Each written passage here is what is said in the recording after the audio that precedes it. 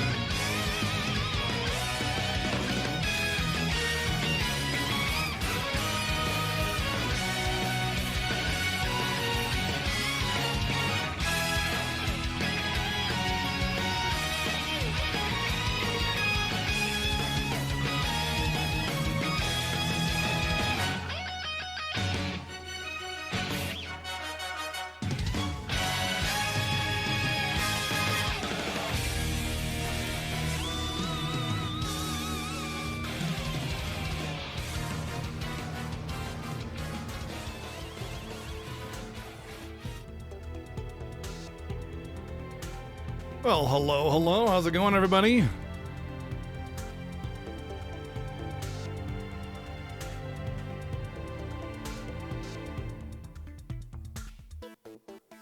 No, it's Death Atchers. Yeah, it's Death Atchers.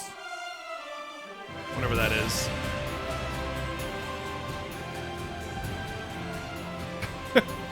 Welcome in. How's it going?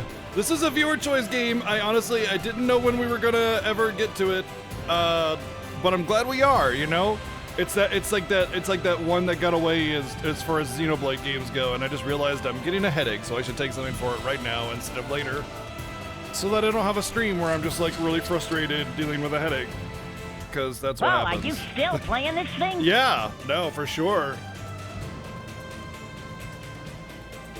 It's gonna be a long one.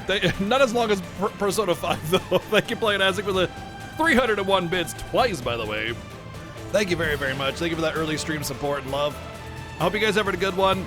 Weekend start, or I guess middle of the weekend right now, but hope you had a good Saturday at the very least. And we actually are finished with almost all of our sub incentives, so we can start doing a lot of the projects that we wanted to do last year, but we were pretty much playing catch up with sub incentives, not to mention all the vast array of amazing games that came out. So I mean, it's not like I didn't get to do anything last year. I just didn't get to catch up on any of the other backlog stuff. I mean, I had a great time, so no complaints, but it'll be interesting to see, for you guys maybe, to see what we might have in store. Who knows, you know? Pretty excited, but obviously Sunday, Monday, always viewer choice. Always the viewer choice game. That's what we got right now, Xenoblade Chronicles X. And then we're going to be finishing up the PSP Lunar, which actually is not nearly as bad as I would think it was. But it's definitely like, I don't know. It's got its flaws. But we'll see. And then once I finish that, by the way, once I finish Lunar, my hope is that I actually create... For real? Yes, for real. My hope is that I create a bunch more sub-incentives for you guys to look forward to before the Fiesta starts, because I wanted to get those sub-incentives out to you guys like October. Oh man. Well, La Milana 2 will stay on that incentive list. It'll stay there. So I mean, La Milana 2 is still on the incentives. It's still right there. So I mean, you guys can still unlock that. But what I will be doing is filling up the gaps from where we are to where that is. Once I finish with Lunar, so that you guys can have some fun stuff to look forward to. And I'll try to be better with some of the incentives. I don't think any of them were bad per se, but I think I could make some stuff that's a little bit more interesting to you guys. But anyway, today we got a package to open before we get started from Silas Greer. Now I know this is not Thursday, but he specifically requested that I open it today because he'd be available. Yeah, I'm sorry, I know, right? So selfish. Opening up packages on days that people requested that I open them. Yeah, I know, I will play, well, I mean, assuming the incentive is hit, I will play that game.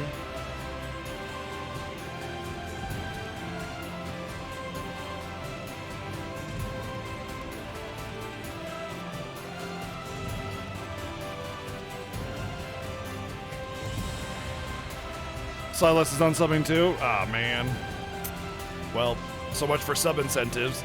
Guys, if you unsub, then you can't hit sub incentives. That's how it works.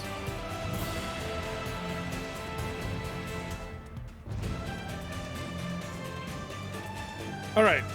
So this one's going to be an awkward package opening because Ginger doesn't want to move. So we're going to have to deal with Fluffy Belly while we try to open this.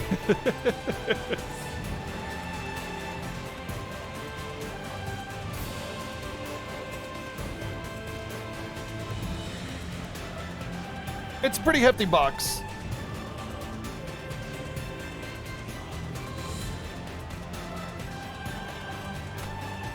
Well, size-wise, it's pretty hefty. Weight-wise, it's pretty light.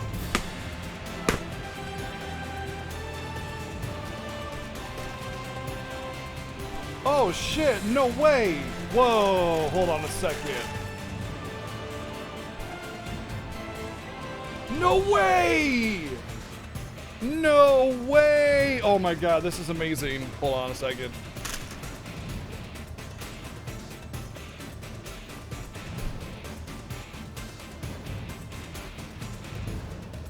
This is so cool. This is exactly what I had.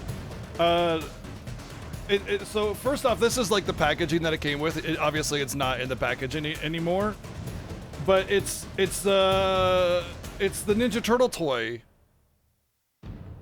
This is exactly what I had as a kid, like exactly as I had, with the weapons that are brown. And they like you can like put them in their hands and stuff. Like you can see that there's like a holder for the hand there to hold the weapon. Where is it? There. It's got like a grip for it. This. Oh my God, dude, this is insane. This is literally exactly what I had as a kid.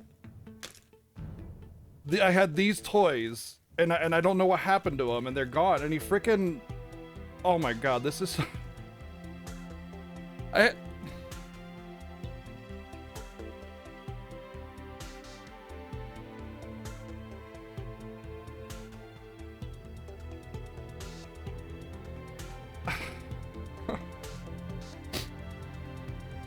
is like straight up my childhood, man. What the fuck?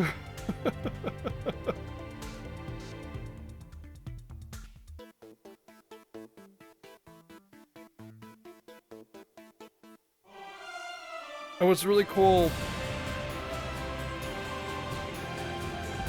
is you can like you can equip him, but then you can also put one on his back here. Hold on.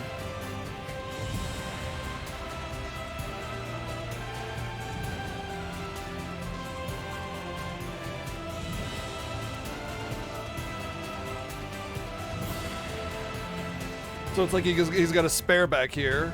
You can latch it onto this, and like you can take this off, like the plastic. Like it has a little knob that it goes into, and you can take that off, man. Dude, are you kidding me?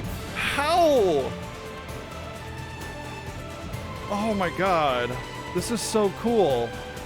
And there's like some other little toys that it comes with, like little weapons and whatever.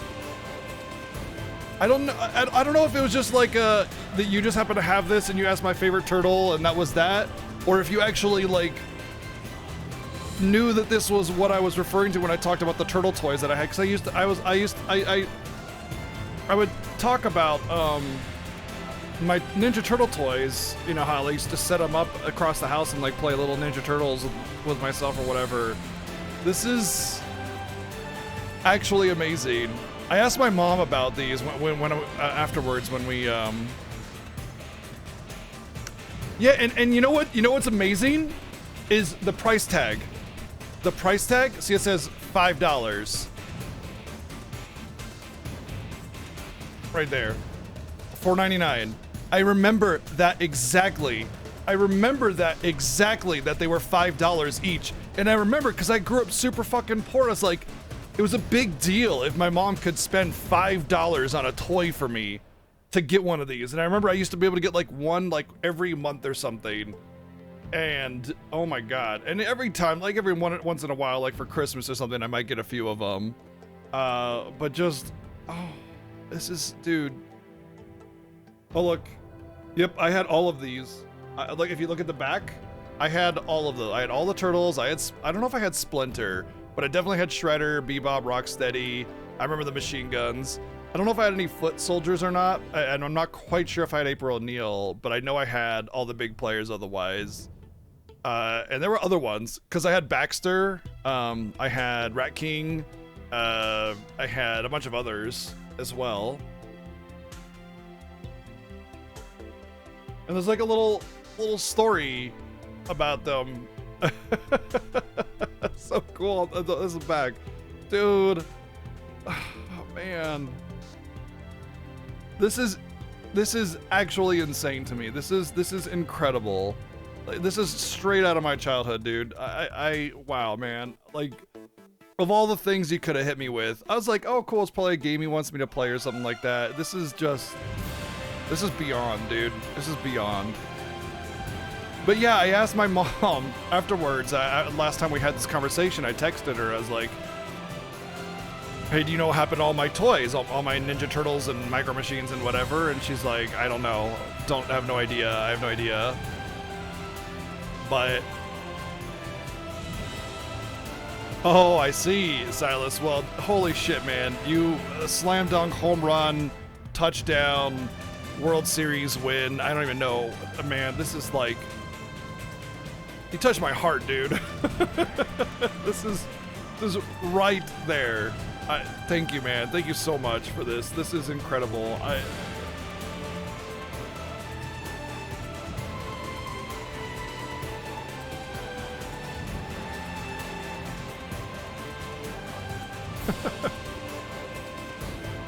don't know what to say.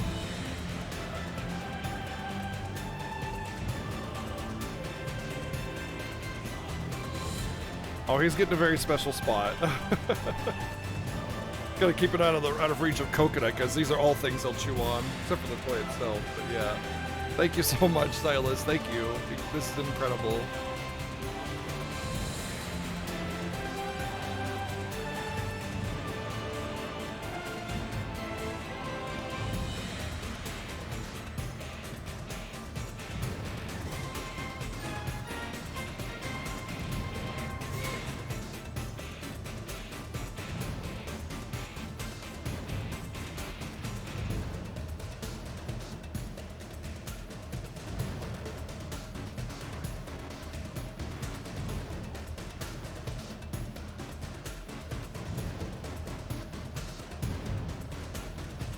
Yeah, my mom doesn't know what happened to any of them.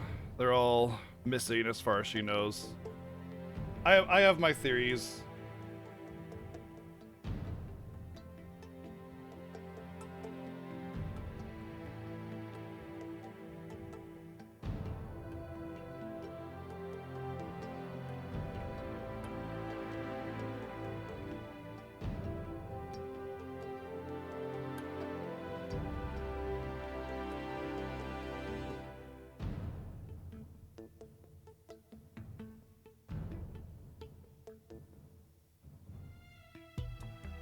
Oh, like where if you get it wet or something? I didn't have anything like that.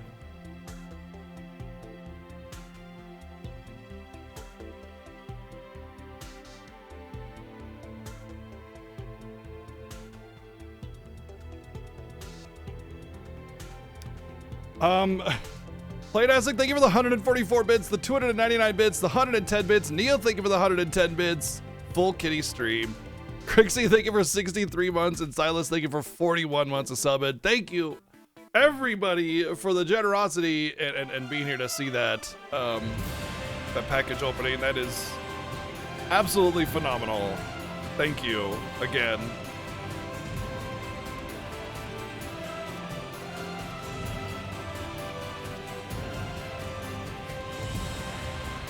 And especially after hearing that my mom said, like, oh, I don't have them. I was like, well, that's that, I guess. And then I opened that box and it's just like Pow, right in the feels. I thought that was that. Thank you so much again. Let's see. Let's get some quick hellos out. Get moving. So I can stop feeling things. All these stupid emotions. Ugh. Boom baby, what's up? Silas, how you doing? Real Power, what's up? What's up? Monster Mom, King Smashington, Mecha, hello. What's up, Drown Wolf? Neil Bullseye, hello. What's up? Let's see. Chobin, how's it going? Playing as I hope you're doing well. Let's see. Ryu Power, that might be two. We got Al Dog, what's up?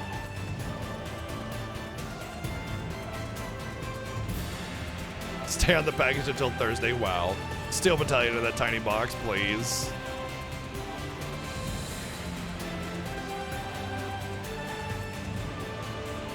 Yeah, Ninja Turtles, man. So I don't know. The conversation started when they unveiled the new Turtles game. Crixie, hello. Zyfreak, what's going on? Metazoxen, TechSide, Niwi, hello. Guten Tag. Willkommen from Deutschland. Yeah, like what was it? They unveiled a new Turtles game. It's gonna be like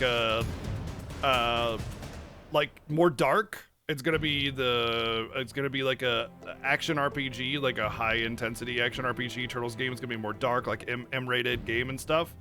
And I'm just like so about it. I cannot wait for something like that. Like if the game is good, great. If it's a bad game and it's Turtles, it doesn't mean I'll like it, you know? A game has to, you know, be good. And then if it's something that I adore as a franchise, then it's like, yeah. Yeah, but it's like the Dark Samurai thing, franchise, series. I don't know. I never really read the comics. I was just in the cartoons and the toys. But yeah.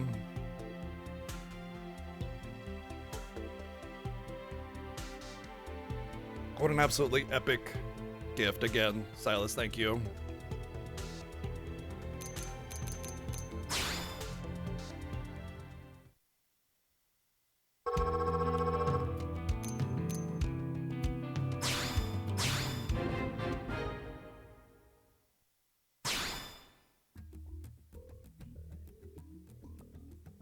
Division spoils await.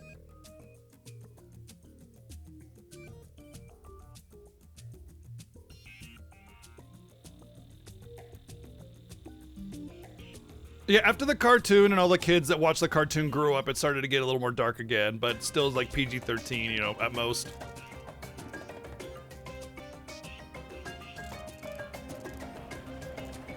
Okay, so here's the deal. You can't see what's going on, but on the Wii U tablet controller, there's like this map where I have to put in these like, probes. And the probes will get me materials and stuff. And you see that quest on the bottom right, the repair job? So it says I need to use the Frontier Nav to gather 5 white cometites. Here's the problem. It took me about 6 hours of trying to figure this out, and I still had to get chat's help in order to go beyond it. I can't do anything about this. First off, you cannot abandon the quest that I'm on. It's an affinity quest, and you can't abandon them or move on from it. Additionally, you cannot do story quests while you have an affinity quest. So this was basically the reason why I'm never going to do any more affinity quests, and I'm probably going to do very few side quests.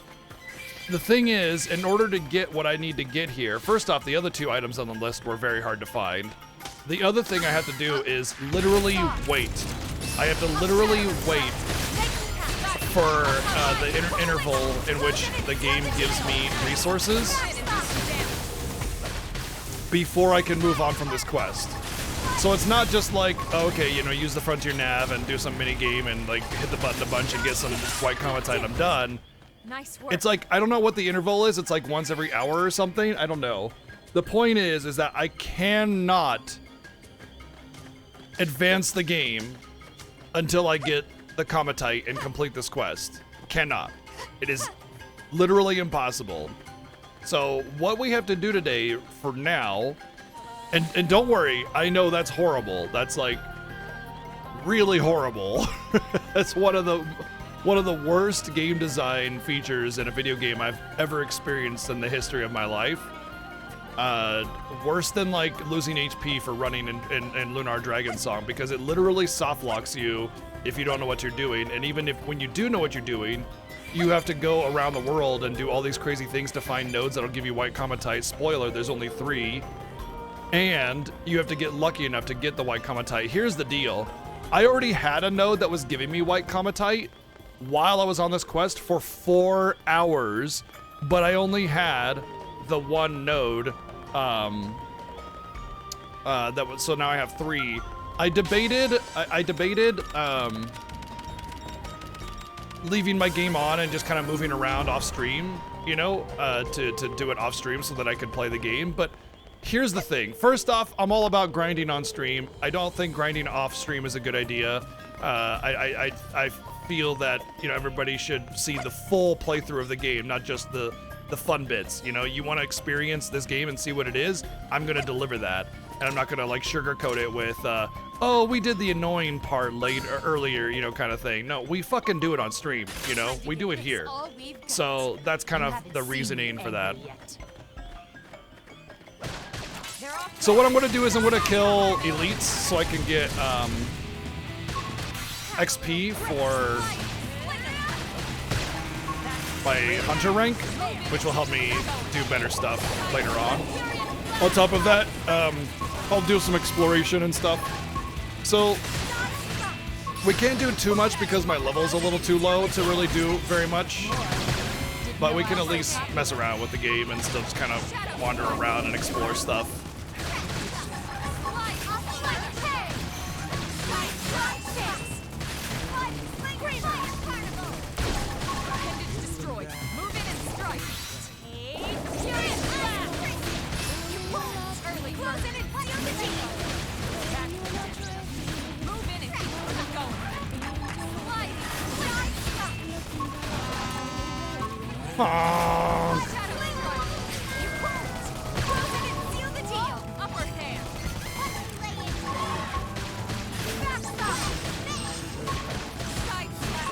Yeah, get him, Morgana. I could have taken them on alone.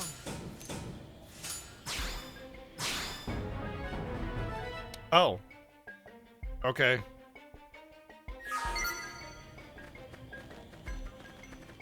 Apparently I completed a side quest. The side quests you can weirdly keep doing.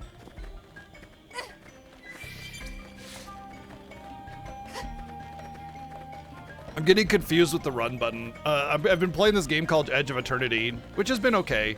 It's probably going to be my next I played it so you don't have to game. And there's 2 run buttons in that game, both L and X.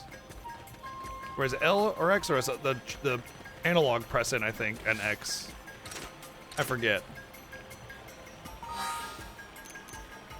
I'm level 17, so I can't really do too much. What's up, Janine? The only thing to do now is wait. Yep, wait and explore the map.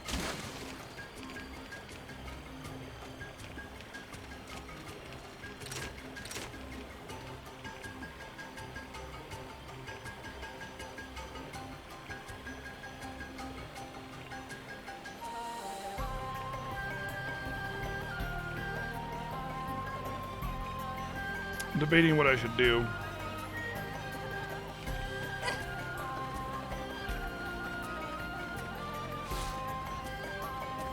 Because, like, the problem I have is that there's only really so much that I can really do because my low level prevents me from really doing too much.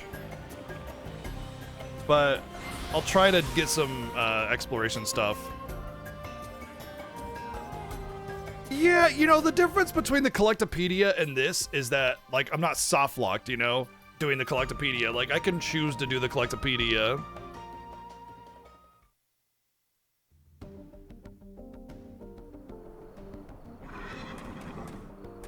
Oh, I don't think I can do this, because I need to get up there, don't I? Banana groin grandpa. Is that suggesting that my groin is a banana, or it's as big as a banana? Winky face.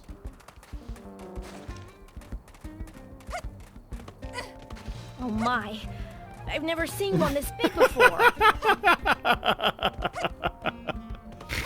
Nice timing, Playtastic. Thank you for the 691 bits.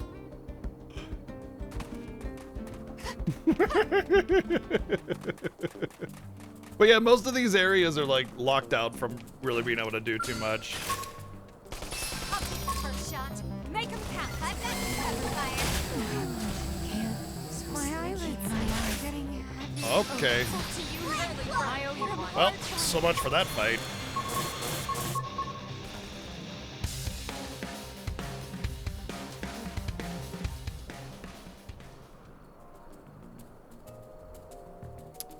Is everything in this area like that level? Yeah, 20.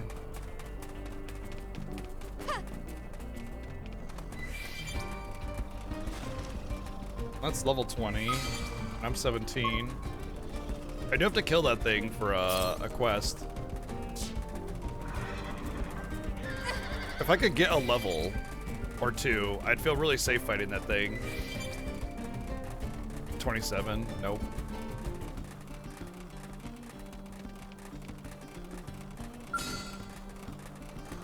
Time to give this all we've got.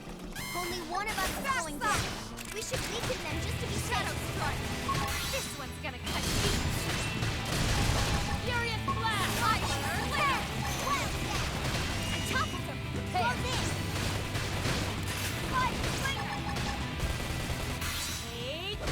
Ice flash! Side shot! You're freaking out! Topple them with gunfire! On top of them! Shadow strike! Bullseye! Furious blast! Yes! This one's gonna catch fire! Upper hand! You won't! Close it in! Seal the deal! Crash stop! Gliding! Flicker! We're actually doing all right. We might be able to do this.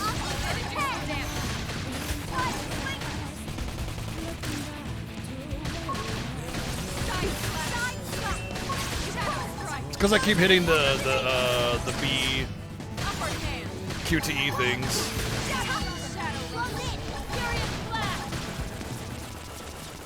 They're very hard to hit otherwise. Sweet. Didn't expect. I mean, we absolutely destroyed that. I did not expect to be able to do it. Last week I was like saying, yeah, I'm staying away from this because I'm probably gonna get my butt kicked, and then wrecked it. No XP though, like virtually no XP for that. Even though it was an elite enemy 3 levels higher than me, it should have given me a pretty decent XP. But I guess XP is like mostly for missions or something, because it just seems like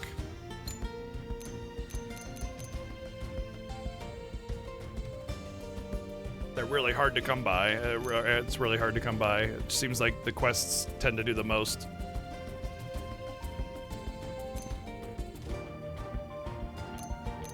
I'm guessing this Noctilum stuff is like way out of the way. 6 Docile Ovis and Primordia.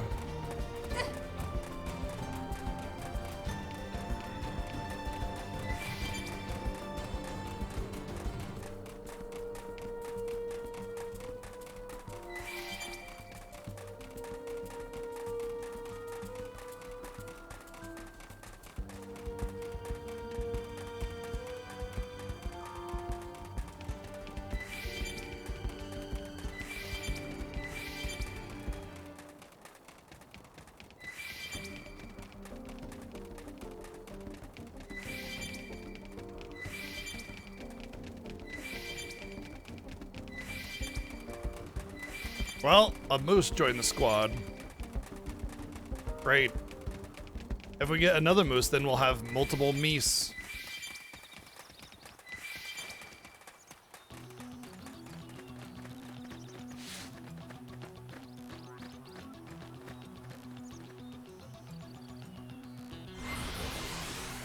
So we're just gonna be doing side quests until I don't know how long that could take. It could take 5 minutes, it could take 5 hours. Like, we could literally be waiting here all day for this quest to finish. And I've come to terms with that now. Like, it was definitely very frustrating last week, the stupidity of this quest. But, you know, we've had time to kind of, like, acknowledge that this is just the way the game is, and that we're just gonna have to get over it, basically.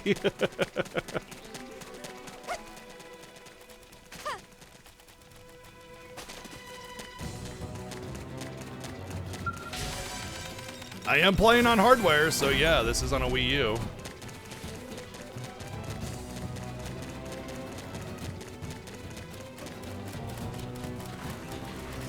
So I need to kill Docile Ovis. They're supposed to be in this area.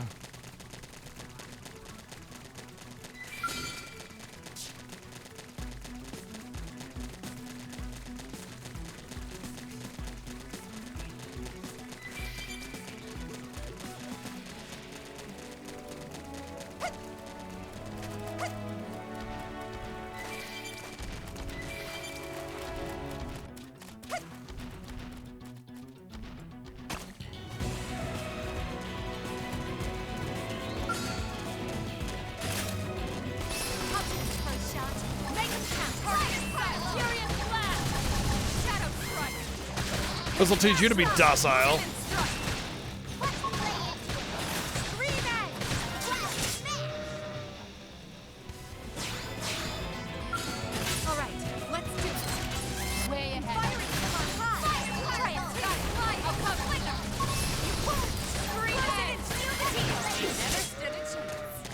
Nobody else is dying on my watch.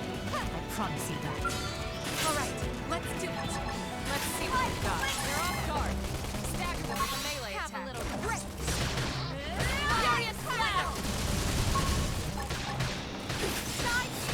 I had to buy a new disc for this because my old one wasn't working. But I'm sending it to a friend to see if they can get it to work for themselves, you know? I don't mind. I don't mind that. I have a disc. It works. Someone asked. Well, I offered it, actually. They didn't even ask. I offered it to them.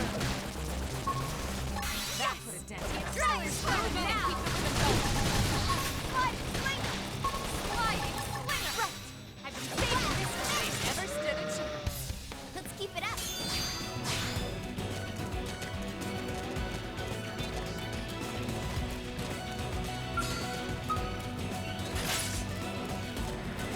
That's weird. I pressed the button.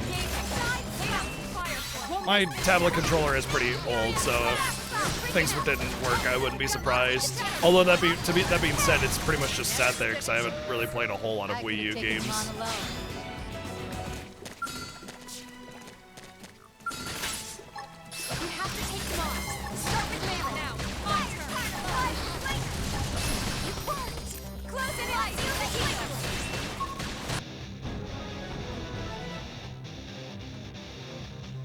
Yeah, that's what I told him. I said, look, if you want to try to get it resurfaced and see if it'll work, by all means, you know, go for it, go wild. It's yours 100%, no matter what.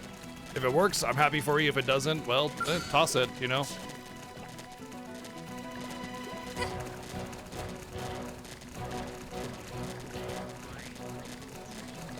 The glossy plastic feel instead of that like brushed feel or whatever. Yeah, I can understand.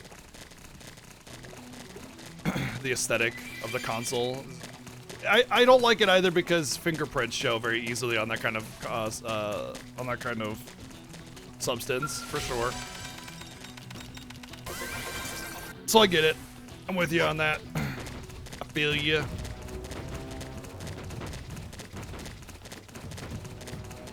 But yeah, so far Edge of Eternity, by the way, for those of you wondering, I just did a new review. For those of you that haven't seen it yet, I just did a new review for Mario for like the I played it so you don't have to thing. I did Mario and Rabbids 2, the Spark of Hope. So if you were curious about Spark of Hope and you want to take a look at that review, it's in the Discord. And Edge of Eternity is probably going to be my next I played it so you don't have to kind of game. Although I don't know how long that one is. I've also been messing around with Ghostwire Tokyo for like the game that the wife and I play together sort of thing. And so that one's actually been really good as well.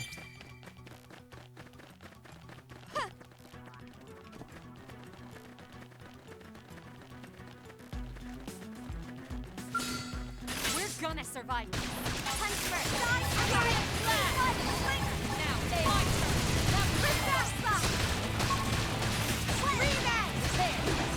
Wow, absolutely murdered.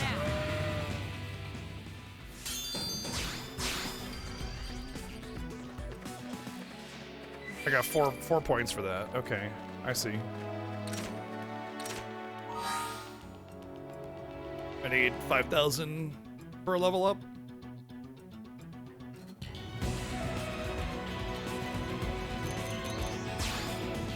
Yeah, it's like you'll do a side quest, get 5 levels, and then you'll like kill something 20 levels higher than you, and you get 5% XP.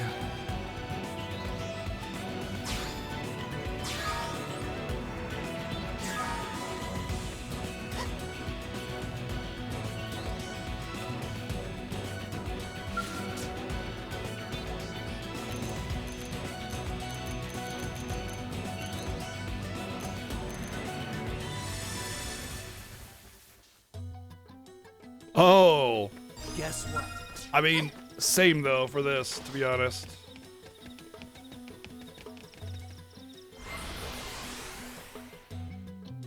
Although even some of the quests are pretty low XP, it feels like levels are very slow in this. Kind of bummed by that. I like games that have faster leveling. Not because I want to be OP or anything, it's just like, there needs to be a, like, you need to have a relationship with your game that is rewarding on both ends, you know? Like, the game needs to be able to challenge you, and you need to be able to get something out of the game. And if it just feels like this uphill battle all the time, where you're just trying to like, you're just struggling to get anywhere, you know, there's no return from the game. It just feels like you're giving everything to the game and getting nothing in return. And that can be a little annoying, you know, that it needs to reward you as you play it. And leveling at a decent rate is part of that. And of course, on top of leveling at a decent rate, the levels need to mean something. They need to have value. But at the same time, you shouldn't feel like you're worthless just because you're under-leveled to something, which is something that the earlier Xeno games absolutely do. So it's just one of those, like, just one of those things. Oh, I have to defeat a 25? That's not doable. I'm gonna get into that fight, and I'm gonna get absolutely murdered right away, guaranteed. I'm 17, this thing's 25. It ain't happening. Watch this. Make 'em count. What the hell do these things eat? I can't even hit it, actually. Oh, look, I died.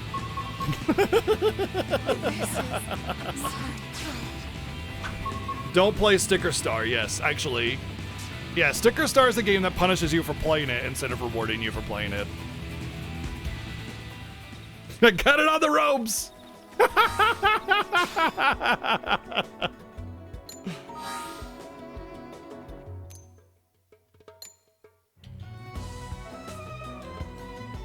Oh yeah, that one. Good luck.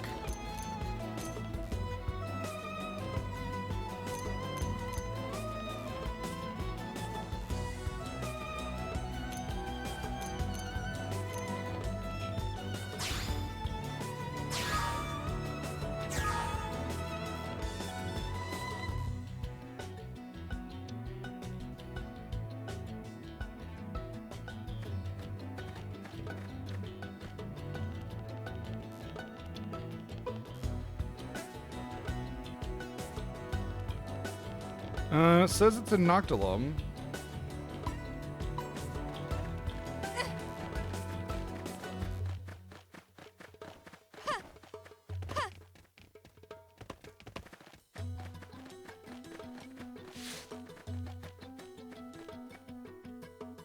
Oh, Noctilum is the other one. That's way far away. There's no way I don't even have like a quick travel anywhere near it, so. Let's see what else we could do.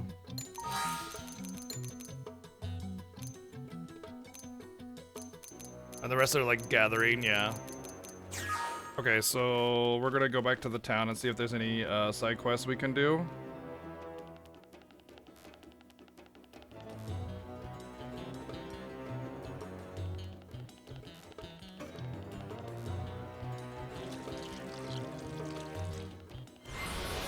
Did that thing just pee on me?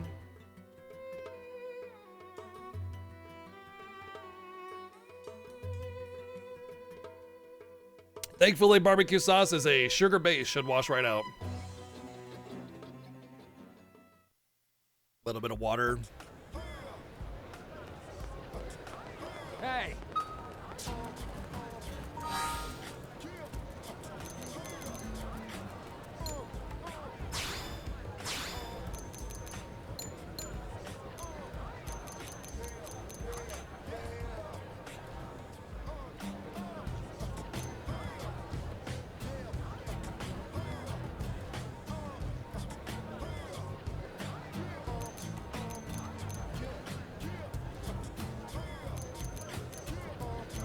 I can't go to Oblivia yet. I mean, I could, but like the fact that it's offering me missions like from all the way across the world is kind of weird.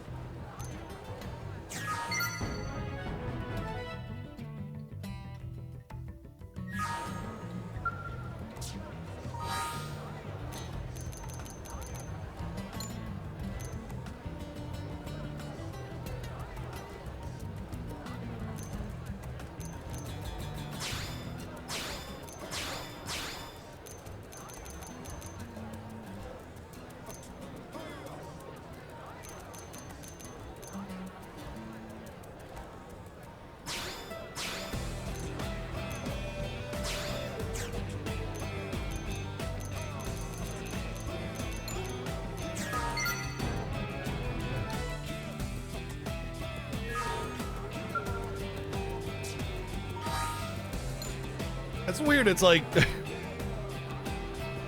I do these weird things, and then like new quests pop up, and it's like those are the requirements.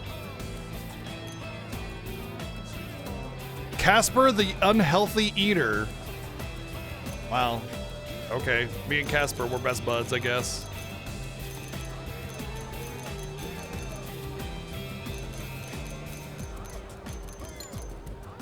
Cool.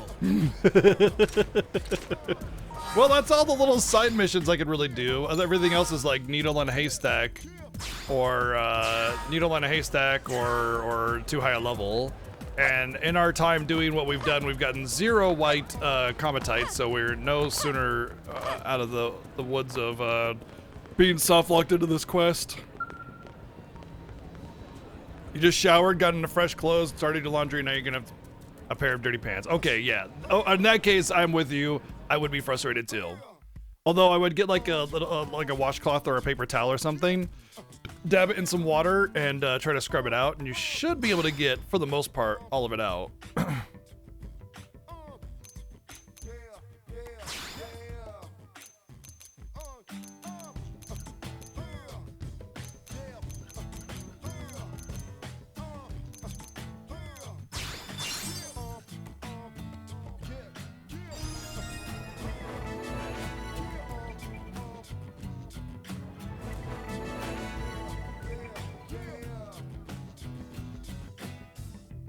Oh, yeah. Sorry for your loss.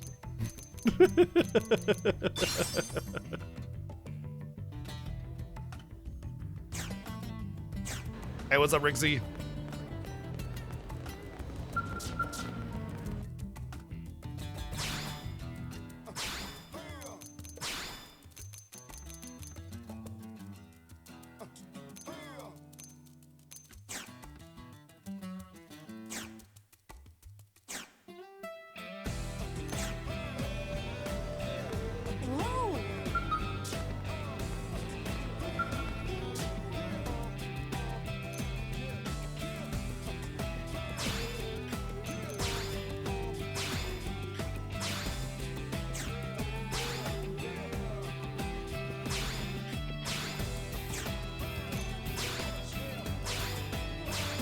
Oh, looks like 5 might be the highest. Okay, interesting.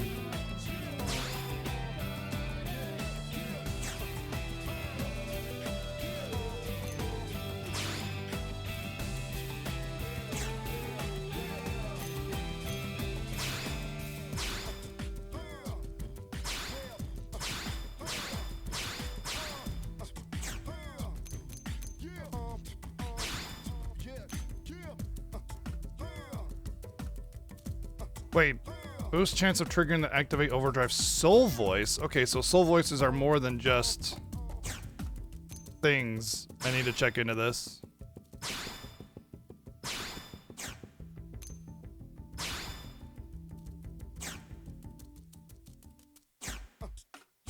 Well, it boosted my power up a little bit.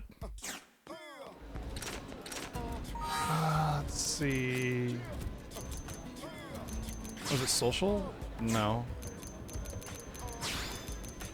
Soul voices.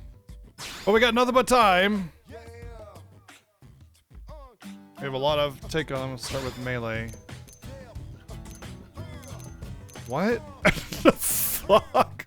Oh God. Oh my God. This is too much. What in the ever-living hell? Very unlikely we'll see this game come to Switch. What is it? Monolith has even made a statement saying the game is way too, like, it's not too much for the Switch. It's that the technical hurdle of putting this game on the Switch is too much that they'd have to basically remake it. Switch is weaker than the Wii U? Not really.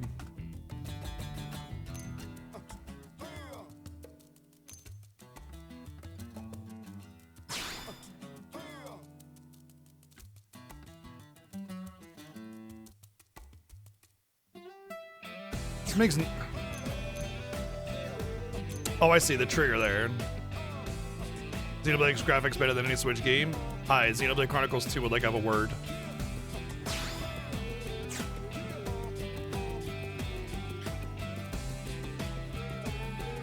Same company, same developer, but I mean, there are plenty of amazing looking games on the Switch. The problem with Switch games, Switch in general, is that developers don't know how to develop for the Switch, and they don't know how to optimize their development, which means it leads to games that don't look as good because they don't want to be bothered with optimizing the code to, you know, draw on resources more effectively. The Switch is way more powerful than people give it credit for.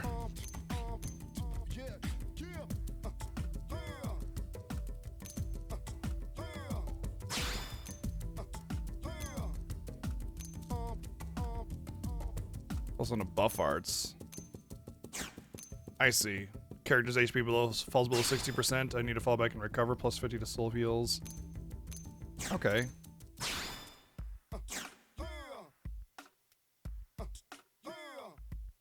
Yeah, exactly, Zund. It's like Kingdom Hearts on Switch, like being a cloud version. Like, the Switch is more than capable of doing Kingdom Hearts 2 HD, whatever.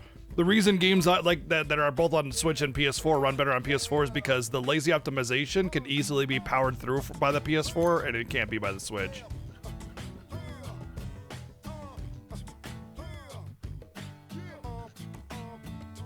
Right, yeah, you could never put God of War on the Switch. Or like any of the new Resident Evil remakes on the Switch, you know? But it's a lot more capable than people give it credit for. Not to mention, who gives a fuck about visual fidelity, dude? Like, yeah, realism is great, and I'd love new games with great realistic visuals. You know, Last of Us 2 was an absolute masterpiece. All that shit was amazing. But at the end of the day, so are all the Switch games that are on the Switch that don't have realistic graphics. You know, they're all great. So it's like, who cares? A good game is more important than a good-looking game.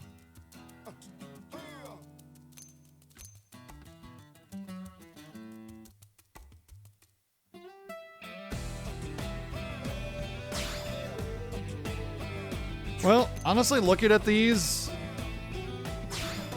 character halves the HP of a much larger enemy. Yeah, okay. That's not true at all, Ritsky. That's completely untrue.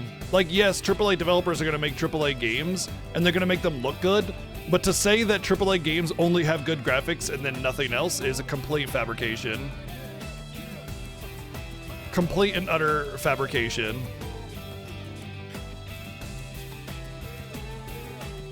Not every game is going to be a home run, though.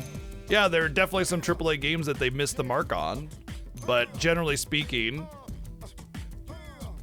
Are you talking about, what do you call it? Death Stranding, which was amazing? Look, it's not your cup of tea. That doesn't make it bad. It just makes it not your cup of tea.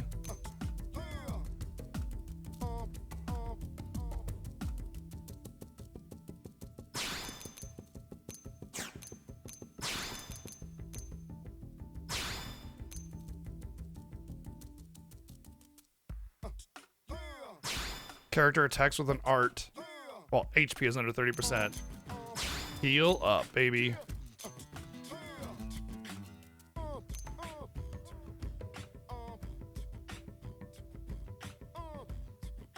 Well, it's not a question that you asked or posted, but no. If it really depends on the presentation.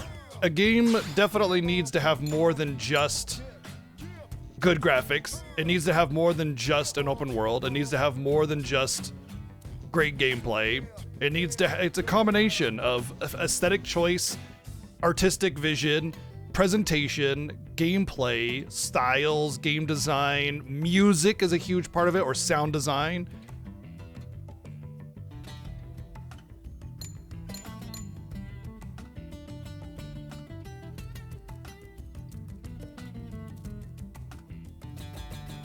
What's this? Some like a super Atari looking indie game that's really good or something? Or is it just, what? Oh yeah, yeah, same. Yeah, games like Messenger and everything are amazing. Yeah, there's definitely a lot of indie games that are fantastic. There's a lot of AAA games that are fantastic. No, it's not Undertale, for sure. Unless it's like a new part of it or something. Like, I just got done playing the RE4 remake. Modern game, AAA dev, amazing game, great. I'm also playing, I also played like Breath of Fire 2 recently again. Loved it, amazing, great, you know? I've played Messenger, amazing, great. The level of graphical fidelity has nothing, let me reiterate, nothing to do with how good a game is.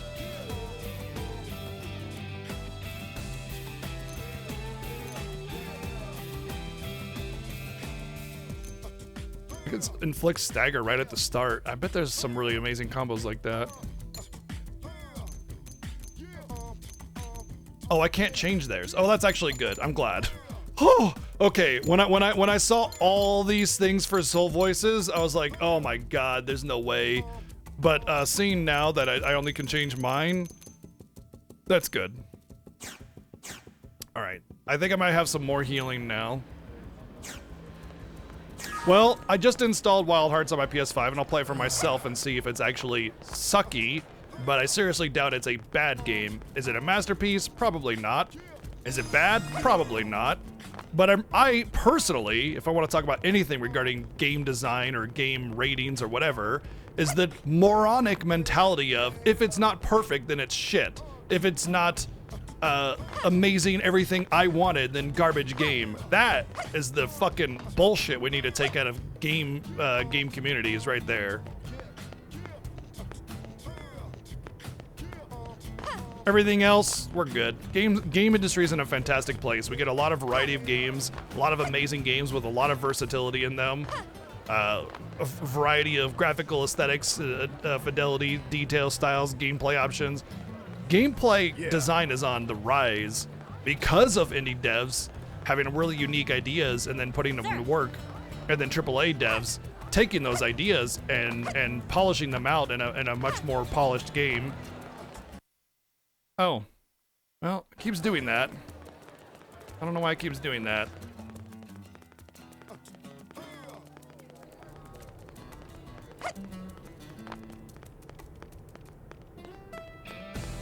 I can help. Yeah, man. You got some pretty bad takes, not gonna lie. AAA game dev is not just, like, almost every AAA game dev is not focusing entirely only on visuals. It is a big part of their presentation, but they're typically making games that a realistic graphical aesthetic is necessary in. Like, if you had anime Last of Us, nobody would be into that, you know? You need to have a realistic aesthetic for Last of Us because of its visceral and brutal nature in storytelling. It needs to be real, and that's part of it. That's part of the presentation. It's part of the aesthetic matching the tone of the game, you know? Like, when you have a quick, fun slasher that you don't care about the visuals, you get something like The Messenger. It's like quick and fun and quirky, and the hell is he leaning on? Oh, wow, that's that kind of thing, you know? When you want something cutesy, goofy, silly, you get something anime. What's up? Oh, I know. So having a developer match the tone of the game with the graphical aesthetic is important. Yes, they're going to have the budget to make AAA games, but they're going to make games with a tone that matches that aesthetic, typically speaking, because they're AAA fucking devs and they got the budget for it, you know? They got the budget to go all out on whatever visual aesthetic they want, and their prediction is to sell X amount of copies so that they can justify the budget. That's how that works.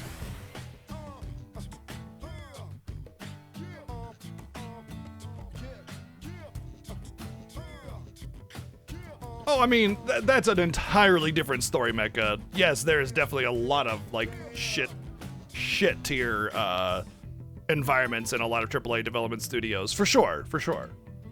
No one's denying that one, except for the people that are, yeah. Okay, wow. You literally just got done saying they only care about graphics, and then you're like, oh, this game doesn't look super duper modern. How could they sell it for $70? Dude, what argument are you trying to make? Because you just keep contradicting yourself. The level of graphical fidelity has nothing to do with the price either, unless it's like super duper retro pixel art, you know? Like, building a giant world and polishing out animations and gameplay is expensive.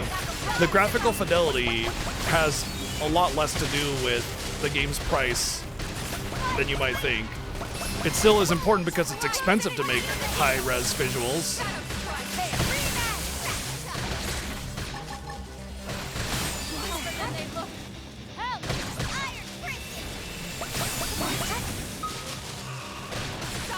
Yeah, nobody likes Nintendo games. That's why they're like one of the most lucrative game developers in history. Yeah, nobody likes Nintendo games, right, guys? It's the most brain dead take I've heard all day.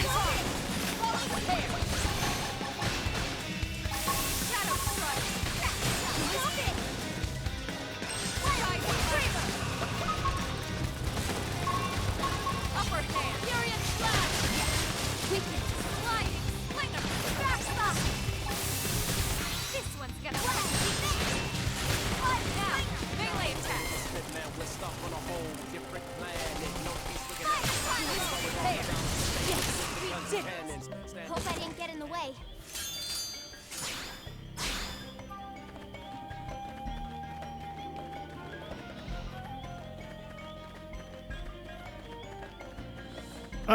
So yeah, Nintendo really isn't price gouging their Zelda game.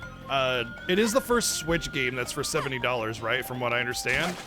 But there's been a rise in game prices across the industry since Xbox 360 started raising the price to $60.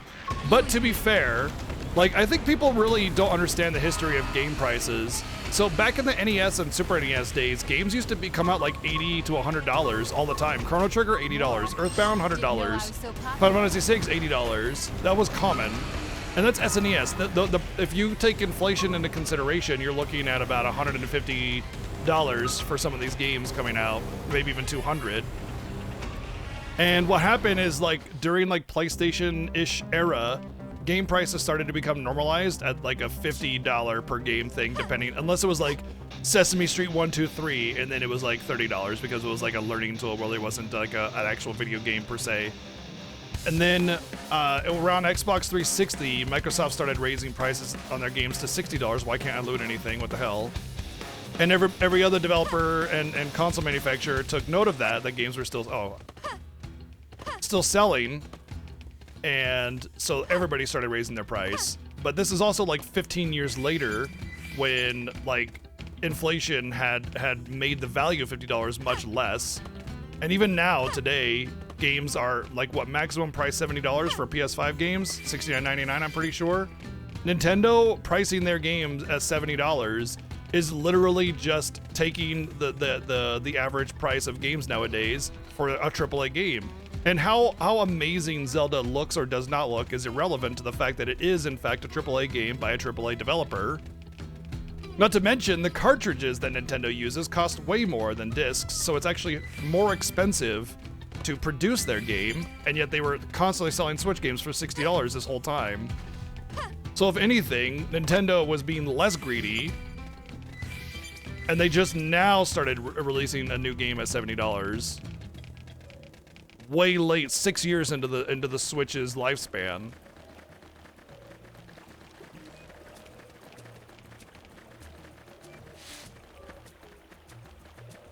Yeah, I know that I can't get loot in combat, but I thought I wasn't in combat based on the music that was playing, but I was mistaken. I understood what was going on.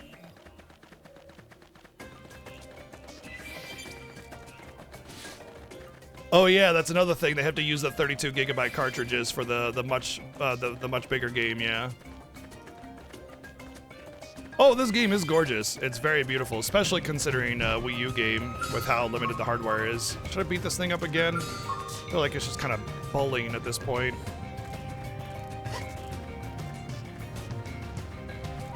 I believe PS4 is the longest running console at 7 years. So the Switch would have to go for another year or two to take that trophy. However, it's my prediction that Nintendo will be unveiling a new hardware later this year, or early next year at latest. Probably later this year, about a month or two after Zelda comes out. That would be the smart thing to do. But it really depends on what their schedule is, what their plans are, you know? I never imagined this is where life was going. Nintendo hardware is older tech because they're not intending to be like a crazy, mad, insane fidelity powerhouse console. It's about utility. What does the Switch offer that every other console never offers? And that is, of course, the handheld functionality that the Switch has. And there's only recently been the Steam Deck, which technically isn't a competitor to the Switch because it's a PC, not a handheld home console. But the point of Nintendo is they always offer a utility, a function, above just having games on their hardware. Because Nintendo is the only console manufacturer that is also a software developer. So they have ideas about games and gameplay and game design beyond just making a very powerful game console. So who cares if their hardware is dated? They provide functionality that has made the Switch one of the most popular consoles of all time. Clearly they didn't do anything wrong because the Switch is very well loved. You think Nintendo will keep Switch going for 2 more years? Maybe. I mean, it's definitely up for debate on whether or not they feel like they need to move on from the Switch.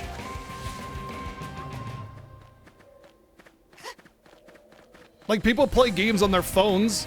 Can't play Call of Duty on your fucking phone, yet people still play games on their phone. Who cares? Who cares how old the tech is? What matters is how good the games are. And to that end, Nintendo has some amazing, amazing games on their hardware because of the functionality making it popular. Also keep in mind that in Japan, most people don't get to play games unless they're playing games on the go, which is why phone games became so popular, which is why Nintendo went with a handheld home console, because they saw the popularity of phone and handheld games and went, this is where we need to be. This is what players want. They want gaming on the go. We will give it to them. But in Japan, the reason Japan only plays handheld gaming most of the time is because they... I never said the PS5 wasn't successful. But anyway, the point I'm making is most people are commuting on a train all day. So they commute on a train, and that's their time to play games. You know, they take an hour-long ride to work every day, to and from work. There's 2 hours of gaming. They come home. You don't even see a computer in most Japanese households, you know? And you'll very rarely see a home console aside from, well, the Switch.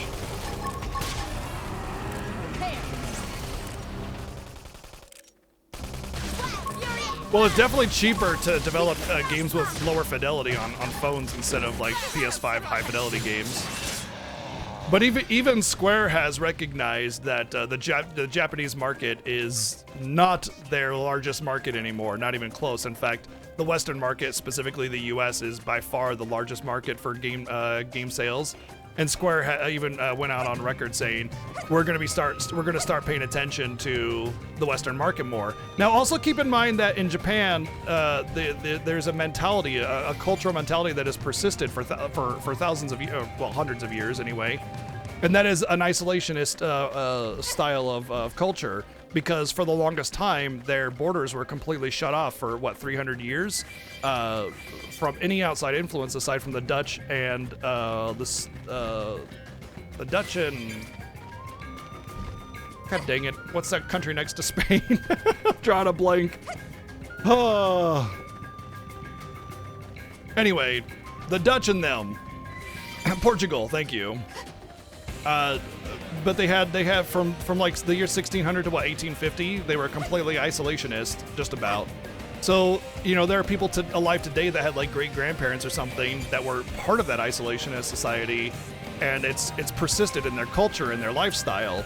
So when Japan thinks about things for producing like a product, even if it's going to be made worldwide, they think about the Japanese people. What do the Japanese people want? What is a product for Japan? Which is why most games tend to have a lot of Japanese influence that are made in Japan and not very many Western influences or Western appeal, I should say. That being said, there's plenty of appeal for Western folk that are into that kind of thing, whatever, fine. But the point is that if there's a Western appeal for a Japanese-made game, it's a coincidence.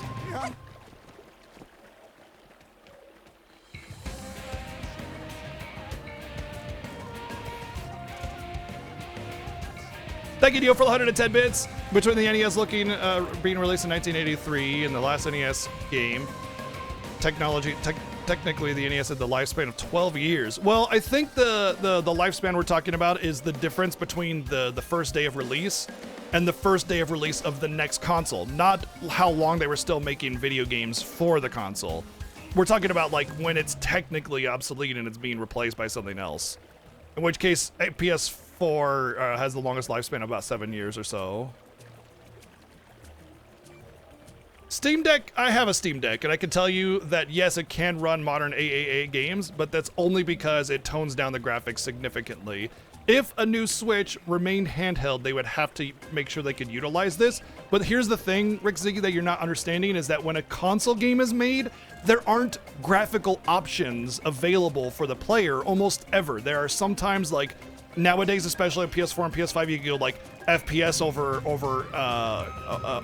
like fidelity or something, but it's like performance versus, you know, visuals mode or whatever. But that's it. The reason is because every PS5 owner has the same fucking hardware. It's all the same hardware. They don't need to have graphical sliders for games because it's just one thing. When you're playing on a Steam Deck, you're playing PC games which have tons of graphical sliders. Yes, the Steam Deck can play, you know, AAA games, but it takes those sliders down to half at least, almost on any game with a decent visual aesthetic. Or fidelity, rather. So you're not really making a point that you think you're making there.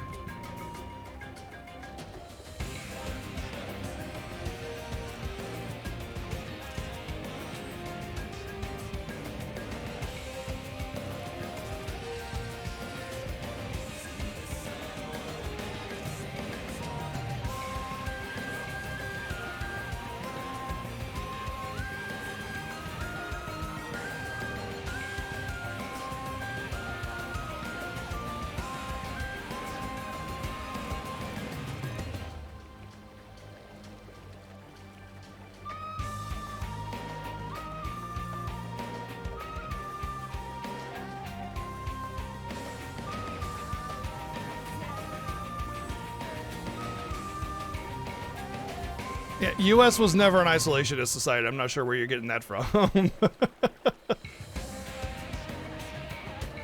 The only reason we were ever any kind of isolationist is because, like, you know, we beat up the English and took the country for ourselves, and then we were kind of like out there in the middle of nowhere with nobody next to us for a bit of time because it was literally months of being on a ship before you could get out of get to the US. But any time in the last any kind of point where they joined the world at large as a presence, no, not really.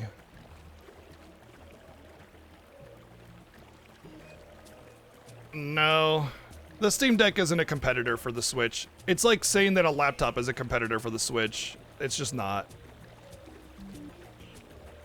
Especially considering that that like console games are only on that console, whereas PC games are on anything that can play them, you know?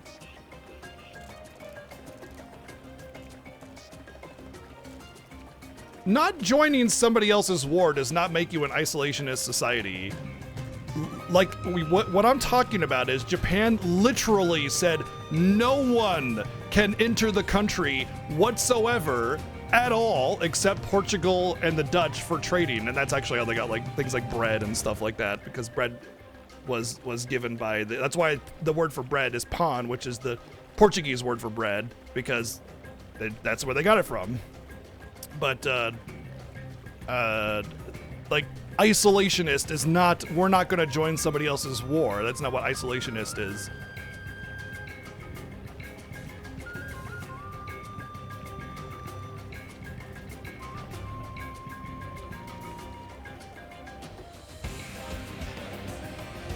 Well, you're 100% right, Mecca. It's more important about the software than it is the hardware. Like, the Switch is one of the most popular consoles ever, and it's because it has a ton of games on it, especially indie games, you know? That's what isolationist means!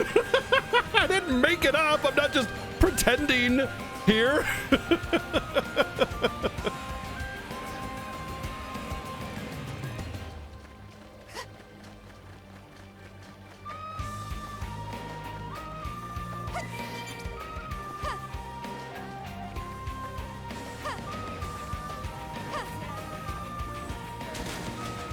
Switch is the only console you own? Yeah, honestly, if I had to pick one platform to only have out of the current platforms, I would probably pick the Switch as well. And yeah, I would miss out on a lot of amazing games, especially like the higher fidelity, you know, modern AAA games that are really great. Looks like we've got no choice. Oh wow, I didn't see that he had an eye on him. But it would be it'd be tough between that and the PS5, you know? Because, like, the great thing about the PS5 is it plays all PS4 games natively, so it would be kind of a bummer to miss out on all of that. And I wouldn't be able to play, like... Oh, you know what? I'd have to go PS5, actually, because Final Fantasy. Sorry. Yeah, sorry. Never mind. Switching that up. I could do without Mario. I could do without Zelda. I have to get my Final Fantasy. And all the Final Fantasy games are kind of come out on Switch, so... Or am I not PS5? So what? Yeah, sorry.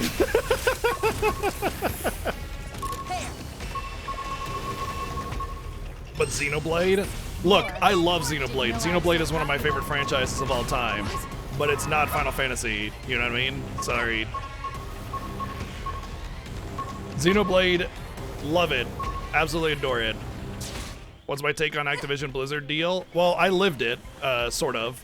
Meaning I was a heavy WoW player during the time.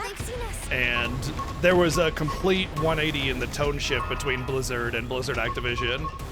Basically, Blizzard went on record many times saying that they would never offer premium content to their players, and that they would just, like, they didn't want to do like race change or gender change for paid premium content for their game, because they thought that, like, you know, that's just not something they want to do. As soon as the Activision deal went in, all of a sudden you could change race, change gender, change fucking server, change anything for a premium fee. And they offered all these premium pets and premium mounts and just completely, like, yeah, you know, like there was never any gameplay advantages, but like it just keeps getting worse and worse. By the time I quit, they had like free level 80 or 90 or whatever the level was at the time, pay to level your character up kind of thing, just done. I understand part of it was trying to combat like a lot of people that sell the service illegally, like paying a company to give you in-game currency or level your character or something. But still, they could have just combated the bots and not combated and offered a premium service for it, you know. But yeah, I mean, look, I think Blizzard and World of Warcraft pretty much started to slowly die at that point. That being said, I still played WoW for a good long time when it was Blizzard and Activision, and it was I still had an amazing time with it. Wrath of the Lich King, Mists of Pandaria, all those expansions were phenomenal, and that's after the Activision deal. So, like, it was fine, but once Warlords of Draenor came out, that was it. That was their jumping the shark, essentially. Overwatch was probably one of the most fun games I've ever played in my entire life, and that was obviously during Activision. So, I mean, they still made fantastic games, but they clearly had a different mentality when it was Blizzard Activision versus just Blizzard, or Blizzard North, or whatever it was called. And that mentality was make money on premium content.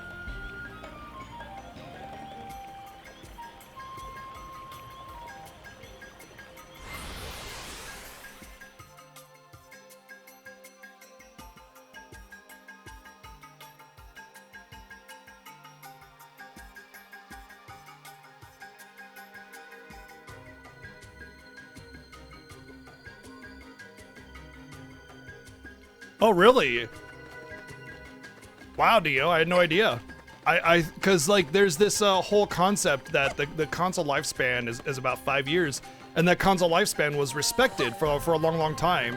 I guess because like Famicom is still kind of the early era of games where it wasn't really like super popular yet, so they really hadn't like locked that kind of mentality in, perhaps.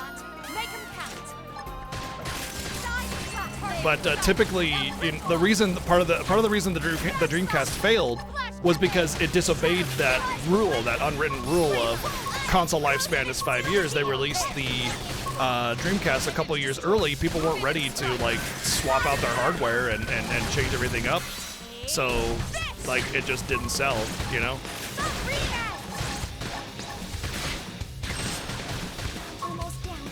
Oh god, there's 2 of them. Great, awesome.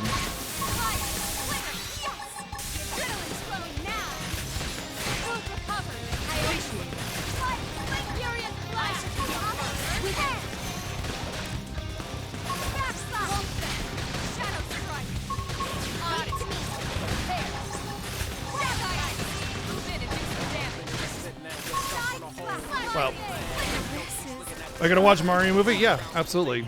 I'll wait some time though because I don't want to go into a crowded theater. So I'll wait a week until it dies down a little bit. Yeah, the Mario movie looks great, honestly.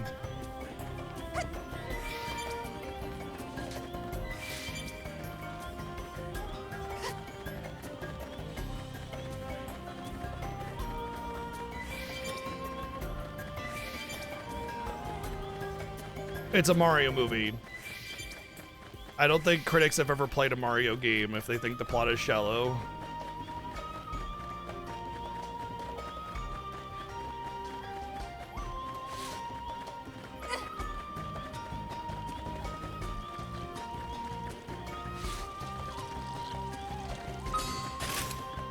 Not to mention Mario is essentially, like, well, the movie especially is probably geared more towards a younger audience, so it's like, what do they expect?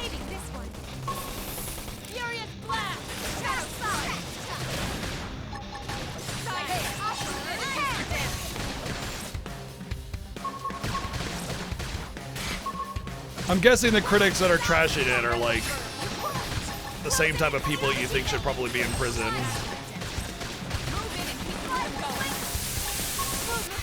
Nintendo's woke agenda, having women's in the video games and the movies.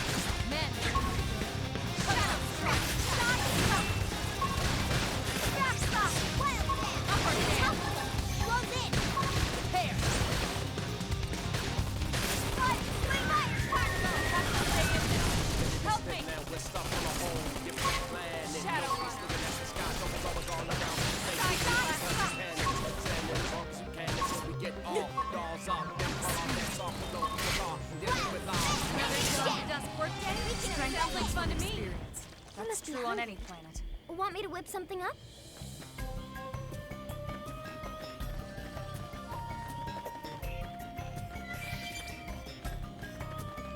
Yeah, I did, yeah. The reason I died to it last time was because I had 2 of them joined. I had to fight 2 of them. What Nintendo games would like to be made into a movie? None, really. I don't really care. I just want Metroid Prime 4. Thank you.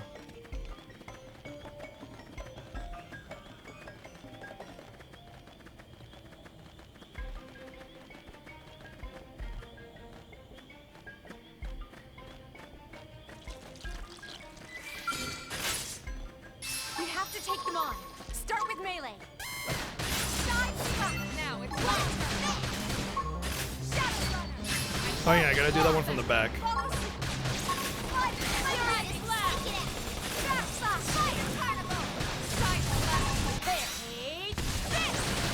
No, Metroid Prime 4 was not canceled.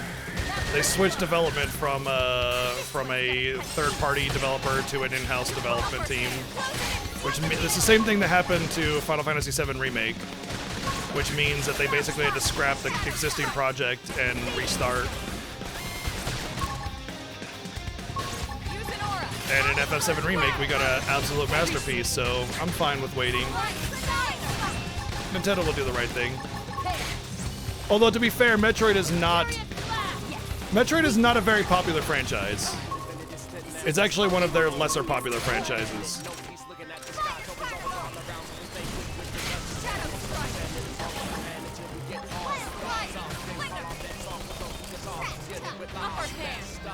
Metroid Dread selling like what, 3 million was like a big deal, but like in comparison, Pokemon sells like hundreds of millions. Zelda sells like 5 or 10 million, Mario sells 20 million, etc., etc., etc. Metroid is not very popular. They don't have like this huge like need to make Metroid anything.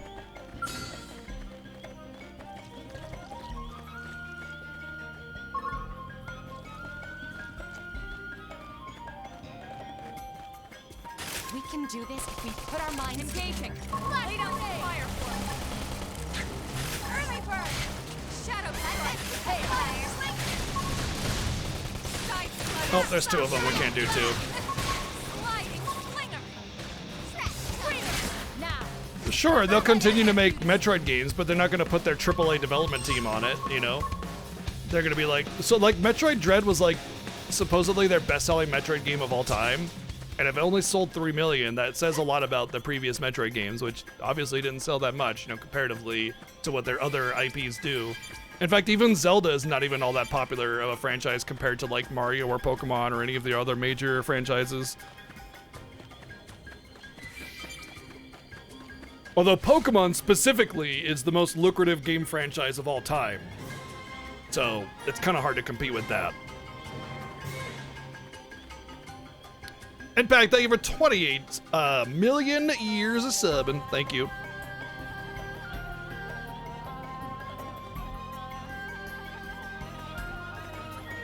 That's interesting. A lot of developers, especially like the older developers, have tons of projects like that, AZ, where it's like they want to do this thing, they have some kind of concepts for it, maybe some storyboarding, but they're not really perfectly sure if they want to like develop that game for this console or if they want to do it now or later or whatever. Like all the game, oh, okay, that just comes out. Never mind, I can't do that thing. All game developers of like significant age have something like that.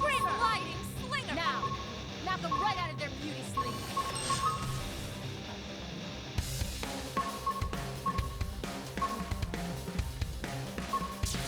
Xenoblade Chronicles 2 sold 3 million over the course of like its entire lifespan. Xenoblade 3 sold, I want to say 2 million so far, but it's still relatively new. 2 million is still quite a success for Monolith. Like, you're not gonna get huge amounts of sales from RPGs in general, specifically anime aesthetic. You know, keep in mind. Xenoblade is literally the most popular RPG franchise aside from Final Fantasy and Dragon Quest. So, them not selling as much as Xenoblade 2 doesn't fucking matter when they're still the 3rd most popular RPG franchise in existence. That's just RPGs in general. That's just how they are. They're not popular. They're a niche genre.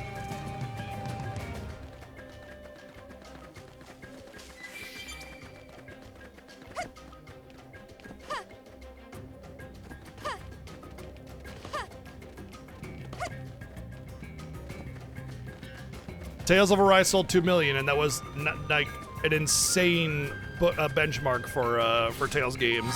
No other Tales game in history had even sold over 1 million, and Tales of Arise sold 2 million. And it's well deserved, because they really brought Tales forward quite a bit from the previous Tales game, which was what, Berseria, which was kind of garbage. So yeah, they deserve that. That was a well-earned sales.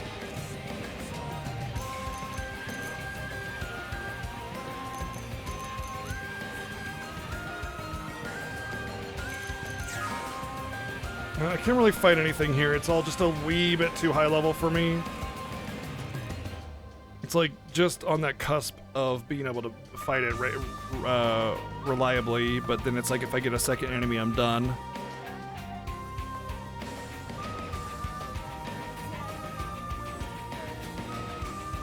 Xenoblade can become Final Fantasy's rival, but Nintendo's gonna need to give them the budget.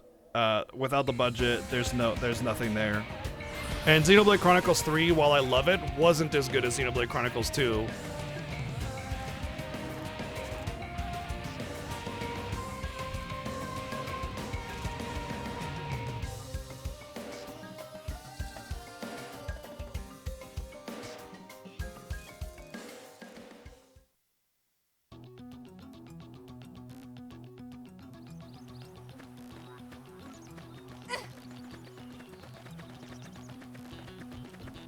I've never heard of any hate towards Xenoblade at all whatsoever. Everybody loves Xenoblade that's played it. In fact, when we were preparing for Xenoblade Chronicles 3 release, I replayed Xenoblade Chronicles 2, and like dozens of people were like, "Oh my god, thank you for introducing me to this franchise.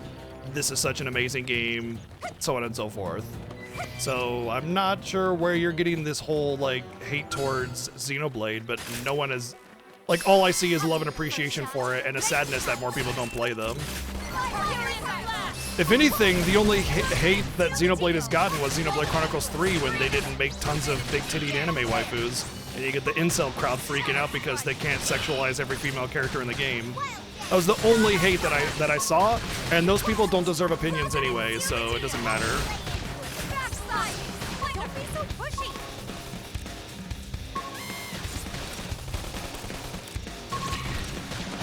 Use an aura. Get control of the battle. They turned out to be pretty tough, huh? I got a workout from all that running. I mean, I agree, Xenoblade Chronicles 2 had like the weird gacha system, but it's not an actual gacha game. Like, they're not making you pay real currency to actually do it. It's just a weird system that they introduced, and I don't know why, but whatever. You can get over it, you know, it's not that big of a deal. It really doesn't affect anything all that much because you're guaranteed to get rare blades anyway, so whatever.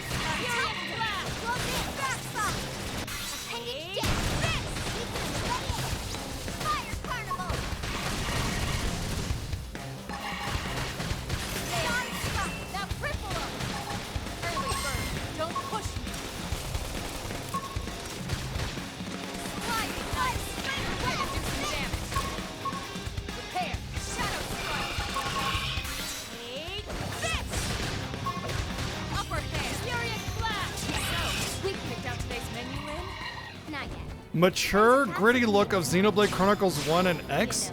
What? They're all anime games, bro. All of them. All of them are straight up anime, dude. What? All of them. They are exclusively an anime aesthetic franchise. The whole of it. Every single Xeno game, in fact. Even Xenogears. One looks way more cartoony? No. One was made for the fucking Wii. A console with like a resolution of what, 360p or some shit? Versus the Switch, which has a resolution top end, I think at 720 at the very least. It's just the resolution. 480p, yeah. So you get a very grainy look. It's a very unique aesthetic, but 100% anime, 100%. It's just grainy because it's on the Wii, that's all.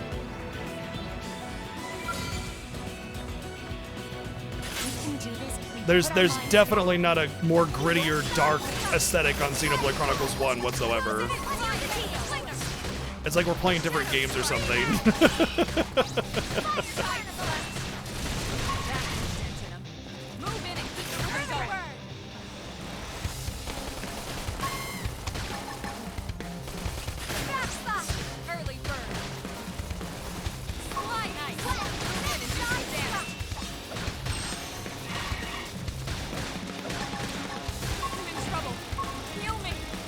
Heal yourself.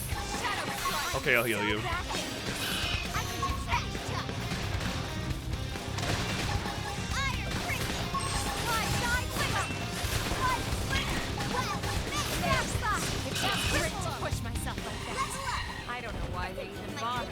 X is definitely a little bit more towards the realism aspect of it, but I think that has a lot to do with them still trying to find how they wanted to introduce the Xeno games in a more modern hardware. Like, the only difference between Xeno 1 and Xeno 2 as far as artistic aesthetic is the cleanliness of each line that is being drawn. There's a much smoother presentation in Xeno 2 because it's for a hardware that can support it, you know? Oh, don't want to fight that guy.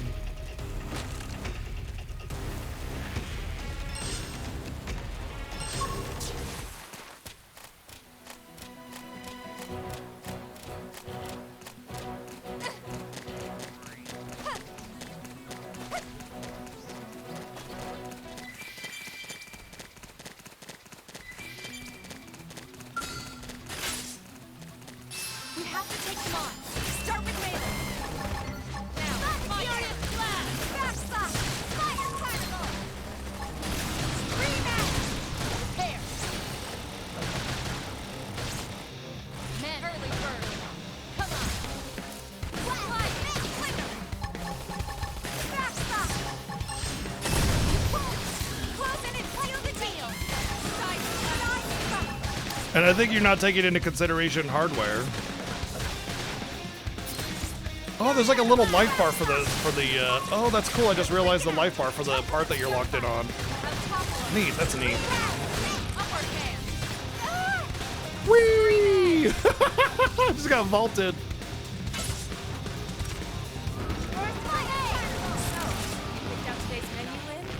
Not yet. Depends if Tatsu can make it or not. If you know what I mean.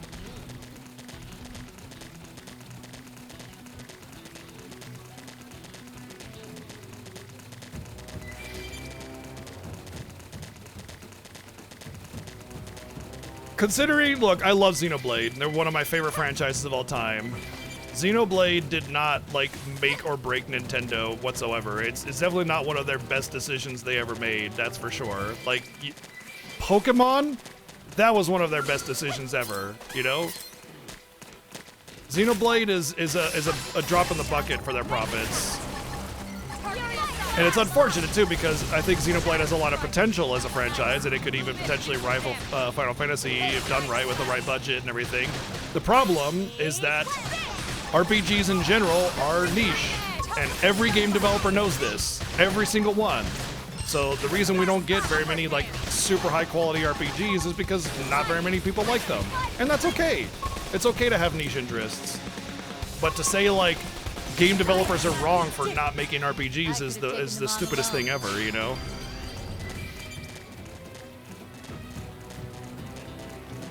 Oh my god, did I do it? Oh my god, I got my shit! Oh, finally!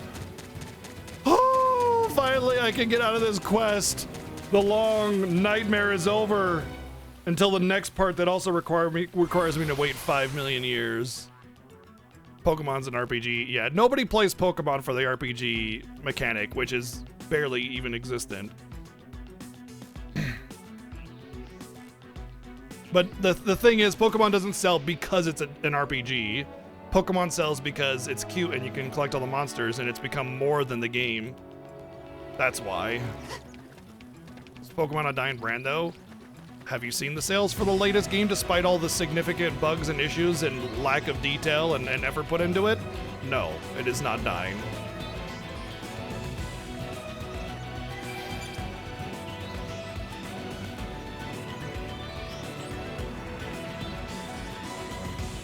It's like, God, I hate your wording so much. It's like you're trying to get a rise. It's like one of those people that write articles like, is the president secretly a lizard? And then the article reads, no, he's not. But you're still gonna write the headline and make people think it, and they're only gonna read the headline.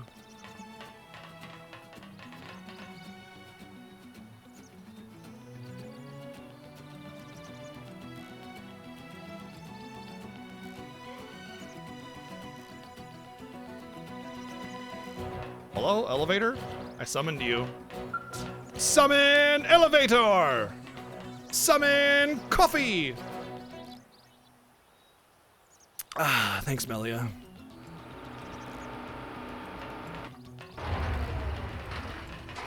The most niche game I've ever played. Oh, gosh, man, I don't know. A lot, though. I don't know.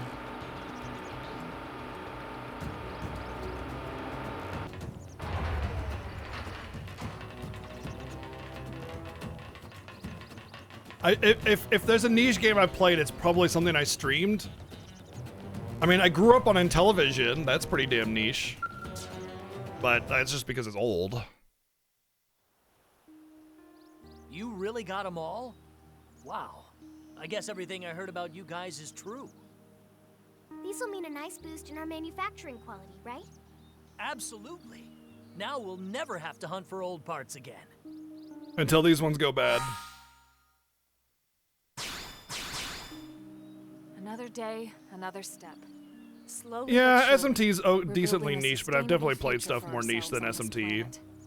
And it's all thanks to the dedication I played some of people East like you, series. Lynn. Intellivision is the Make console us that came support out some before very Atari, patient indigenous Matzi. peoples, of course. Dance of too hungry to dance. I've played Atelier, I've played Yakuza, I've played SMT, I've played Persona. Those are all very niche. I played East, but I've played games that are more niche than that too. Of sustainable joy. I don't know, let me go on my list.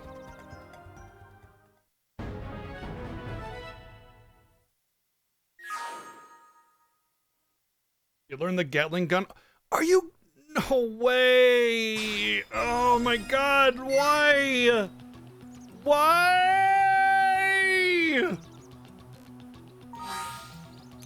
I don't want to do any of these damn affinity quests anymore because they lock you into it. And now I learned that you get arts for completing them? Oh, god, this game has some of the worst design choices I've ever seen in a video game. Neo, thank you for the 110 bids. I don't know, I'm gonna go on my games list really quick and see some of the niche games that I've played. Friday night, okay, let's see. Fester's Quest, that's pretty damn niche, but I mean, whatever. Wizardry, there's a very niche franchise that I absolutely love. Paladin's Quest is pretty damn niche. I played Jurassic Park on the Super Nintendo, loved it actually. Jim Power, The Lost Dimension in 3D. Oh yeah, I've played that and beat it. By the way, that game is vomit-inducing. Don't play it unless you play the PAL version of it, because it was a game that was made in France, and during the SNES era, they had the PAL requirement for their TVs due to the refresh rate, so everything was 50 FPS, whereas SNES in the US and Japan was 60 FPS because they use NTSC, and instead of actually making the game 60 FPS, they just sped it up. And also they have reverse parallax, so if you're moving right, the parallax looks like it's moving left, and it's like you're in a big dome, like a big sphere, and it's vomit-inducing. I played Bubsy 1 and 2, that's pretty damn niche, and they're all so awful. The worst game I ever played was Bubsy 2. That game is absolute garbage trash. Superman 64, played that. That's damn niche, although it's kind of popular due to how bad it is.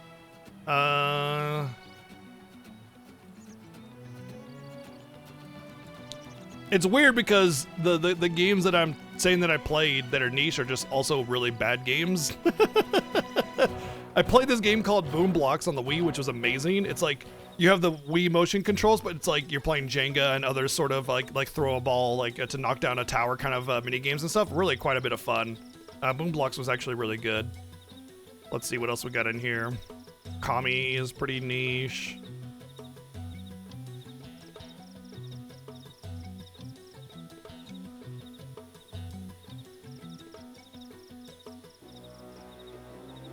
Landgrisser.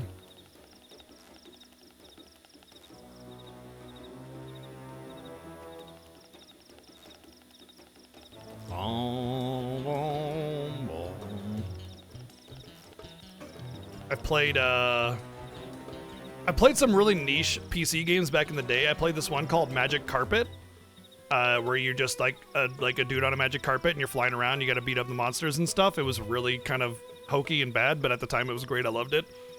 I also played a game called Star Control 3 on PC way back in the day. Oh shit, I got that battle construction vehicle game I still gotta play. I heard that's awful. I can't wait. I was sent by VG, of course. VG and Kamen Rider, man. All they do is send me horrible games. Actually, they sent me some pretty cool stuff. Let's see what else. Dot Hack is pretty niche, but man, people have heard it. Oh, Lifeline, played that. That's very niche and also awful. Let's see.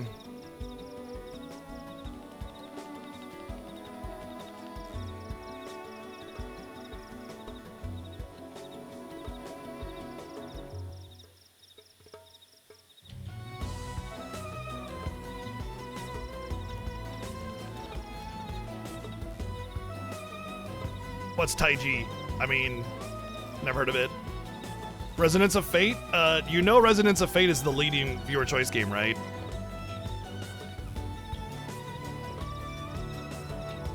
Anything on PlayStation 4 and 5 is not going to end up being niche because like the console, like the video game popularity right now is off the charts, so everybody's gonna have heard of anything. That's a pretty good list of things that I've played in my time that are damn niche, so... Biden Kaitos is niche, and I definitely will not play it. Yeah, that is correct. I have seen somebody play Biden Kaitos. I have no interest in it whatsoever.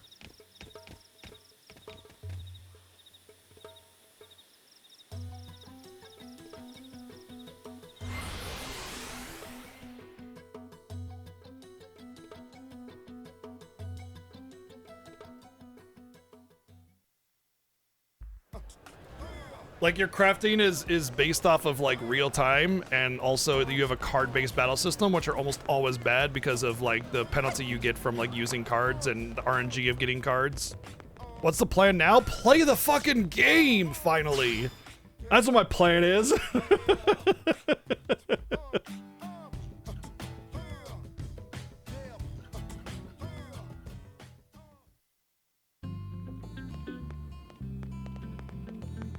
I can do it again?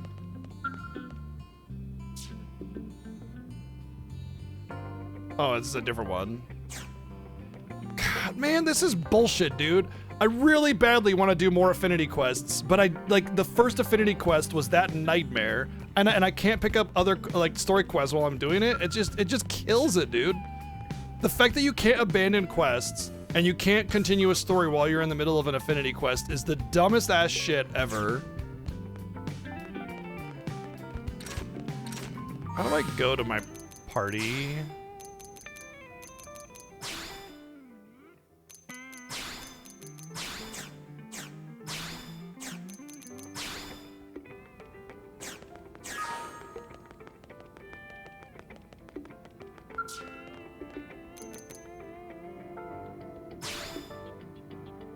Oh, I can't get the rewards for the support mission because it went offline again.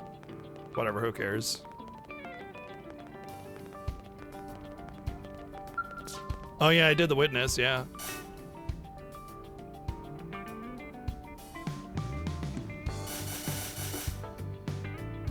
Progress requirement not met? What do you mean?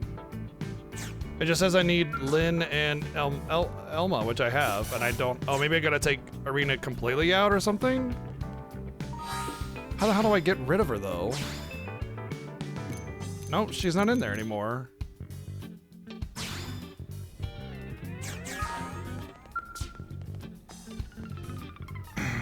Install a data probe in Oblivia's entrance. Fuck. Complete renewed will affinity mission. Oh my god. What is with this game, dude? These requirements to advance are so fucking arbitrary and pointless and stupid. You've gotta be kidding me. What is with that nonsense? That is so moronic. Why? It's just like, hey, did you watch this movie? Did you play a game of cards? Play 2 rounds of solitaire, dance around on your left foot, spinning around singing Kumbaya on a full moon when it's a Monday on Wednesday at 3 p.m. Yeah, that's right, full moon in the day. Figure it out, asshole. With your left pinky, you know, in your mouth, and then you can advance the story. Congratulations. Thanks.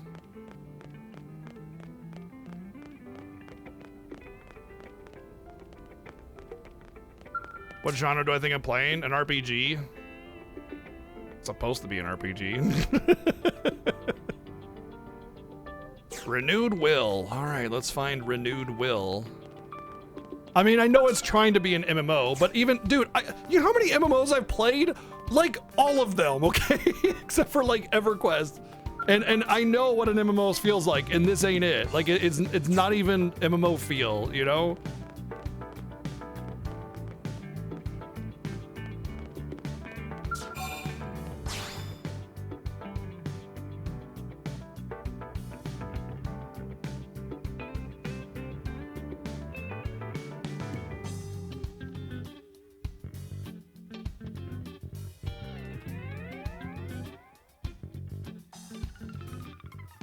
Why don't I have, you know, what genre is Xenoblade Chronicles X? Xenoblade Chronicles X is an action role-playing game developed by Monolith Soft and published by Nintendo for the Wii U console. All right, good discussion. Glad we cleared that up.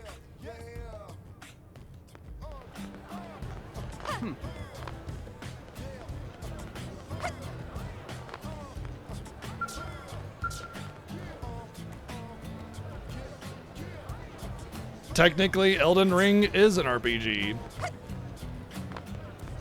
It's just that it doesn't.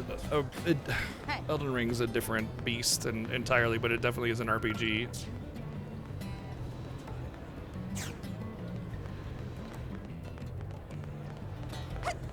Yeah, but this is primarily an RPG and advertises an RPG and presented as an RPG. It's not a half RPG or kind of an RPG like Elden Ring is, where it's like it's meant as something beyond what an RPG is. It's designed and pushed and advertised as not an RPG. This is 100% presented as an RPG. They tried to do like this MMO online persistent world thing, you know, with it, and that's cool. I totally vibe that. But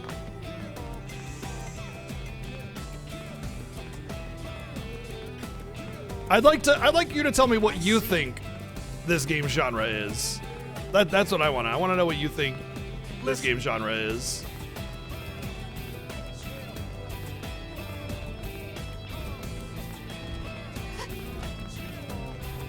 World building and exploration game. Okay, so Really? then answer me this question. Why should a world building exploration game have 15 billion side quests and side mission requirements just to advance the story? So even if, let's say for the sake of argument that you're correct and that this is a world building exploration game, which that is not a genre necessarily, why I should have all this silliness to it? Now, the game already made me explore. It told me about exploration and suggested that I do these things that help me when I explore. That's all it needs to do. It doesn't need to keep shoving it down my throat. It should let me explore at my own leisure now that it's clearly defined the parameters of exploration for me. I can help.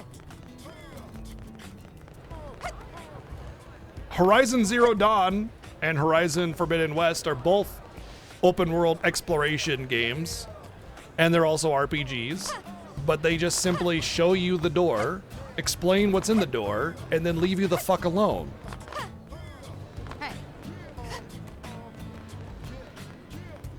Whoa. This is like saying, no, you gotta go in all these doors. No, go in this door.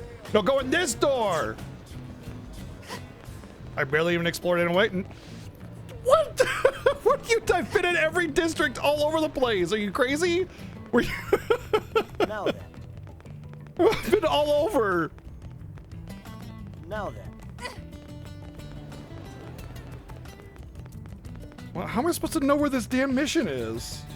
That's really gonna get to me. Just find this spot where this mission is. Oh, okay. I'm on it. Thanks. What is it? Should tell me. Mechanical. That's right, yeah. Just find it, LOL. Hey. I can help. Now here's gonna be the really annoying thing: is if the affinity quest that I need is locked behind a chain of affinity quests that I don't know that I need to do. And then I'm just gonna have to sit here and just like spamming out affinity quests until I find the right one or unlock the right one. That's gonna be annoying. I know there's a icon that tells me like, oh, okay, this hex has a affinity quest in it, you know, go and do it. But let's see, what's the icon? It's this. So I just have to kind of run around the world and hope I find the little page book icon that has whatever affinity quest I needed to do next. I guess there was a couple more in here I can look at.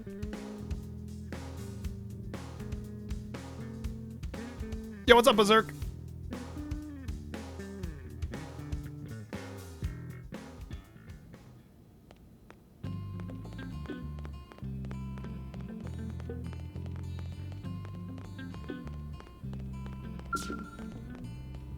Friend in need. Can't do that. You know, to be fair, I still need to put a data probe in Oblivion's entrance, which is kind of crazy because it's like a really high level area that I gotta run through. Wait, no, hold on. I did Oblivion, didn't I? Yeah, I have that. Okay, we're done with that part then. What was it again? Renewed Will. Renewed Will. Affinity mission. There's a couple more in here. Oh, never mind.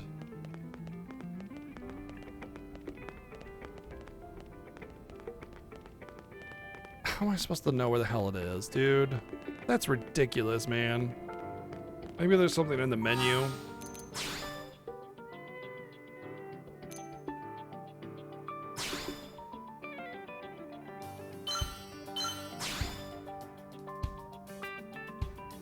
Oh, wow, that's some armor. V Gates, they're German.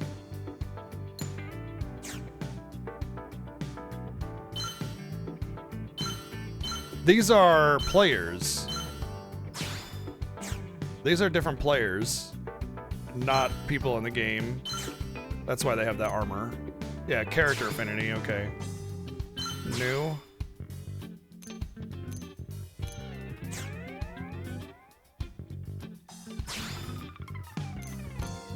So it doesn't show like there's any quests that I can get with them.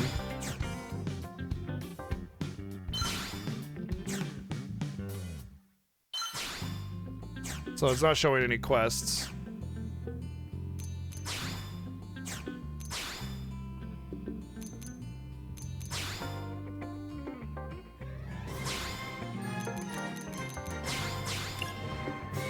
Yo, Titus, thank you for the 80 months resubbing.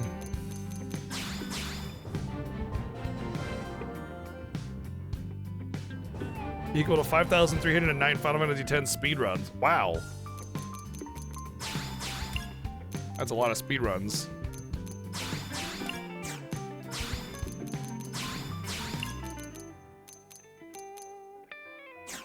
How's the game? I really enjoy it, but good God, some of the choices that they made are like really, really, really obnoxious.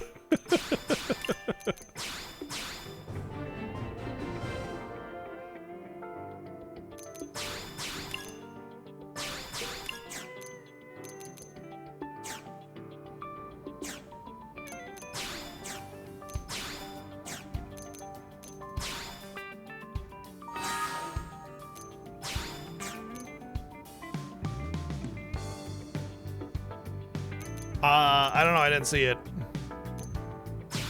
Guess we can save. Dude, the fact that it's not gonna direct me to where I can get this affinity mission is insane. On top of requiring it to begin with. If they wanted me to do this affinity mission, just make it part of the story. Just make it, just be the story thing before this. Renewed Will, affinity mission. Where the hell am I supposed to get that?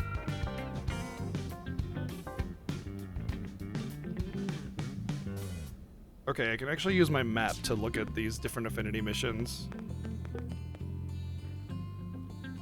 But only some of them will populate if I talk to the right people.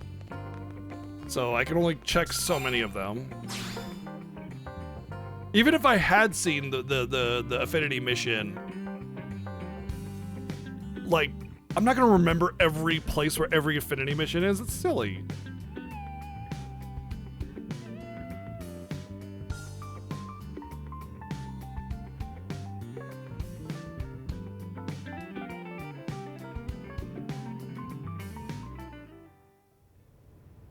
Yeah, for how deep and content rich this game is, the fact that it doesn't have like basic like information given to the player that like for how to like get to the next place is insane.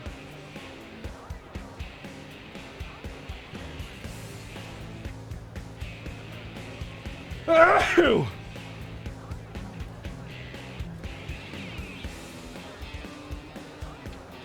can only assume that the affinity mission is somewhere in the city, So I'm just going through on my pad here looking for different locations. Ties that bind, 9 lives, renewed will, found it. Okay, cool. Thankfully, much shorter than I expected to find that.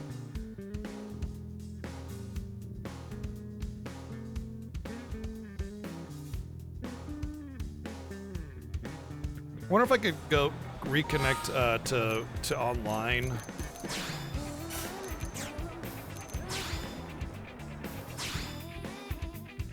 After it disconnects me.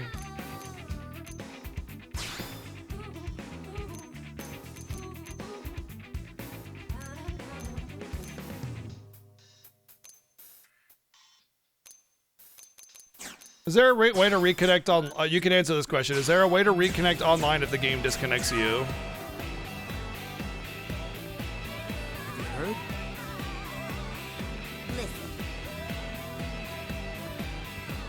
Without closing the game, I mean specifically.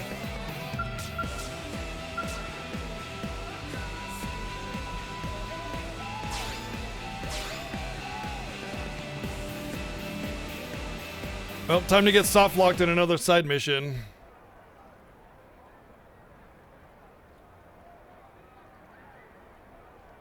Colonel. Off duty today, Arena? Finally. I love my team, but we're together 24/7. I thought it'd be nice to grab a bite by myself, but You realized eating alone is kind of pathetic? What the fuck? No, it's not. It's not exactly how I'd put it. Too sad and lonely to eat? Tatsu can definitely help Arena there. Tatsu is happy to chew and swallow food for Arena's sake. Helpful as ever, small fry. It is not pathetic to go eat out alone. If you go to a really fancy restaurant by yourself, then maybe, but Arena. it's not pathetic That's though. Lieutenant Arena to you. She was a real big shot back on Earth, remember? Hey, she's Blade now. Same as us. Just another lowly stinking grunt. No better than you or me. Ain't that right, Arena? Something like that. Ah, hey, now that ain't fair. Think about it. She does pretty damn well with the hand she was dealt. Even saddled with losers like Gwen, her team manages to pull off a mission now and then. Yes, get in a combat stance. That's what the situation calls for. See that? She's like a cute little puppy. All trained and everything. Yeah, you're right. Elma calls the shots now. Her and that freak show she calls a team. Beauty and the Beasts. Right? Listen, Elma. When you're ready to have a real man serve under you, Gross. call me, okay? That's enough! I was going to let you two mouth breathers off this time, but talking trash about my team and the Colonel? No way. It's time for a lesson. Oh, If you have to insist about how much of a real man you are, spoiler, you're definitely not a real man. Oh, this ought to be good. Let's go.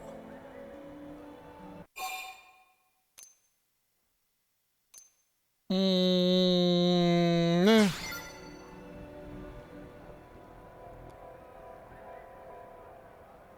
don't know if she wanted to Oh, settle it on you her own want or not. some too? Come on. Didn't know you were such a hothead. I like it. Oh, I like it, yeah. Freeze, maggots! Commander Vandam. This isn't... I mean, they started it. Shut your hole! I saw the whole thing, including where you picked a fight that was about to get your teeth kicked in. Now get your skinny little asses back to the barracks. Your tongues have an appointment with some toilet seats. Well, I do like Vandam.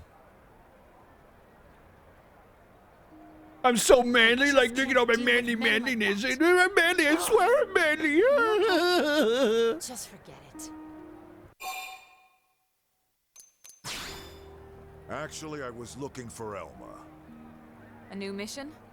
Yeah, some local indigents causing a ruckus over on the Grieving Plains. It ain't pretty. Lost a few prospectors already. Understood. We're on it. Colonel, I'd like to join you, if that's all right. Whoa, Oh no, whoa, the whoa. party member I was using You're anyway. off duty today. I need to blow off some steam. Besides, I miss working with the Colonel. All right. We can always use another soldier of your caliber on the team. Thank you, ma'am. Oh yeah, the illusion of choice. Yeah, I'm not a fan of illusion of choice. Xenoblade in general, it's more like Persona with the choices, where it's like you just get affinity and maybe some small dialogue choices or changes rather. So it's not like a big deal, but it's better than nothing, you know. Although sometimes I'm not a fan of things that affect your affinity based on choices, because you don't know, you don't really know exactly what the right choice is, or even really get a hint towards what the right choice is, and so you just feel like you're always missing out.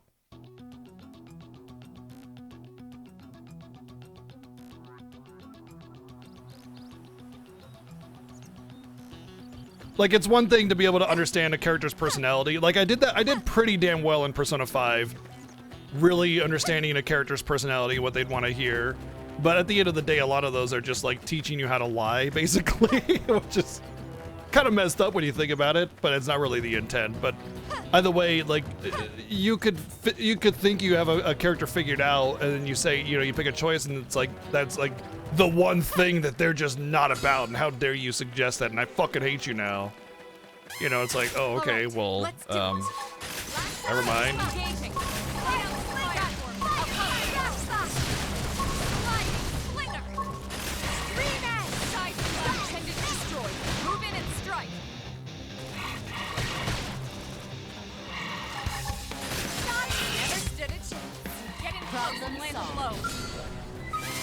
All right, let's do it. Way ahead. Side strike. Back stop. Fire shadow strike. Pendant destroy. Move in and strike. Furious blast. What did you lay into him? Never stood a chance. I could have taken them on alone. Then why did you ask to come along when you could have just gone here by yourself? Don't you feel stupid now?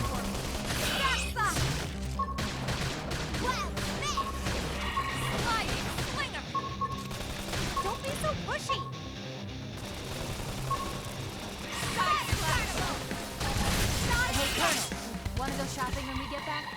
Sure. I hear Mall Cruise is having a sale. We have to take them on. Start with melee.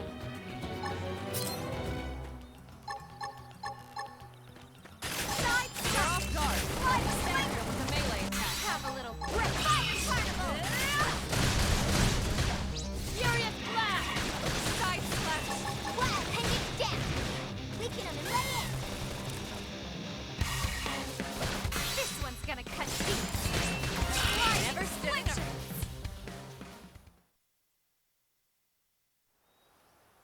Woohoo! Friends kicking butts today. Cecil's being a cute kitty. Strange, right? Over here with me in Friends front of saying on the Tatsu ottoman. is strange? Well, yeah, but besides that, these creatures don't really seem powerful enough to have caused blade casualties. Exactly. The commander wouldn't send your team all the way out here just for this. You must be missing something. How convenient. Why would we here. think about it? Go ahead. We get an alert. We have an emergency. Another team is under attack near your location. Copy that. On the way.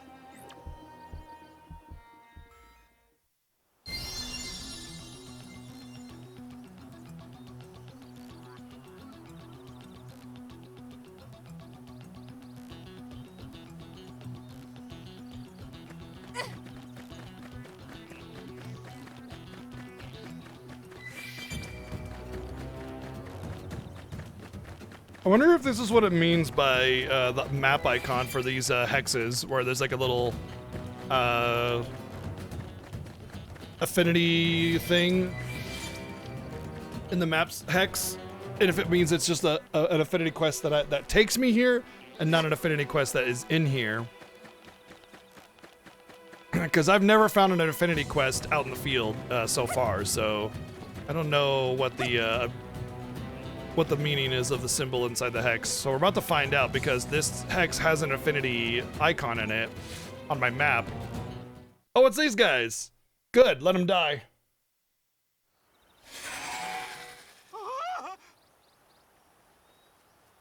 There's our real target. Wait a sec. Those are the jerks who were hassling Arena.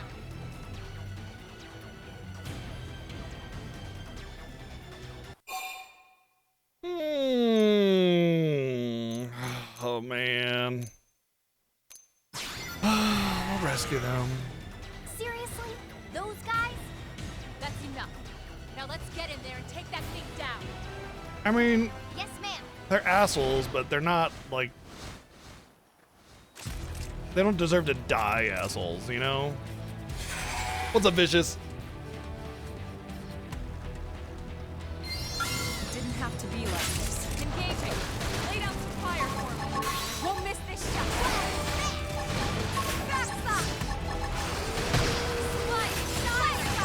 I do miss Xenoblade Chronicles 3's like positional mapping thing, where it lets you know where you are in relation to the enemy. Big target. Buck up now. Because a lot of time you're fighting big ass enemies like this.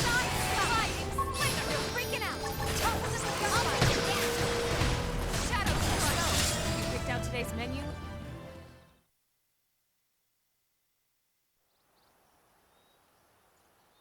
Wow. You really saved our bacon there. Golly gee, yeah, you sure did save us, eh? Oh, jeez. But you two better train harder. Or you're gonna keep running into trouble everywhere you go here. Yeah, no, you're right. Hey, about the other day? Sorry. The other day, you mean 5 minutes ago? I said it's fine already. Just get home in one piece. Right.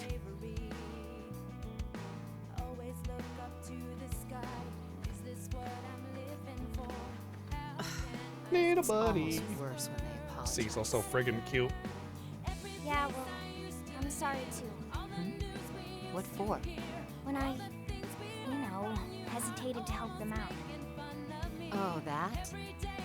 No worries. Honestly, I was thinking the same thing. Oh, What? she has a Minato hair clip. Sure I was. That's cute. Is still a jerk. I just noticed that Minato hair Died clip. to save it. Very cool. Harsh, but fair. I still can't believe how quick you jumped in to help. Well, we're the only humans on this rock.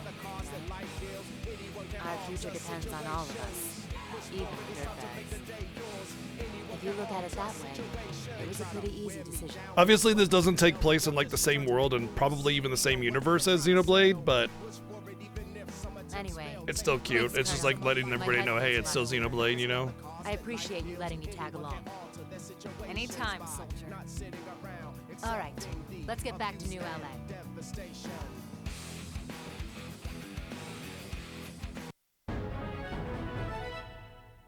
Okay, so maybe I will do some affinity missions, because, like, I mean,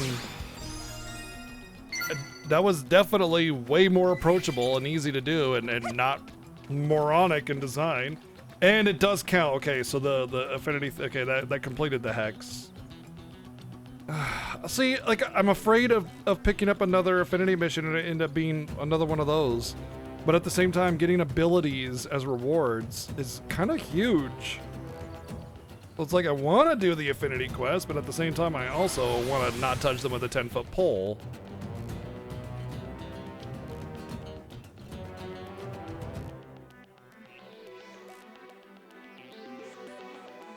Let's not get into Xenoblade spoilers or any spoilers of any kind, because A, I haven't played this game, so I don't know if I'm right. And B, we're not talking about Xenoblade, are we? We're talking about this game.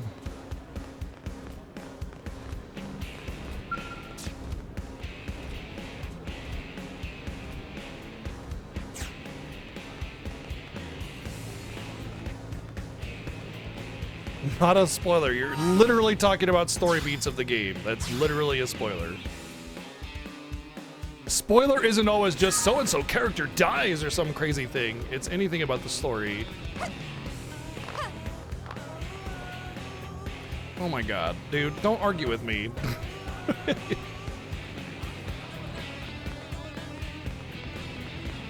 You are wrong. Just admit you're wrong and apologize and move on.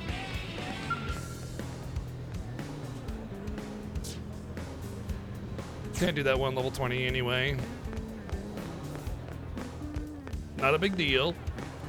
Nobody's chastising you.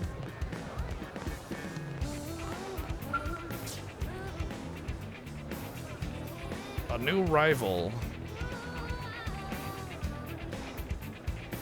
Oh, I can only have 3 party members. Let's just move on and actually do the story.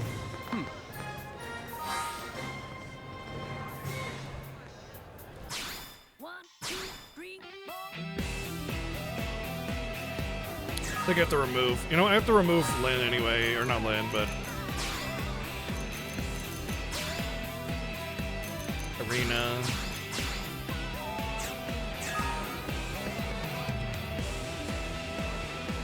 It's in a different game, which is a spoiler for that game. Hello? All right, yeah, you too, dude. Bye. Not sad.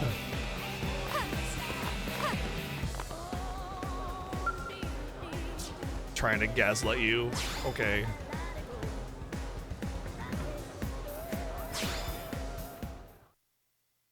Well, we're taking another risk with an Affinity mission, just to kind of see. Hello? Yes, could you not? You there, the one about to take that mission? I'm speaking to you. Who's this asshole?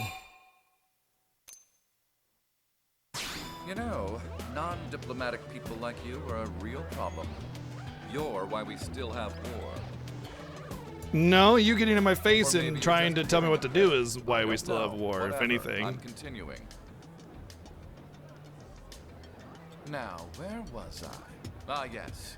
The mission you were about to take. I analyzed it based on criteria ranging from Pathfinder experience, build, intelligence. Yes, well, in aggregate, the data clearly indicates that the most qualified candidate is me. Hector Birtwhistle. Well, then you should have accepted it before I took it. And allow me to handle this, for humanity's sake.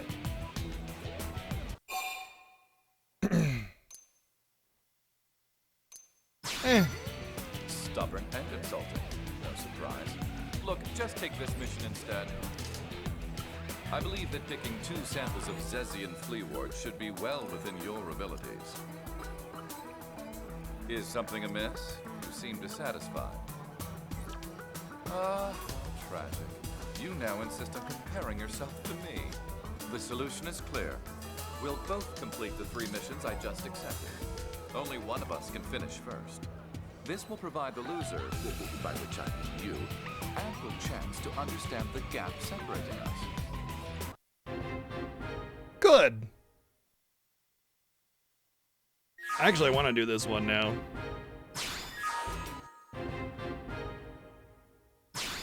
Oh, great.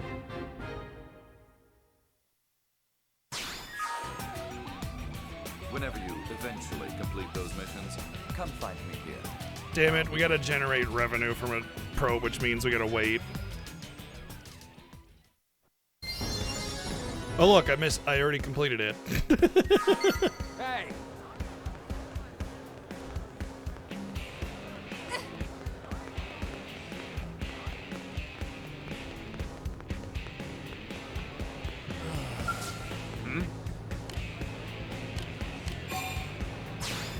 Wow, I already have Cap and Radium.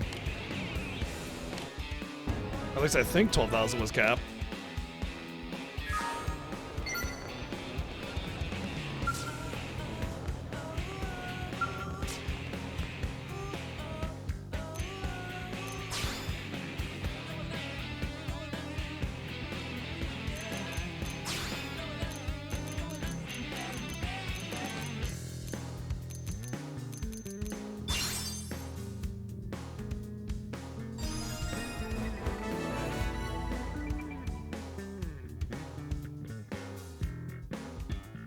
That's it?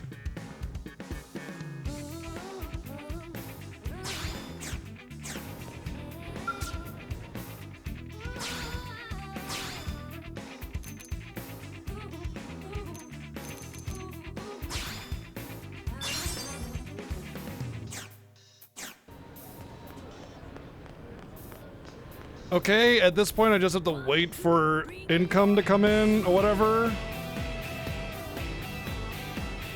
So we wait again.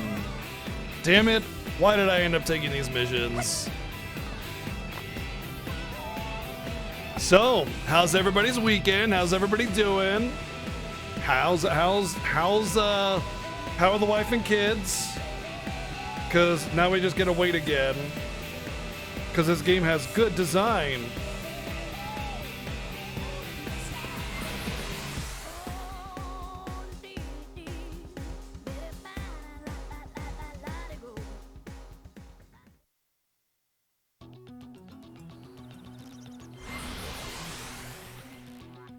Persona 3 Portable for PS5. Yeah. I'll just wait for Persona 6.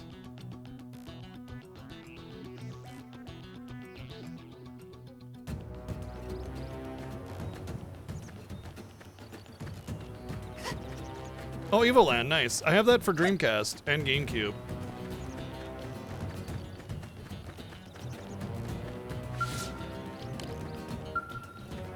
Archaeology level 2. What's my... No, I still got some time until Blade level. I would like to get Archaeology level 2 though. So I can't do this node.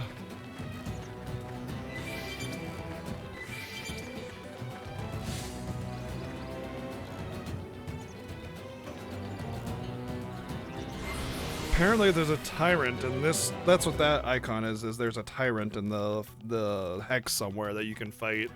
If you beat it, I guess it completes that.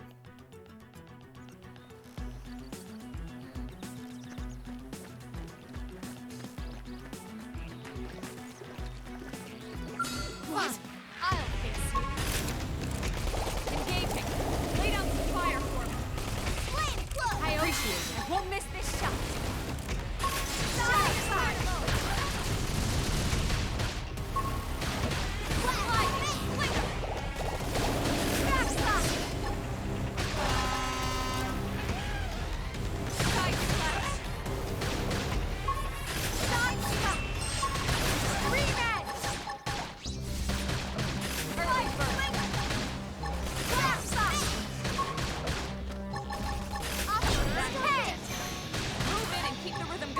Oh, how come I used it and it's like instantly off cooldown? I wonder what happened there. Either a passive or something. I don't know.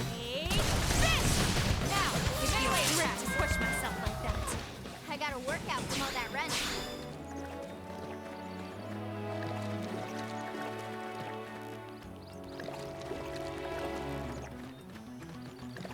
Alright, let's see if we can find a tyrant here while we're waiting for...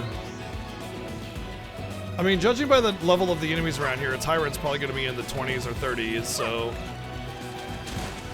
It's also possible that it only comes out during, like, certain weather or times of day or something, so who knows.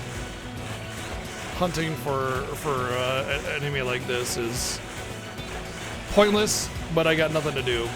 I have to wait for currency to come in.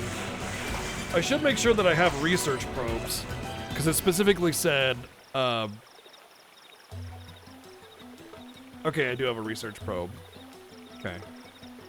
But yeah, it specifically said gain currency from a research probe. Yo, what's up, Rex? How's the weekend?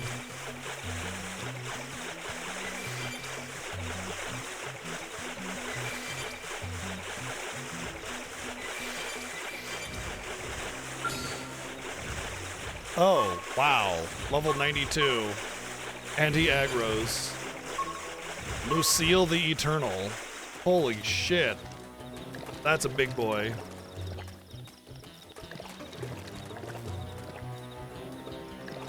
No, we got the Comatite. So I think that's the named enemy in this zone that the game wants me to beat up for this hex. I'm guessing this is like the traditional hardest enemy in the game is in the first zone that you start in, kind of shit that Xenoblade does. I mean, I'm surprised I'm not getting a game over simply by looking at him, so, you know, I'm just gonna take my licks and move on.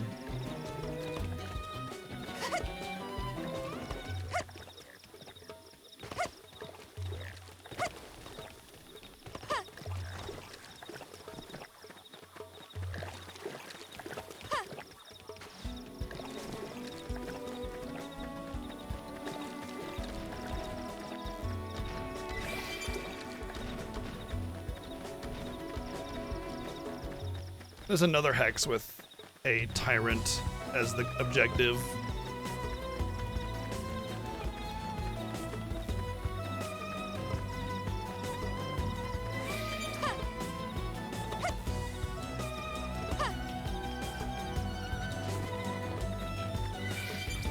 Damn.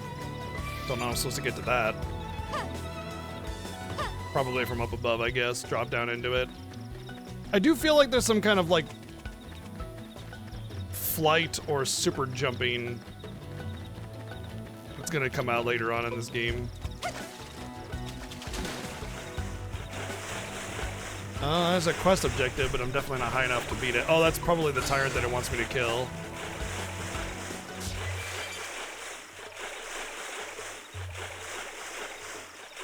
Well, can't do that either. I do so love when there's nothing to do and the game makes you wait. The organization of quests in this game is very poor, by the way. Like, it just kind of throws out a bunch of quests that are all varied level that are, like, huge variance, you know? Huge variance of level. And I understand, like, Xenoblade is kind of that game where it's like, you go into your beginning zone and you got level 50 dudes running around and, okay, fine, cool, like, whatever, you can avoid them, the end. But it'll be like, the quests are still your level, so, you know, you can still do the quests, but this is, like, you can't do the quests that you are able to pick up because they're too high level, and it's like, okay, well, fuck, what the fuck am I supposed to do then?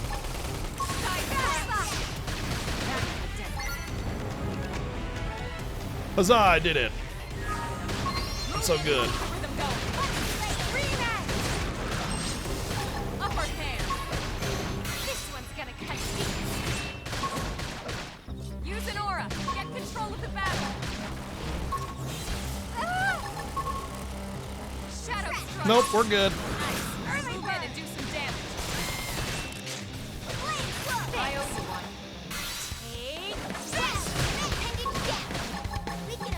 This one's gonna cut deep. Move in and keep the rhythm going.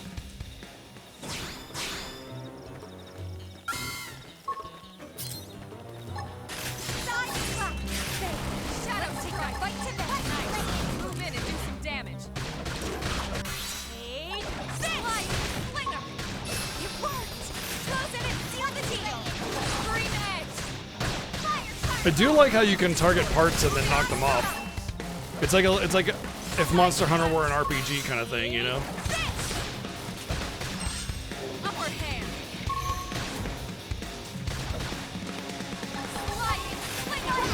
Never stood a chance. Oh, I just saw where I got the XP. I got 109 XP for that.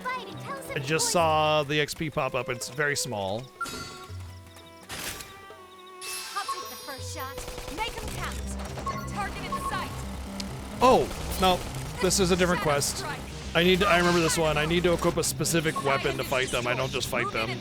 And it's a weapon for a class I don't even have, so. I mean, I suppose you technically have all classes. You just need to,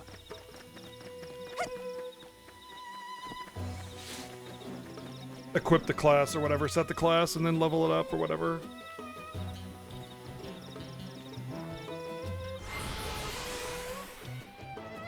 Well, I completed my quest in about 5 minutes. How fast did it take you to do it? Because, I mean, one of those quests I already completed right away.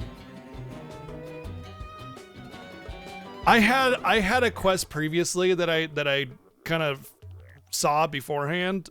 It was one of the first quests I got to equip a Titanium Blade 2. So I was like really paying attention to the wording a little bit more.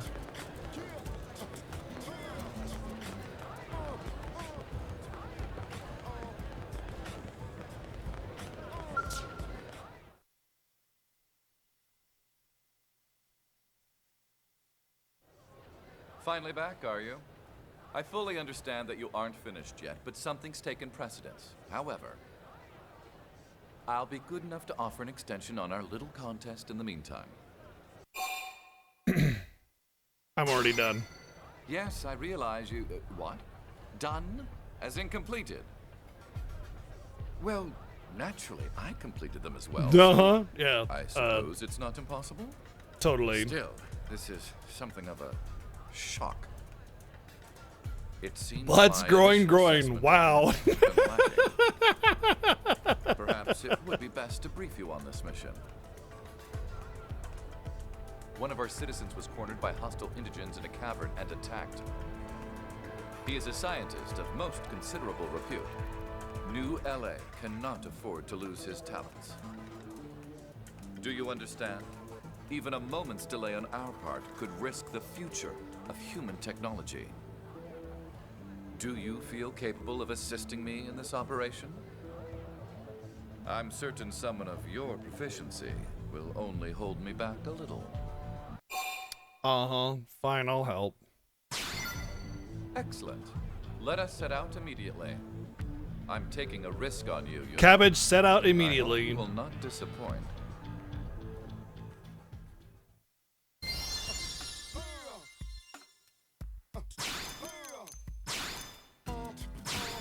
He's a shield trooper plus. Wait. Can I change my classes on my party members? Doesn't look like it.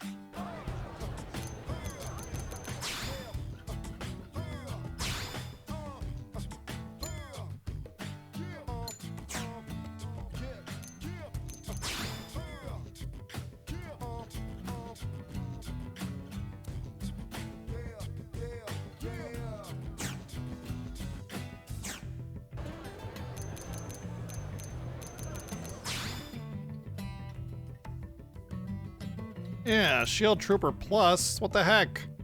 Maybe they automatically rank up at a certain point or something. Because it doesn't seem like you can mess with any of your party members. You can only just like upgrade their skills and that's it.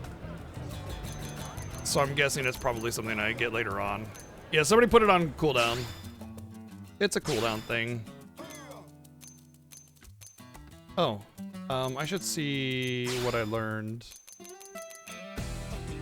Restores HP when landing melee attacks. Oh god, yes, I like that, but I need to activate it.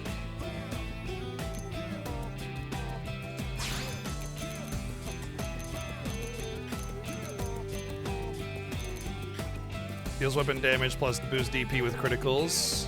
Cool. Is that it?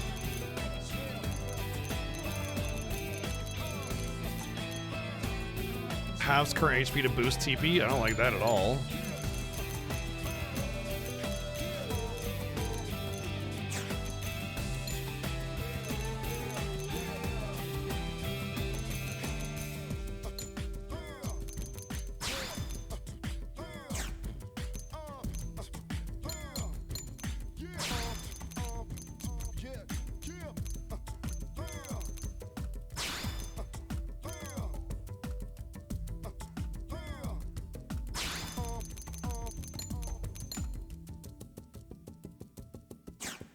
Oh, she's already got it on there.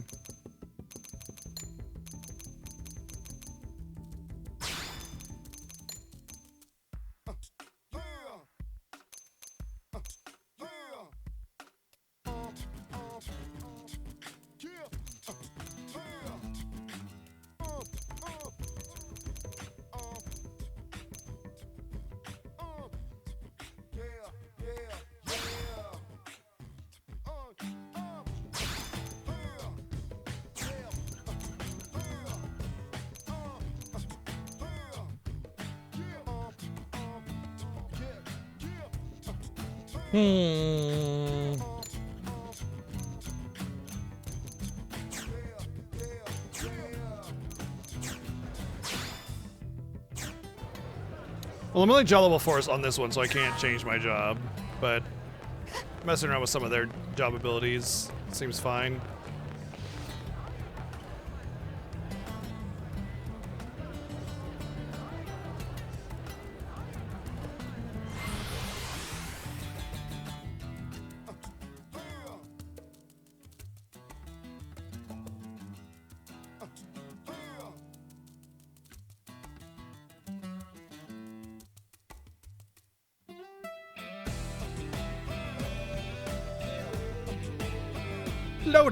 Loading. This game loves to load.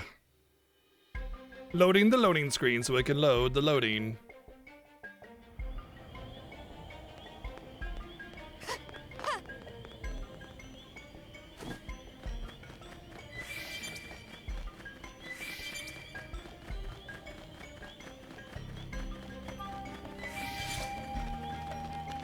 should be right here. Oh, hey, there's a guy there. You're the Ah, my knee! Ah! Correct. You're from the escort detail, my yes? knee! Can you give me a status dead. They're all dead. Those things swarmed and the scientists survived. He hid in a vehicle further ahead. Can't. We can't waste any more time. Let's clear out the creatures ahead, then evacuate our scientist.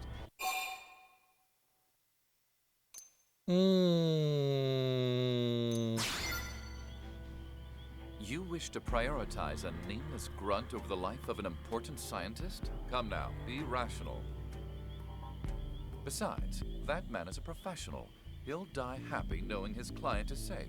Wow, dude. Well, you're Now a soldier follow me. too, so you should We'll move die quickly, happy but knowing that cautiously. you were an asshole.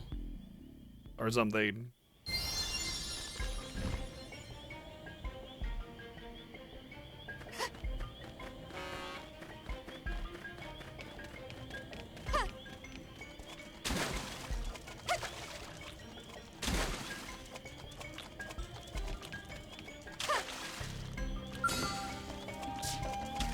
Dave Tuba.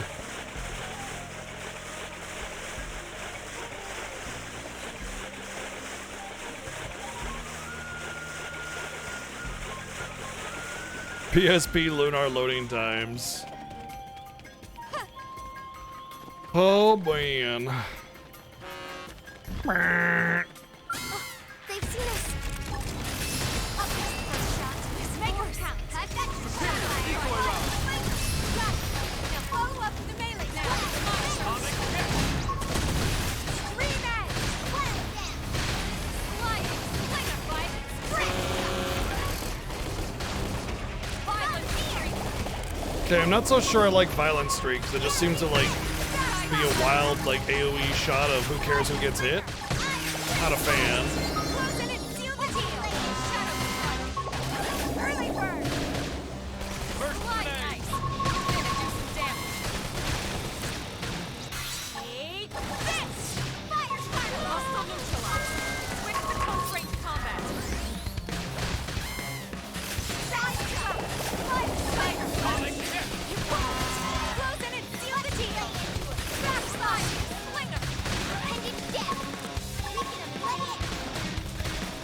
Shadow spider. Spring. Close in. They never stood a chance. That one was guaranteed. Yeah, I don't like violent streak. We'll have to replace that. I mean, it's extra damage, so like on boss fights, especially with like ads and stuff, it'll definitely be useful. But Is it safe? you mean his Indeed, portrait? And all thanks to the blades you're always sneering at. HB, is that you? You came running to save me? Boy, I sure did pick the right college buddy. Hoo boy! That has nothing to do with this. I came here because you have certain skills. Skills that NLA requires. Your death would be problematic. There was nothing personal about it. Same old HB. Still, you saved my life and I won't forget it. And I'll never make another crack about Blade either. Scientist's honor. Wait, do scientists have a particular honor As I code? say, researchers are vital to our success on Mira. But without us, you'd all be dead. I mean, I guess there's like You performed well, truth be told. the ethical codes, you know, like don't experiment on humans and stuff like that. If I can return the favor at some point. But like, there's no I like would be honor open to code, you assisting know, in like, this. hey, you can always trust the promise of a researcher. The honor of being my partner. The future Blade Commander just showered you with praise, and that's your reaction. I thought you'd be overcome with joy. If he was Blade Commander, man, You now I think have I the might just quit. opportunity to work at my side again in the future. Let's spur each other on as rivals and friends and so forth. Listen, I promised to take you out to dinner one time. Researcher's honor. You know how trustworthy researchers are, so You can count on me, maybe, probably.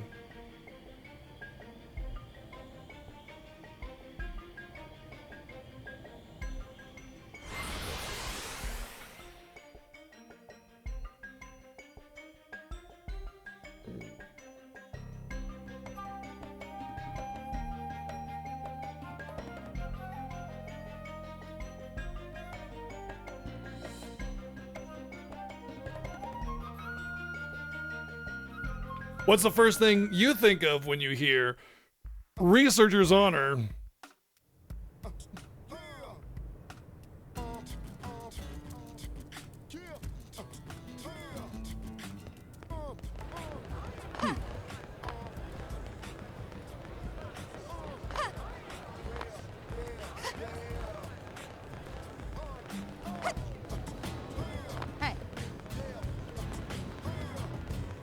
Alright, we gotta get L. Well, I want to get L.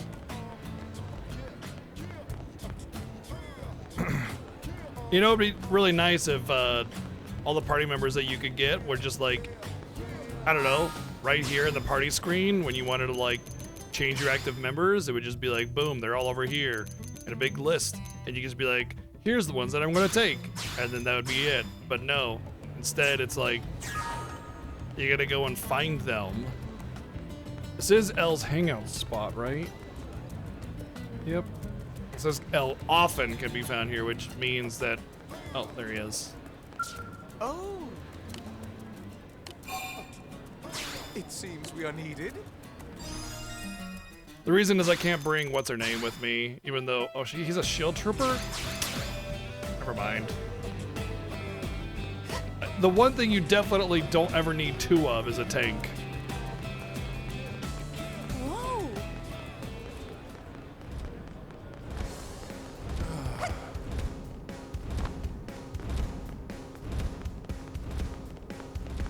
Hey!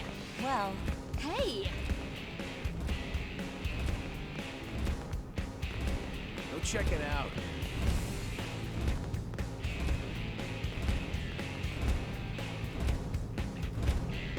Gwen can supposedly oh, here he is, be seen here. Ooh, work? Oh wait, I don't think I can take Gwen with me either. Stay sharp out there.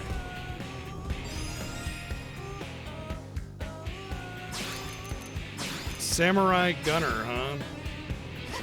Well, whatever. Got it.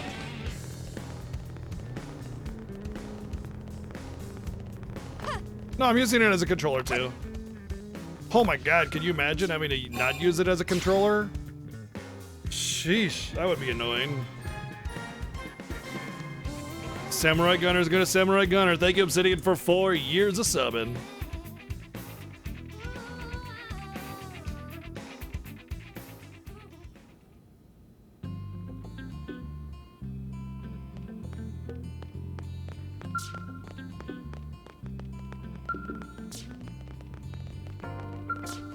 Another one.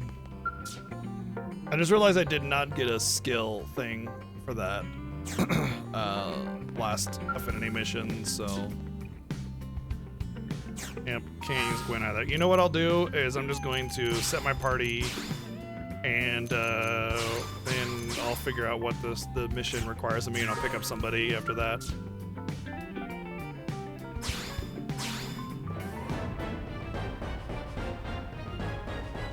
No, I use the intended hardware almost always.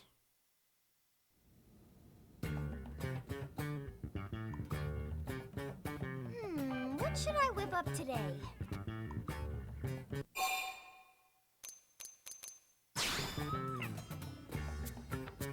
That is a great idea. Wow, she's such a yes person. Just agrees with me no matter what. Lindley, what is Lindley making? Fried chicken. We're out of meat, so we'll need something that tastes like chicken. Or should I say someone who tastes like chicken? What? Tatsu not taste like chicken. Tatsu tastes like poop and poison. Tatsu tastes like poison poop. Wait, I just remembered. We have plenty of chicken. Hey, Lindley did that on purpose. Lily is cruel and mean. What's up? Come and get it.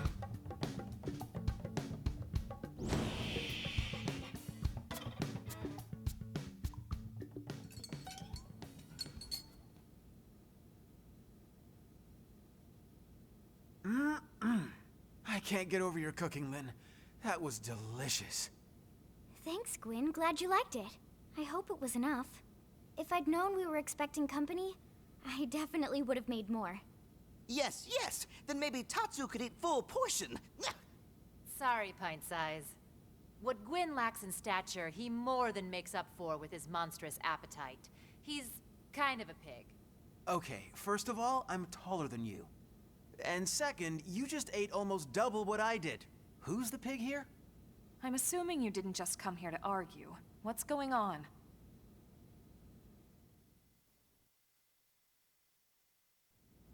So, we had this extermination order up around the northern coast. Some violent indigents that got a little too touchy-feely. Apparently banged up a few outfitters. Pretty standard stuff. We're all prepped and about to head out, and then bam! Another job comes in from Commander Tank Top. I mean, I know we're the best and all, but seriously. Sounds rough. All right, you take the indigents, and we'll take Vandam's job. Thank you, Colonel. Let me walk you through the intel. These images I'm about to show you are from a probe in Oblivia. Is that a ship of some sort? Can't really tell from that distance. Yeah, it's hard to grasp the scale with such long-range images. Whatever it is, it's getting hammered. Friends must do something to help poor ship. Tatsu will not stand for this injustice. Says the one guy who never actually fights anything. Yeah, It's you difficult tell to him. say for sure from this, but that craft on the right, I bet it's ganglion. It shares aspects of their mech design.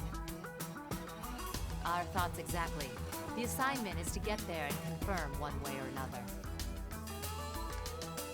We don't know who built the ship that's under attack, but as the commander so elegantly put it, our enemy's enemies might be our pals.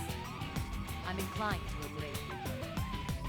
If we're gonna settle here on Hero, we'll need all the friends we can get. That's for sure. All right, thanks for the info. We'll take it from here. Thank you, Colonel.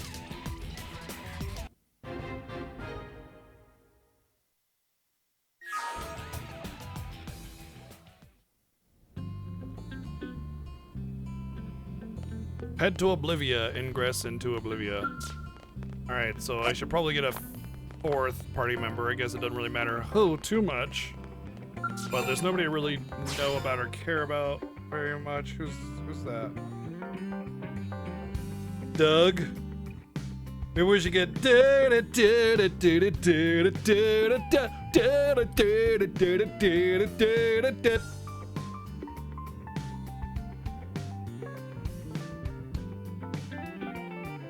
Whoa! Hey, I just noticed something crazy. This game on the Wii U is having the loading screens not stop the music playing. Whoa, it's almost like that's normal, and you shouldn't silence music during the loading screens like the PSP version of Lunar.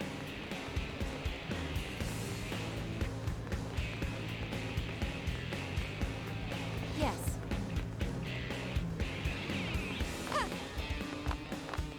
Now then.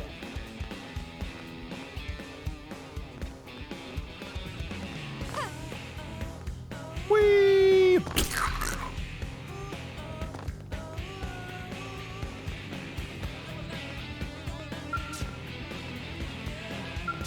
Oh.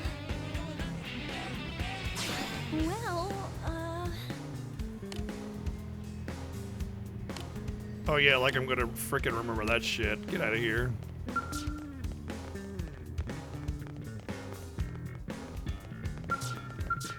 There you are.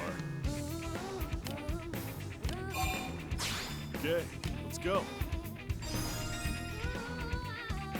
Blast Fencer!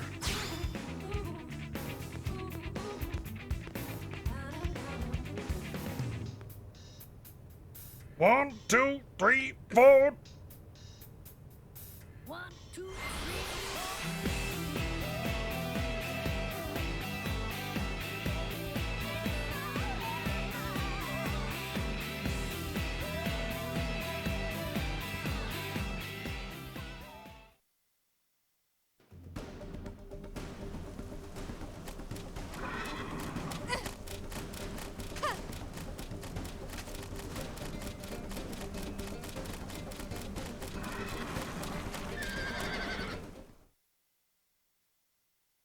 Apparently, monstrous gazelle monsters have horse sounds.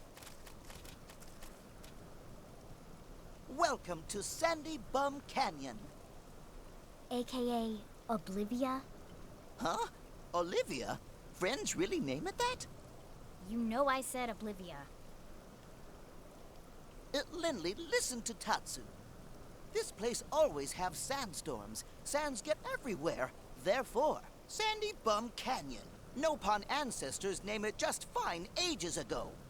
Or does Lindley think she better name her than native Mirin peoples? What? Well, being native has nothing to No. do with how good you are at naming Good. something. Tatsu accept Lindley apology and forgive. This time.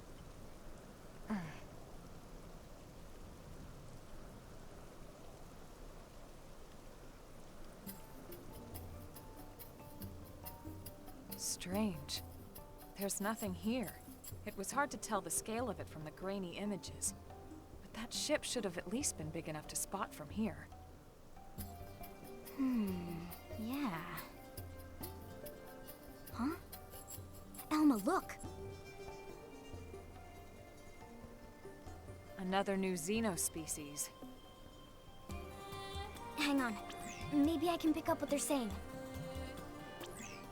Impossible! I'm telling you, just us is impossible! Oh my god, it's... Stop talking like that, would you? We have to do this, right? For everyone back on the ship. But how are we supposed to destroy the turrets? I hate this. So they're not ganglion, at least. Yeah. It sounded like they're fighting against them to me. Friends. Tatsu knows. Those are Manon. Manon appeared on Mira maybe year before Friends? I know that sound. What is it, Elma? Just Tatsu, the ganglion, and now these Manon. Don't you find it a little odd that we can understand these alien languages? Good point. Oh, hey, we're gonna talk about this? Hypothesize some device. Right? Must be something like that. But we haven't been using our comm devices when we've been talking with Tatsu. Well, Tatsu is fluent. More or less. Tatsu, did you study our language? Friends language? What language are we speaking right now? What language? Nopon, of course. Friends Nopon very good, by the way. See? Xenoforms have different anatomy, physiology, different vocal setups in general. Yeah, It that's seems also very likely true. They would struggle with our pronunciations. And yet here we are, conversing. But if they can't even produce the sounds, this shouldn't be possible. Some kind of like No, it shouldn't be. neurotranslator Birds in aren't the being perceived atmosphere or as sounds at something. all. Maybe our intent is getting across some other way. But how? Could it be something about this planet? Someone sounds pretty intrigued, huh?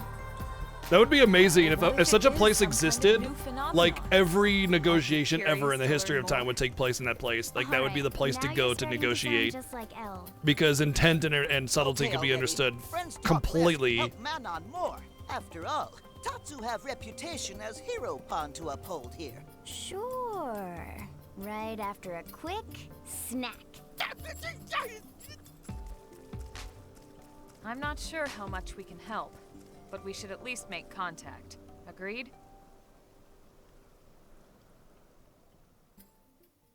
I mean, some languages do end up utilizing the concept that they're speaking different languages and thus they wouldn't be able to understand it. It's not common, and it's kind of hard to do because you need to sort of develop parts of another language in order to utilize it. And you can't just have them speak another earthling language, because what if you speak that language and then they understand it perfectly, you know? It's like, well, I just happen to speak French, so I get an advantage here, you know? It's like, no, you gotta make up a language like Klingon, you know?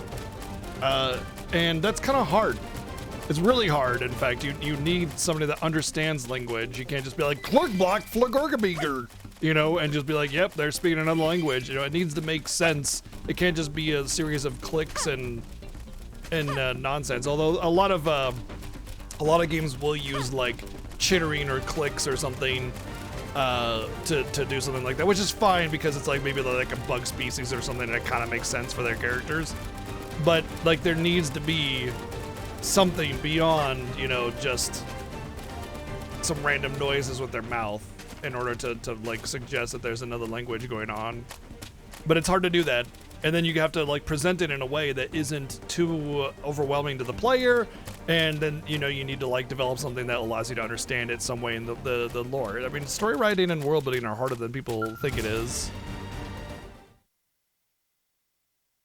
I've never seen Atlantis.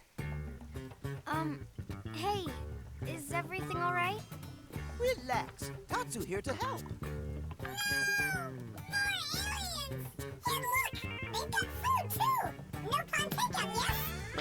Tatsu is not takeout or food. Humans are personnel to assist Tatsu. Personnel? No, Tatsu mean personnel. Yeah, I hate the chipmunk helium voice. Then humans are friendly? Humans are not working with the ganglion? Sorry for the scare. We're from a planet called Earth. The ganglion are enemies to us as well. Enemies, you say? That means you're friends to the Manon, yes? We are Manon, you know.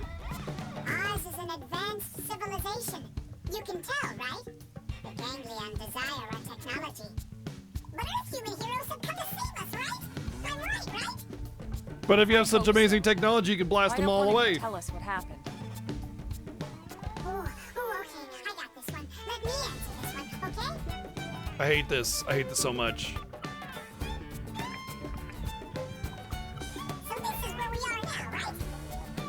Our ship is hiding in that big crevasse, under the fog and stuff, you follow? But the ganglion have it surrounded with anti-aircraft turrets, you see? Okay, so in other words, if I'm we hap- can having- destroy their having- weapons, your ship can escape. Exactly. They have 3 turrets set up around the area. You see them now? We need you to destroy them all, okay? Please? Got it. I'm having We don't want the anti-sanity ganglion controlling the airspace here any more than you do. from this voice We'd be happy to help modulation. out. You mean it? You'll help us? Oh, thank you, thank you, thank you!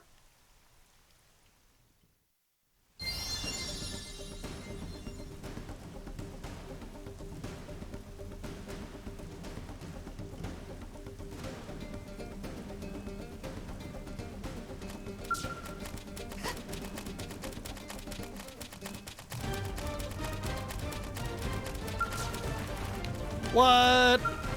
Archaeology 2 again. Darn. Alright, so we gotta go across the ridge here.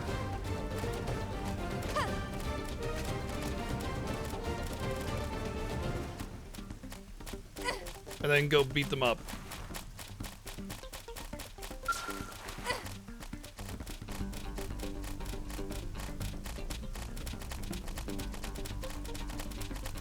Well, that was painful. Very painful cutscene. But it's over. It's okay. They can't hurt us anymore.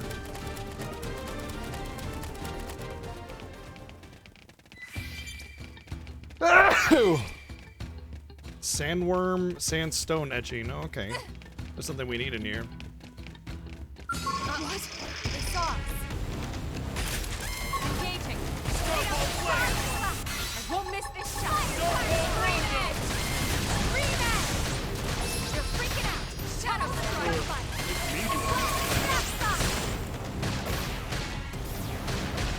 Yes, we did it. I like how he's a samurai gunner and he just uses a big fat giant freaking beam cannon. It's like, yes, honor and Bushido and whatnot.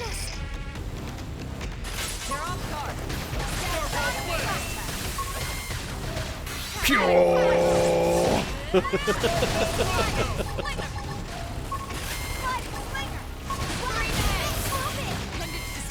Move in and strike.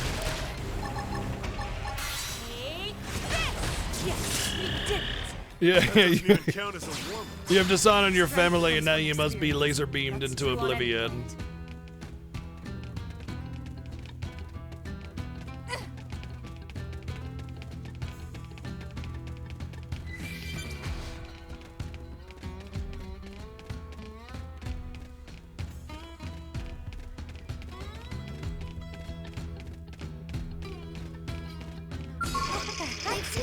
Man, okay, I don't want to go in here anymore.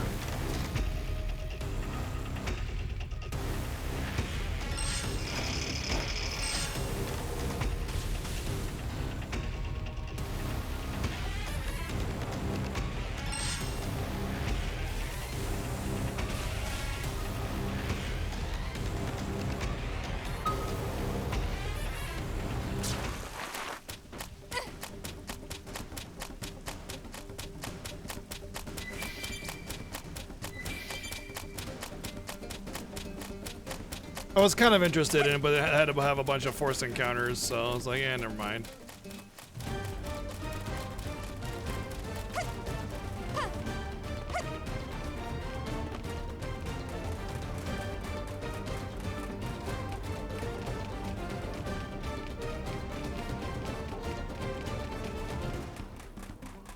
There's a big boy.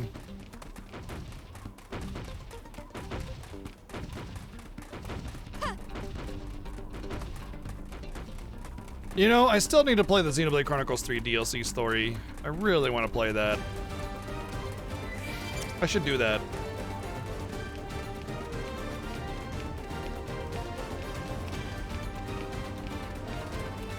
Maybe after I finish the incentive or something, that could be the first thing I do. Probably not. Obviously, I want to stream it, yeah. It's like Future Connected and, Torna, the Golden Country.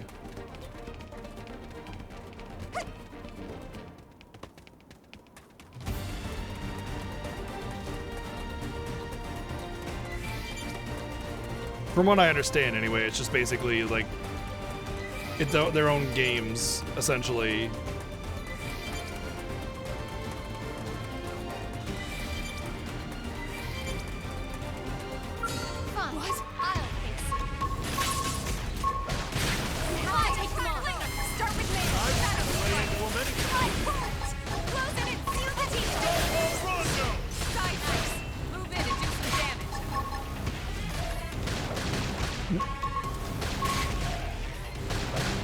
Oh, it's not? Oh, well then never mind. I should just play it on my own time then. I'm just gonna lay into him anyway.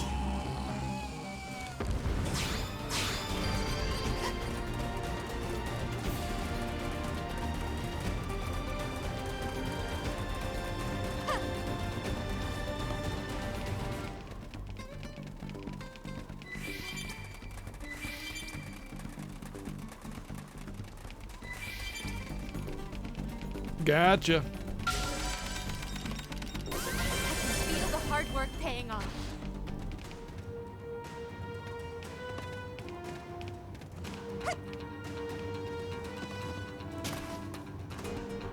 Hello. Wise Progan. Ah, so you're a wise guy, yeah?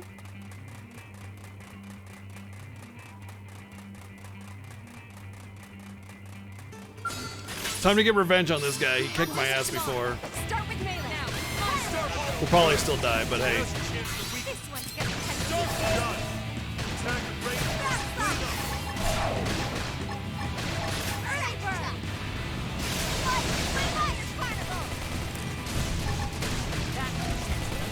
Move in and keep the rhythm going. I'm just gonna lay into him anyway.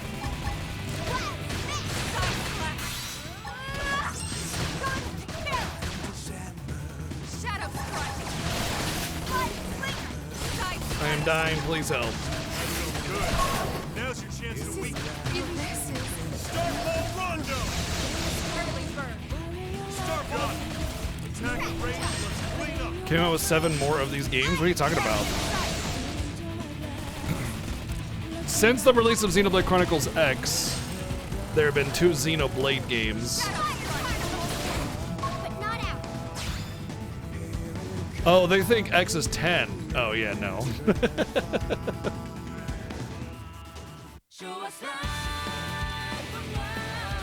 They don't. It's very rare for a developer to use Roman numerals. Only really Final Fantasy does that.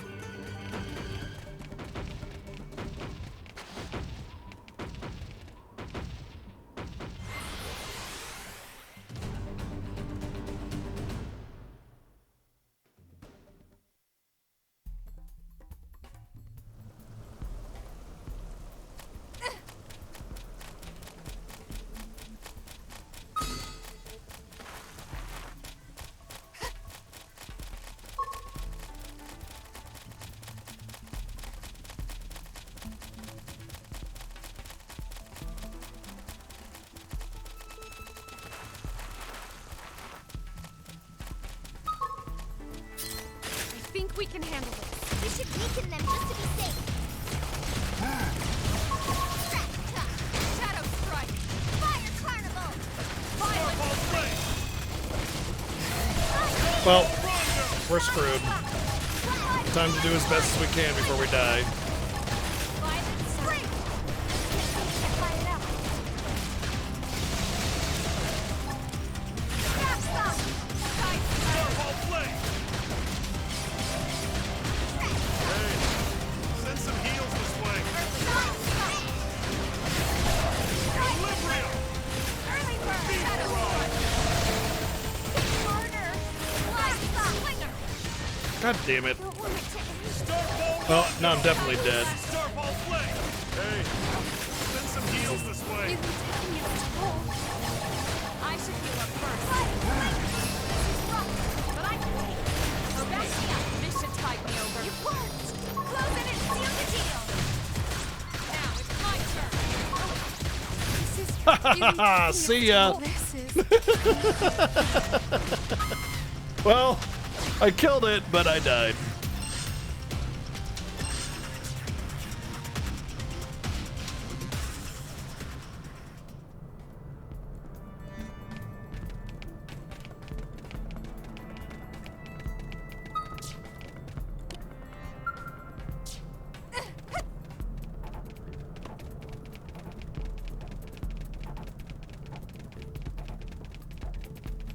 I mean, if it wasn't being swarmed by aggroing enemies, it would have been fine. This place is just swarmed with aggroing enemies, though. I won't miss this shot. Fire! Starfall Rondo. Backstop! Got it. Now follow up the melee. Let's lay into it. Side stop. It worked. Close in and seal the deal. Starfall Flame. Side stop. Backstop. Slinger. Shadow Strike. Blood Slinger. It worked. Close in and seal the deal. Now it's my turn. Man, it's like they played Xenoblade 1 and they're like, man, people are able to hit these timed hits with the B press at the right time. Let's make it so they can hit those and also make them really, really important Turning into a at the fine same blade. time. I'm Yeah, there we go. Perfect game. We have to take them on. Start with melee. Otherwise, they've seen us. Now, Starfall Rondo. Blood Slinger. nice. Starfall And Flame. do some damage. Take this. Fire Slinger. Close in and seal the deal. Now it's my turn. Side stop. Let's lay in. Backstop. Starfall Flame. Side slap. Yes. Though the thing where the ring closes in on the B press, they're really hard to hit reliably because they have varying speeds. They don't set it up in time for you to react to it. And they're just in general, like, not easy to do. Like that, like I had to scramble at the button and it just didn't get to it in time, and then just, so I didn't get it, you know? Focus ready to go. Done. Attack at range. Let's clean up. I won't miss this shot. I'm gonna do some damage.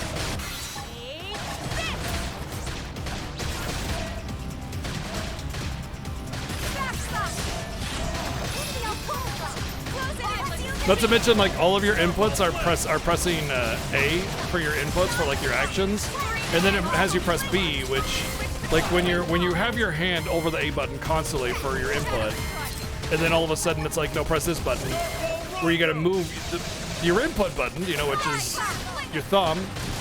It's kind of hard to do. It needs to be on a trigger button. For a timed hit like that, you know, it's like if I needed to press B for any other reason, you know, like, oh, hey, you gotta press B for this action or something, fine, you know, no big deal. But it's, I'm choosing to press B, not all of a sudden I gotta adjust suddenly and then have a very short window on top of that. That's very hard to do. It should be on a trigger button.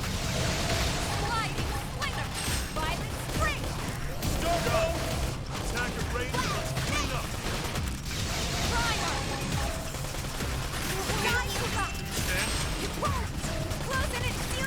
I was gonna lay into him anyway.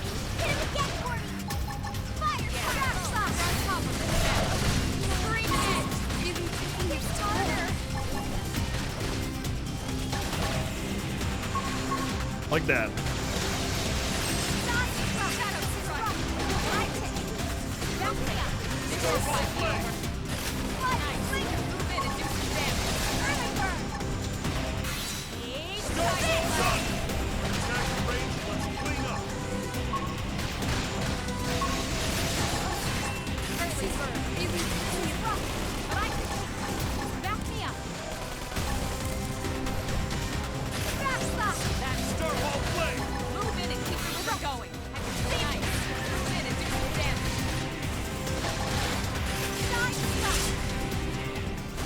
Woo! That was close. Yeah, but you use Z to input your actions, so you have different fingers issuing the commands. So when you need to do a all of a sudden timed hit like a QTE kind of thing, you're good to go. Like you're ready because you have a free finger that's not being utilized.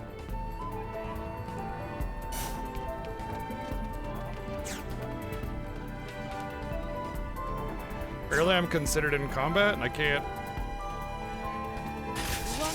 There we go. But I could sit this cakewalk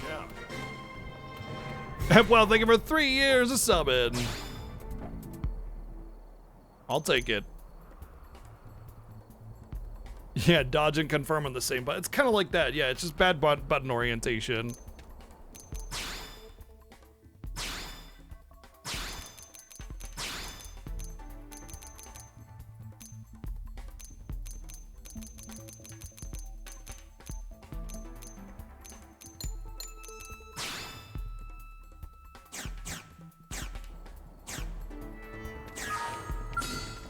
Won't stop us. They're off guard. Stagger them with a melee. Have a little grip. Violent streak. Starfall flame. Yeah, just put jump on confirm or menu on confirm. What could go wrong? Cough, cough. Final Fantasy 12 and Final Fantasy 15.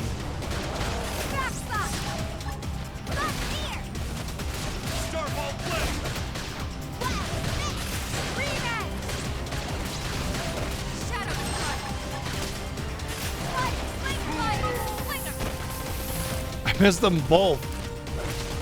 Because everything's always so sudden, you're like scrambling to hit it, even when you've received 200 or 300 of those commands. Varying speed, sudden activation.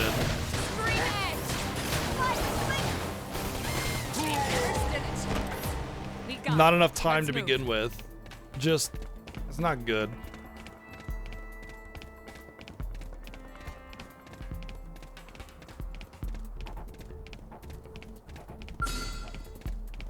Won't stop us.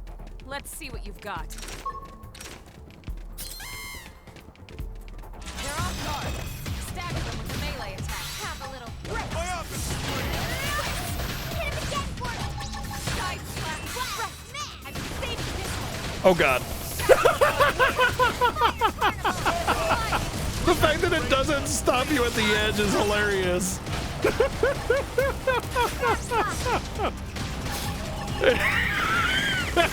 You can just slide right off. Oh man.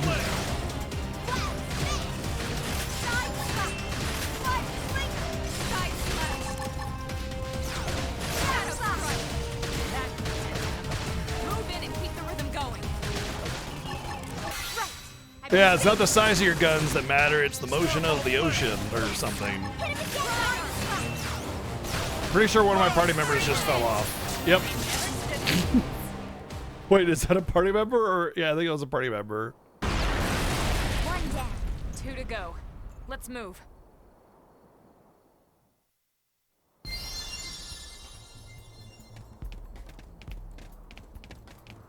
Maybe not.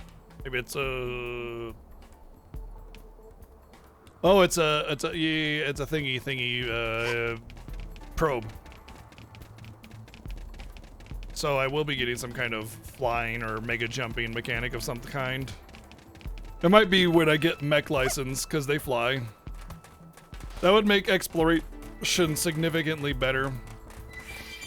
But if I had some kind of like hover fly kind of mechanic, you know, super jump plus hover, You don't necessarily need to fly because in a world like this, as big as and extensive as it is, flying would present the problem of draw distance when you get too high off the ground and would be very difficult to utilize. So I can see them not issuing the opportunity to fly, but having like a really high jump plus hover or something like that, that would make sense. We have to take them on. Start with Mega.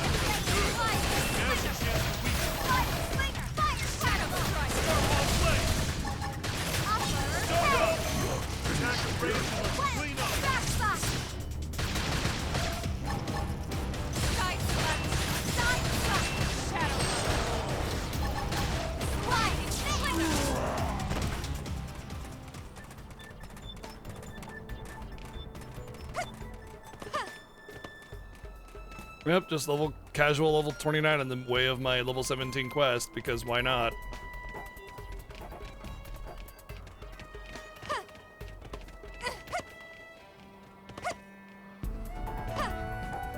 I learned a long time ago that utilizing the ability to jump around the field and climb mountains in Xeno games was really important to avoid shit like that.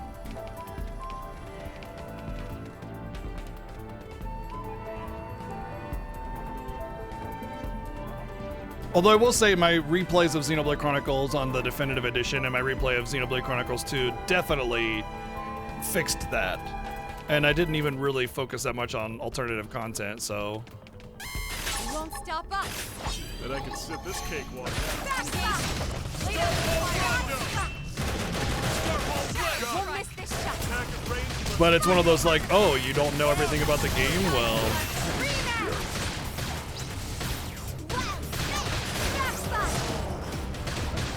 As much as I love Xenoblade, there are definitely flaws to the games. All of them. All of them have flaws inherent to them. And they're not small flaws, you know. They're pretty sizable flaws in a lot of the Xenoblade designs.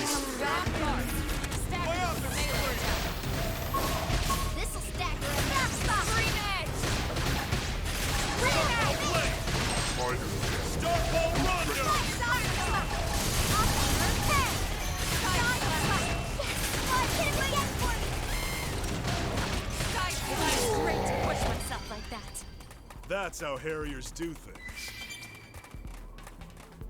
If you shaved your entire body, would they still be Harriers?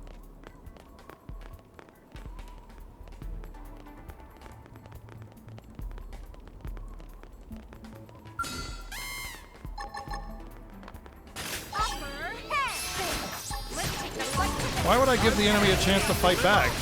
That doesn't sound sporting.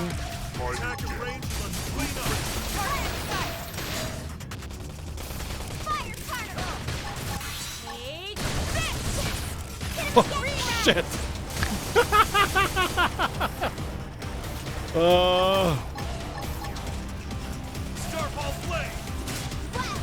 They got it. Attack at range and let's clean up.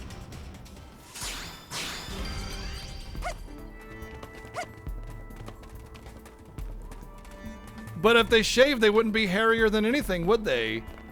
They wouldn't be hairier than anything, so they wouldn't be a hairier, would they? That doesn't make sense. You're not making sense.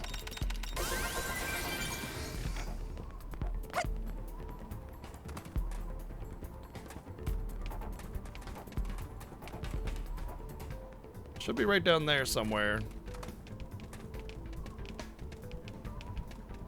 There's also a thing up there, a node of some kind.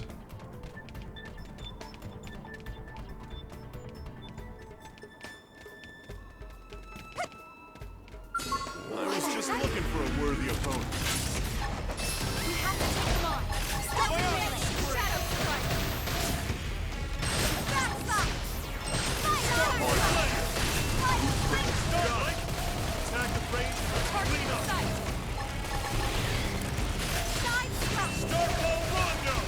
I noticed something interesting about the basic melee attacks. I believe, and I'm not positive about this, it feels as if both the melee and the ranged auto-attacking is on a different timer, which allows you to swap your weapons and get double melee damage.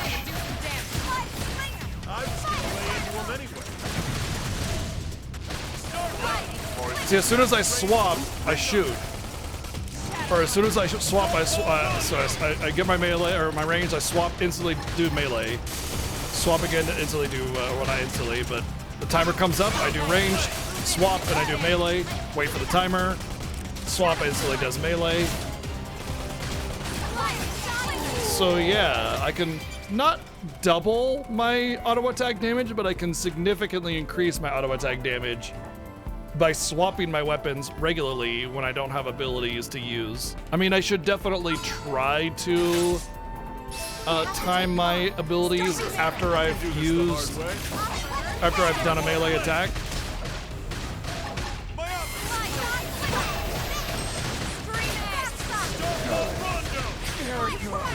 Oh, that's a lady prone.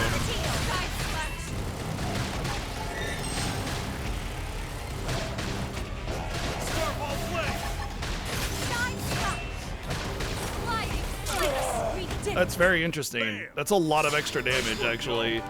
A good chunk of your damage is going to come from basic attacks. And by effectively doubling, or nearly doubling, depending if your attack powers are equivalent, that's a lot of extra damage. It also gives you something to do in between, like when you're waiting for cooldowns and stuff.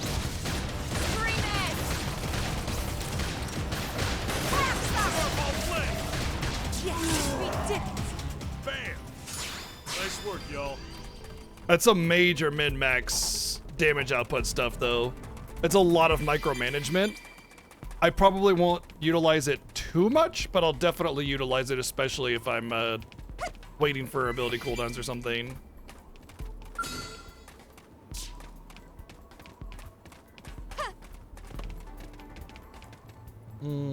It's up there.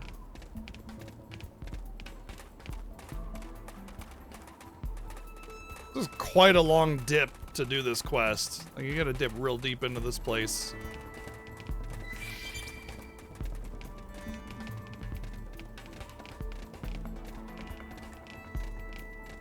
Stutter step, yeah, stutter stepping in Xenoblade 2, yeah, a little bit. Oh man, that was a really important mechanic. Well, I don't know if it's an intended mechanic, but my god, does it just like significantly improve the output that you can get, yeah. And I can sit this case on. Let's see, that was the wrong direction.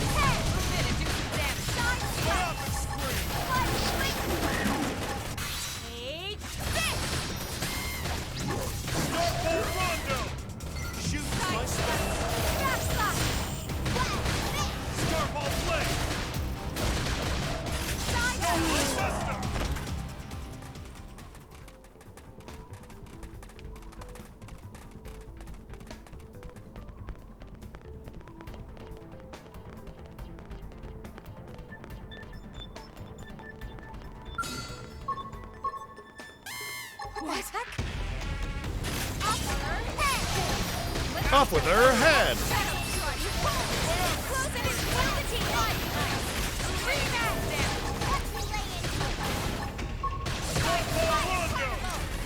I was gonna lay into him anyway.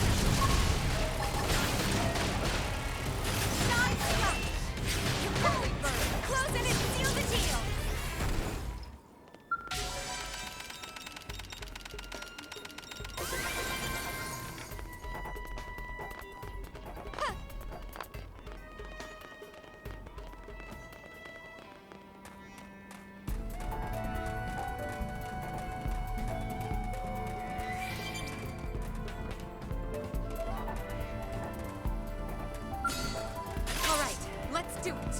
And I can sit this cake on. I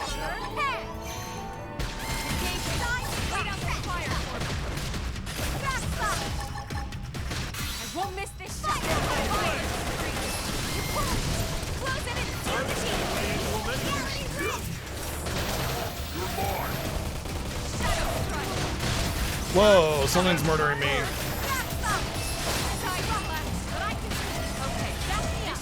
Fuck!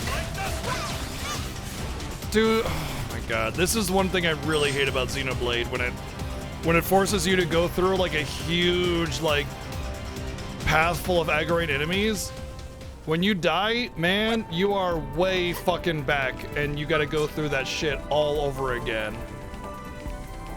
It didn't have to be like this. So now I'm gonna have to just try to run through, because otherwise I gotta fight all that stuff all over again. Yeah, I keep my XP and I keep my levels and stuff. But it doesn't mean anything, man, with how long it takes to fight everything.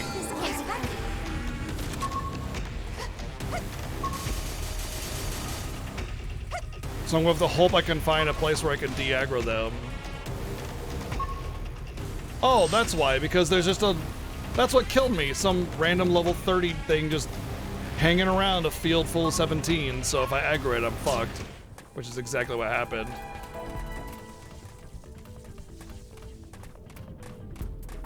So we're in some kind of electrical storm now? We're just constantly taking damage? That's not gonna help.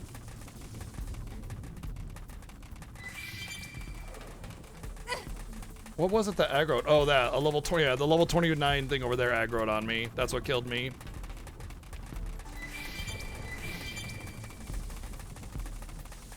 Wait, can I not recover out of this? Like, I can't I'm like out of combat recovery. I can't do that. Let's do it. Engaging.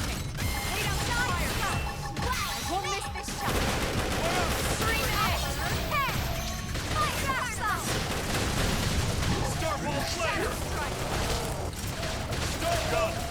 Attack the range. Let's clean up.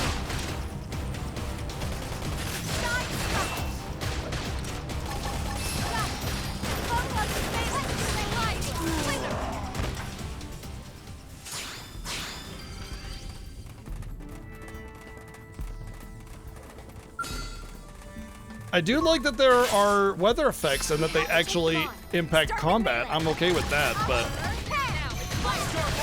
this feels like it might be a big problem. We'll see how it pans out.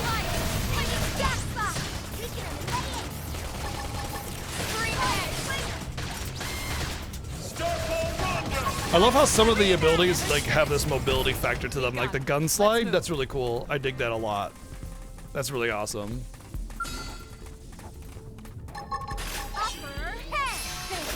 Let's take the fight to them. I'm waiting for a minute.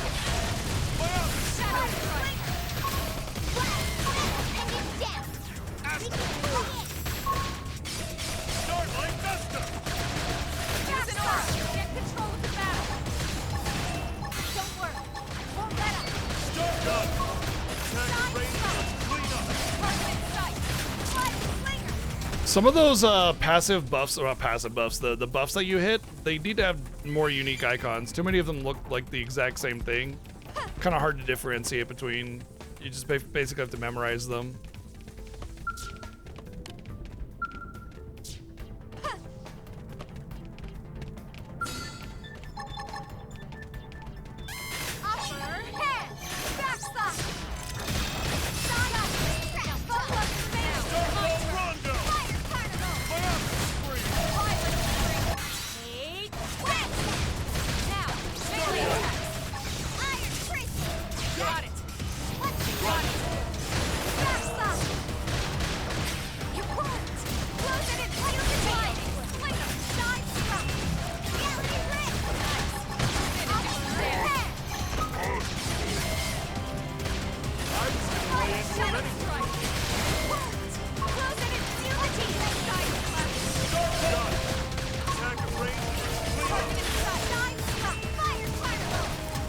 It also seems like using an ability resets the cooldown on your auto attack animation.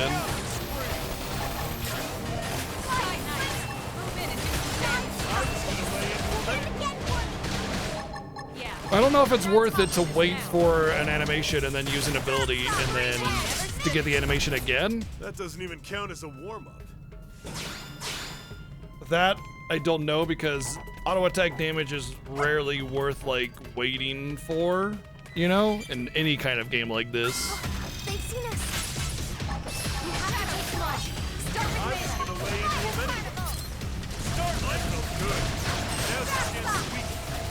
This one's gonna cut deep. You won't.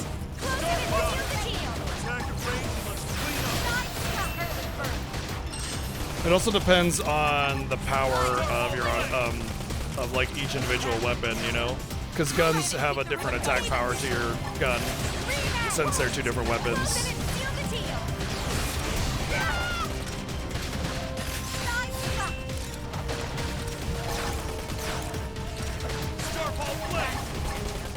Move in and keep the rhythm going. Right. I can save you this carnival. Yes, we did it.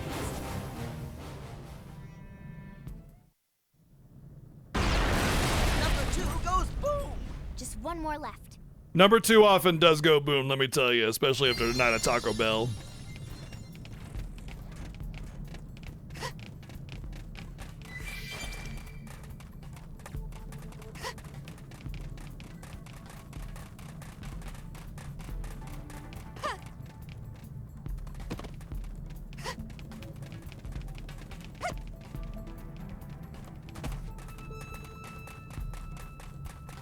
Sure, you can do this the hard way.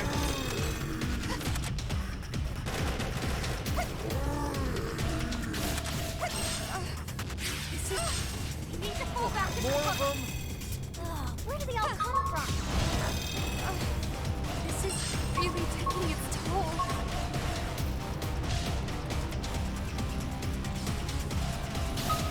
Ah, give me a break. Hit 'em hard for me. I'm out of combat, look at this. Oh, never mind.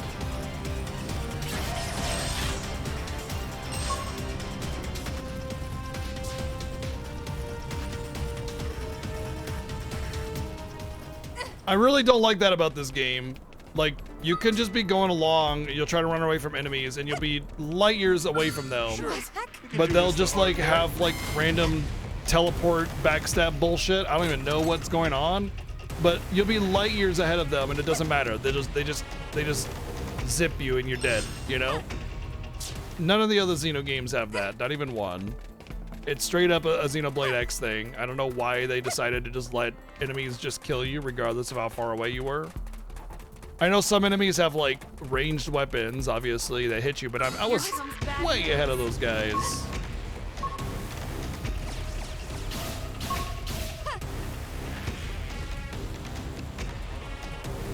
You can even see it on the minimap.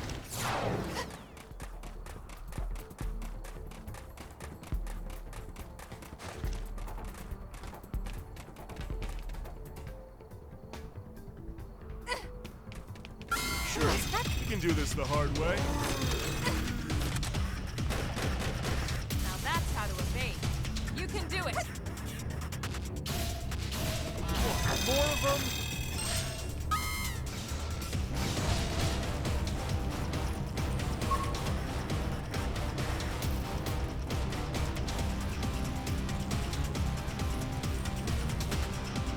They also tend to ignore aggro and will just kill the player right off. Like there was this time where I was aggroing these like high level enemies so I could run past them. I set my party in to hit them and get aggro, and I was way ridiculously far ahead of them, and then blip, I'm dead. And it's like, why? Why blip, I'm dead? You know, it made no sense. There was no reason why. Nothing hit me. They just blipped, I'm dead, you know? I would say this game is definitely the biggest offender of like punishing a player for just trying to get through the dang world over any of the other Xeno games. And I can see now why like the other ones are definitely so much more friendly, because they for sure saw like how poorly they had implemented the mechanic in this one, and they're like, yeah, we need to back off on that. That's too much. It's way too aggressive. Oh, hey. Hello.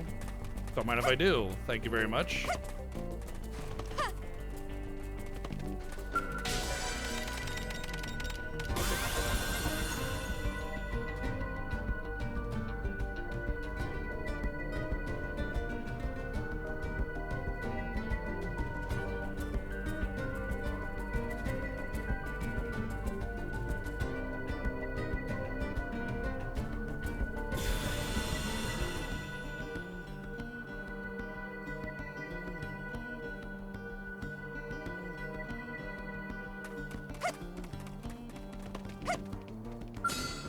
They're not called Hoxes, they're called Melphites now in this one. I mean, they have like similar enemies in this game, but they're all unique naming convention to this one over the other Xenos.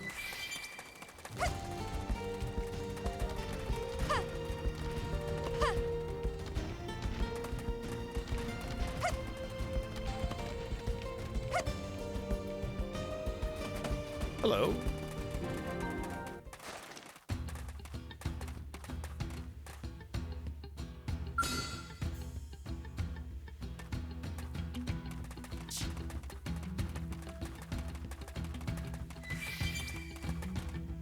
This isn't an ant nest. This is a bad guy nest.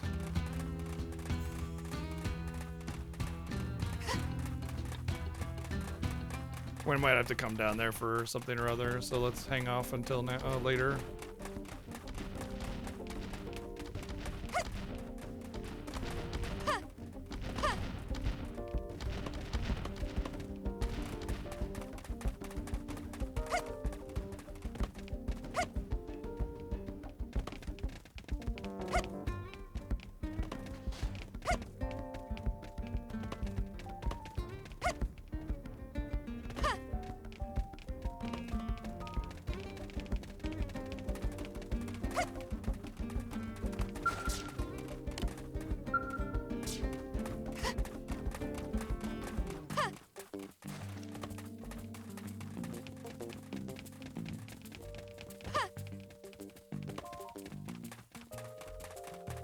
I would say, fuck.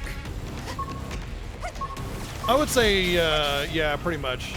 Definitely agree with the environment is pretty distinguishable. I love the jump animation. Very cinematic, movie-esque.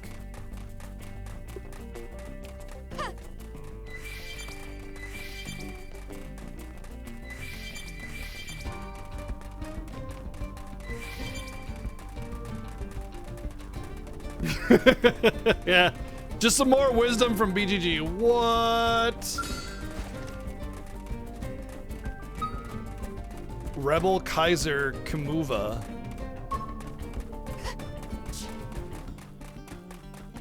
Those guys were sick looking. Yo, that doesn't look friendly.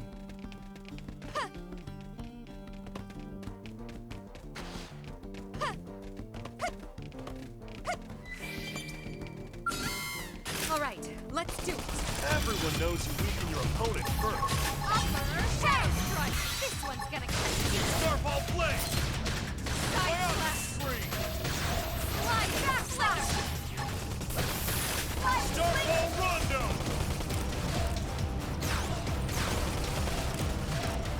So far, like, if I had to rate Xeno games based on, like, my experience with X so far, it would definitely be 213X so far. So what I'm saying is this is so far my least favorite Xeno game, but I don't hate it. You know, it's like, well, yeah, you know, I have to have a least favorite something or other. Close in and seal the deal! I was gonna lay into him anyway. Starball Rondo! But it hasn't really impressed me the way that, you know, Xenoblade 1, 2, and 3 did.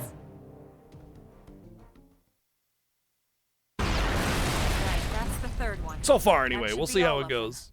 I know that Xenoblades tend to be a slow crawl up to the awesomeness of it, you know?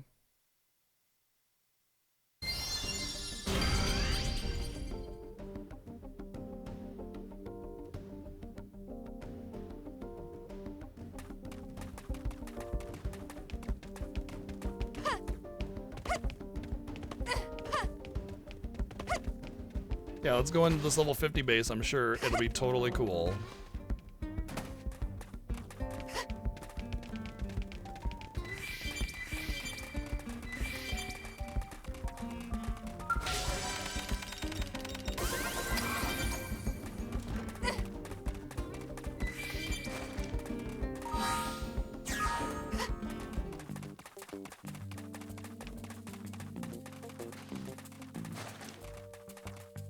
Oh yeah, walking to the destination would be long, so we're gonna quick travel.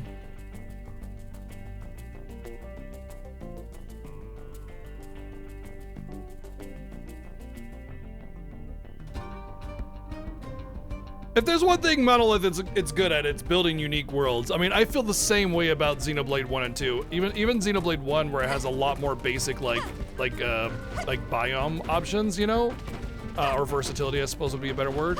I could tell like right away where somebody is at, you know, based on like what the terrain looks like, even without the, you know, the biome or whatever it is. So I mean, in general, they're very good at designing worlds and making every place feel unique.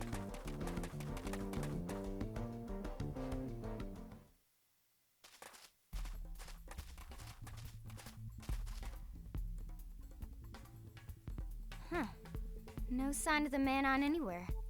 Where would they go? Hey, what's up, Sparkle? Maybe back to their ship? Friends, look, over there. Boom booms. Let's check it out.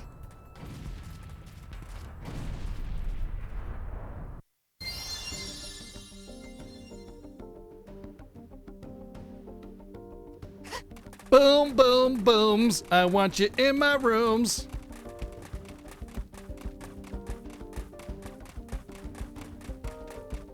Those boom booms are very far away. I can cut half the distance with a quick travel.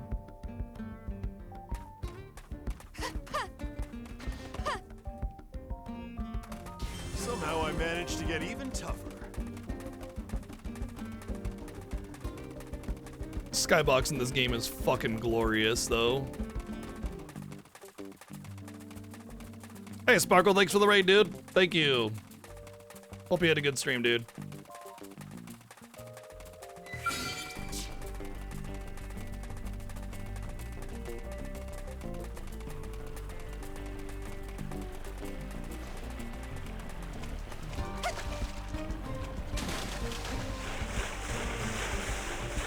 Dropping frames, I know the struggle. There was 2 times in my 7 years of streaming that I had like repeated, consistent frame drops, and both times it was my ISP, and both times I called them over, they fixed it, and I moved on with my life.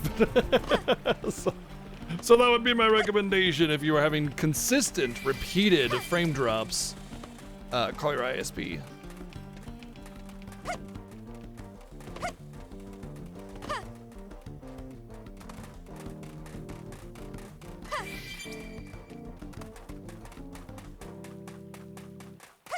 Ooh, quest. These quests I like. They're typically good, they don't interfere. You can just kind of go and do them and whatever.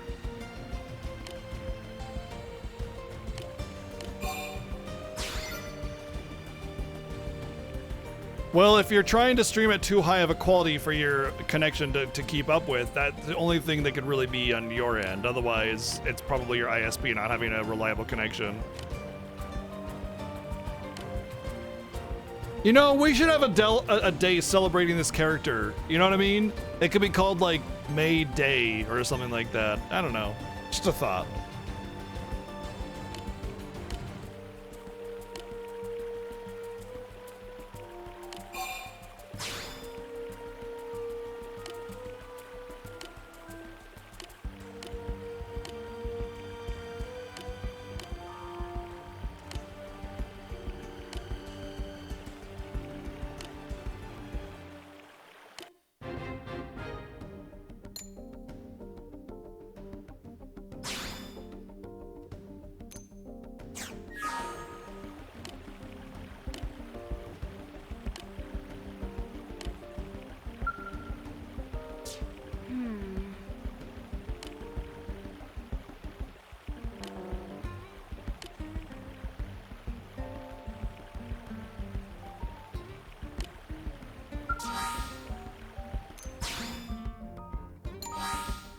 Oh, it's even called Mayday.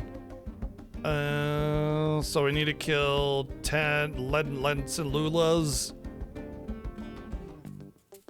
And then just collection.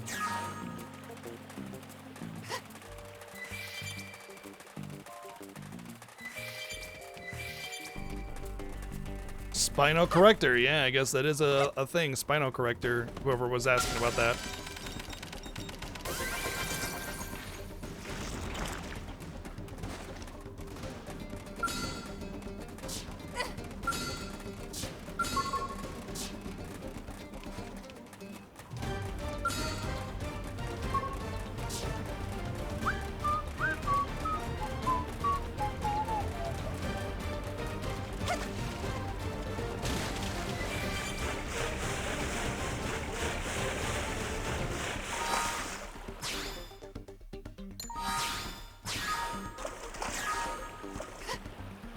Well, setting this did not give me any tracking.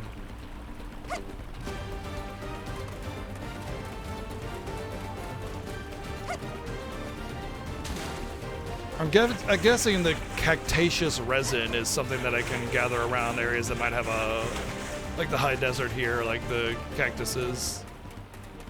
Yeah, there's definitely cacti.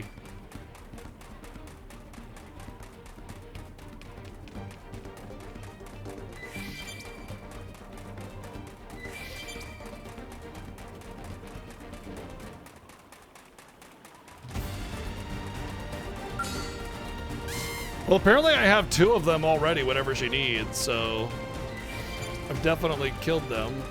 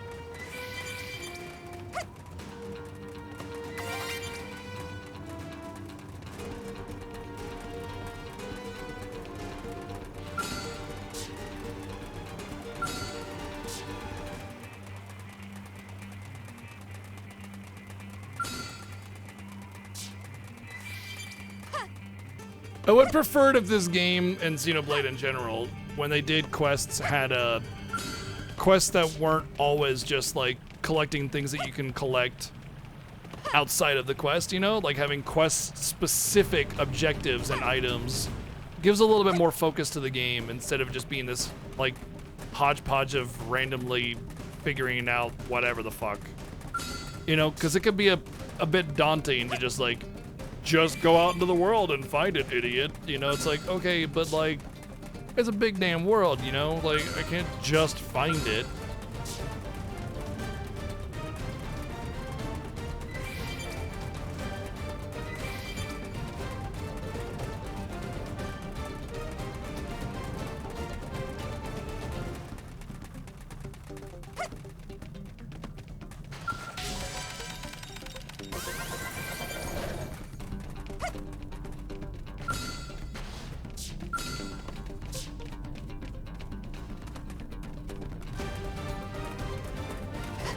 Technosulus.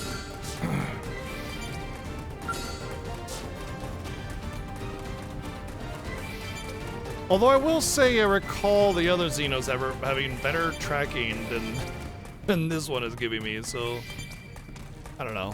I'd still probably recommend looking up locations of things, but that's not how I do. Like for most people, I'd recommend looking up the location of things.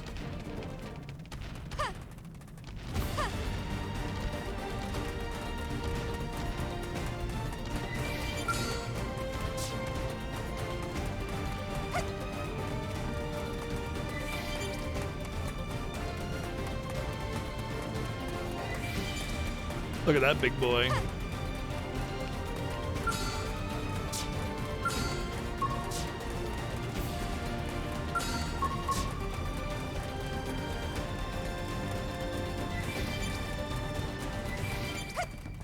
You know, I should have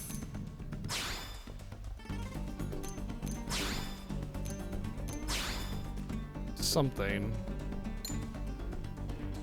Tentaculus or something. Clay Technisula. Oh, those guys.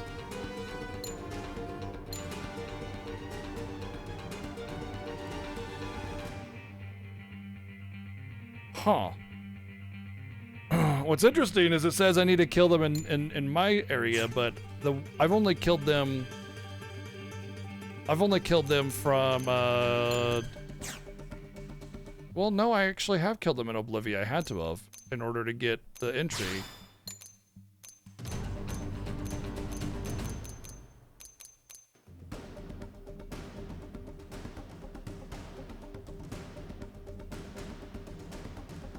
Although I don't remember killing any of them in Oblivia.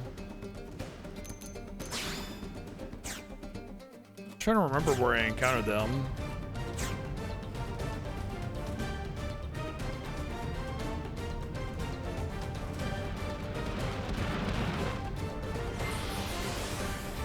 If I did encounter them, it would have to have been pretty early in the map.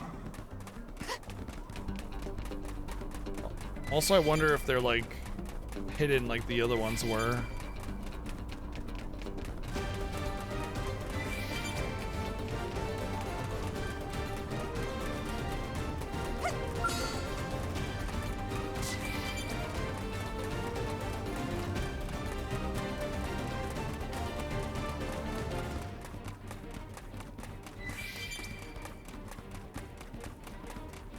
I wonder, because I wonder if I could just kill the ones in the other zone and get the item.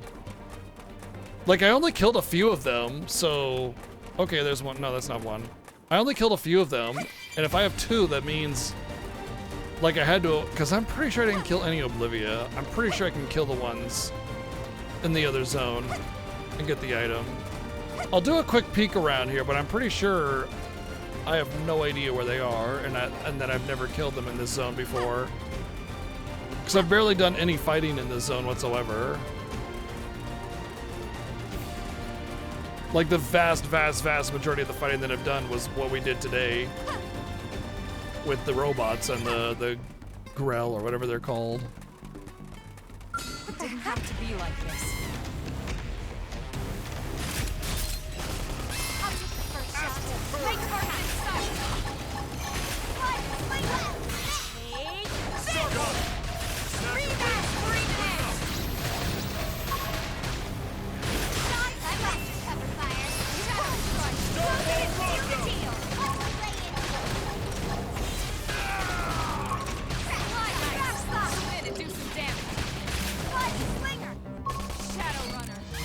I was gonna lay into him anyway. Another dawn to dusk workday? Sounds like fun to me. You must be hungry. Want me to whip something up?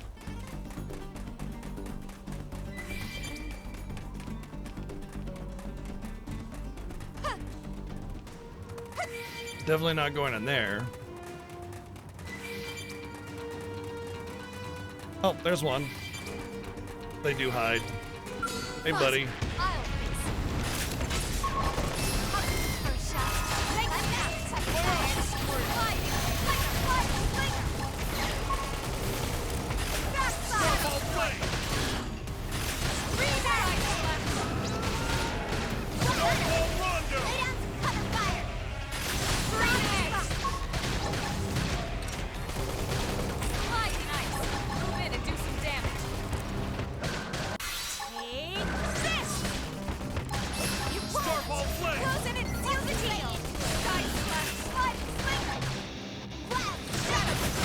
Still haven't figured out what causes them to go all super defensive. And like how to stop that from happening. I was gonna lay into him anyway.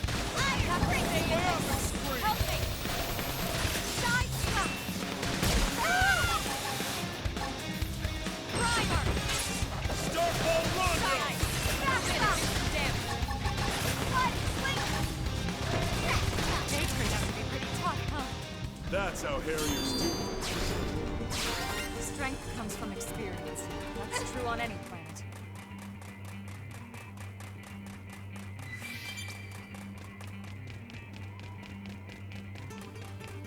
I was just looking for a worthy opponent.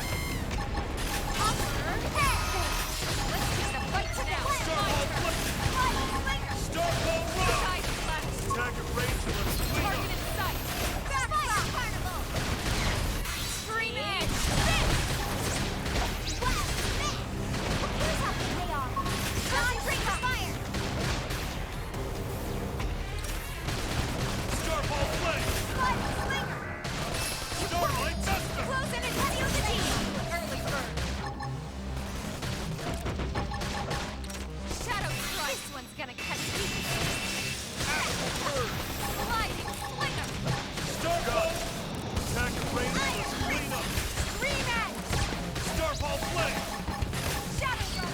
Whoopsie.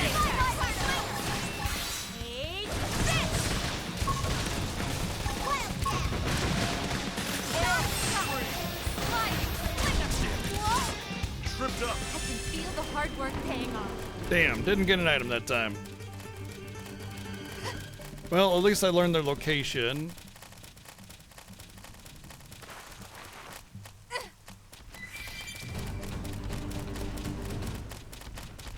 And I'm pretty sure things just naturally respawn. Well, I don't know actually how things respawn. I think I need to take a teleport or a fast travel or something.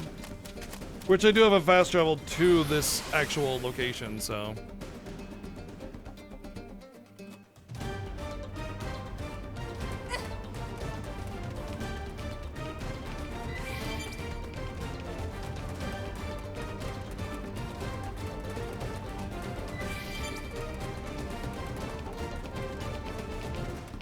It didn't have to be like this.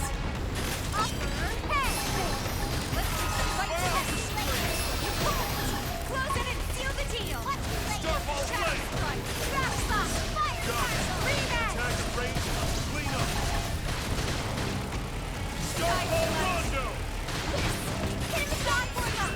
Yeah, you're on top of this now.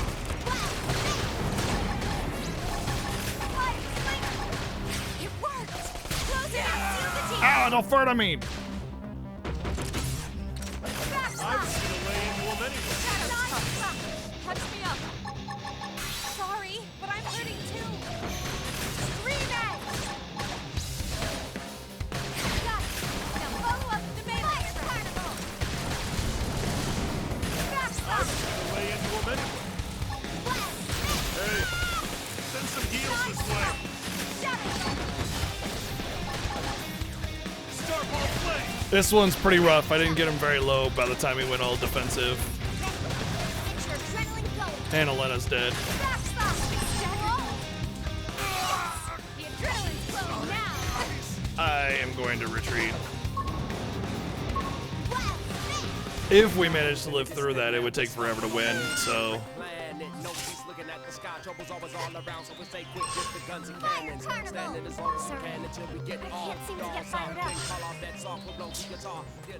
That feel when you can't get fired up. It's just like, I want to get fired up, but I can't. Jeez.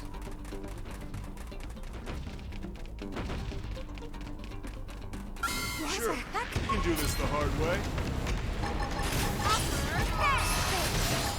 Starfall Rondo. Starfall flame. Fire carnival. Biotic spree. Already, this is way better. Move in and do some damage. You won't. Close in and seal the deal. Starfall flame. Side slash. Shadow strike. Got that. Follow up the melee. Astral purge. Rematch. Starfall Rondo. Move in and do some damage. Astral purge.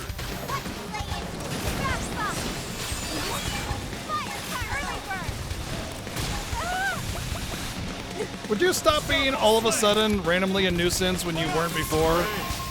You know? It was like, this was fine, and now it's a nuisance. Could you not, please?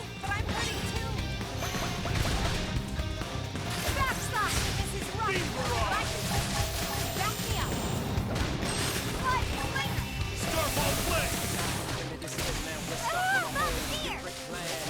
Got him. Attack and range. Let's clean up. Astral purge. Leave this to me. Okay?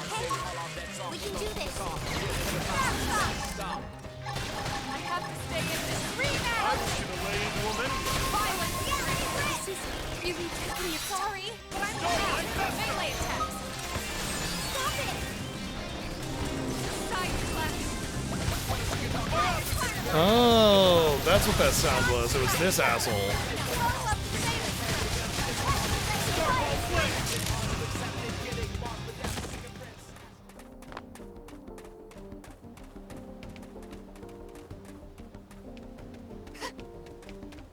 Oh, I know that feel.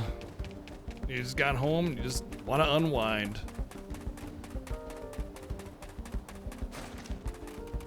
Bring it on.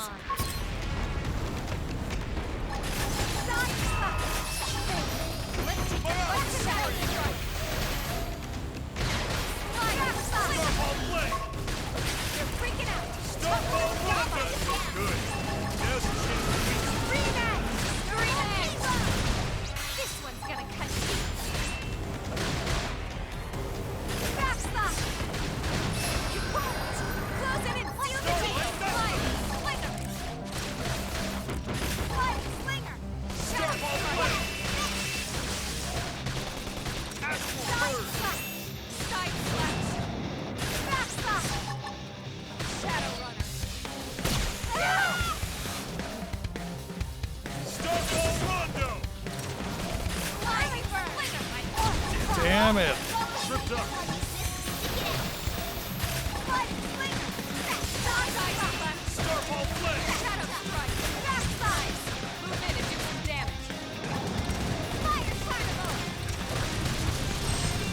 Yeah, it's clay testicula. Do not kick in clay testicula. May cause shattering. Very painful.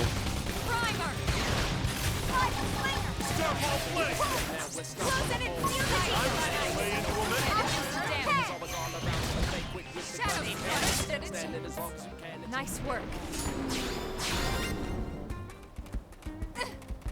It's like I said before, it's my least favorite Xeno game so far, but a lot of Xenos really kind of take time to sort of get into the good parts of it. But this game has by far been some of the worst game design I've ever seen in my entire life. However, it's like sort of, how do I explain it? It's like, it's isolated, sort of. It's sort of isolated. Like, you're definitely almost positively going to get caught in this like soft lock trap of bullshit.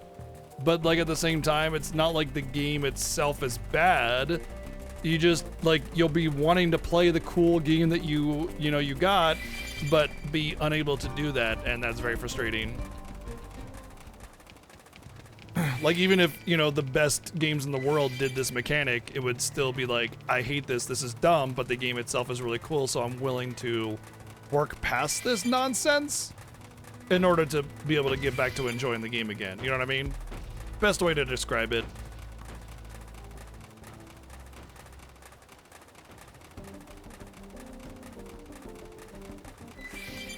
Ah, nice.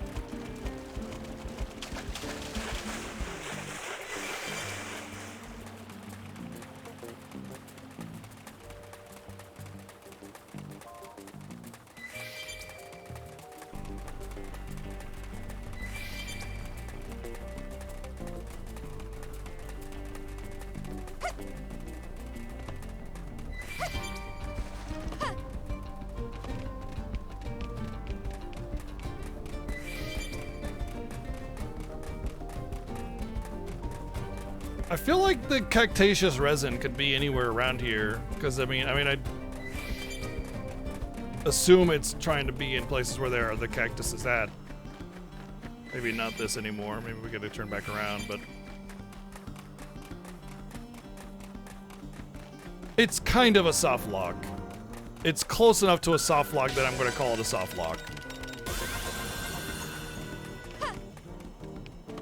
Like, the fact that you can get trapped in the quest, you have no idea how to get out of it, and it's like the potential for how much you'd have to grind to get out of it is significant. You know what I mean? Like, you could legitimately have no mining probes and just like be sitting there waiting for something to happen that will never happen, and never knowing that it won't happen whatsoever.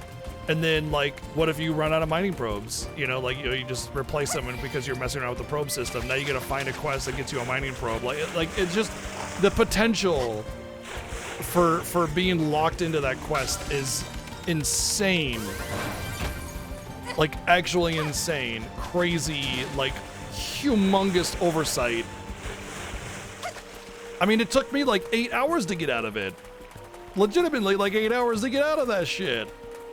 It's like an entire day of streaming with the internet helping me, you know? So, in my opinion, it's a soft lock because, like I said, the amount of, like, potential to get locked into that is substantial. Not to mention, like, what if, like, you don't have an internet connection? What if, even, oh, okay, that's not the one I needed. Even if you know how to get out of it, it could stick you for 8 hours. Like, let's say you play a video game, like, let's say, I don't know, Castlevania, and you accidentally go out of bounds because you clipped through a wall, and you're trapped inside a little, like, out of bounds area. Let's say, for the sake of argument, that it is possible to get back in by clipping through the wall again, but you don't know how the hell you clipped through the wall. You're just stuck there. And if you sat there for 8 hours trying to get clipped out of back into the room, you could do it. But it would take you 8 hours to figure it out, you know what I mean? Or just like to accidentally like do the thing again. The point I'm making is you get locked in for a long time to advance the game. In modern games, the form of soft lock is not the same as it is in like retro games where they're very simple. You get knocked out of a wall and done deal. You know, with modern games, they're so elaborate that like getting in a position where you can't advance the story, that's a soft lock. You know, yeah, I still have the entire world to explore and I can still play the game, but I have no idea how to advance. And even if I do have an idea how to advance, it still took me 8 hours to do it, you know?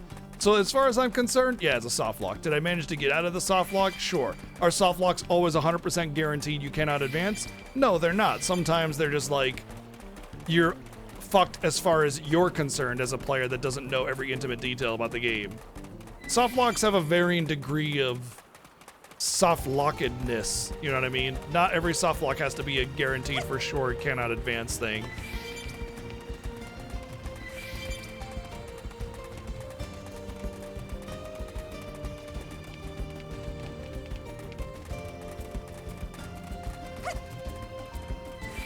Either way, regardless of like the definition of soft lock, it's an insane barrier to advance the game. Like, astronomically bad, insane, crazy. What in the absolute nine hells were they thinking? No matter how you shake it, you know? Well, this is the area I got the first one in, so it was like this node right here or something like that. But as we all know, nodes are random, so...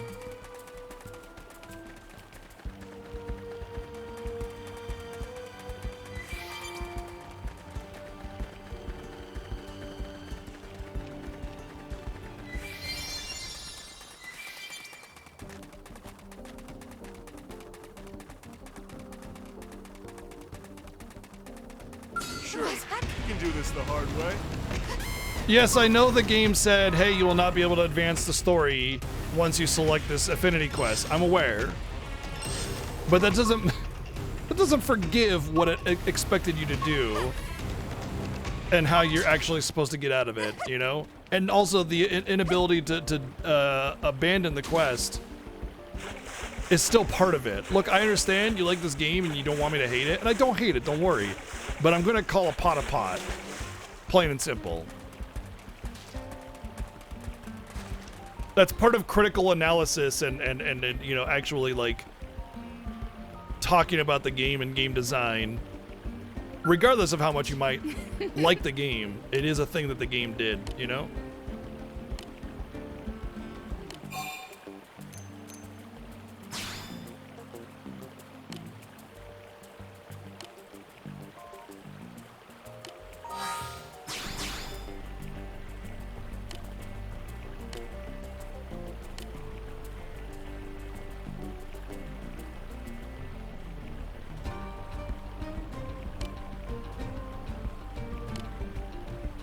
I understood the probe mechanic just fine, but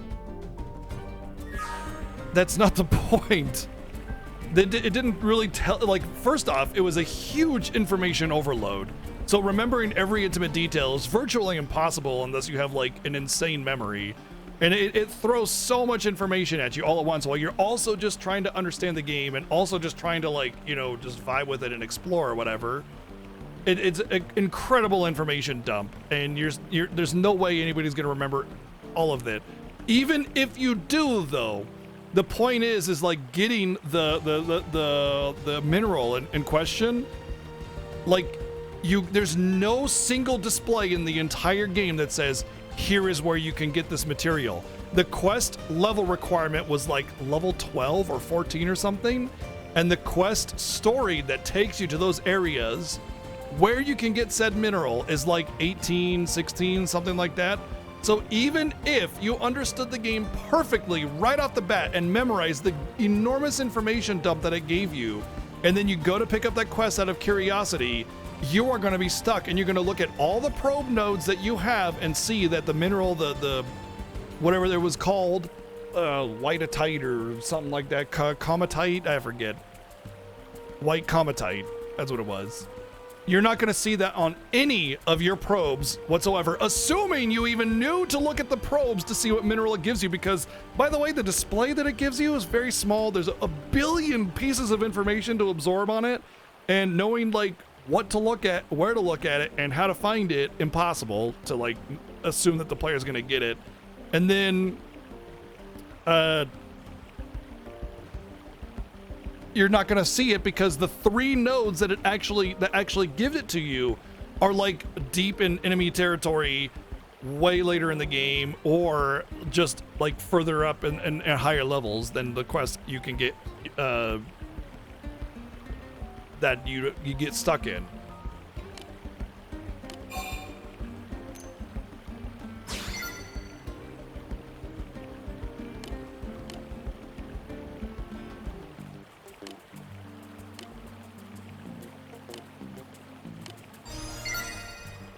All right, that probably actually gives her as a optional another quest. Okay.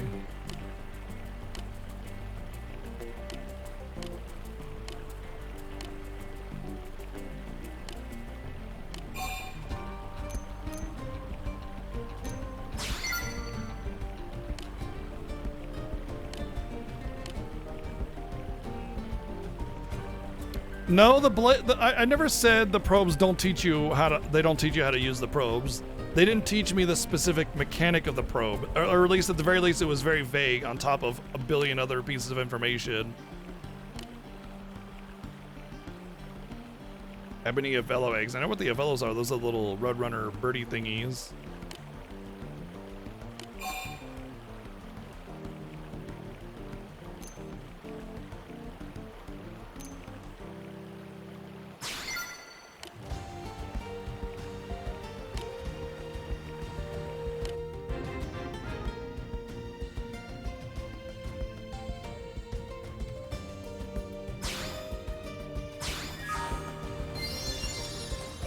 Well then.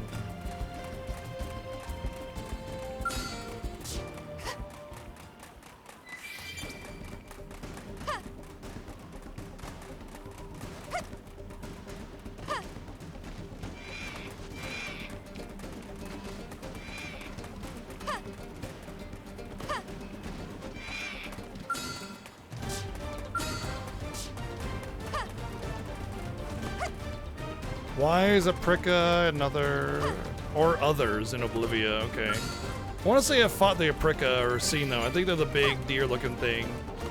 And then the other ones, I forget exactly, but I'm pretty sure I've seen them around. I'm fairly certain I can do this quest. You can do this the hard way. But I kind of want to do the story, and just kind of like if I stumble upon the enemies, then I'll fight them.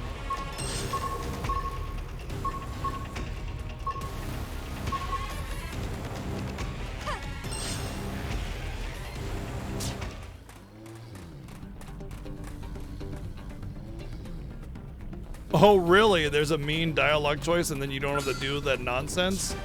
All I'll say, Boom Baby, is that the internet is rife with complaints about that quest and how moronic it is. So, I mean, the literal rest of the world is on my side on this one. Sure, we can do this the hard way.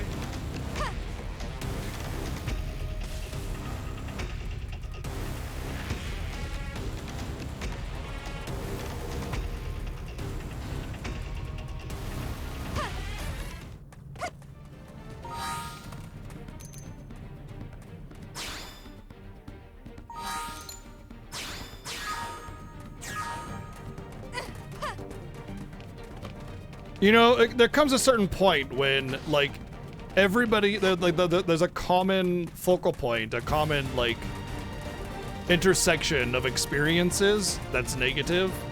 There comes a point where it's like, maybe you got lucky and you managed to avoid the quest until such a time that you understood it.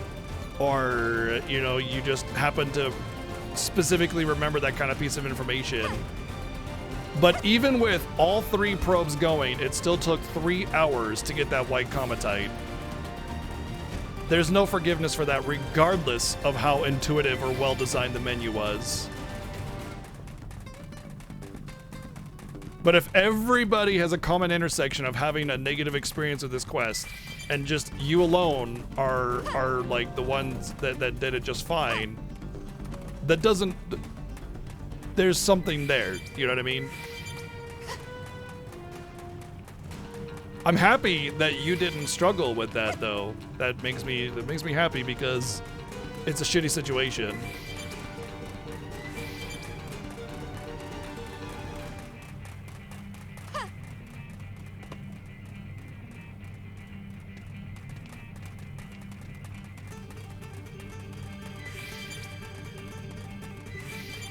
No, it's 100% the game's fault that it locks you into a quest that, even if you know perfectly what to do, it's going to take you anywhere between 1 to infinity hours to complete, and you cannot advance the story otherwise. That's 100% the game's fault.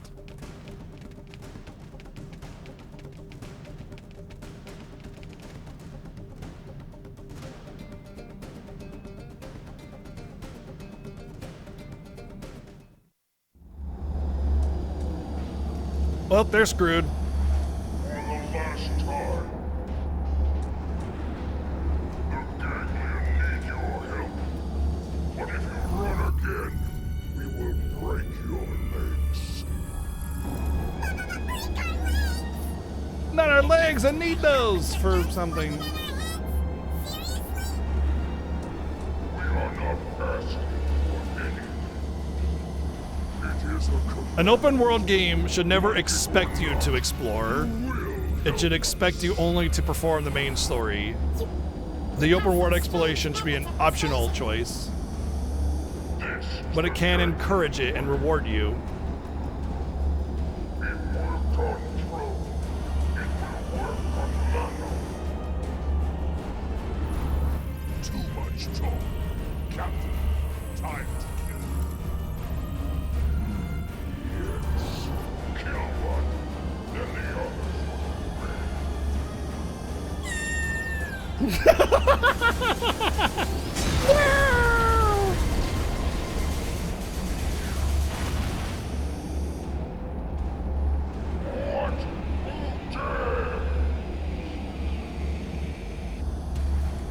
Just in time. Wow, we Now go. Quick. knocked down that whole mech with just some machine guns?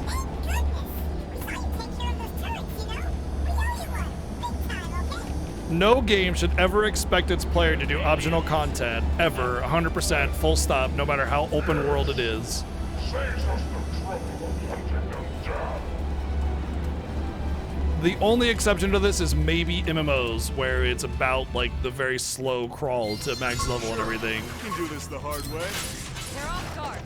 Stagger melee attack. Myopic screen! Have a little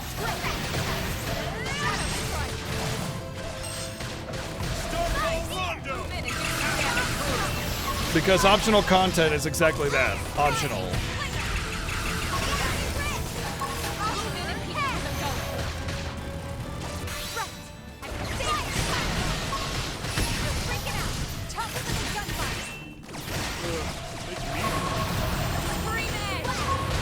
The quest that I did was definitely optional, and it locked me into it without being able to advance the game because you can't abandon quests.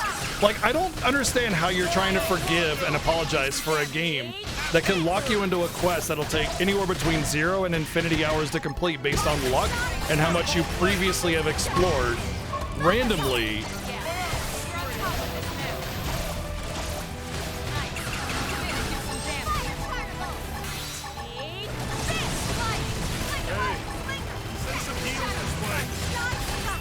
Sorry, but I'm ready to. Move in and keep the rhythm going. Tripped up. I've been saving you. Sorry. Good job, Doug. Slide, also neutralize. Switch to close range combat. Side stop. Side slash. Back stop. Shadow strike. Xeno games are among my favorite games ever. I like it too.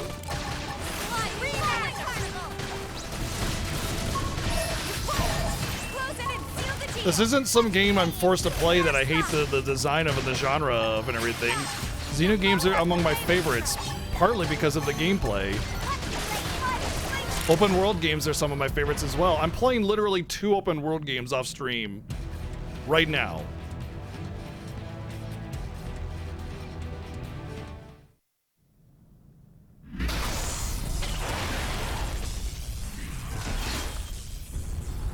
But I'm also honest.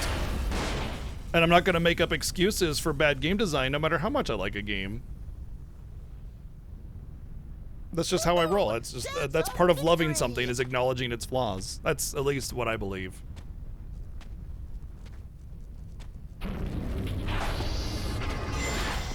Damn it.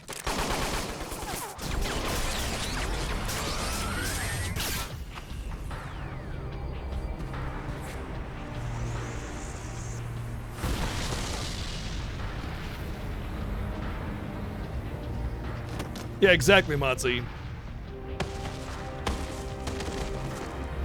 Oh, ripped my arm.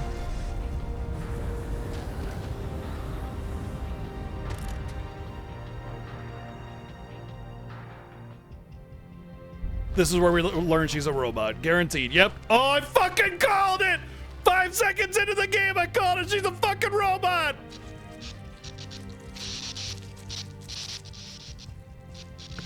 Are you alright? What? A friend is a robot? I'm gonna block all feedback to the nervous circuits. Still hurt?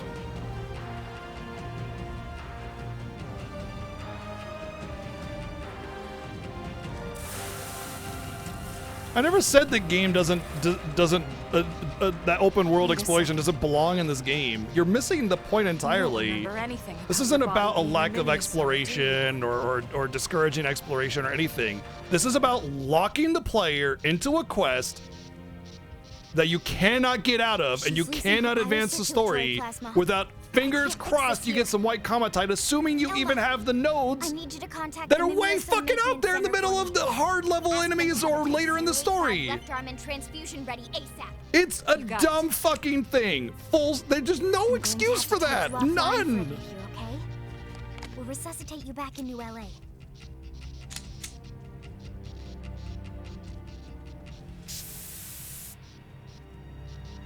Don't worry, you're gonna be fine. I promise, okay? Just flip the switch. Just turn her off. Bloop. I'm sorry, I can't turn her off. I only know how to turn on.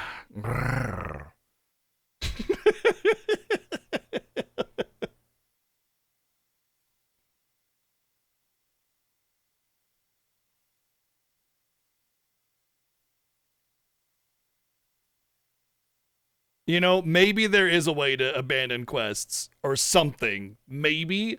But I looked everywhere and found nothing. So without being able to just abandon the quest right there on the menu or something, like, it doesn't matter. A shit's hidden, and that makes it just as bad. Assuming that there even is a way to abandon the quest. But I don't think there is.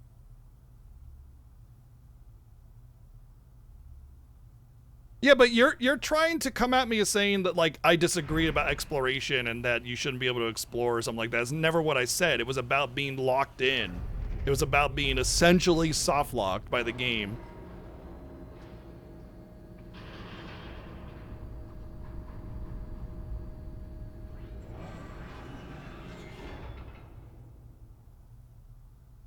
I accepted a quest. It didn't let me abandon it no matter where I looked in the menu. It wouldn't let me advance the next part of the story. I was locked in.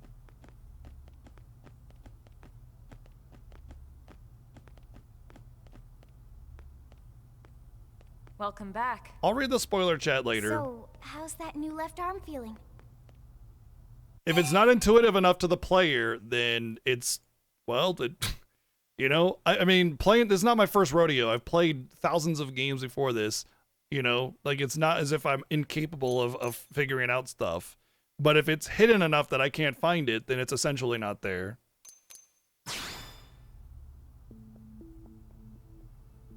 And considering the vast array of players who played this game on the internet also had a similar experience, I'm not alone in that. Man, what a relief.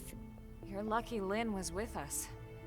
If she hadn't acted as fast as she Let's did... not mock each other and laugh at each other. We're having a discussion, you know? Nobody's mad at anybody. Oh, it was nothing. Before we go any further, I wanted to apologize. I should have realized... It's a good you discussion, hadn't honestly. forgotten about I'm this, enjoying but it. As you probably noticed, the body you're inhabiting is artificial. We call them mimeosomes. MIMS for short. Mimeosomes are designed to mimic human physiology as much as possible. The whole point is for us to forget about them. That way we can still enjoy the things we love, like cooking. We're all like this. I doubt Every it, Fuji. single crew member that escaped on the White Whale. Because it's a common quest that people All were of us complaining are about. I had MIMS. to have people look it up for me. Why would friends all become Or robots? rather, I had to get help from other people Well, to be more just think specific. about it. It could have taken decades to find a new planet to call home, or even centuries. We had no idea. Who would want to crew the ship if they knew they were going to grow old or die along the way? Lots of people, actually. Tatsu see Linley Point. When the Earth is going to Our actual explode. bodies are waiting in the life hold, in stasis with all the human passengers. We control our Oh. mimeosomes remotely from there. We're all robots. So you see, that's why it's so important for us to find and protect the life hold. Our lives are on the line here too. Okay, well they worded it, they lied to you. They said only important personnel were taken out of the life hold. They lied Everyone, including every for, man to, in for the New LA, setup. would drop dead on the spot. That reminds me, something else you should know. It's possible for us to switch to another mimeosome if these bodies fail or become too badly damaged. But the process requires equipment from the Lifehold Core, the central unit of the whole operation.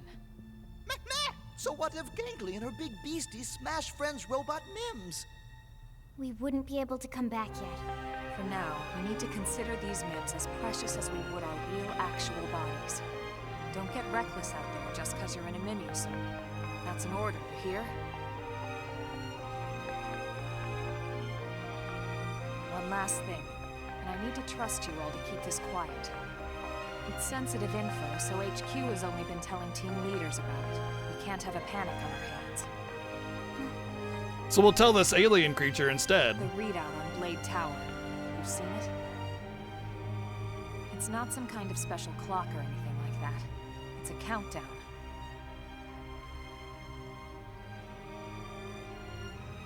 Big number counts down to what? The Lifehold shutting down. What?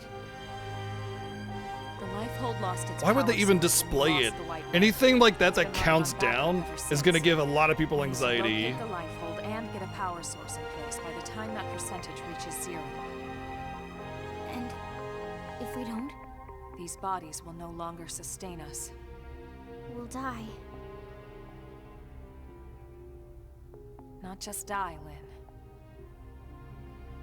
Die out. It would mean the end of the human race as we know it. The end of everything.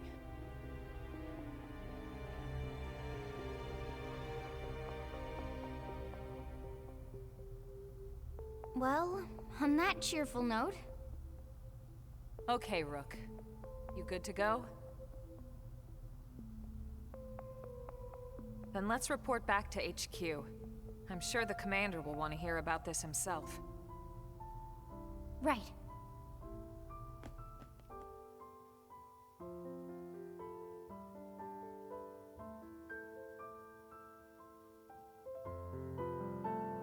Well, that's what they said. They said everybody's a robot. But they lied. They said only important personnel were taken out of the life hold. And they're like, just kidding, we're all in the life hold, LOL.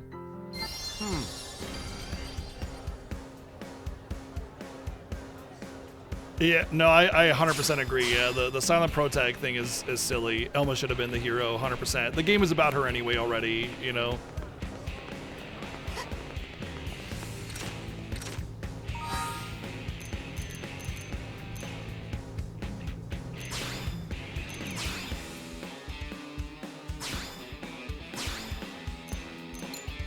Yabba dabba dabba dabba doo.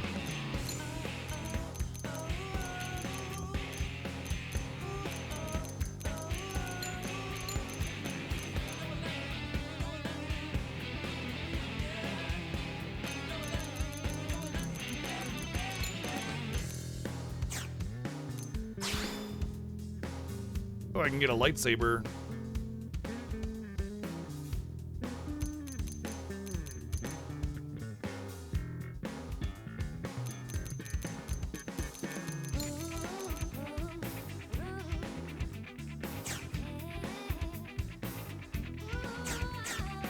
Honestly, if this game was like actually redesigned a little bit to be more in line with how an MMO should play, and then of course it was an MMO, I probably would have dropped World of Warcraft to play this, to be honest.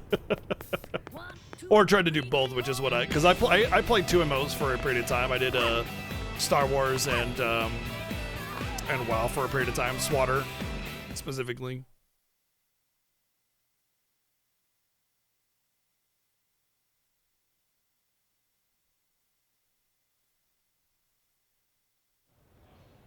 Welcome back. Your floppy friends here filled me in on everything. You did good. It's not about the fact that it does or doesn't warn you to go into an affinity quest. It's the expectation of that specific quest on top of locking you in. That's the problem. It's a combination of things. I understood that they locked you in, but not being able to abandon it was the problem. That started everything.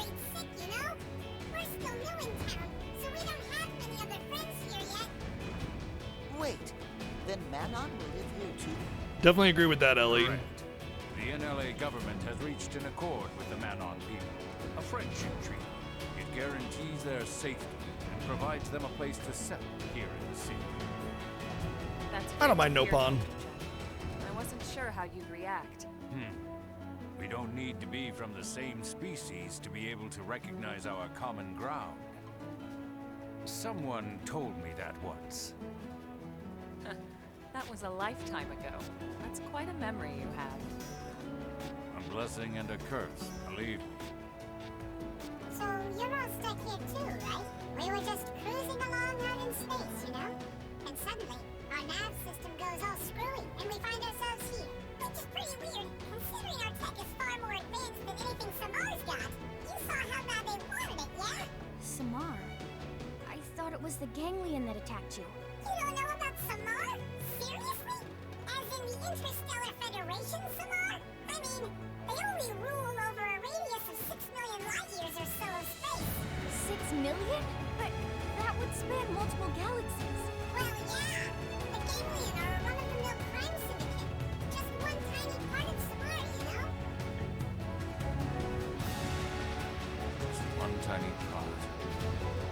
My good man, in the spirit of our agreement, we'd appreciate any intelligence you'd be willing to share. Of course, of course. We'll tell you all we know, okay? After all, we are friends now. Yes, we're friends now. Protect us, right? Because we live here now. Right? Oh, look, look! Here comes our little ship now.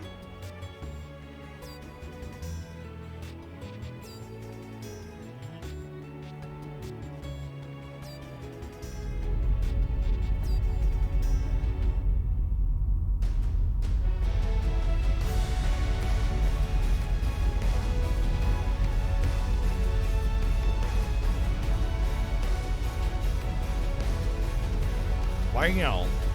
Casual city-sized ship.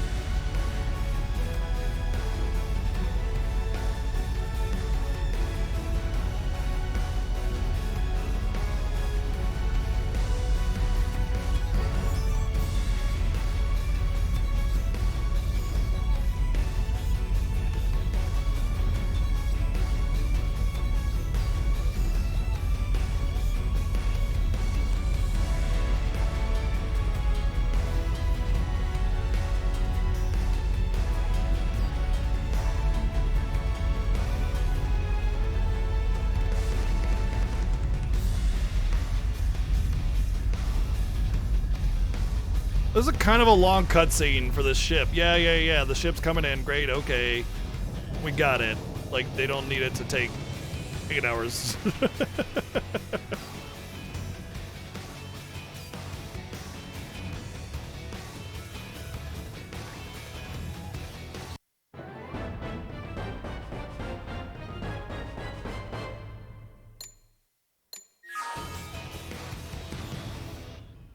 It was the same way. There was another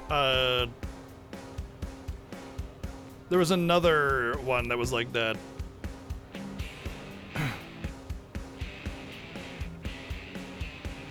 The ship the Manon live on is really something. We should spiff things up in our home too. Why not try customizing the barracks? We already did that. Word on the street is that a new Manon arms manufacturer called Canon Incredibles coming to town. I bet they're packing all the kinds of crazy tech for humans wouldn't even dream of. Okay, that's cool. Overdrive. The dawn of Mimosome tech gave me a new vessel with it. A new method of attack. Overdrive. Accumulate 3,000 TP to unleash a devastating technique. It's bound to prove useful. This is such a weird way of implementing this. You know? Like, it's a special ability, and they're just like, hey, you can use this now that you know that you're a robot, lol. And it's like, that feels as if it should have always been a thing. Or at the very least, like, introduce it in a more, what do you call it, like, narrative way, you know? Like, there's another way that they could have determined, you know, or shown that she was a robot, like, you know, maybe she just kind of did some kind of, like, instinctual pew-pew thing, and also lost her arm in the same, like, story, you know what I mean? But instead of it's just like, dude, you got an overdrive now. Oh, okay. Eh.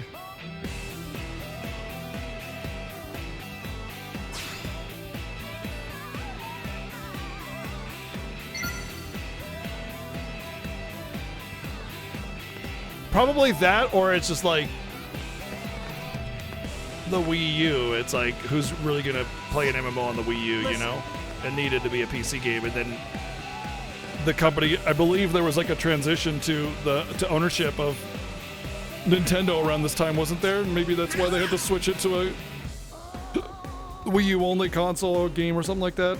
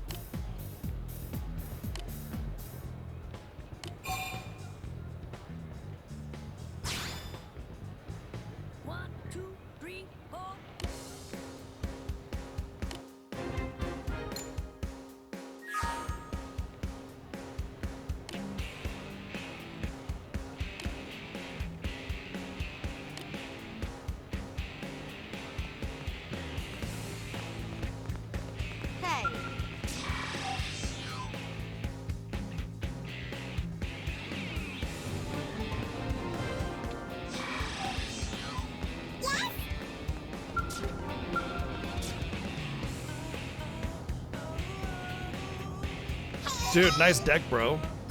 Cool, you know?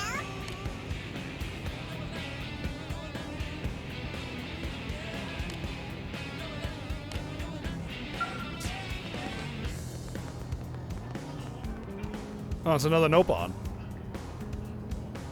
That's the first time I've seen another Nopon. What? Well.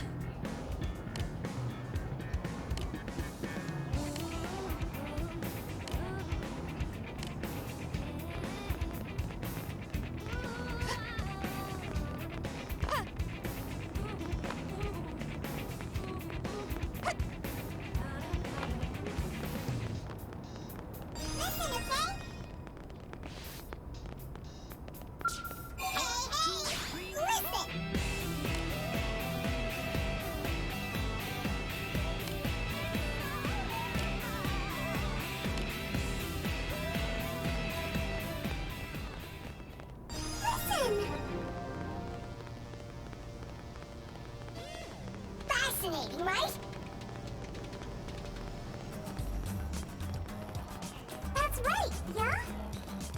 Yeah? What are you walking now? I like the swap up on the track here. It started off all laser beams, like 80s expectation of what alien music should be like, and then it's just like normal, upbeat, little, almost like a bar music, you know, like a alien bar of some kind, but still just feeling normal.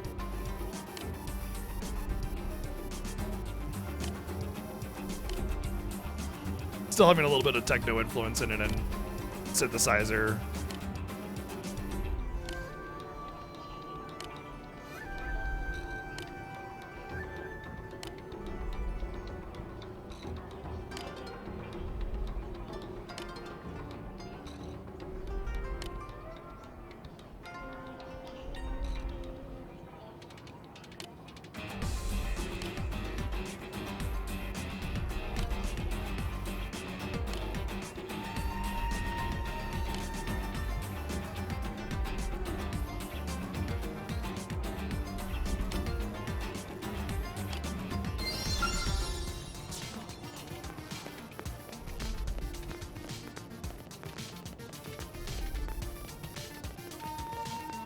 All right, well, I could probably do a job change and be able to equip those.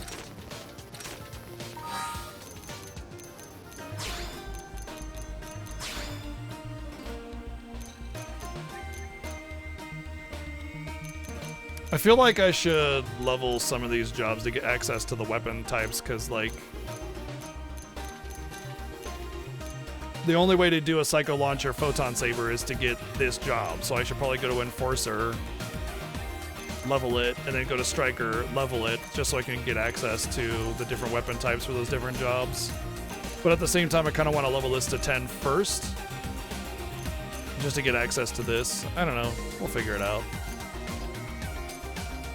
Yo, what's up, Selnica? How you doing? I imagine,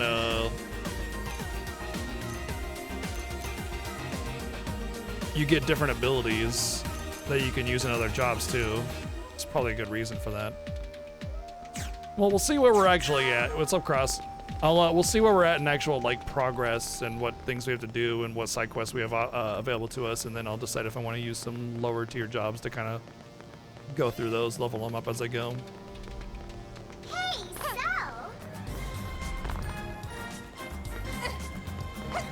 so? Celtica, 61 months of subbing, dude. Thank you.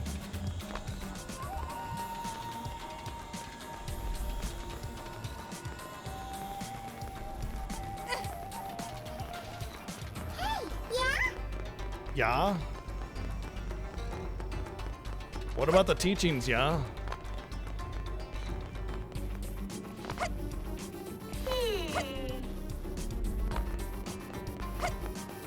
Well, yeah. Damn it.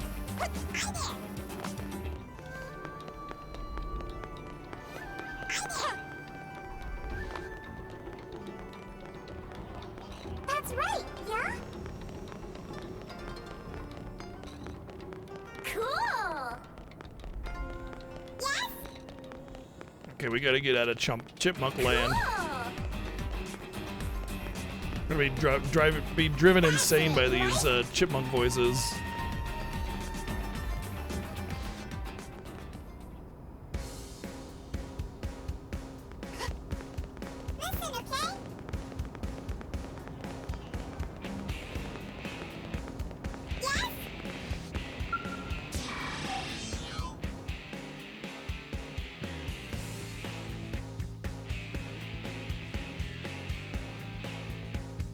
Yeah, but mousing over the sub icon tells you how many months somebody subbed. Hey.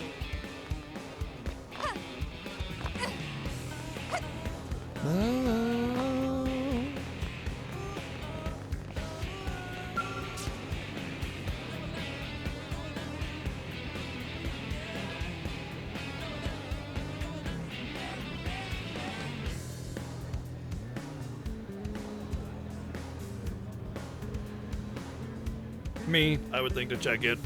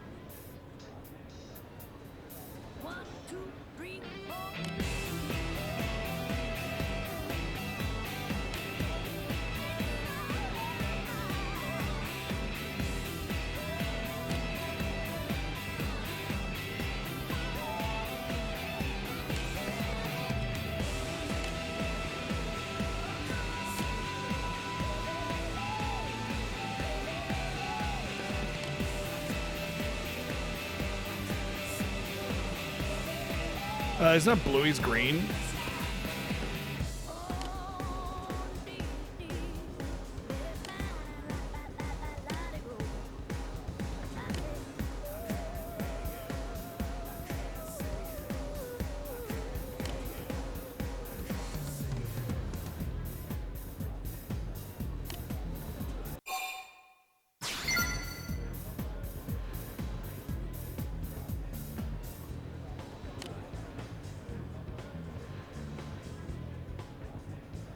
One, two, three, four.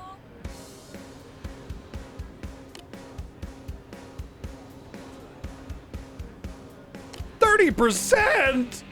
What? Oh, 30% on Oblivia. Dude, I don't even have like 10% barely on the first continent thingy, world, whatever.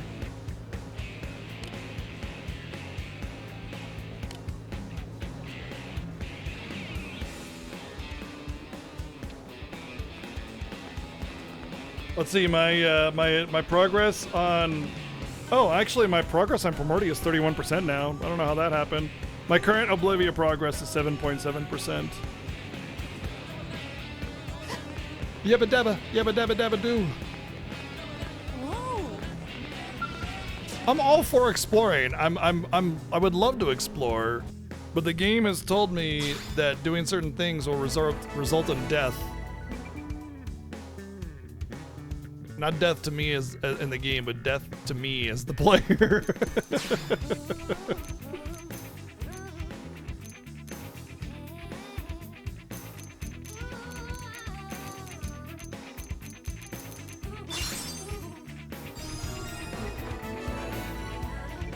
Ooh.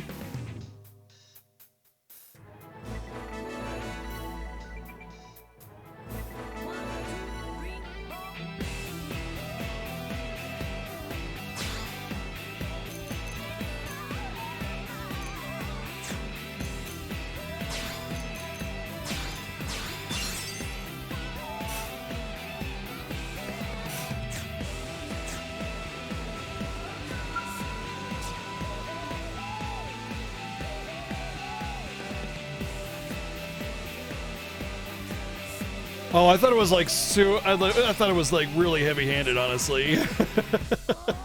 Although what I did not predict was that everybody was robots.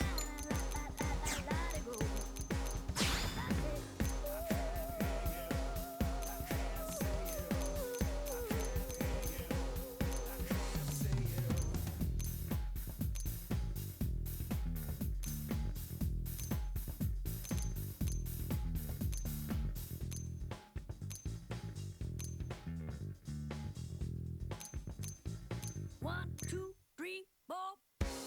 Might be...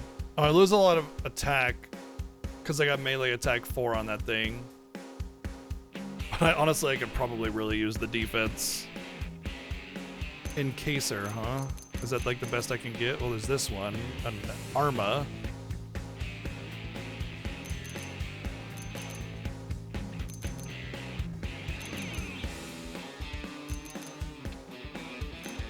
Potential up. Let's... No. I want to know what the passive is.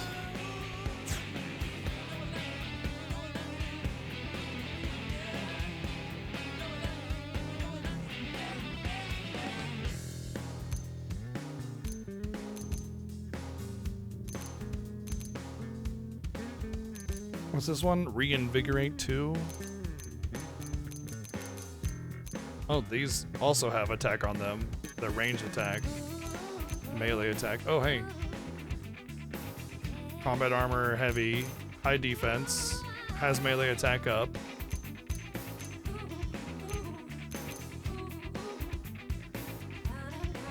That's basically what I have on right now, just better. 1, 2, 3, 4.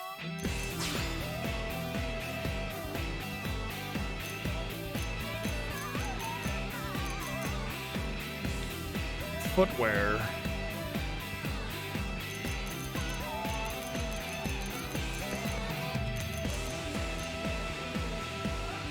That's cool.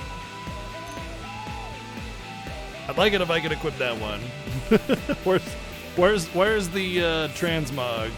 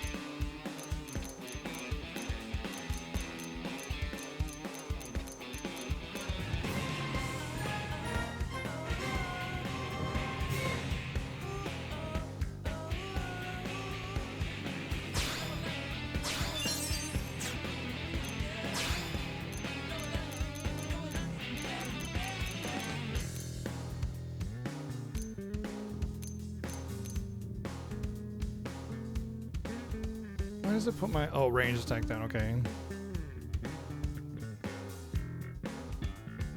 Oh man, you did a sub. You're not supposed to do the chat pyramid. Sammy, thank you for the sub gift. I guess Sammy's joining in on the chat pyramid sub gift. Love. There you go.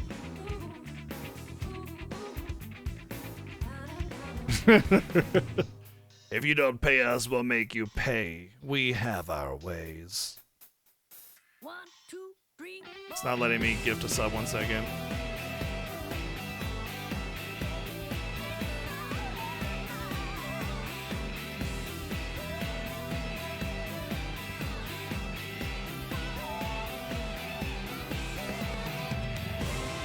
There you go, chat pyramid sub gift.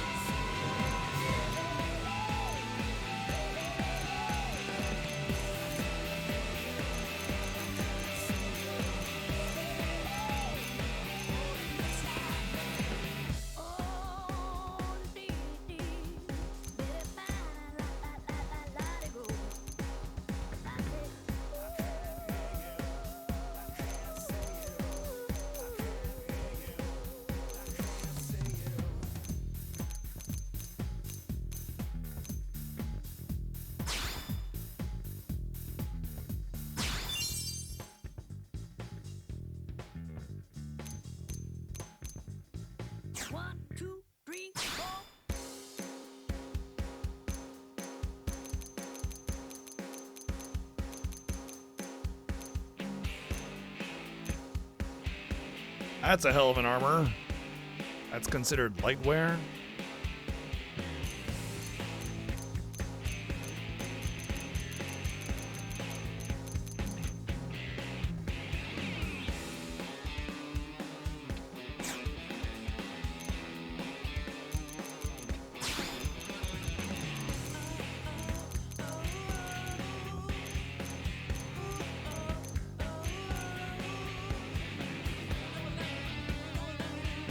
The base attack on this is much higher, but I'd have to upgrade it to +5 if I wanted it to actually be better. And it's like, the gamble of that is not something I'm willing to take.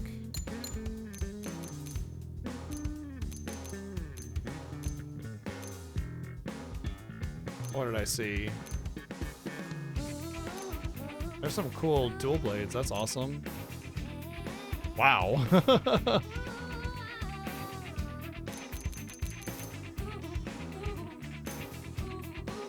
Makes mine look stupid, but these do physical or melee attack up, which I would prefer. 1, 2, 3, 4. We'll just have to wait until some cool drops come my way where it's like more than just one passive, you know?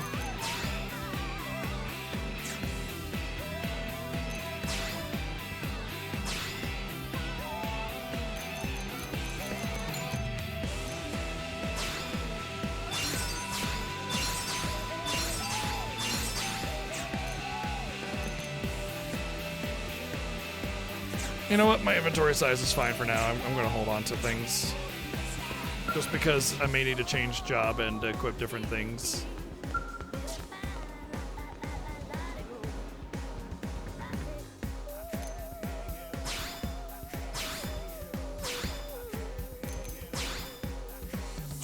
Okay, I don't have any of the materials I need to upgrade this stuff.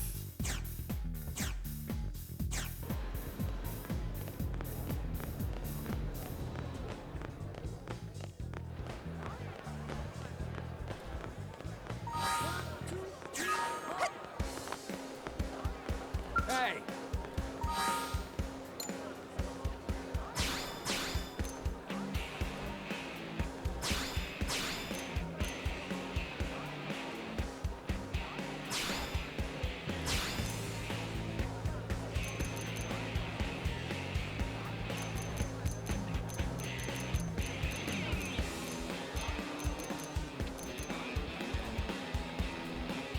Oh, I definitely could do that. Probably could do that too. Yeah? Oh, can't do that. Okay.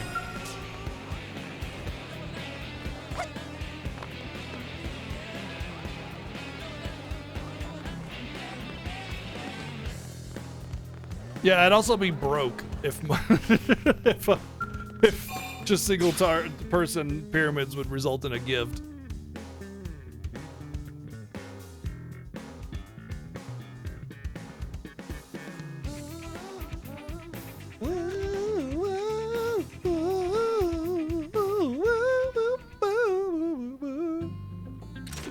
Alright, diagonal twins. Hold on a second.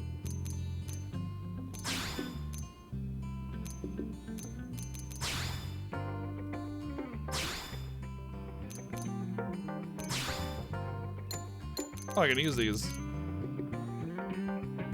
Okay, I gotta use these to do something in this quest.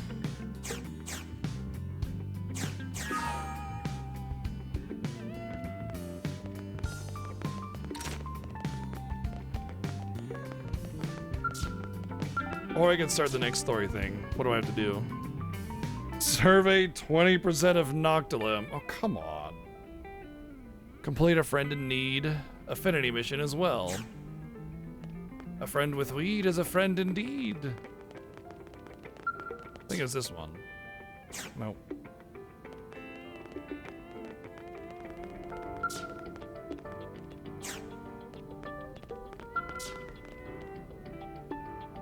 This one.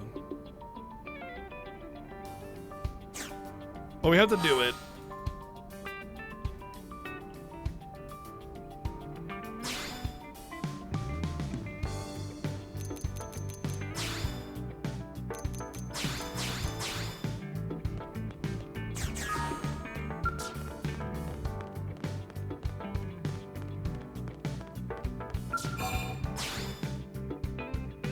Man, show me one other open world exploration game where it's like, sorry, you need to do 20% of the optional stuff before you can do the next story.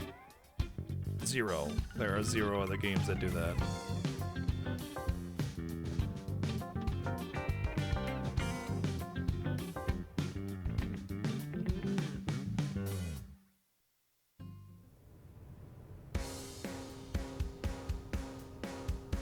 Usually it's like, here's this type of exploration function.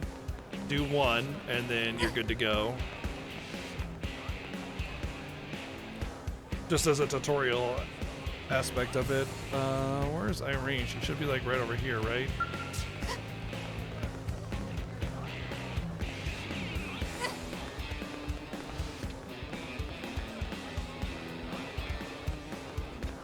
Sir.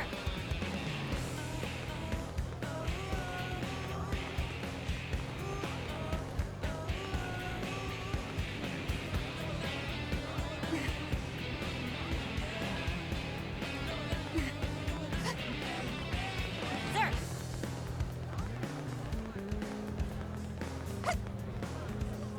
What? Hey.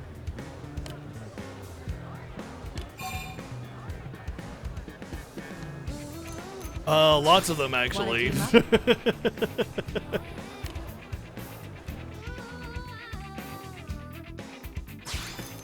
Lots of open world games do that. At the very least, it'll be new to you, at the very, very least, which is essentially the same thing. It's meant to be new to you in some way or shape or form. But Alien Worlds, absolutely. Lots of them do that, yeah. All right, before we advance on, I'm going to take a quick break. I'm really hungry, and I want to get something in my belly. So I'm going to take a quick break. Hang tight. Be right back.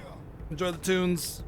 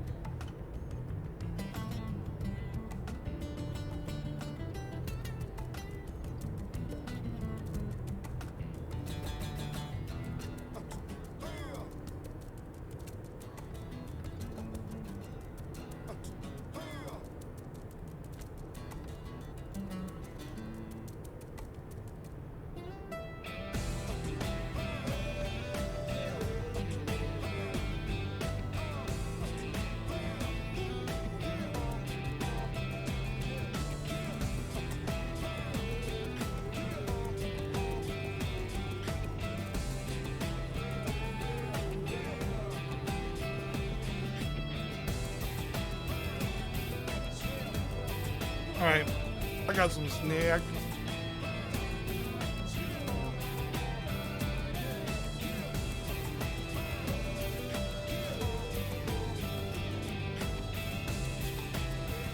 Just some salami and cheese. What y'all got?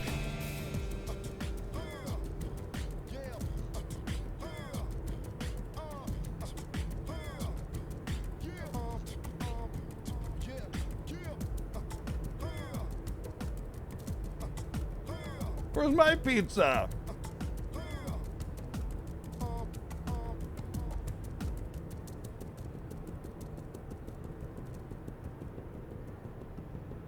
I can't believe you all didn't order me pizzas.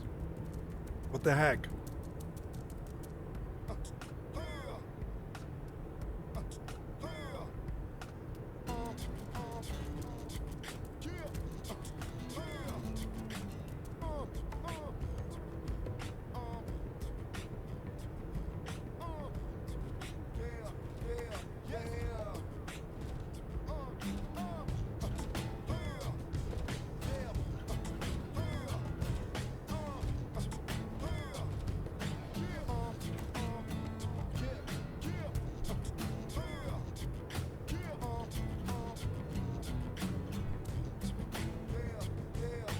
Well, I've never had anything from Quebec before, so I don't know.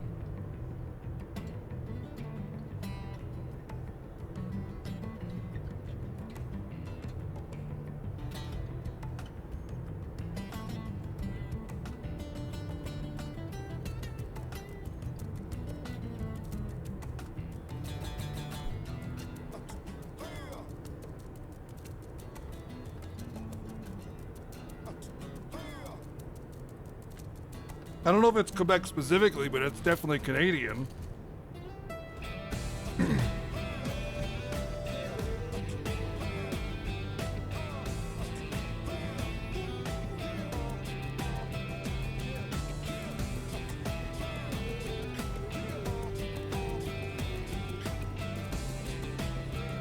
For as much as Quebec fancies itself to be like France on the other side of the world, I doubt something as simple as fries and cheese curds and gravy would be something that they would try to claim as their own.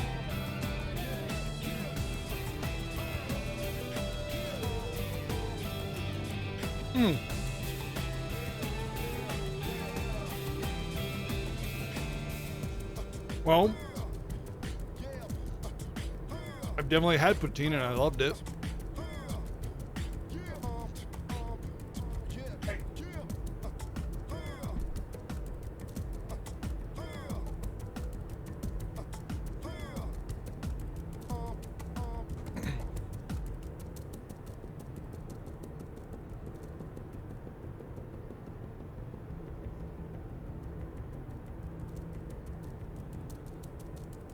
Yeah, fair enough, Sonica.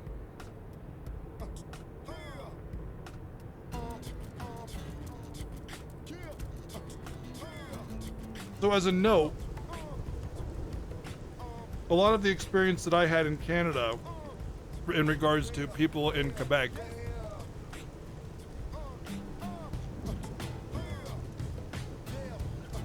was a lot of assumptions and stereotypes put on Quebec people by non-Quebec Canadians.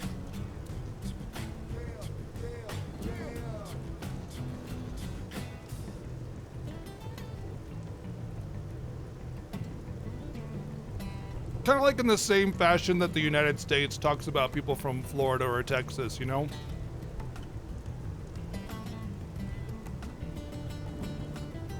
Like they're in a different planet or different country.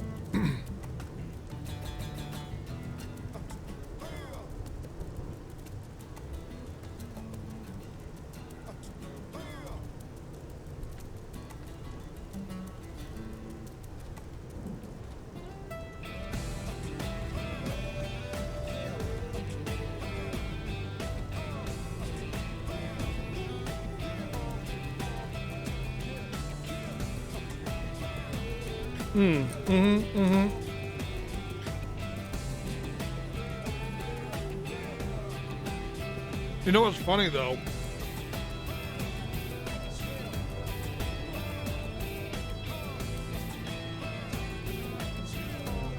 I probably have more French Canadians that watch this stream than non-French Canadians that watch the stream. And all my experience with French Canadians has been amazing. So what the hell? Why the stereotyping? But then again, stereotyping is always fucking dumb, so I guess it shouldn't be a surprise, right?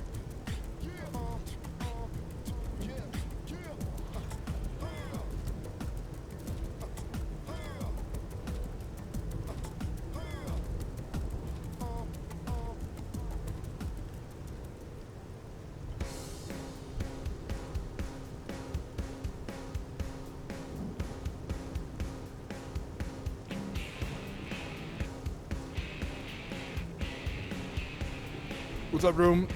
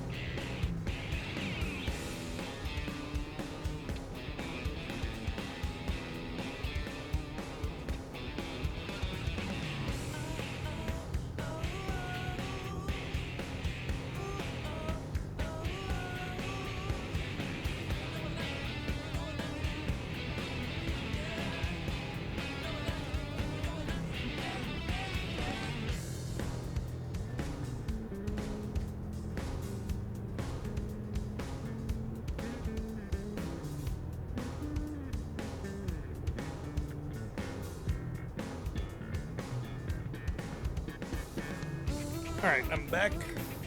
Get ready to go. You know, funny thing, I just realized I'm actually wearing, and it wasn't planned at all, I'm actually wearing a Xenoblade shirt today that my wife got me. Xenoblade Chronicles 2 specifically, but...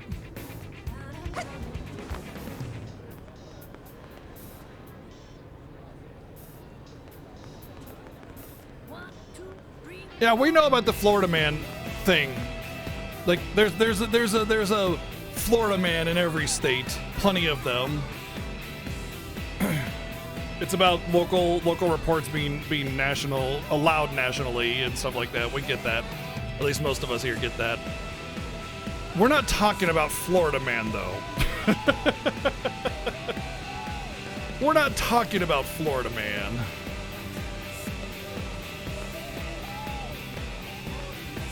There's some specific shit coming out of Florida and Texas right now that if you talk about somebody from Florida and Texas, it's like, cool boy.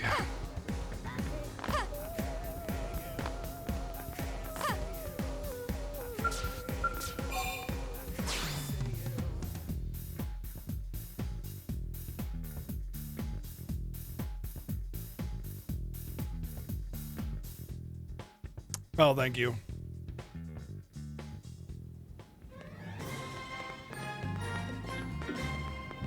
Yo, Xerix, thank you for 20 months of subbing. I gotta do this one, right?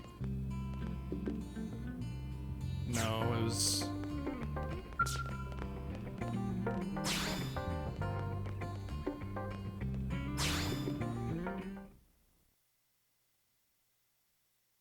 We have visitor! So, that's the story. What's the story? I know it'll take you through some dangerous territory, but they're almost out of supplies. I'm a bit surprised. Pathfinders should know better than to get stranded out there. Whose team is it? Believe it or not, it's Lau's. Really? Lau? I thought he was pretty on the ball. If only everyone organized and together like Tatsu. Lau's plenty capable when he actually gives a damn. How do you mean? Lately, the slacker's been wandering off mid-mission, leaving his men to do the heavy lifting. Who knows what the hell that boy's thinking?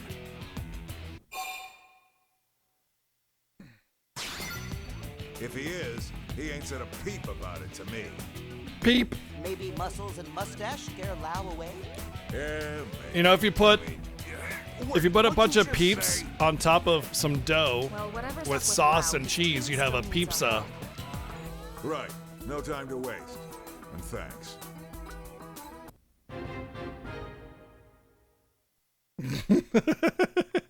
Been nice knowing you.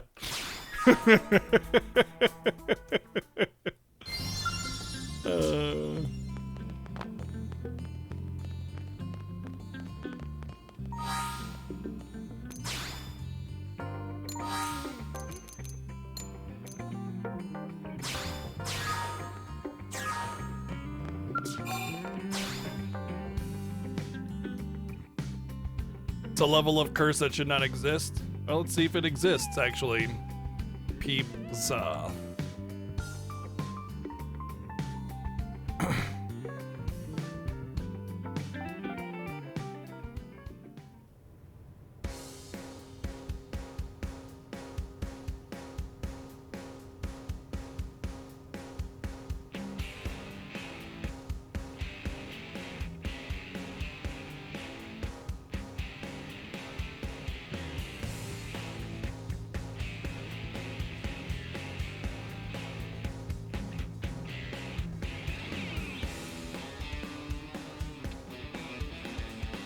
Sorry, chat. It already exists.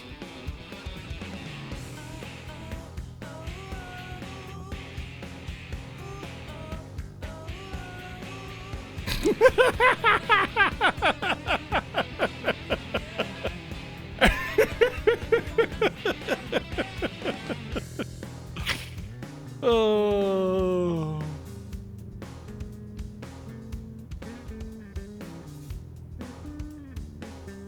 Slightly melted. I mean, raw peep is just marshmallow.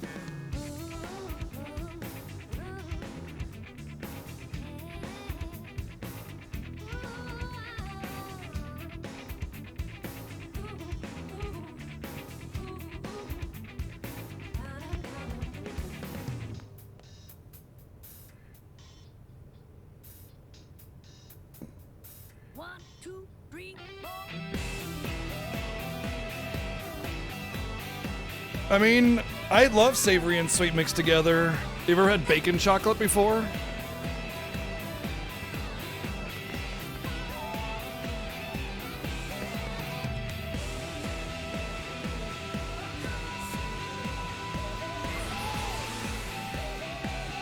I've actually I don't think I've ever had a peep before.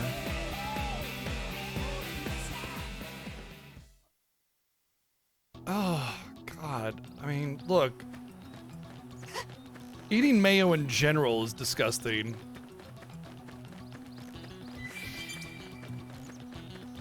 All right, let's do it. Engaging. Lay down some fire for me. I've got your cover fire. Side slap now. Melee attack.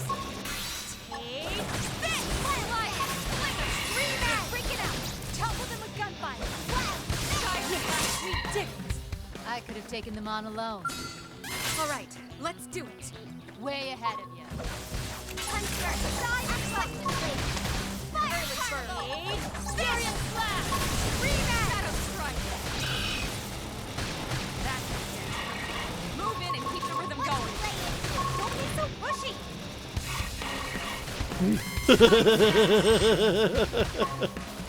Nice thumbnail, Modsy.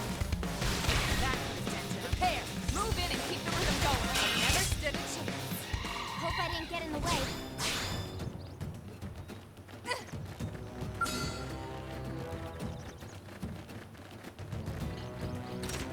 All right, let's do it.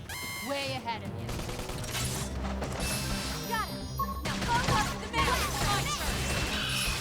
What I don't understand is why this game keeps throwing me like such a wide variety of levels within my quests. I just completed a level 19 story quest, and then the prerequisite for this quest was that quest, and yeah, it's only a level 10 quest or 12 quest or whatever. Won't stop us. You know, and it's like, why is there such a versatility in quest levels? And then I can already go to the mission board and accept quests that are level 40, but only certain level 40 quests, not all of them, just some of them. I don't get it. Oh yeah, they do have testicles on their chin. Yeah, look at that. Don't push me. Damn, that's a full ass sack right on their chin. Keep the rhythm going.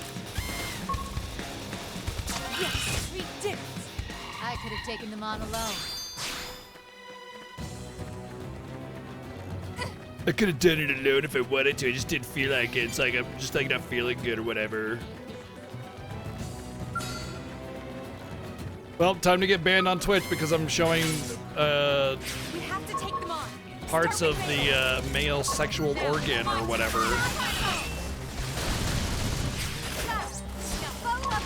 Isn't it funny how like you could have a straight up dick or balls or whatever like right there and nobody's gonna say a damn thing unless it's actually like attached to a person. Then it's pornographic and it's like, okay. Sure. It's a straight up ball sack. Like it is exactly that. Like there is no mistaking what that is. But because it's technically not along with the penis and attached to a human male or whatever the fuck, it's considered not pornographic. That's a ball sack. Them's balls. Move in and do some damage. Yes, we did it. Hope I didn't get in the way.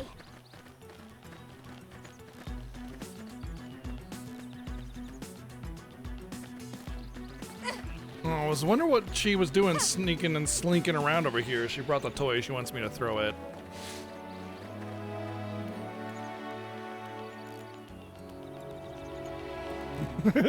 Beth just about ran over Coconut to do it.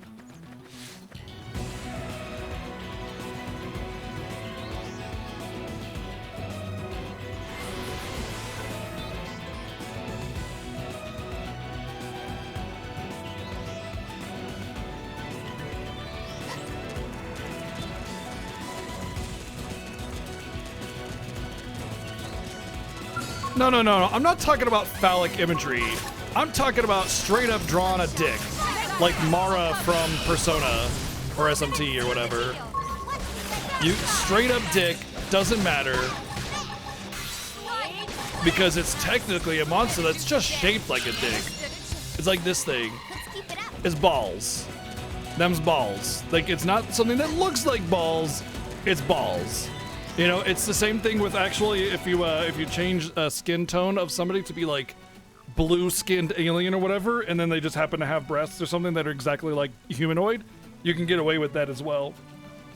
It's the weirdest, most irrelevant, pointless, awkward thing ever.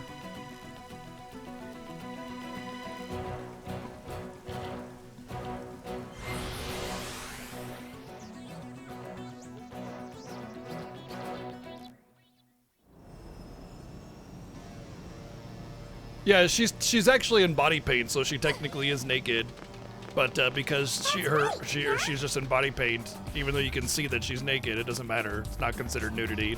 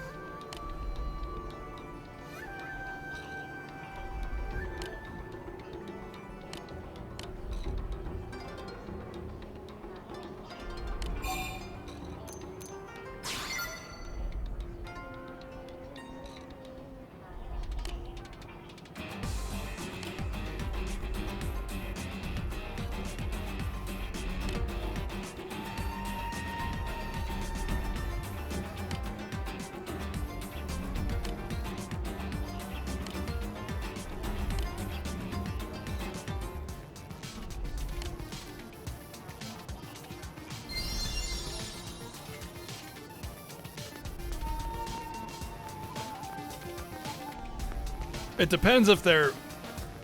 It depends if they're male-leaning nipples or female-leaning nipples, which is also the most irrelevant detail. Like, so silly. The things that we considered nudity or pornographic or whatever is absurd in the U.S.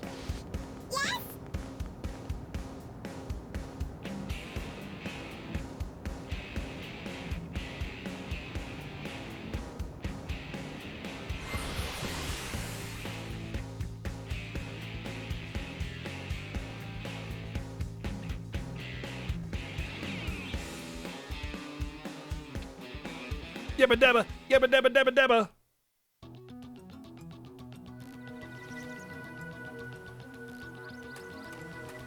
Use hide Diads, defeat 2 Welkin. Okay, do I have the item? I guess I should, right?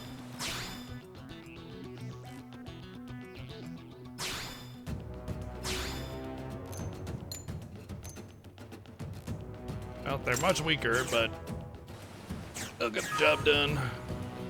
We'll get her done.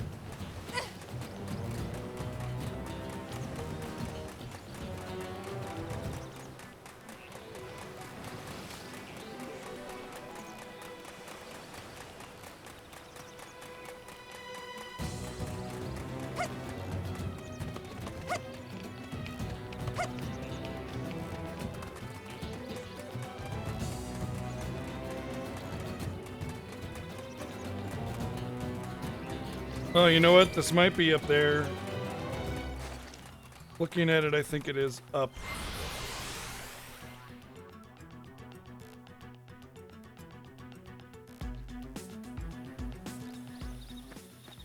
That doesn't help.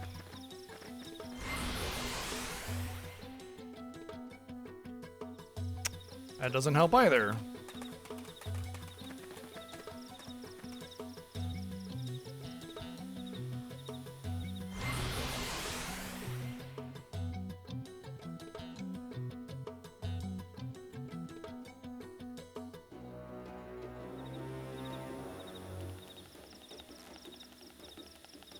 Nothing more humorous than men trying to tell women what their bodies are.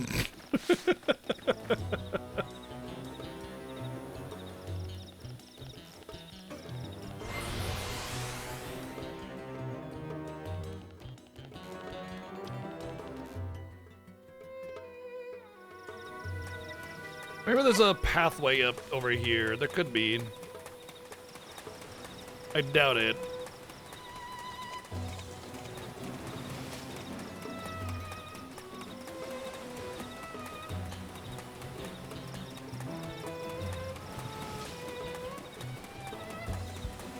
Might be able to crawl up that, but that's pretty damn far away. I doubt it. It looks like this is pretty much cliff edge all the way around.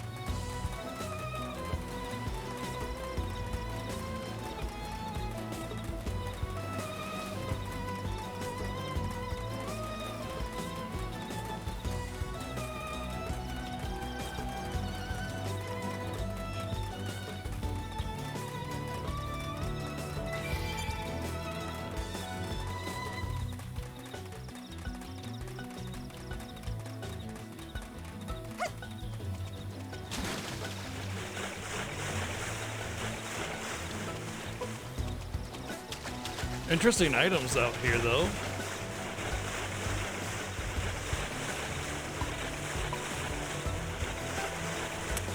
This is quite a quest that asks you to do. I wonder what level they're actually going to be on top of that.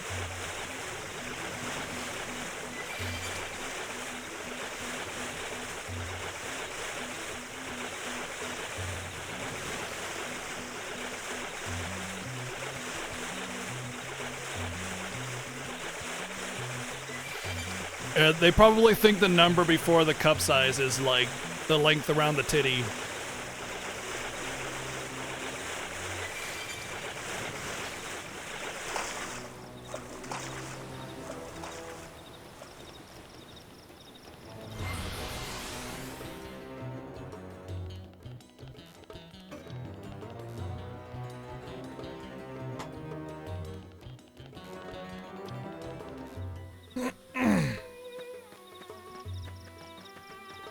What?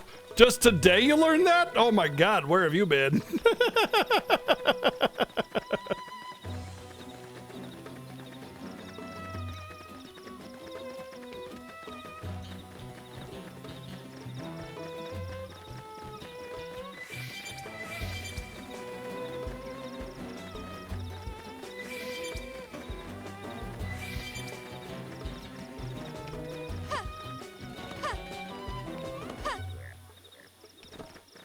Alright, let's climb this mountain, see if we can actually get through it without dying and actually get to that quest destination.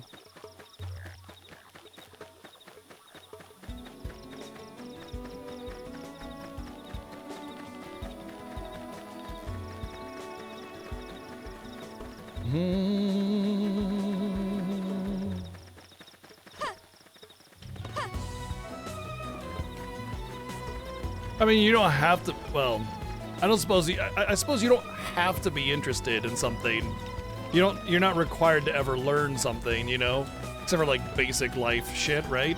But it's when people that don't understand these things and don't care to understand these things try to pass it off as if they're like masters of that particular subject that it becomes a problem.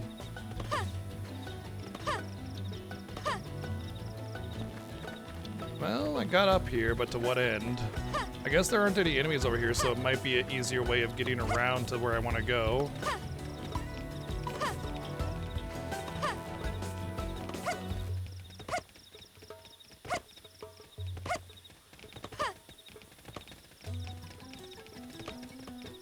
Yeah, that article was definitely written by a man.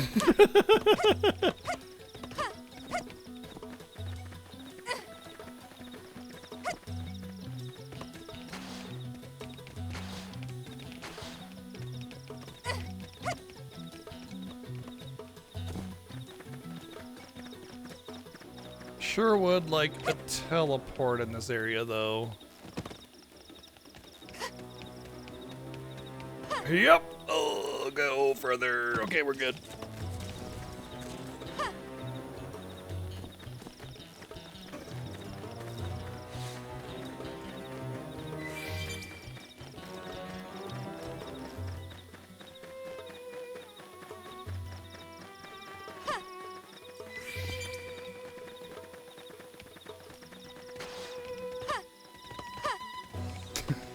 Beat you with experience. That's a great saying.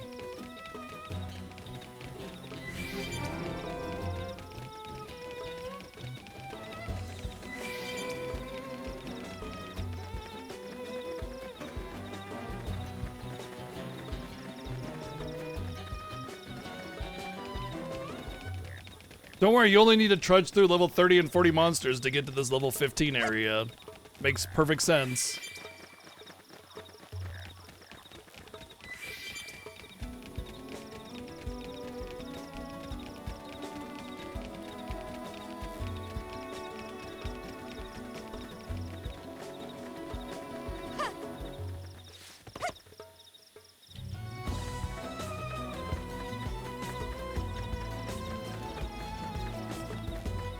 Oh, that's a big thing. Big indeed. Let's kill it.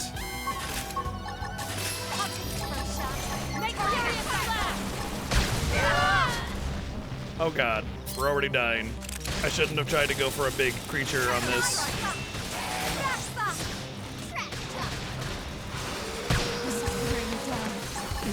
I'm not gonna make it. Early bird! Fire! Free balls! Side slash! Side slash! Backslide! Flick cover! I'll take you up on that. Sorry. Can't seem to get fired up. I'm sorry. What is happening with all? First ring on fire! Fire carnival! Saving this one! You won't! Close in and seal the deal!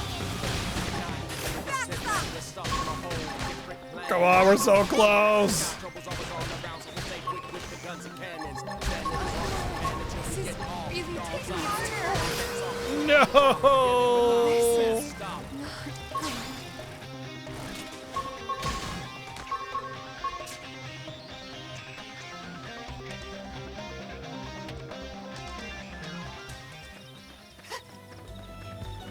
It is several levels higher than me.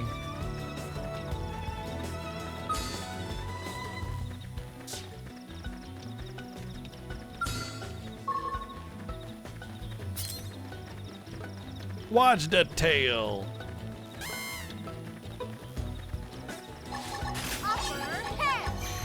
Offer head. I'm not locking out yet. Heal me.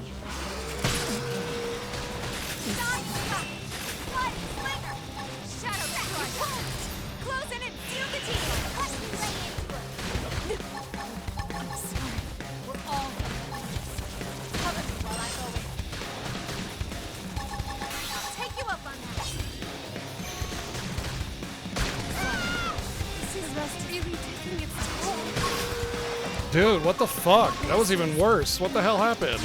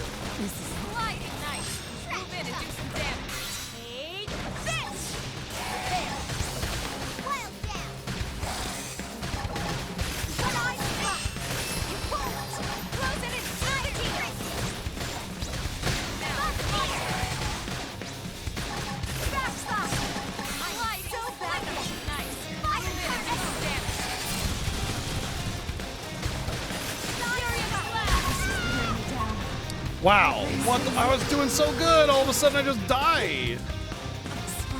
Oh yeah, we love real maple syrup. Like, we were getting it quite a bit, and we realized just how expensive it was. We're like, okay, we gotta stop.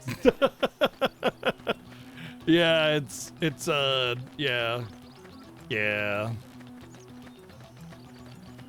So we basically eat it a lot more infrequently now.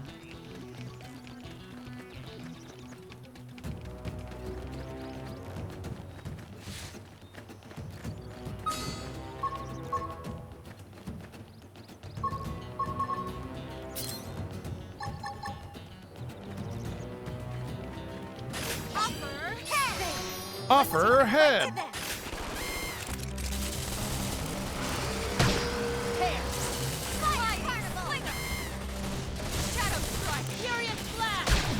Dude, that still hit me? How? I'm so far fucking away. I should heal up first.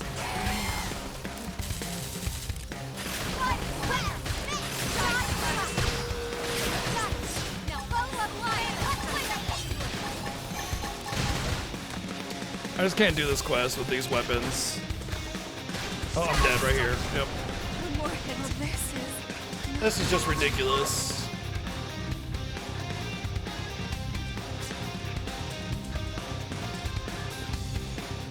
I would not be upset with that. Not even a little bit. We will happily accept those and eat the living crap out of them.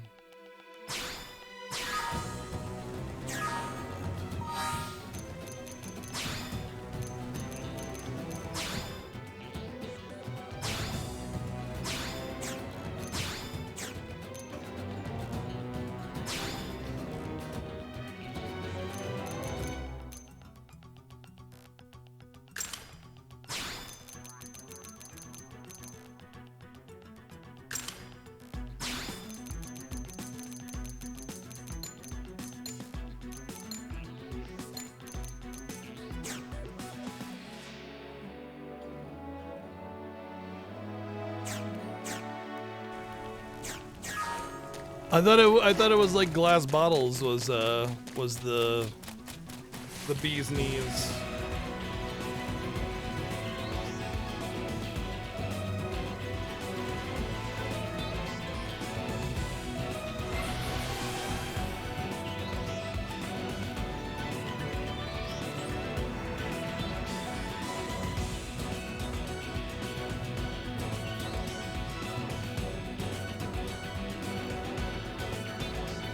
I've never heard of syrup coming in a can. It feels like it would be really hard to get out of it, but I like syrup, so you know.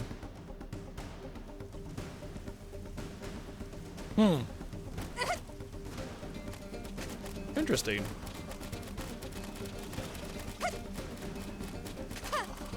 There's I ordered from this this site that's supposed to have like they advertise like their huge forest of trees that they harvest from, you know, and everything, and it's supposed to be like some of the better, purest maple syrup out there.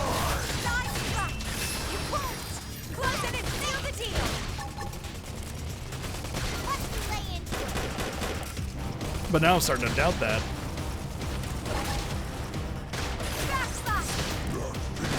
Artisanal? No. I just forget the name of the brand, but it was really, I mean, it was good. My favorite thing about maple syrup, like real maple syrup, is that it has way less sugar in it, because most of the garbage crap that you get around here is just, what do you call it? It's just like corn syrup with maple flavoring, you know? And so, oh god, that's actually really easy to do. So like real maple syrup is not that much sugar.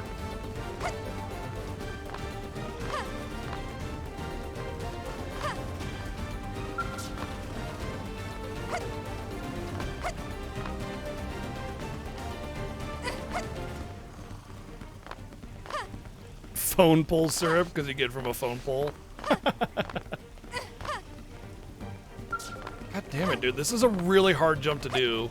The platforming, like the jumping is great, but precision platforming this game does not have. It's really, really awkward mechanic to do precision jumping in this game. Good God, this is fucking awful. I didn't even press anything. All I did was jump. I didn't press forward at all. That just takes you that way. Like the actual control for this is, God damn, that's awful. I'd have been really bummed if I couldn't actually loot it.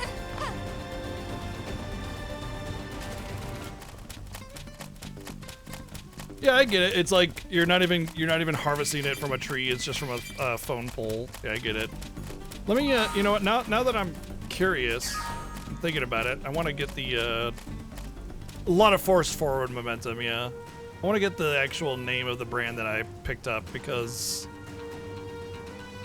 I mean, it wasn't bad by any stretch of the imagination.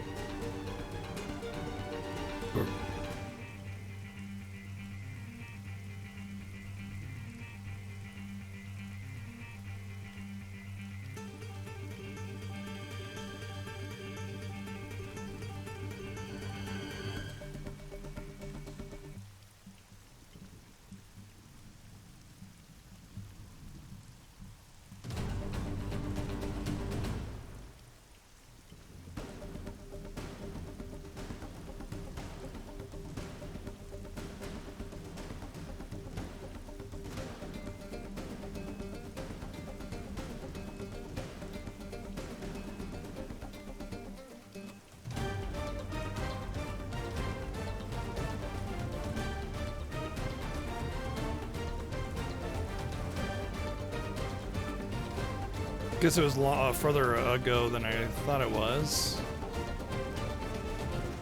Just looking through my order history really quick.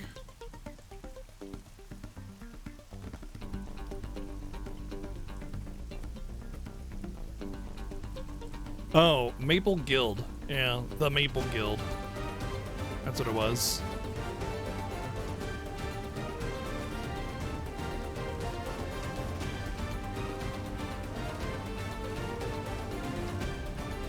And this was after doing research on, like, what's the best maple syrup or whatever, like, you know, real maple syrup. And that's pretty much the result of my searches, was this brand called the Maple Guild.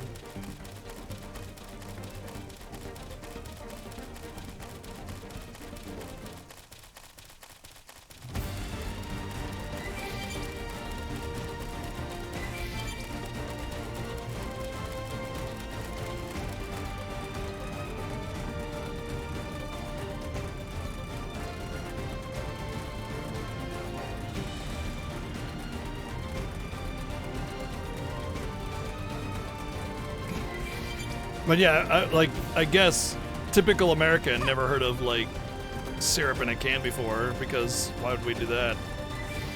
I guess it's kind of like milk in a bag, right? Just the way you've always presented it, you know?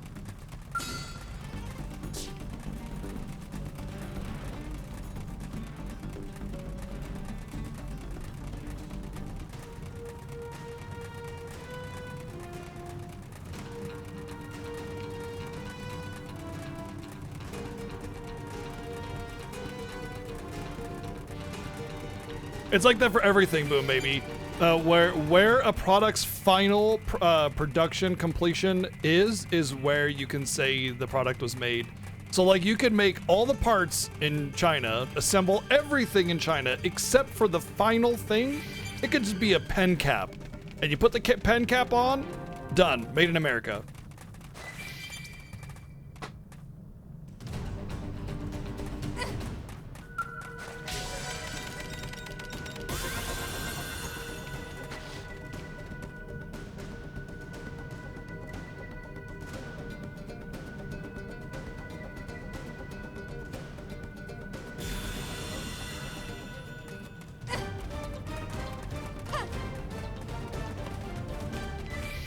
Yep, not just packed. As long as the final process of assembly is done in that country, then that's where it's made, according to our laws anyway.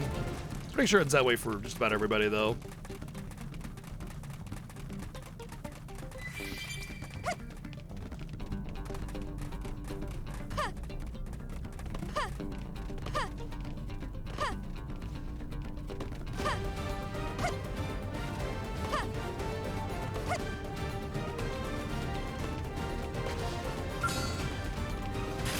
We can handle this.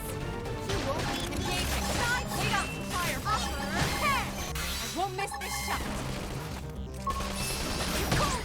Close it and seal the deal. Shadow strike. Furious blast. Side blast. Not defending. Now top. I'll take the fly knife. Move in and rematch. Side Green edge. backslash. Got it. Now go up to the edge.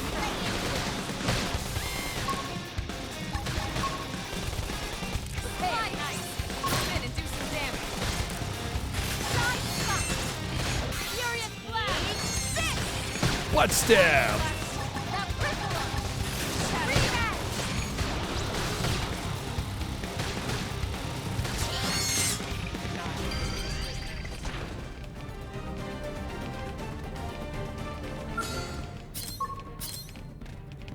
Upper hand. Off her head. She says off her head. Like, I'm not making that up. She says off her head. Shadow strike. There. Side slash. First grenade. Backslash. You won't. Close it and seal the deal. Upper hand. What's with the farting enemies in this game? Like, seriously. What is with the farting enemies? Come on. Furious blast. It's like kind of funny once or twice, but then they actually have the sound effect that's all like, okay. Whatever.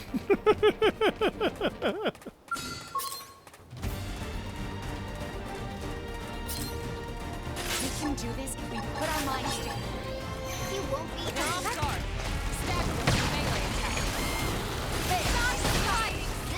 Furious Also, man, to have farts on demand like that, You're on top of this man. it's a talent all by itself. Early bird. Here to get more side slash. Backslash. Upper hand. Clean up. You can climb up the ringer. Prepare. Shadow strike. Furious blast. Yeah, but even skunks aren't farting. They have a scent sac that they spray from. It feels great to push myself like that. Hey, nice moves there.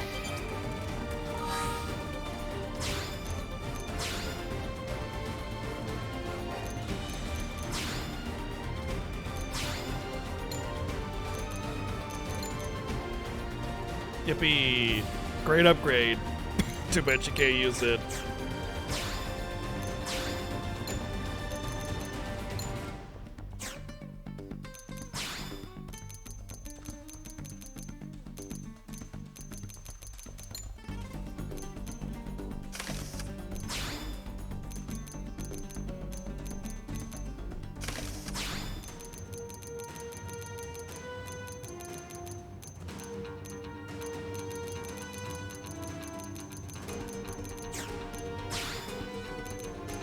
Oh, wow.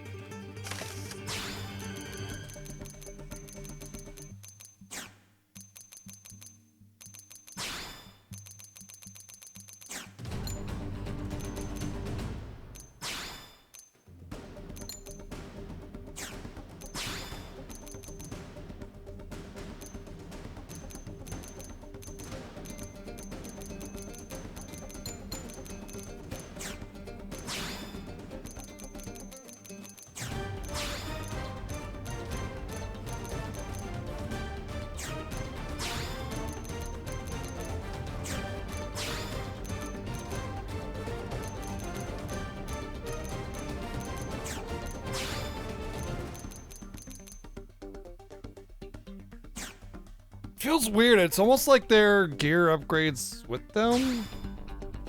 So it's like, this is clearly a higher level piece of gear, and it's just like worse every single time.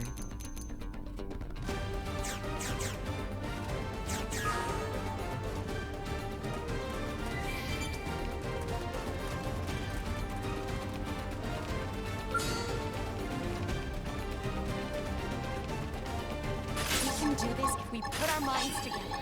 Anybody that holds back has to answer to me. Try it too.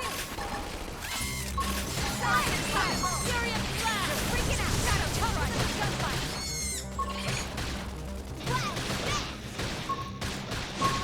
Side heights! Move in and do some damage. Take this! Shadow Follow up the You won't! Close in and seal the deal! What's the lay-in? Slide! Nice! Move in and do some damage. Shadow Furious Blast!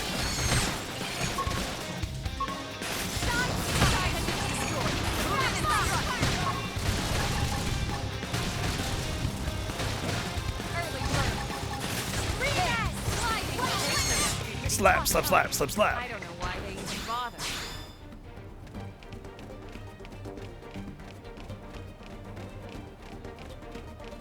This might be a problem. They're all really close together.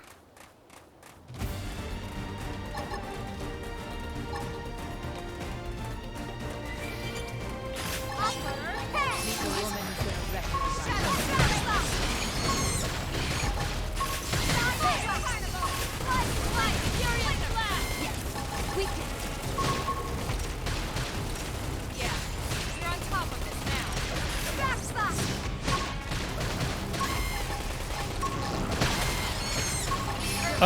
I mean, it wasn't bad ever. It just had a really shitty thing that was part of it, which we got past. And it is definitely starting to pick up. And here I thought they'd be tough.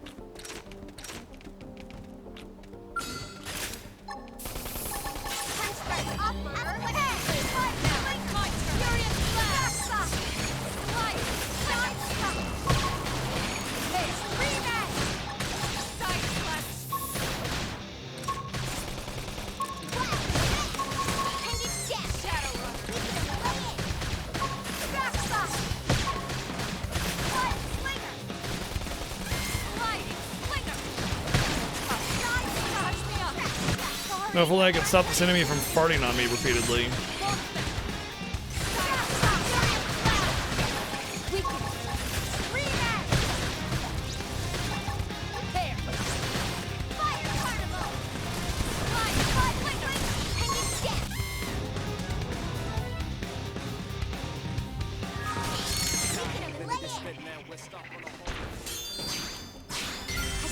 The hard work paying off. That's true on any planet.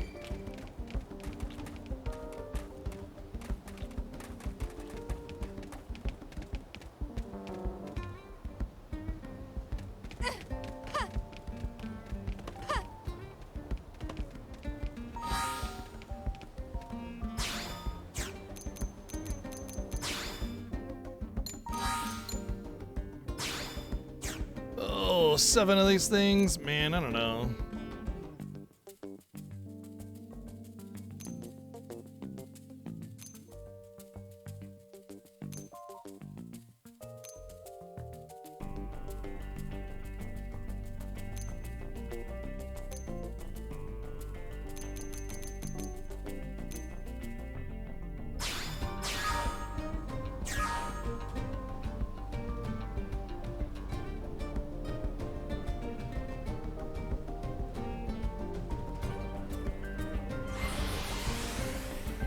Bloop, bloop, bloop, bloop, bloop, bloop, bloop, bloop, bloop.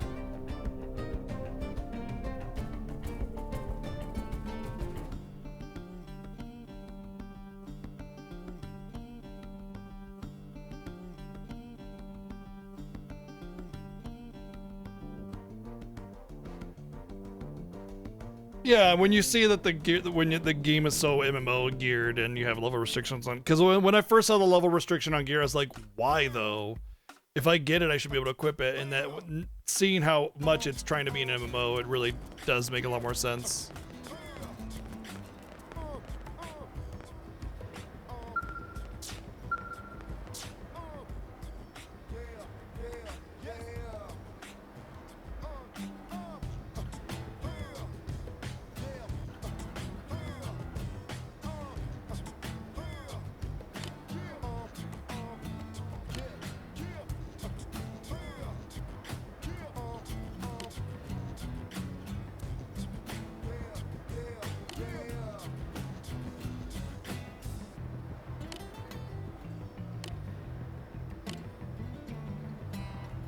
Just 40 pieces, huh?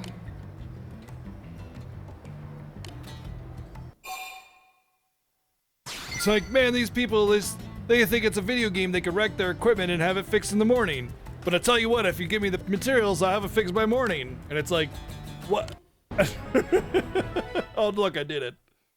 I'm so good at this video game.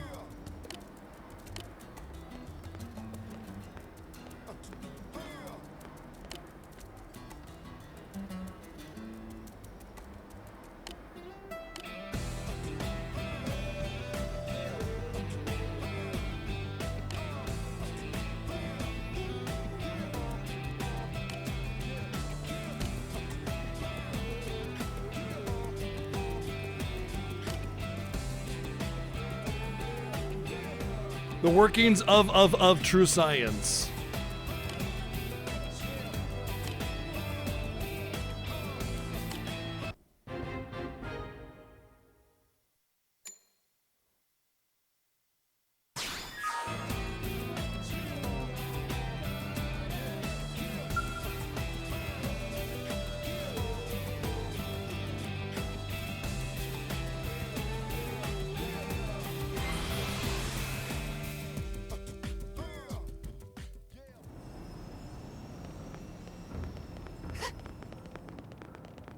Cool!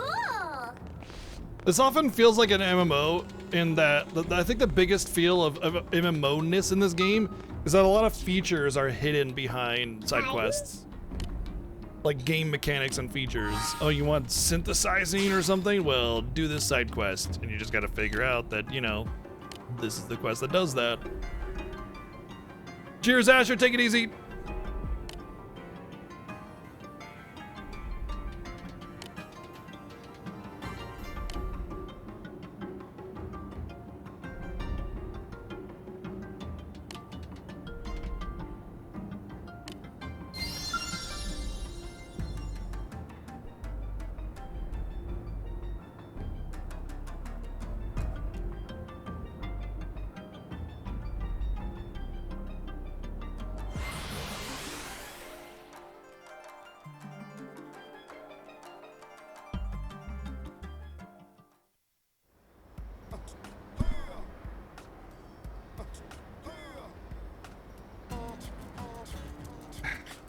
Damn it, man. Hold on one second.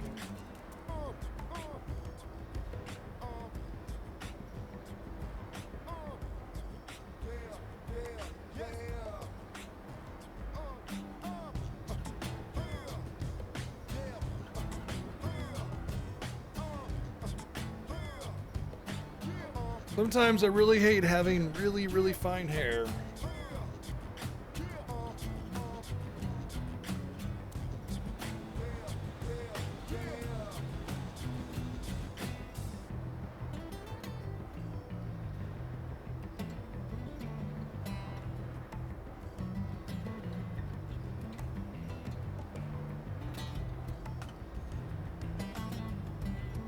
It's like my hair is so fine that it'll literally just like, it's not even heavy enough to like be weighed down by itself. It'll just like float in a way a lot of the time. Like if a strand gets loose. It's not like static electricity or anything. It's just straight up. I've been waiting. Normal. It's just a really fine hair.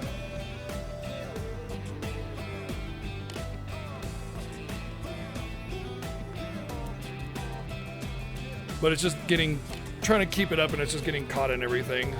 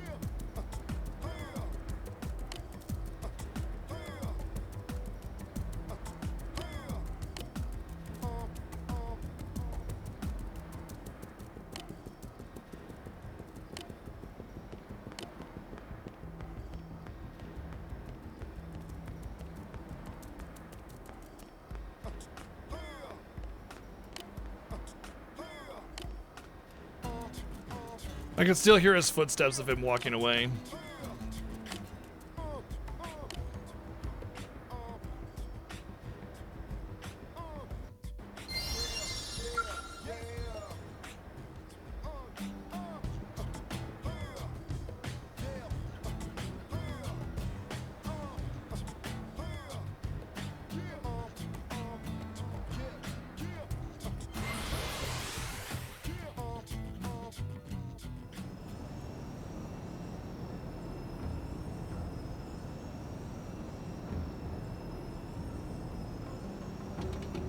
Yeah, I feel like the ease in completing this game is going to be directly related to the amount of side stuff that I do.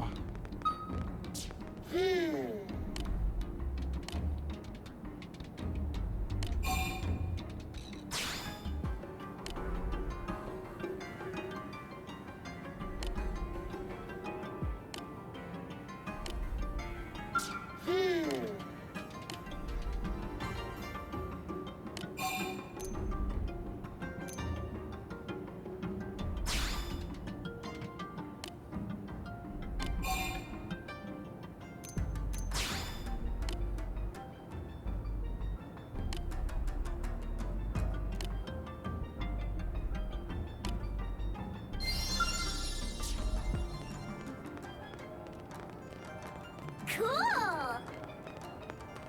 Really?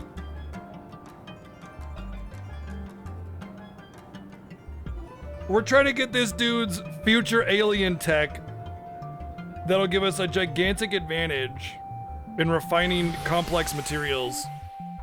And we're gonna get him frozen pizzas and hot dogs in exchange? Fucking what? If we're gonna offer him cuisine, give him some fucking cuisine! Not a frozen pizza, what the hell? What's wrong with you? Hey!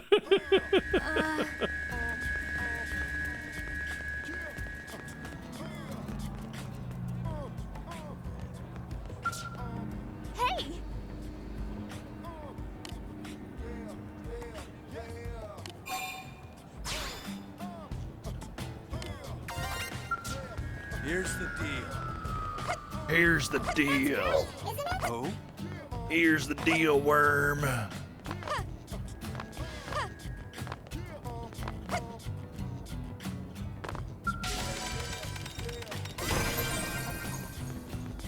Human pizza represents the peak of human cuisine, apparently. Yes, Great. what was I thinking?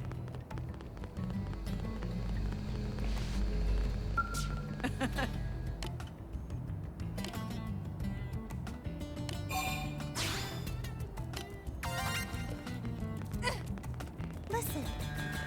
What if this is gonna introduce like a food buff option?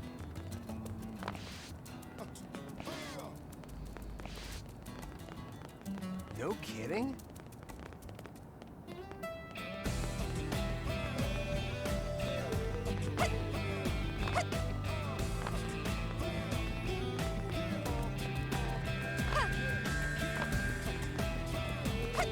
Oh, during the day.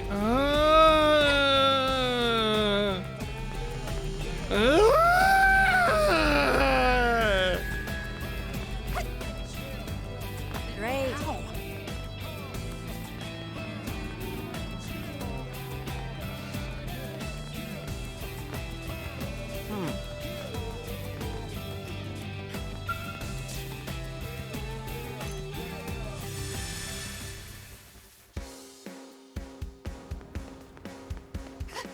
Oh, the chipmunks?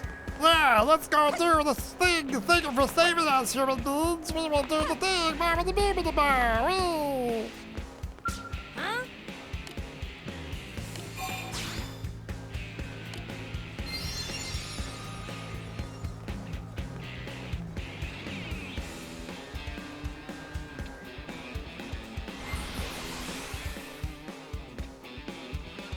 This should be in every game? Alright, reminder, never to let Boom Baby make video games. Got it. Cool! Cool! Ah, very good. Yes. Human delicacies.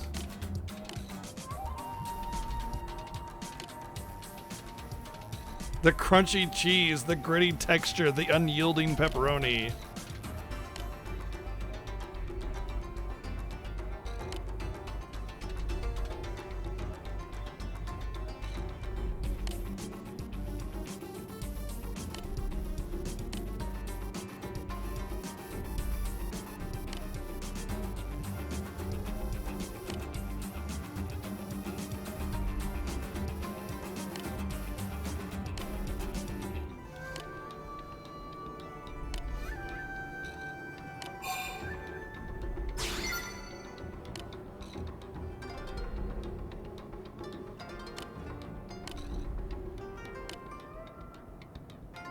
There was the of again. Maybe it's a speech tick.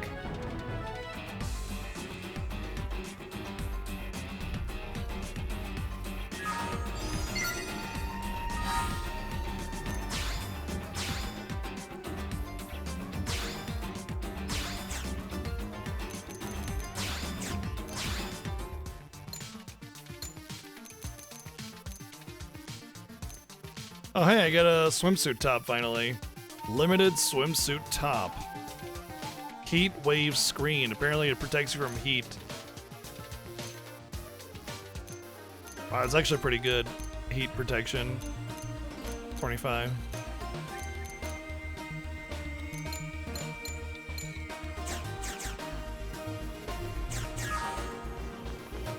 I mean, it's like if someone asked you to give you like cell phone tech and they offered you, you know, something that was alien and amazing to you, like to you a cell phone is like, I mean, yeah, go wild, dude, you know, but to them it's like, oh, you know.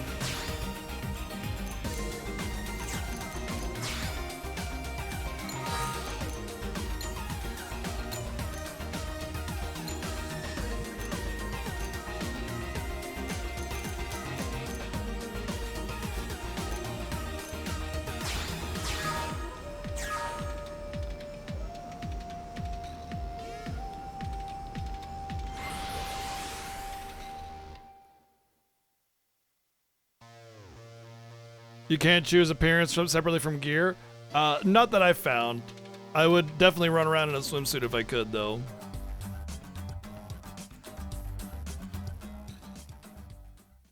The first Xenoblade that I saw that you could do that with was Xenoblade Definitive Edition, which came out after Xenoblade 2. So I seriously doubt it.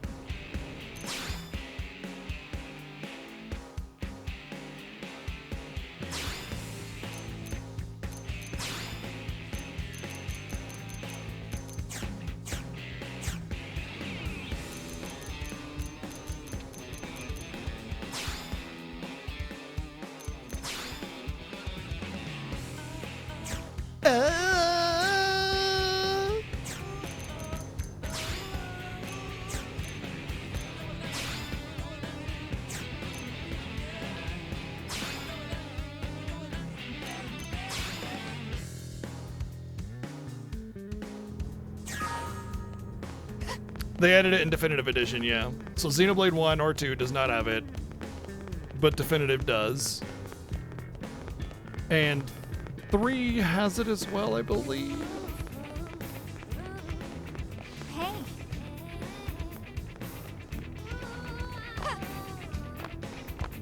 Supposed to be in this hex.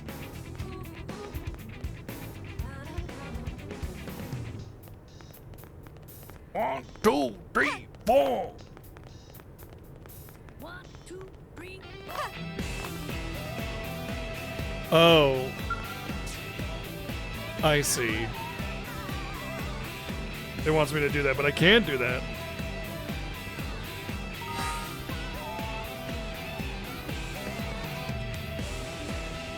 Yeah, I really recommend that people do not play the 3DS version of Xenoblade 1. Good God, that is a tragedy. Especially for such how amazing the game is normally.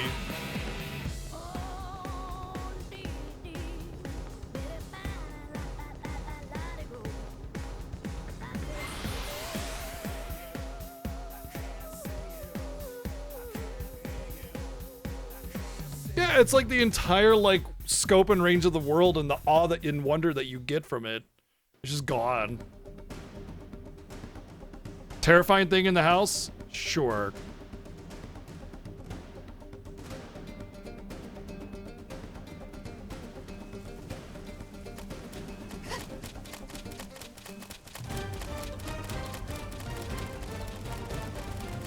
Easily in the mirror. Wow. Wow. How dare you say something so bold yet so true?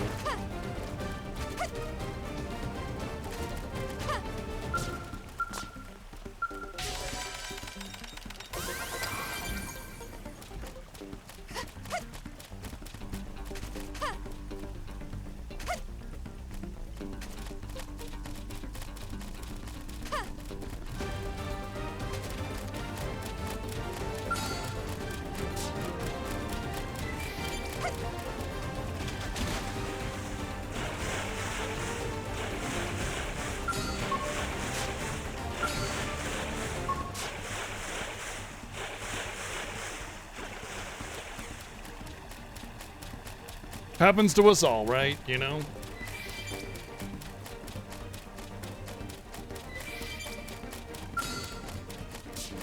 Don't I need a Velos for something?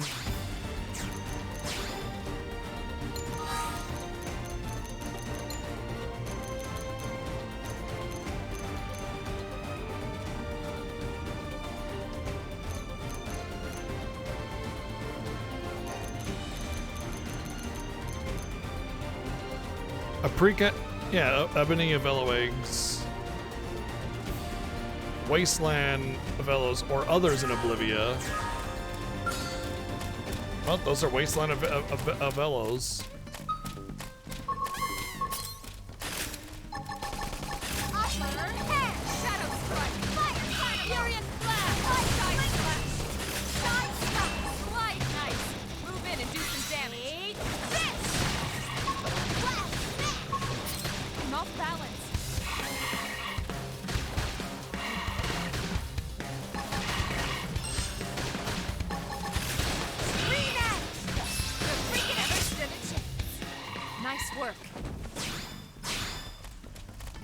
You know, if you could hit it in the chin testicle, I'm sure it would take extra damage.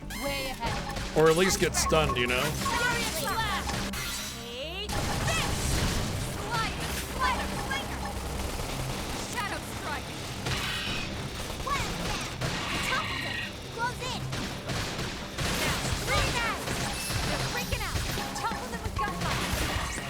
Yes, we did it. Problem solved.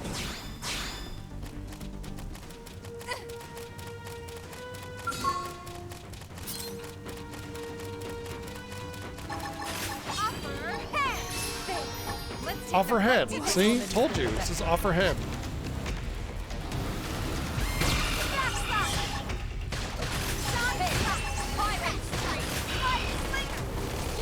Oh, we're dead. We need to run. Heal me.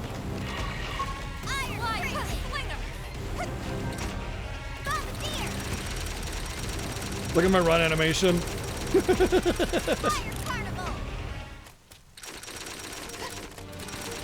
Oh, it only does it in battle. Darn. Hey, bro, you want to kindly fuck off? Give you a shiny penny if you do. Doesn't seem like it's going any further.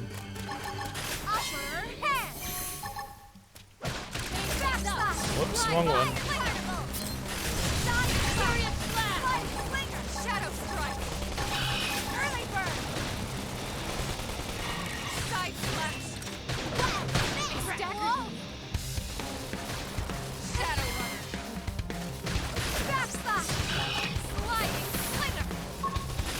Slimy Slinger.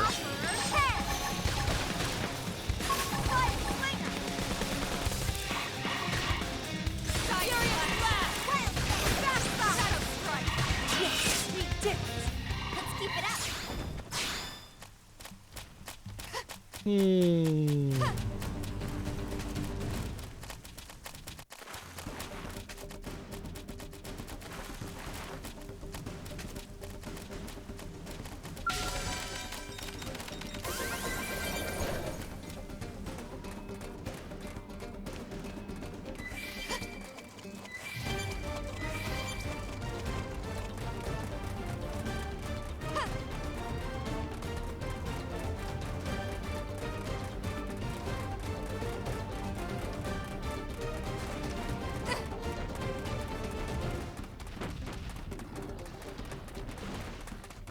So Xenogears, Xenosaga, and Xenoblade are all written by the same person, but they're technically different properties. Xenogears is owned by Squaresoft, and then at that time, the writer Takahashi, I believe his name is, left and was hired by Namco, where he made Xenosaga. Xenosaga was an attempt to continue his Xenogears epic that he had planned, which is a 7-part series, 6 or 7-part series of stories, so like 6 or 7 game entries. And so he made Xenosaga 1, 2, and 3, but because it's Namco, it didn't exactly have that great of a budget, and so he made pretty much garbage. And it, even though it tried to roughly like relate to Xenogears, he couldn't technically relate it to Xenogears because that was a property owned by Squaresoft. And then he left Namco after Xenosaga, made his own company called Monolith Soft, where he made Xenoblade. Monolith Soft was picked up by Nintendo, and they've been making Xenoblades for Nintendo ever since. So you have Xenogears, which is Squaresoft, Xenosaga, which is Namco, you have 1, 2, and 3, and then you have Xenoblade, which is technically Nintendo or Monolith Soft. And technically none of them are related, yet Xenogears and Xenosaga have the easiest like connections with some of the story beats and content. But Xenoblade is very much its own thing, and it almost feels as if Xenoblade specifically is a sort of like reset, like he knows he can't continue they can't continue, you know, like his story, so he decided to kind of sort of reset, make a new story. There's some similarities, but it's very much its own thing. And so there's Xenoblade Chronicles X, which is not part of the main story. It's not even part of Xenoblade. And then Xenoblade 2 and 3 after that. So Xenoblade 1, 2, and 3 are the only ones that are like, you know, in the main series. And then this is like a side spin-off kind of thing.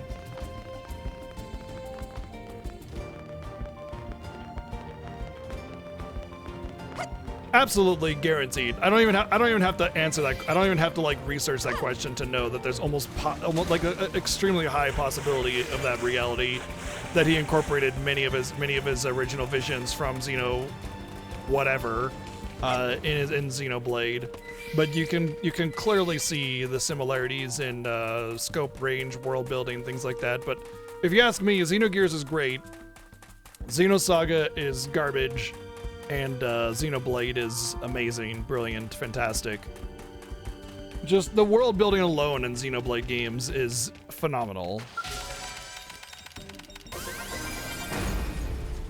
You don't necessarily have to like the gameplay or maybe even the story or the characters necessarily, but like the world, the scope, the range, the world building, and just insanely good. In fact, Monolith Soft is not just like responsible for Xenosaga or Xenoblade. They're also responsible for Breath of the Wild. And I want to say a couple other things. But yeah, the world, the zones and everything, the whole world map and everything, that's all Monolith.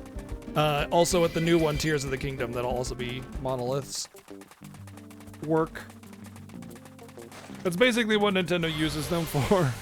Xenoblade whenever they have time, and then otherwise Zelda games and the big worlds that they make with any game that they're making. Because Monolith Soft specializes in world design.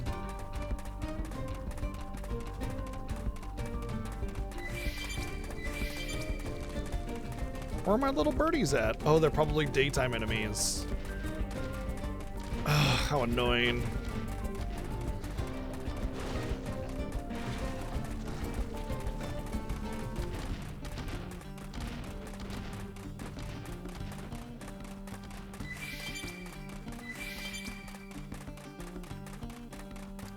Xenoblade Chronicles 1, I think, does have the weakest gameplay, but it was also their first real game, you know? It's understandable. It's like how Final Fantasy 1 has the weakest gameplay of all the Final Fantasies. It's like, it was their first one. You know, you can't really judge it too harshly. That being said, I still think Xenoblade 1 has strong gameplay. It was what started really getting me interested in Xenoblade to begin with, because the gameplay is so strong.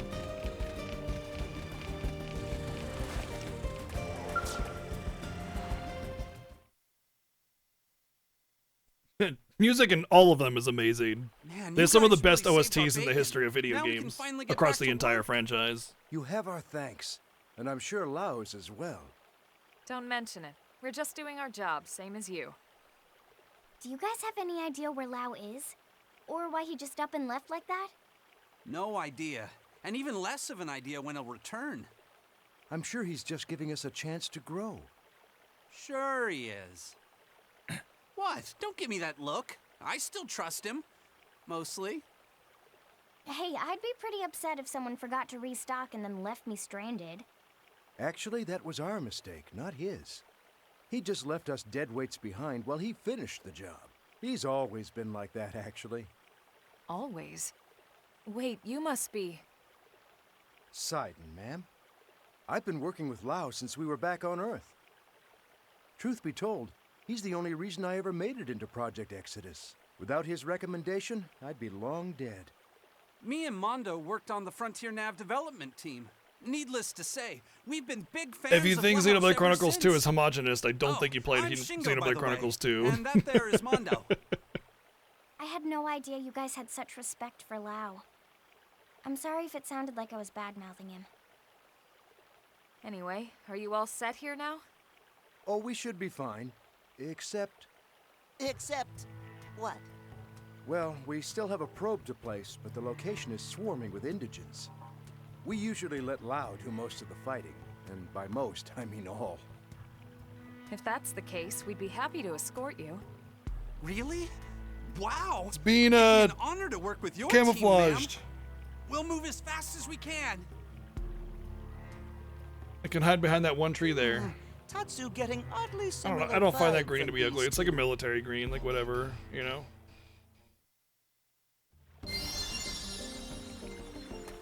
It's a cockpit. It literally is a cockpit. It's even got. It probably gets like when it stands up, it goes vertical or something, you know.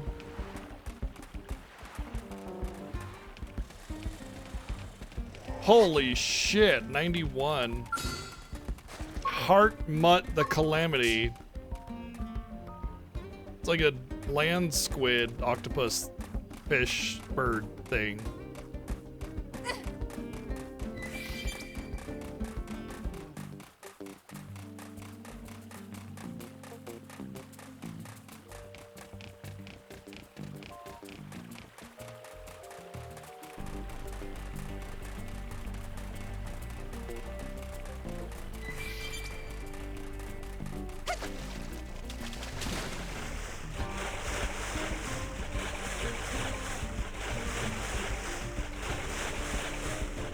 It's not even art differences, it's what they bring to the table.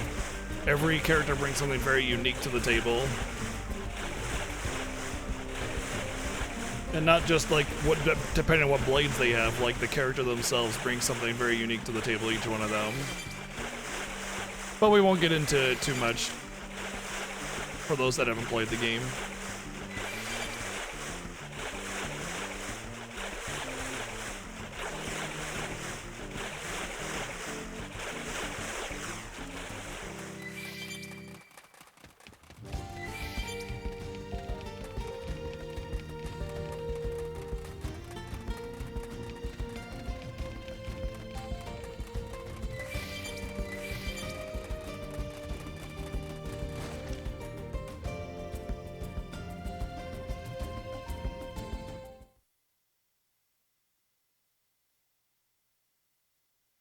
We'd like to place that probe just beyond here.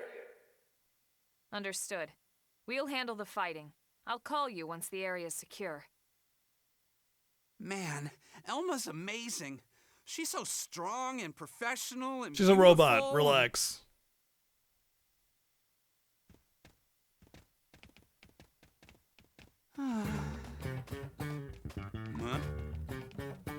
Tatsu know how friend feel. No need for shame about being ineffective and useless lump. Wait, who are you calling a useless lump? Tatsu understands what it's like to be a useless lump. So he can relate to other useless lumps.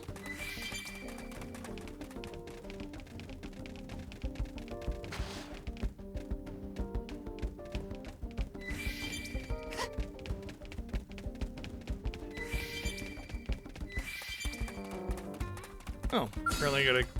You won't stop us. Let's see what you've got. Upper hand. Backslash. Whoops, wrong one. We can then side it. Shadow strike. Furious blast! Side slash! Sliding slinger! Fire carnival. Scream edge!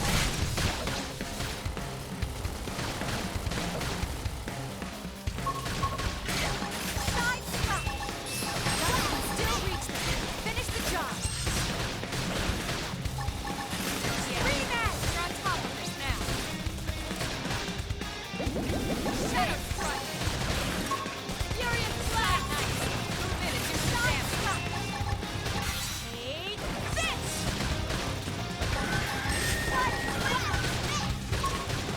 Early bird! That. Move in and keep the rhythm going!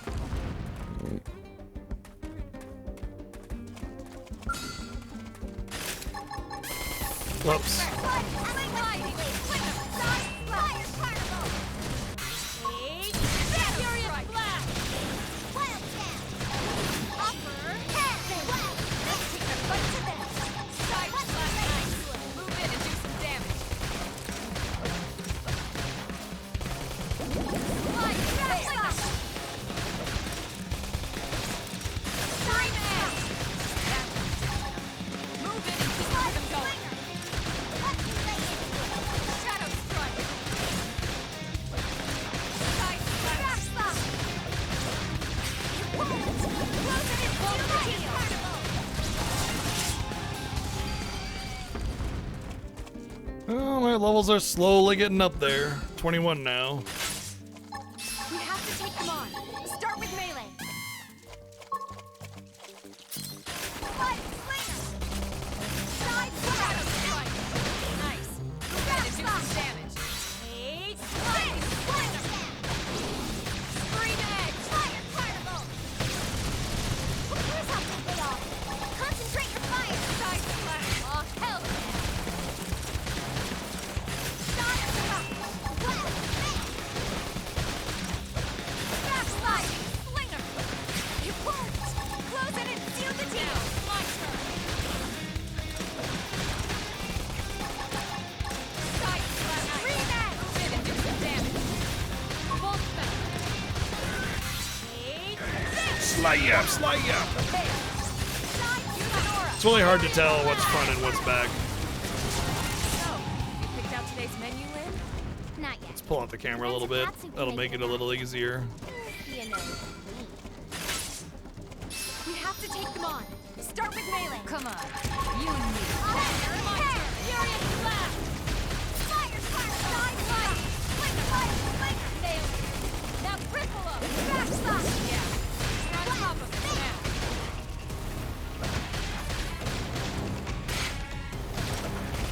Scream edge. That's the attention. Move in and keep the rhythm going! Right. I'm saving this one. It worked. Close it and seal the deal. Furious blast!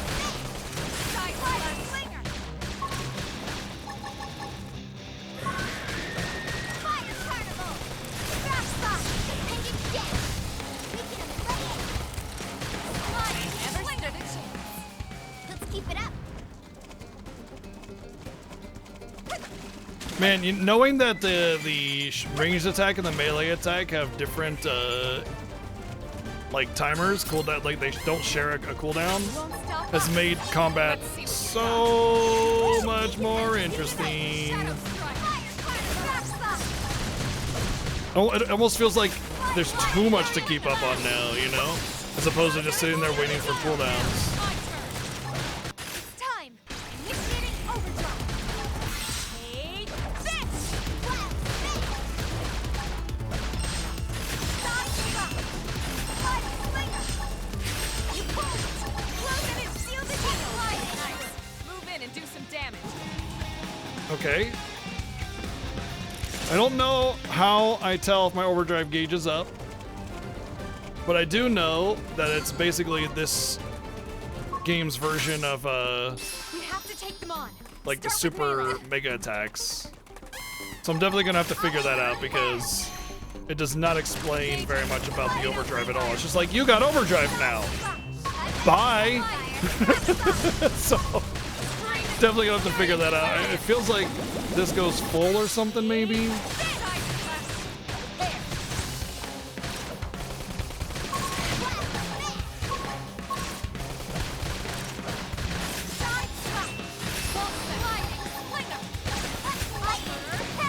It seemed like all my abilities had like no cooldowns or much faster cooldowns, which probably means that I gotta be fast with how I use my abilities. Maybe I should read the tutorial about it. Maybe there's some more information there, because when it gave me the announcement, the tutorial, it wasn't even a tutorial. It's like, you have this feature. Bye. Oh, thank you. Cool. I mean, I'm happy, but like, tell me about it? No, smile. Oh, okay. Thank you.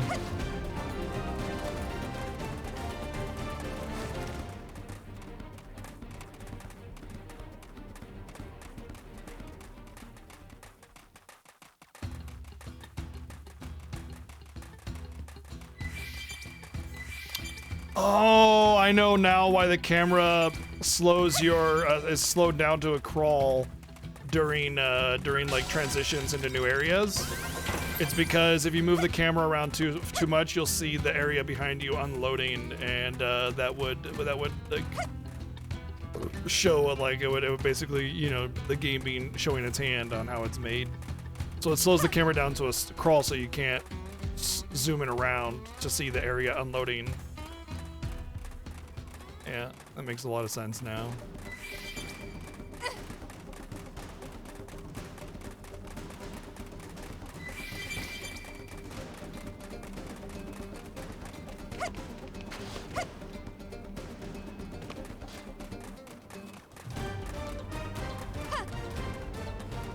Honestly, Rakurai, that's a technique used all the way back in the N64 era for The Legend of Zelda: Ocarina of Time. That was when it was first used. Was the way to have like seamless transitions of things is basically anything behind the camera is unloaded from memory, and it just loads into memory as you turn the camera around. That's how they were able to do such sneaky stuff with Legend of Zelda, make it look so good.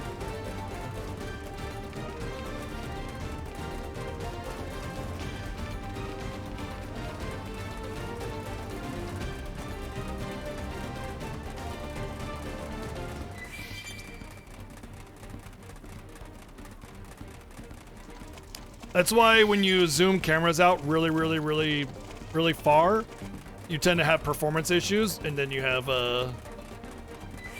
easier time with it when it's zoomed in, because it's having to load more into memory at any given point, even though like you never know that something wasn't loaded in memory. Otherwise, you just think the whole area is loaded in memory. Why would it lose performance on zoom out, you know? That seems like it doesn't make a difference. Oh, but it does. Predator.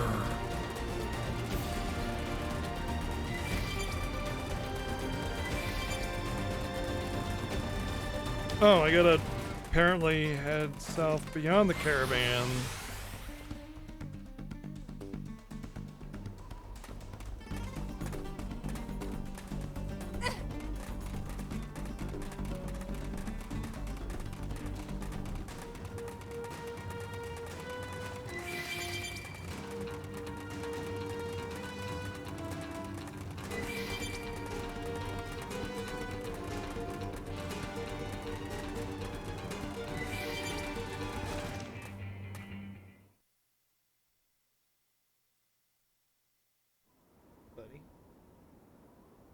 Wow, you carved through those guys like butter. That's amazing.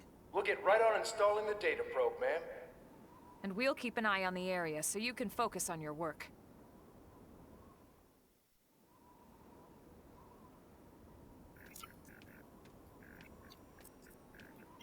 And they're really bad at installing this data probe. All I do is well. mash A a bunch and boom, done. And they're Thanks sitting there to like, you. oh, we need to take Sheriff, a soil we'll be ready to analysis rock and in we need just a few 15 minutes." people, blah, blah, blah, blah, blah.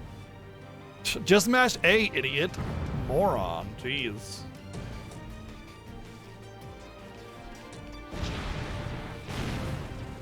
Oh. Hello. Holy crap! Sidon, we gotta get out of here! Go if you want. I'm not moving until this thing is finished. Huh? You got a death wish or what? No, I'm just a mimeosome, right? Why not die for flame? What do you do? 3 sets of hands will get this done quicker than 1, right? Thanks, guys. Elma, Come on, let's keep that thing away from them.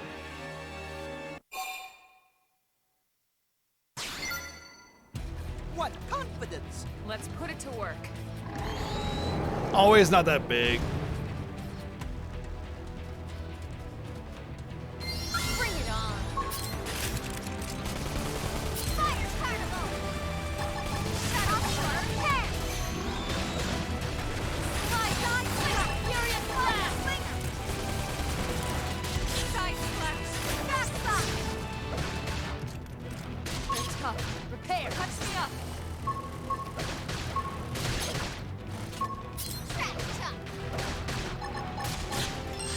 Wait, she has an ability called Trash Talk, and when she uses it, she just goes, Trash Talk! She doesn't, like, say some trash talk? Like, what a lost opportunity. Oh, ow. It's really taking its toll. Side slash. That put a dent in her. Move in and keep the rhythm going. Repair. Right. I'm saving this trash. Okay, this should tide me over. The iron spring. Follow up with the melee strike. Let me lay into it. Like, what trash talk? Wow, she's like, Trash Talk! Haha, take that. Nailed it. Now ripple up. This one's gonna cut you. Fury slash. I'm not clocking out yet. Heal me. Repair. Back slash. Scream out. Full slide. Nice. Move in and do some damage. Keep feeling like it's gonna do its little hop again. That nearly murdered me. Trying to read it. Seal the deal. Shadow strike. Upper hair carnival. Sliding down. Side melee attacks. Fury blast. Side slash. Nailed it. Now ripple up. Man, the fuck, dude. Side slash. This is rough tough, but I can. Okay, this should tide me over. No, you can't rest people in this. It's really big bummer. Back slash.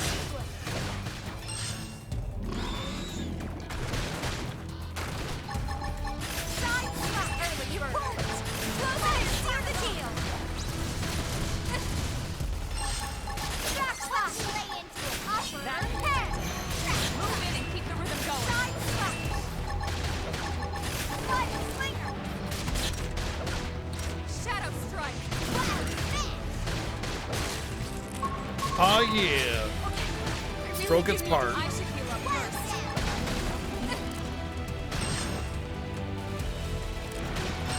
Upper head. Nice. Move in and do some damage. Scratch chop. Sliding. Fist. Now, melee attacks. I'll save you all as soon as I can. I don't want it to end. I'm sorry. This. Side slash. This is rough, but I can take it. Just back me up. This is really taking its toll. Oh, this is... What the hell are you supposed to do about that, dude? It just does this jump and slash and you're dead. Like, what the fuck?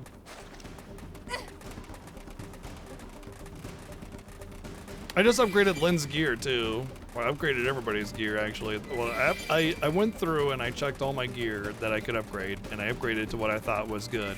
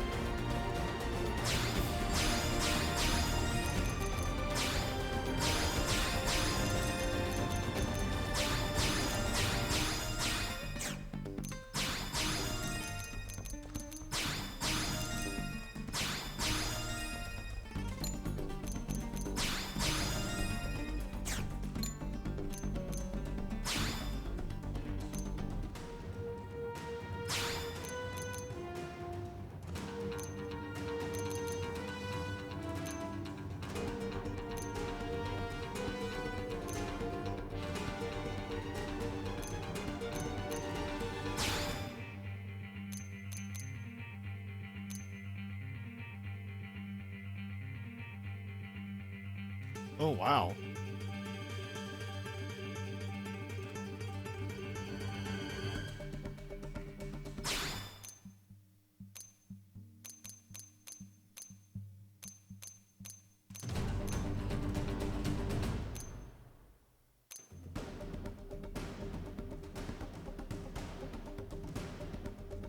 What did I notice? Auto revive on incapacitation.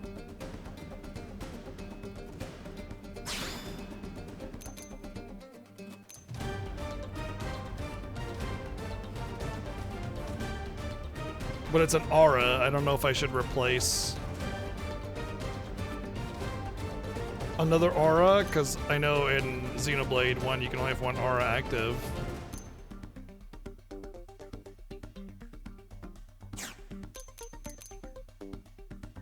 What's the cooldown? Cooldown is 60 seconds, effect duration 20 seconds.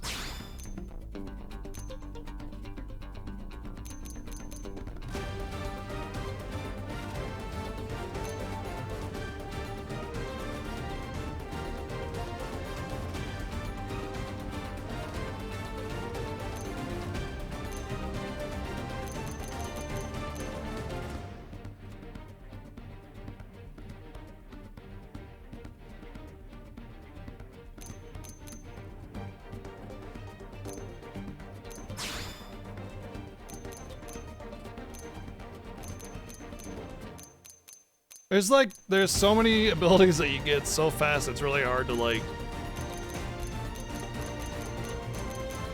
know which ones you want to use, you know?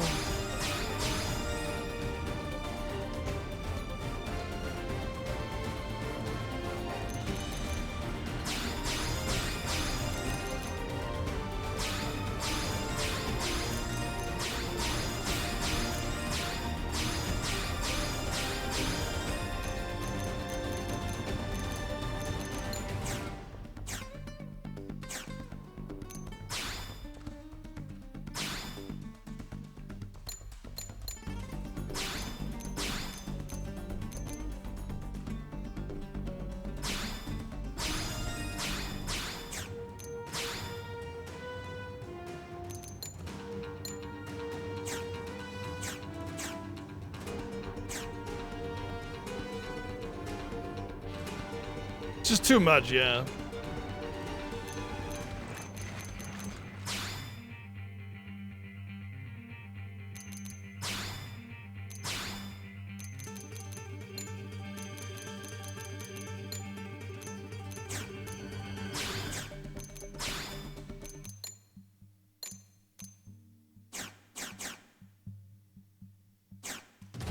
What's weird is this guy's like, what, level 19 and I'm 21? I'm getting my butt kicked by him. All right, let's do it. Way ahead of you. Change things up. Use a buff. Sliding slinger. Side shadow strike. Backslide.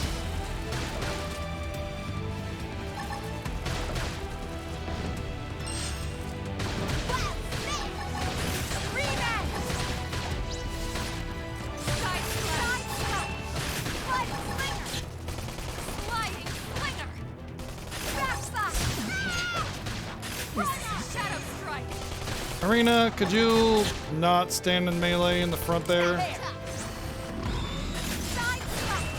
So I managed to avoid it because I'm not standing in front.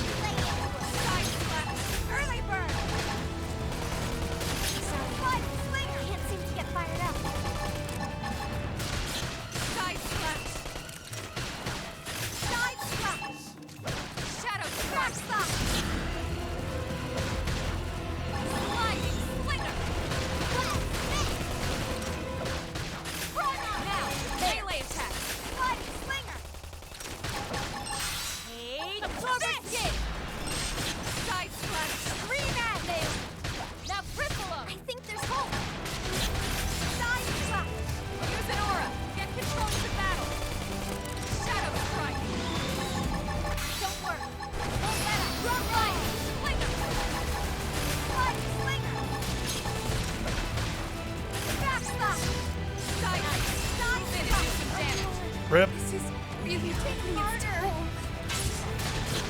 Primer! Got it. Now follow up with the melee. My turn. Now, melee attacks. Shadow Side Slap! Sliding slinger. Slide Slinger! This is rough, But I can side slap back here! Okay, this should tide me Back over. slap! Side Slap! Well, Smith! Sliding slinger. Shadow strike. This is really taking its toll. This is rough, but I can take it. Side Back slap. up. Hit harder. Rematch. Early This bird. is not good. Now, melee attack. Boy, it sure would be nice to be able to reliably hit those QTEs so I could fucking heal myself, but no, they just pop out of nowhere and give you like no time to react.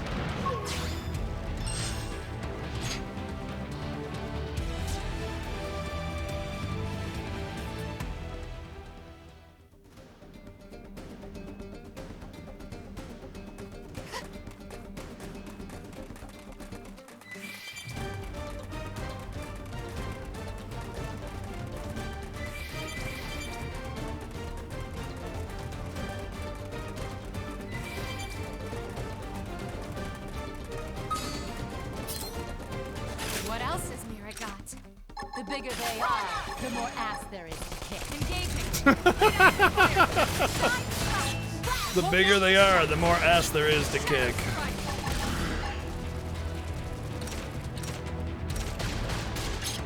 Side slap. Back slap. There. Sliding slinger. Leave it to me. Side Slap. Skin. I owe you point. Close it and seal the deal. What you lay in? Move in and keep the rhythm going. Right. I've been saving this one. Rematch. Shadow strike. Got it. Now follow up with the melee. Now it's my turn. Side Slap. Catch me up. Hang on. I'll side Back slap. slap. Side slap. Skin.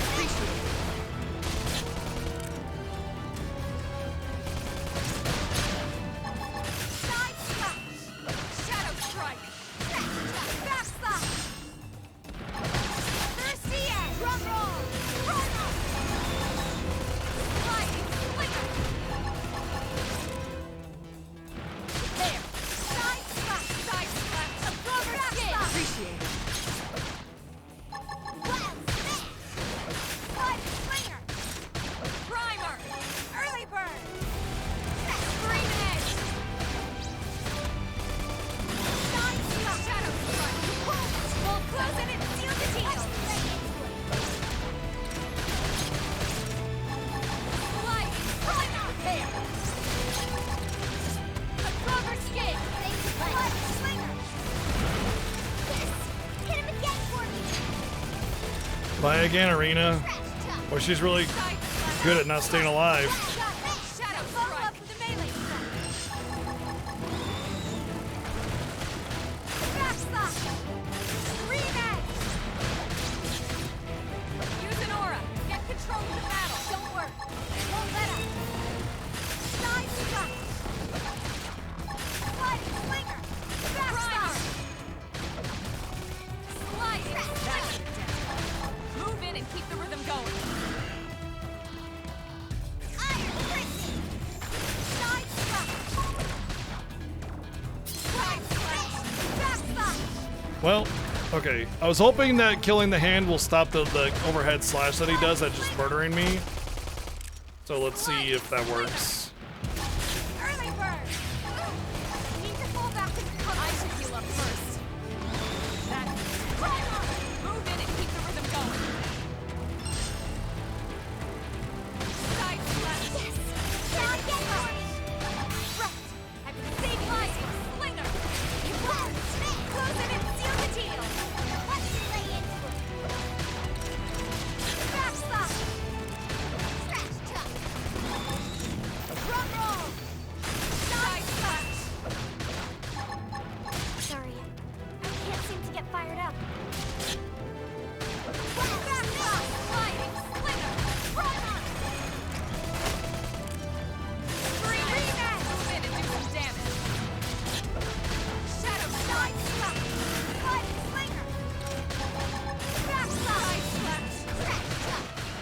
Trying to heal you, but all my prompts keep going away right as I'm about to hit them.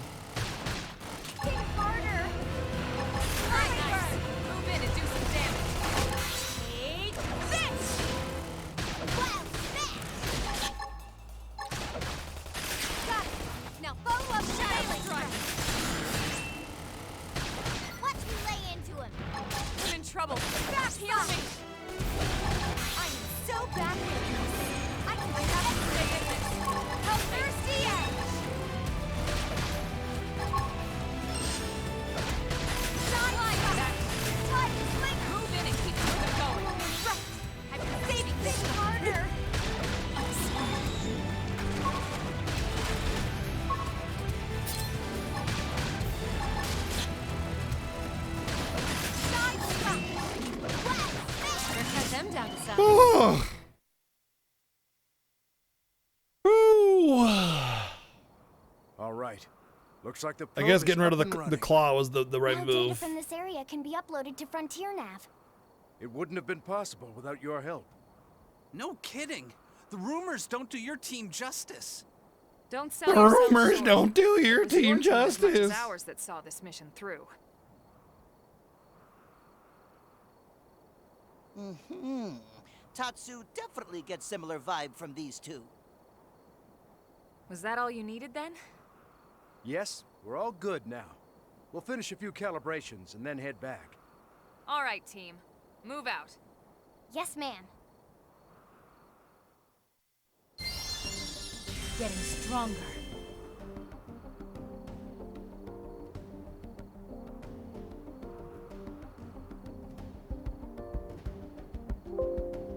Oopsie.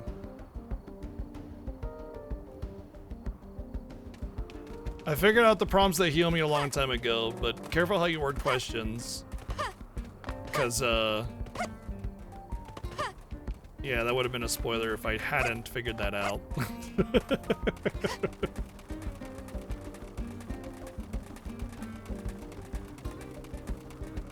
But yeah, I figured that out last week. When I had nothing to do but to sit on my hands.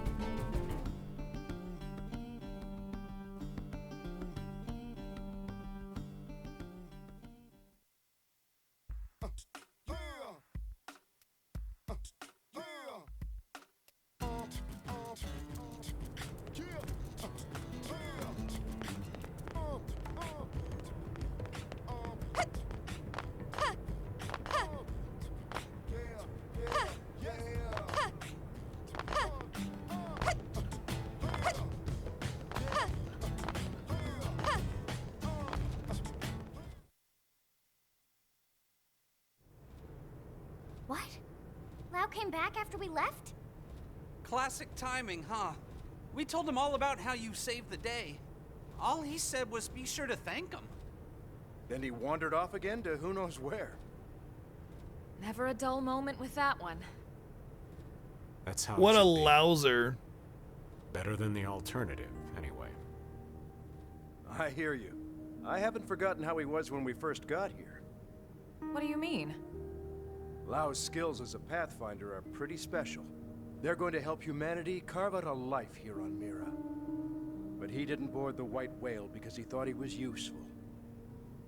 He did it so he could get his wife and daughter on the ship. He thought his abilities would permit his family passage, but... They didn't make it on board. Right. The war hit right before he would have summoned them. Oh. Those were some dark days for him. Lau was empty. Like his soul was just gone. I don't know what he's been doing lately, but whatever it is, it gives him purpose. It's good to see him living again. Not that it makes getting left behind any easier. I've told you 100 times already. If you had better skills, Lau wouldn't need to worry so much. Yeah. You guys really do love him, don't you? But no one loved their leader more than Team Tatsu love Elma. No one! See, Elma's even the leader. Main character confirmed.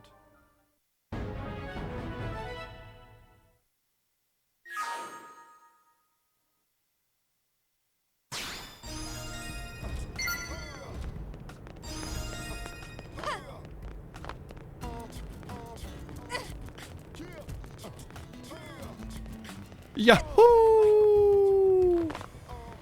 Woohoo! Splat. Wait, was the quest up there? Ah, man. Okay, fine. We'll just have to go back up there and get it. Dang it all!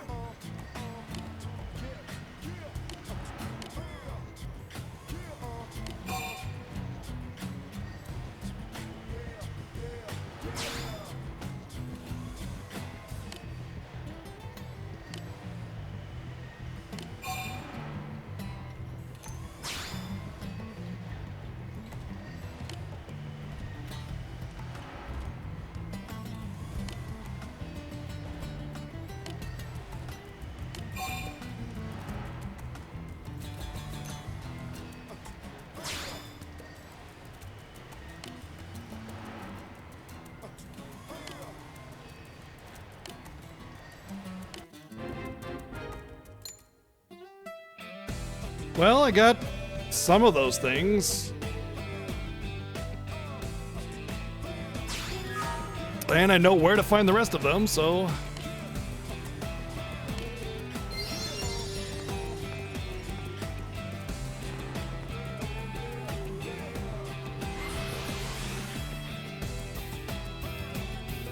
It's a quest we can do. Those are rare. Those are rare indeed. God damn it. Shit. Fucker. Damn it. I need to get up there, I think.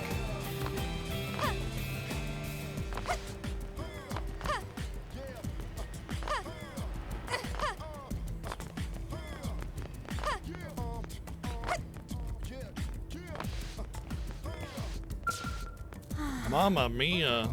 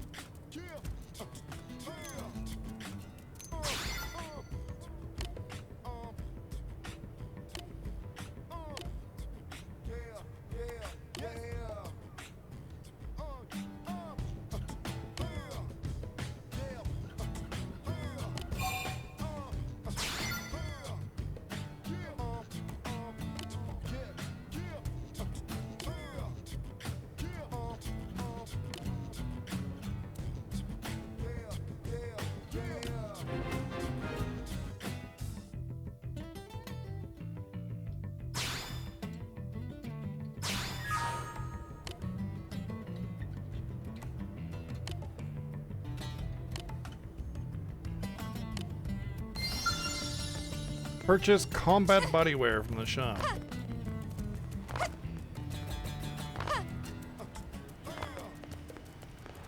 Give her some garbage level 1 gear and just be like, alright, go fight giant monsters. You're good to go. I believe in you. I believe in your ability to feed the monsters. Keep them alive for me to defeat them later.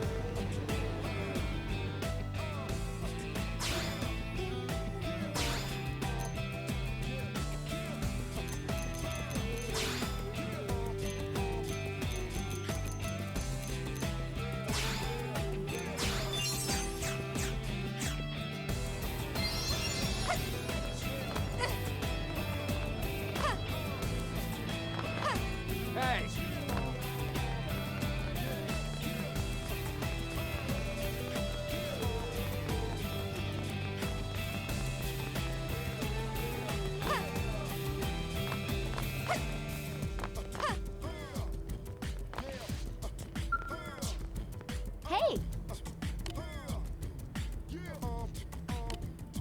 Maybe Mia's one of those characters where she starts out really low level, but if you like level her up, she becomes amazing.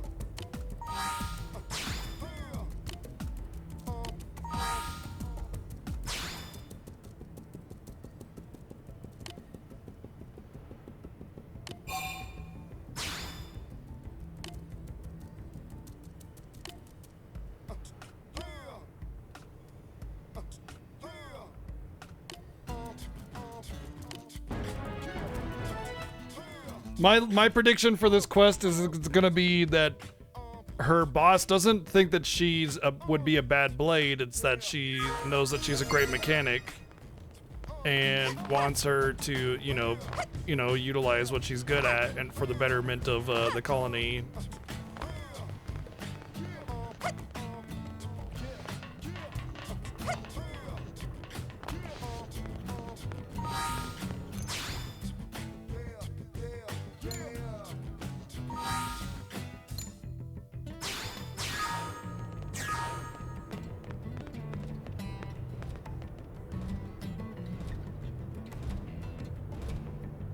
Alright, so for this one...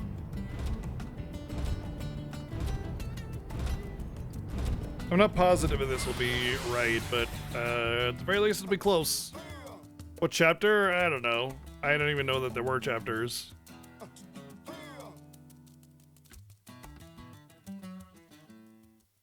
I'm on this part of the game. That's where I'm at. It's very informal from a story perspective. It almost doesn't even exist. Let's see. What do I need exactly? Pugilist and Pugilist.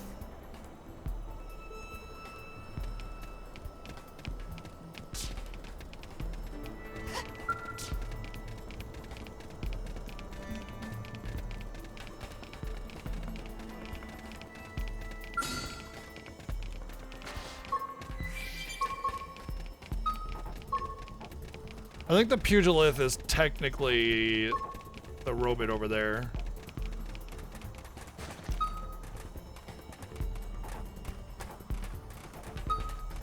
Yeah. All right, let's do it. Locked and loaded. Flash grenade! Shadow strike. Violent streak. Drum roll. Great. We got all of them aggroed. All of them aggroed.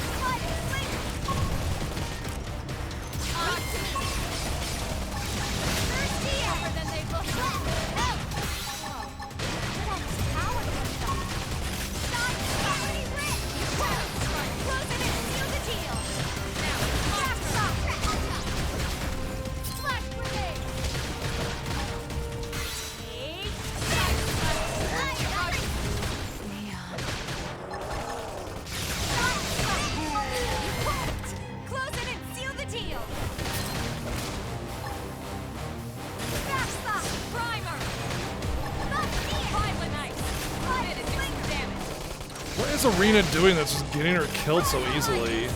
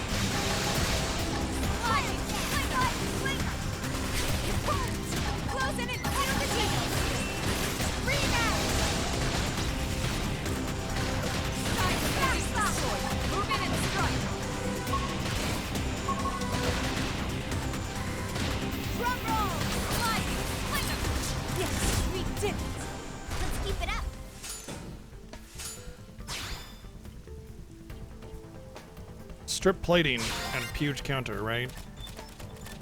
Oh, quality fuse. Okay. Well, whatever. I'm at the part where the thing exactly, yeah. I'm at the part where the thing happens. I've seen us. Violence! Move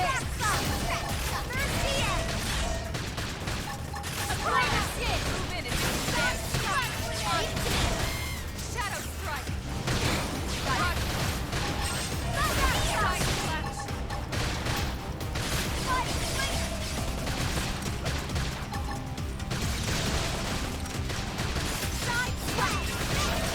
Shadow runner.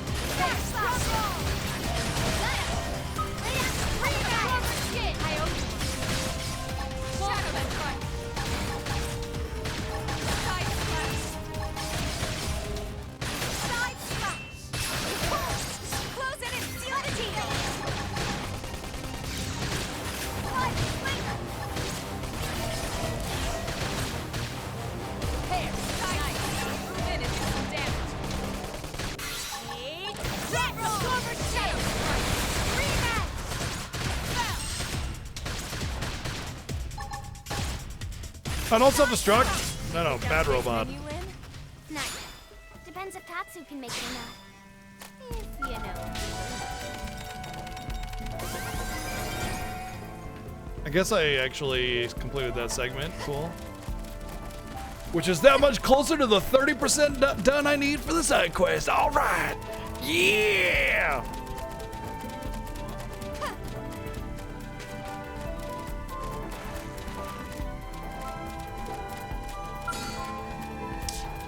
I could try to beat up, you know, by the time I get to that rare enemy, I'll probably be, level 22, and that'll be its level. Maybe I'll be able to do that.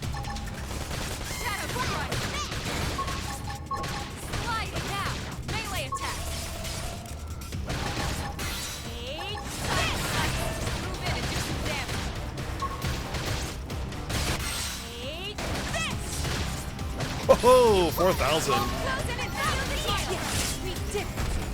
4,000, that's the highest number I've seen so far in this game. You won't stop us. Way ahead. Punch first. Athletically. Side strike. Flash grenade. Fist strike. Rematch. Violent streak. Blood slinger. Why did that thing aggro? It's out way in the fucking Africa, dude. What the hell?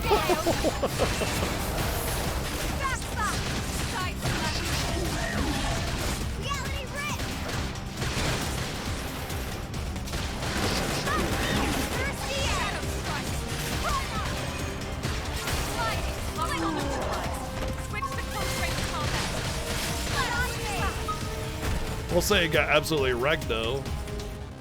Why am I still in combat? Repair. Weird. You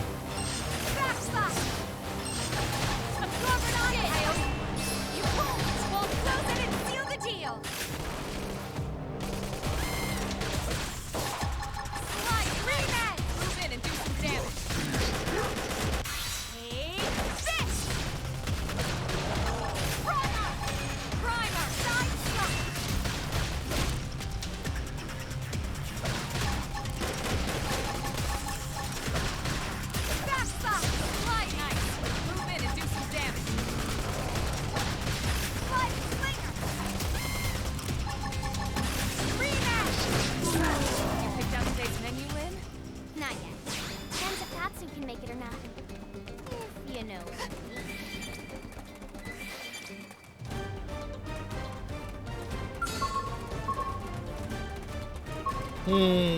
I don't think that's far enough.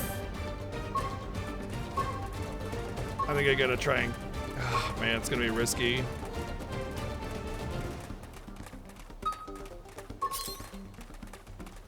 All right, let's do it. Let's see what you've got. Stay down the fire. I won't miss this shot. Shadow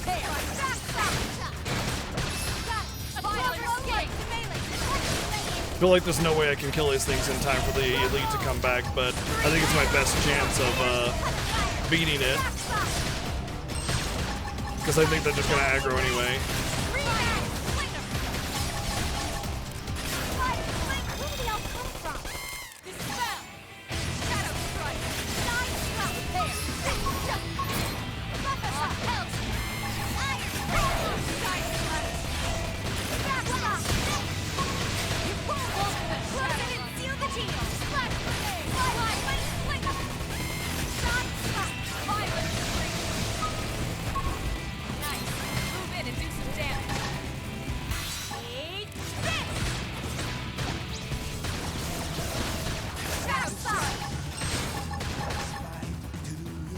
Yo, Silas, take it easy, dude. And again, thank you.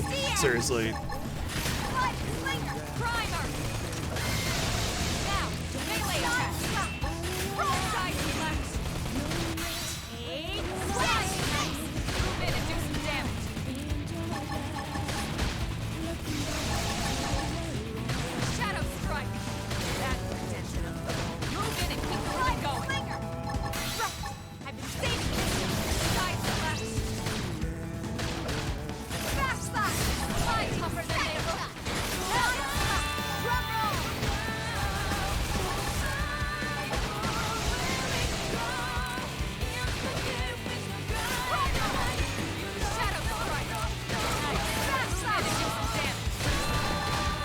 Man, what a difference a couple levels makes.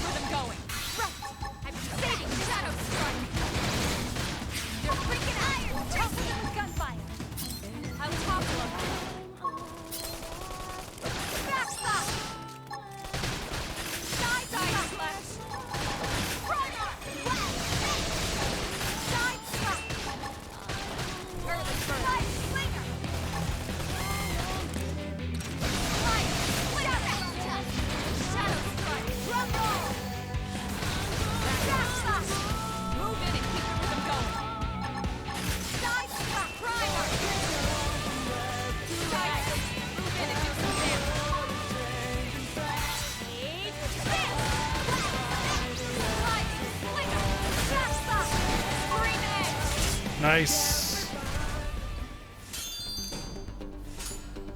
Well, I got a really lot of cool, neat stuff like weapons and armor, but I did not get. Oh, I got a fuse. Okay. I'll never stop getting stronger. Sweet.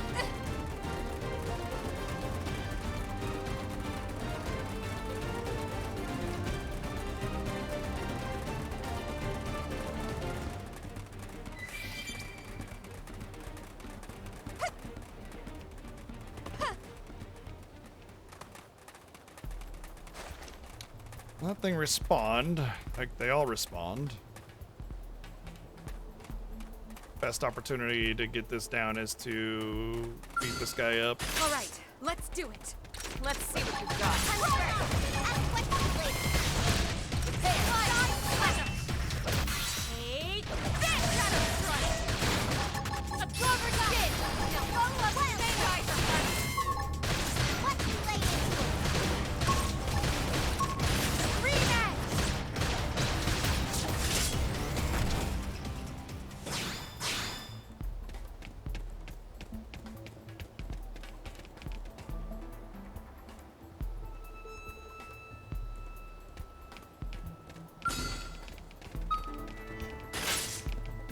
We have to take them on.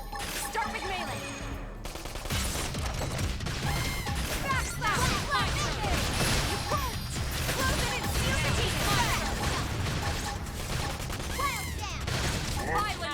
Also, I'm not quite sure how the overdrive works just yet, but it seems like it resets every combat.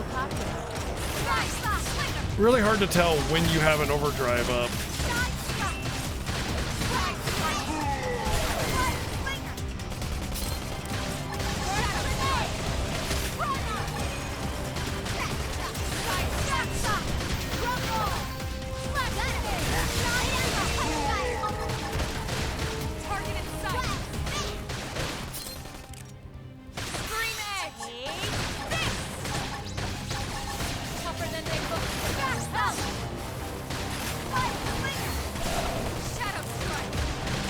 That's the ability I need to learn is Stream Edge. How to get an edge with my stream. How can I be better streamer instead of garbage streamer? Dang. Need to figure out how to not be garbage streamer. I need Stream Edge. Yeah, we beat the Cyber Chicken Walker, yeah. Pretty handedly, I might add. This one's gonna cut deep. Got it. Now follow up with me now. My turn. Sliding, drum roll. Side head is destroyed. Move in and strike. Side strike. Back slide. Let's take a front to back. So, you picked out today's menu, Ray? Nice. Depends if Strength Patsy can comes make from it or not. experience. That's true on any planet.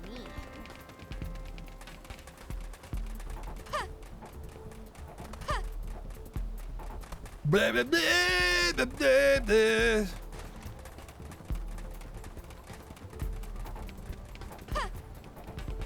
Wait, why is it a pun? Because it doesn't have hands?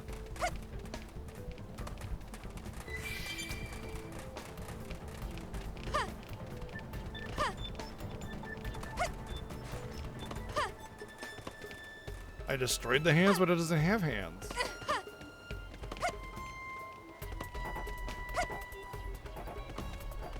It has a big giant dick gun. Dick cannon! You know, why is that not like a porn pseudonym? You know, Dick Cannon. It just seems like that would be the most popular porn pseudonym.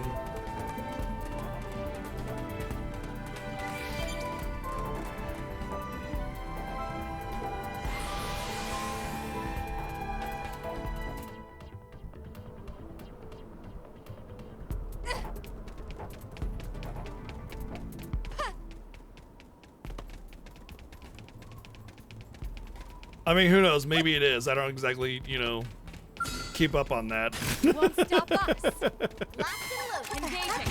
Lay down some fire for me. I won't miss this shot. Violent streak. Backslide. Run on. You won't. Close it in. Team. My turn. Stop here. Candace, a comedian and improv Timo. Thanks for doing the heavy lifting for us.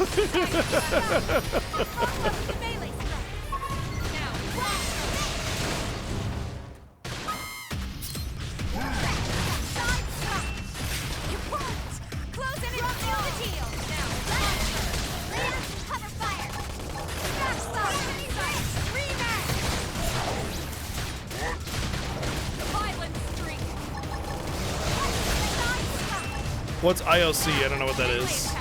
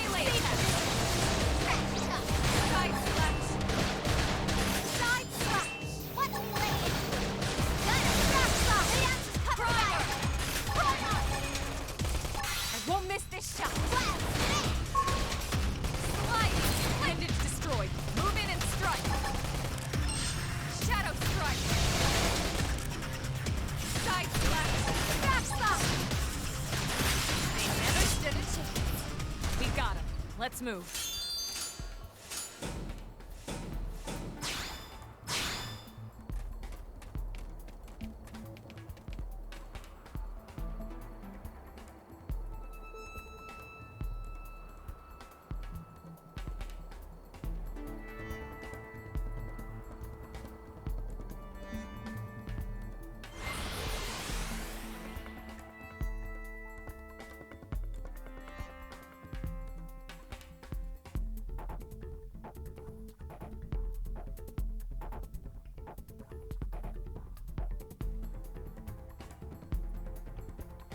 No, it would be vagina leggy.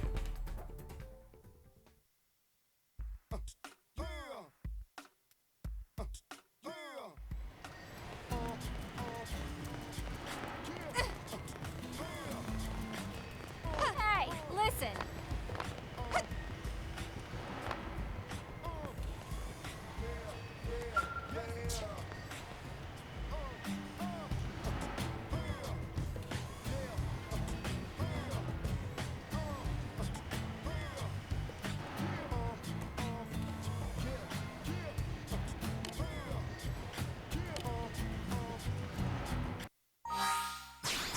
Boy, people hate you in this game. Jeez.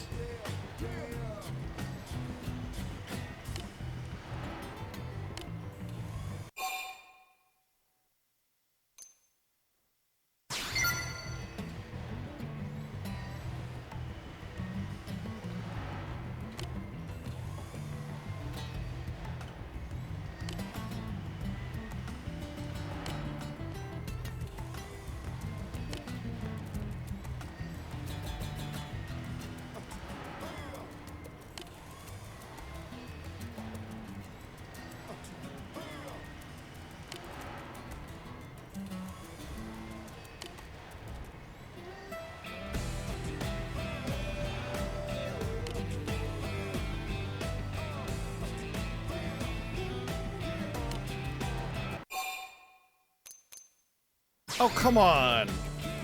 Ugh.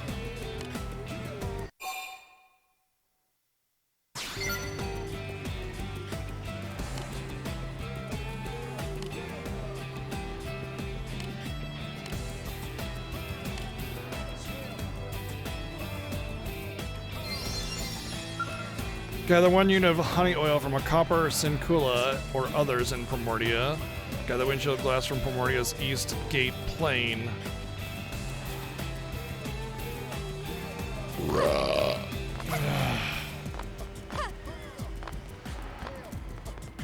Well, it does have tracking, so let's see what we can find.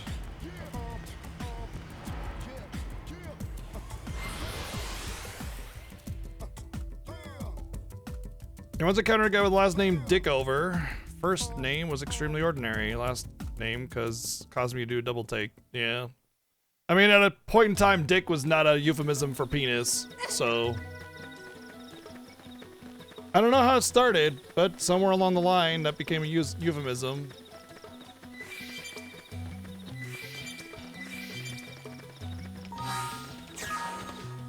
Oh, almost a blade level.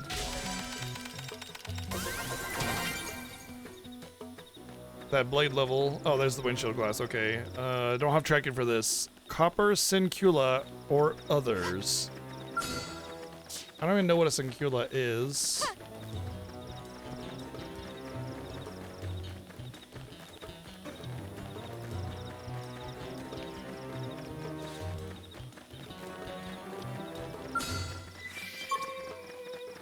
I want to say they're like the little bug dudes, but...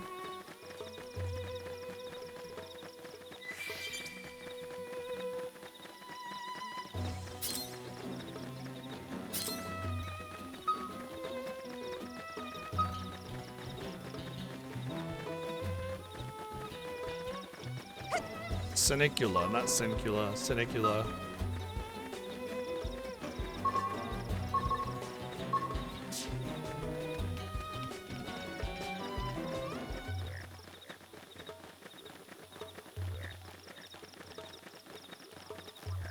It's obviously a thing in the game. Yeah. Duh, everybody knows that. They teach that to you in like 5th grade. Like, geez, where have you been?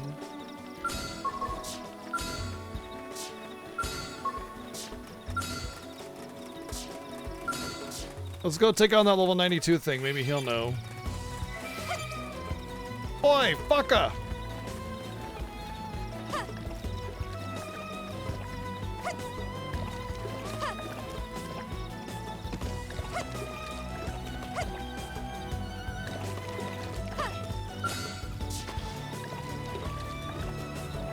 Pretty sure a cinicula is like a bug type thing, but I don't really feel like hunting the world over for it, so we'll move on.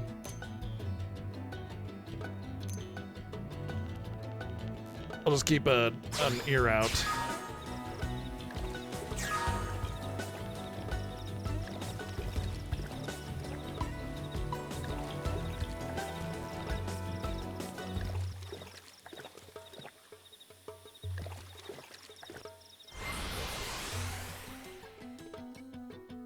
I remember what they are in normal Xenoblade, but they're all different in this game.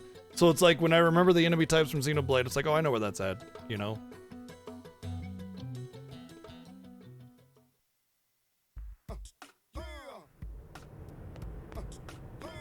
All right, yeah, let's do this. Okay, fine.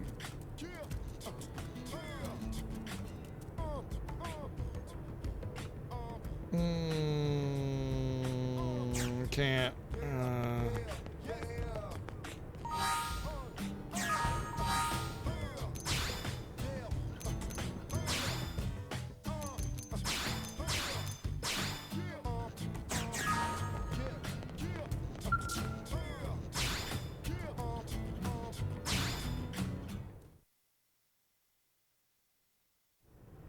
Are you the one they paired me with? You have the look at least. But what about inside? Does your heart burn with a flame hot enough to forge a true blade? No. No, it does not. You have no right to question my heart. That answer alone proves that your flame burns white hot. It's that sort of fearless ferocity that tempers a soul into something heroic. Forgive me. I am Bose Lowe's, proud member of the Harriers. I will be a partner on this job. But please, call me Sensei. You know this term? It's what some instant cultures call teachers and wise men back on Earth.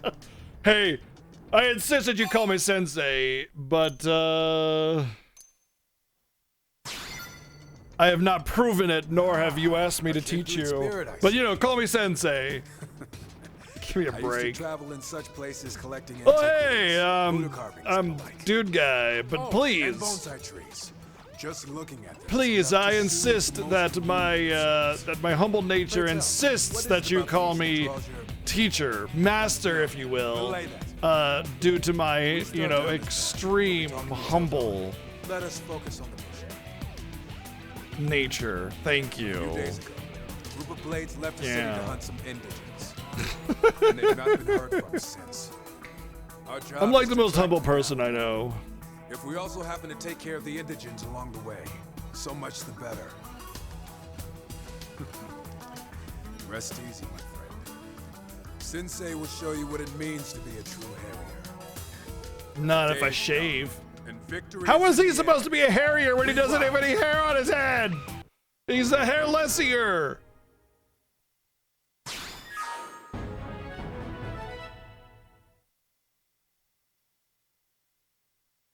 Oh, I won?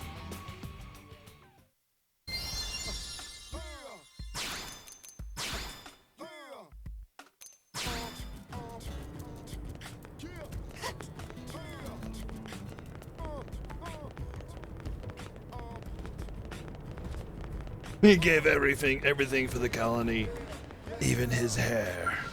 That's the true kind of dedication that causes someone to burn for the blade of being the blade and stuff or whatever.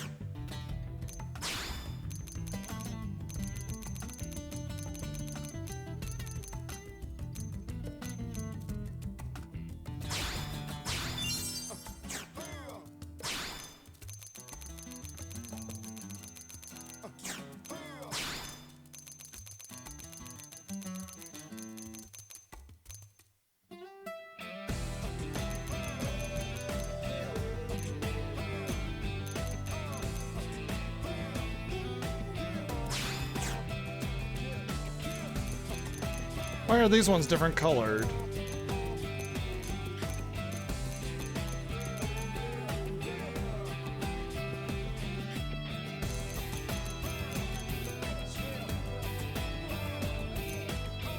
Ah.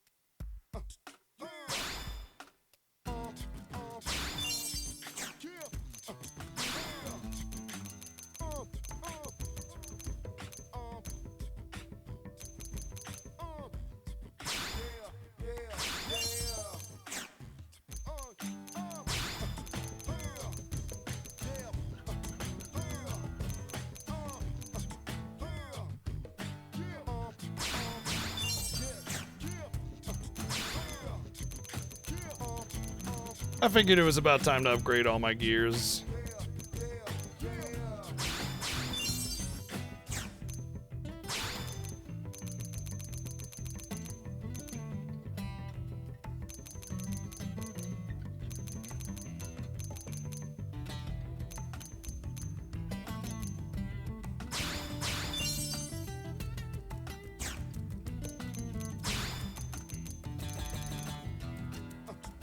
We definitely should give Elma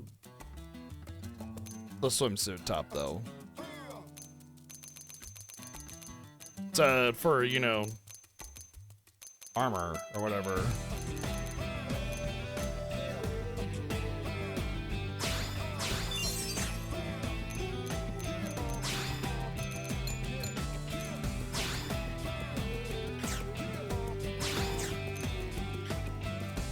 It actually kind of almost looks better together.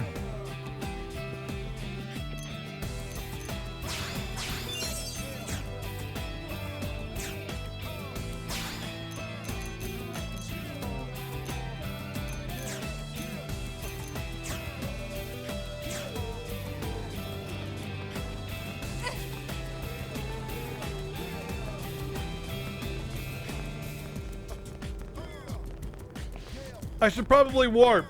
Walking might take some time. It's all the way in Noctilum.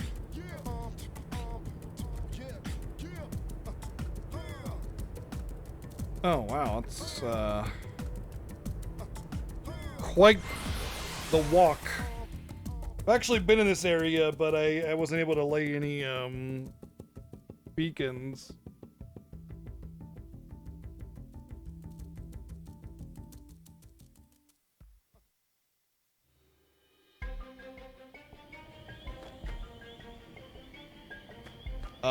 Hi. You spawned in a giant monkey's crotch. Oh, okay.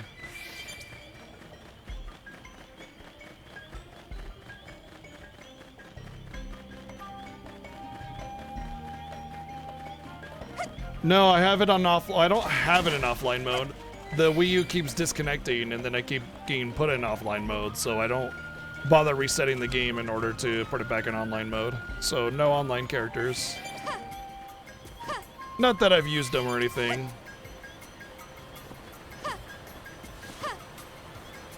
Costs money to hire any kind of decently high level unit anyway.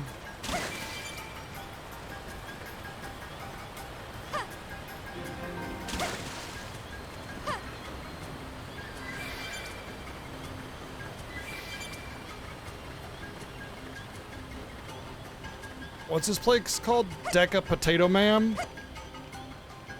Ooh, level 41.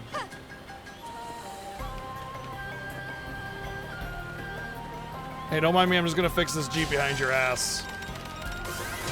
Thanks, bro.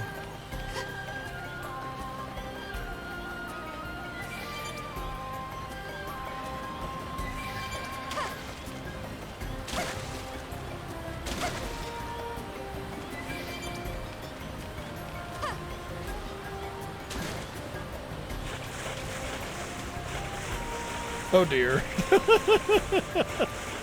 I am swerving against the current.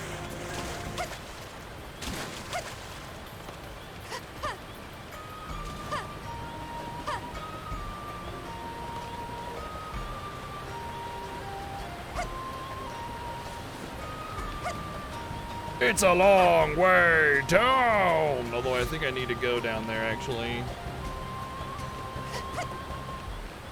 Fuck. Oh, there's a beachhead there. Okay, we're good.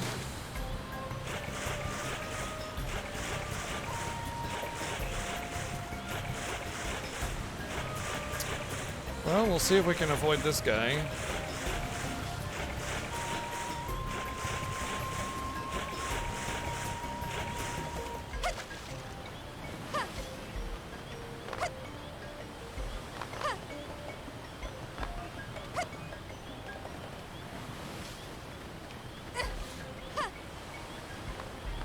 Oh, come on, I'm so close.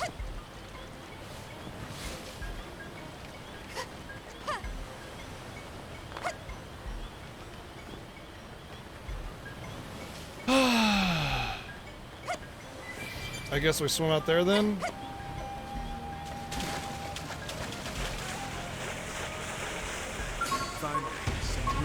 Wow, that's a really far aggro radius.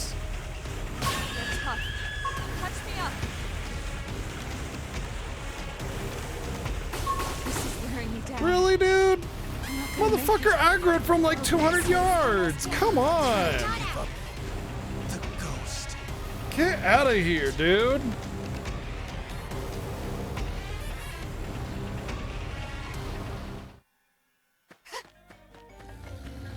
Idiotic. That thing was so far away. Like I said before, this is by far the worst offender of just like getting fucked over when just trying to play the fucking game, you know? Like that, the thing aggroes from a million miles away. It's impossible to get away from. They have these like teleportation and insta nuke attacks that get you no matter how far away you happen to swim, and it's just silly. Like, I get it, Xeno, high-level enemies and low-level zones and stuff, you know, mix of every level and every zone actually is more accurate, but like, dude, let me get past them, okay? Thanks. Xenoblade wasn't this bad, and none of the others were this bad, but this one, it's just, it's like a big middle finger to the player, repeatedly.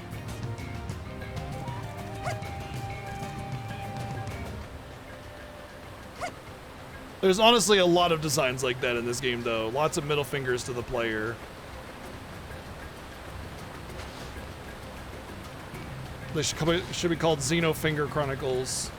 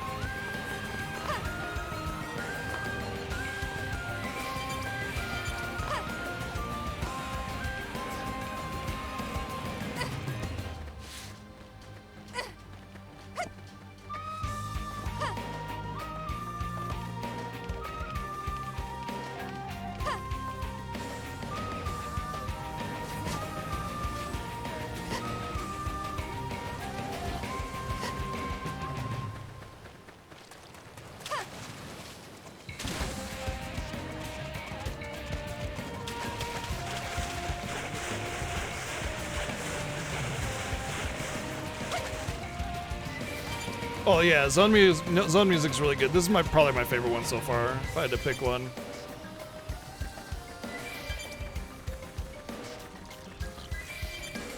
Where is... Oh, the beacon right there, I see it. I probably can't do it. It's probably like botany 2 or something.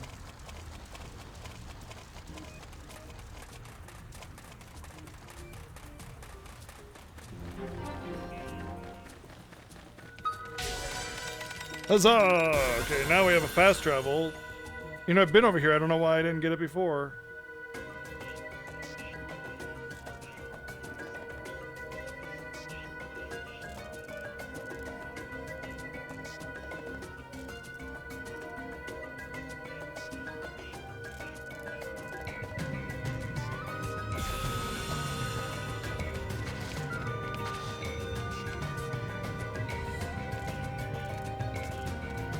Oh, good, good, good. Our destination is up there. Good. Yeah, great. Fantastic. Wait, unless it's in this cave. It could be in this cave.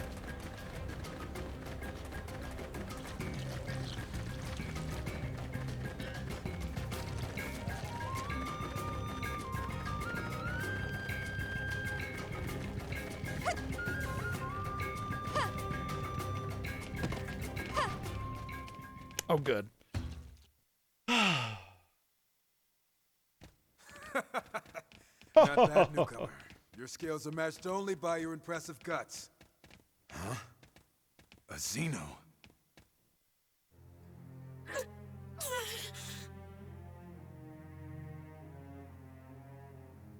You all are humans, right? Please help me, okay? I ran into trouble and hurt myself. My legs don't really work right now, you know? So if any creatures show up, I'm a goner. That's a real shame. But I fear our own people must come before you. I'll not waste precious time on a Xeno. Ah, so he's a piece of shit. Good to know. Okay? Aren't Manon and humans friends? Friends. Humans have no Xeno friends. Humans need no Xeno friends. Come, let us tarry with this degenerate beast no longer. No.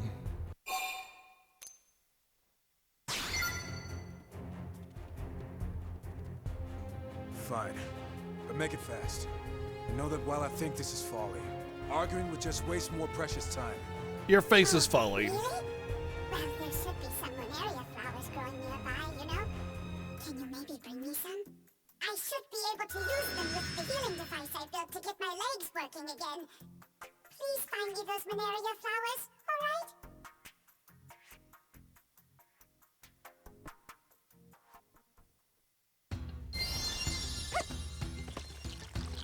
Hey, look, I found your flowers. You're welcome.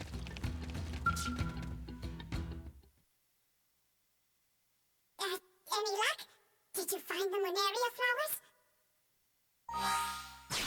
Ooh, that's them! These should fix my legs up. I hope. Thank you so much. I'll never forget this, okay? And I promise to pay you back. You can pay us back by slamming shut that gob of yours and getting out of here. We too. Can we fucking just feed this guy to the T-Rex or something? And we've wasted more than enough time here.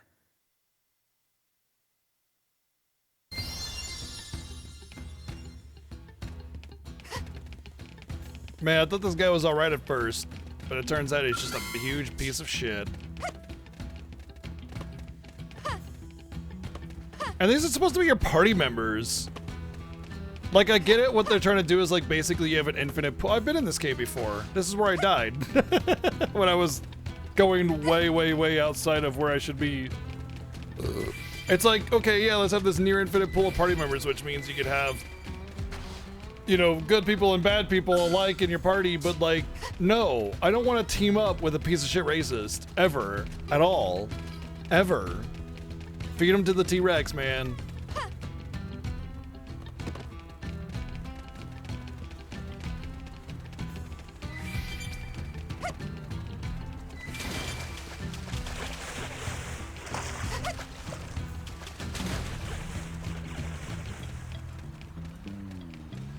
It's one thing, it's like if it's like a temp character and he turns out to be bad and then you beat him up and then you move on, you know, like Phantasy Star or something like that.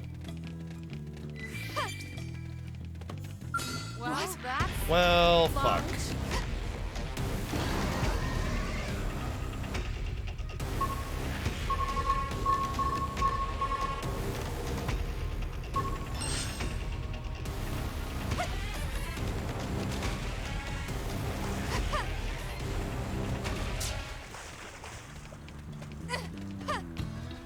According to Monolith Soft, the likelihood of this gaming coming to Switch is about 0, so I wouldn't count on it.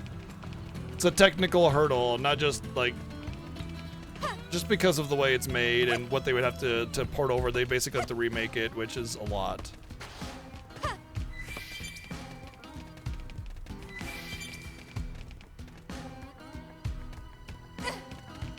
Level 20 quest, by the way.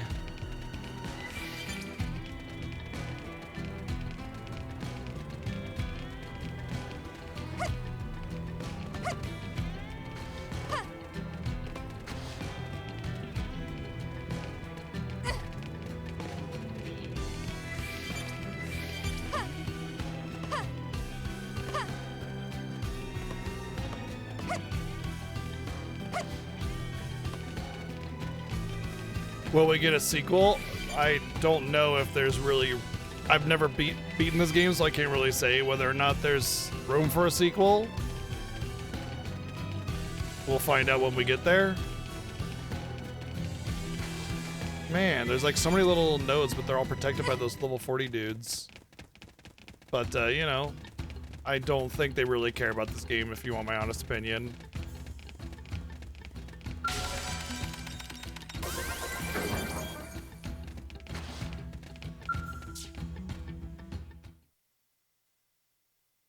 Wait, don't eat me. I taste terrible. Oh, please let this all be some kind of bad dream. Huh? Did you come here to save me? Really? Oh, thank you. Those things. Oh no, humans, don't eat me. Oh man. So you ran off in a blind panic? What happened to centering yourself, Reggie? Sensei, what are you doing here? You were off on a mission. You think some patrol job is more important than coming to my students' rescue? I secured powerful backup and came running. Now get a grip, son. Right. Thank you, sir. You're in for a hell of a dressing down later. For now, let's finish this. They weren't far behind me. Please, just kill them so we can all go back to New LA alive. Leave it to us. We'll show these monsters what true warriors can do. I'm sure the monsters are gonna be like rah rah blah blah, which is secretly monster for. Oh man, true warriors. These guys are really skilled. Oh shit. Hello.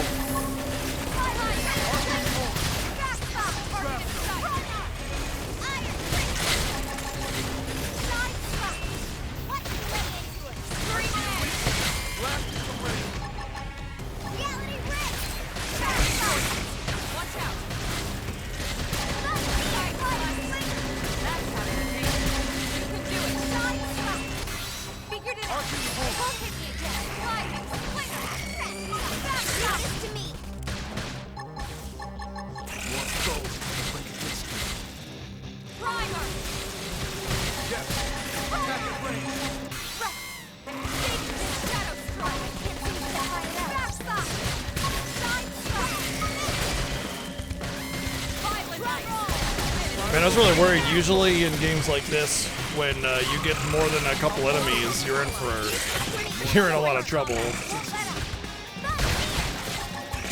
I guess Lynn is basically the big carry here.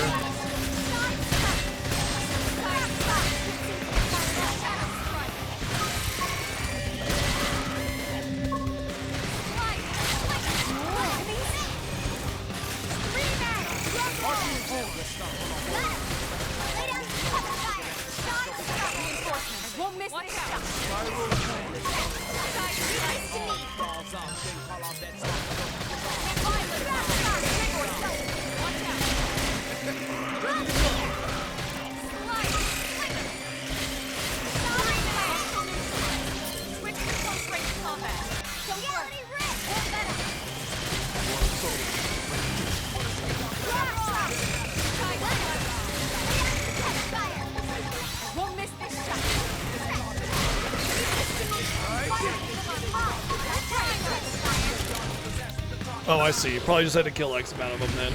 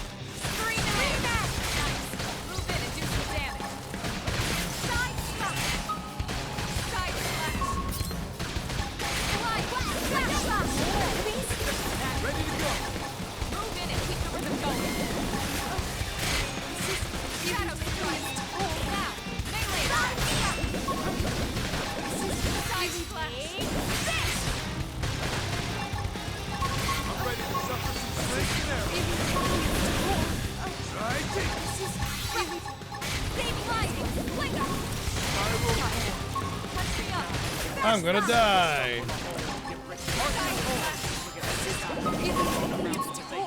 Great.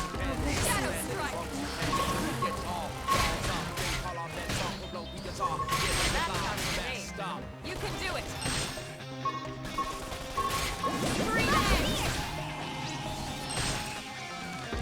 You know what the best part is? There's a time limit, and my respawn time is about 1 second ahead of it. So if I just lived for 1 second longer, I would have been able to do this.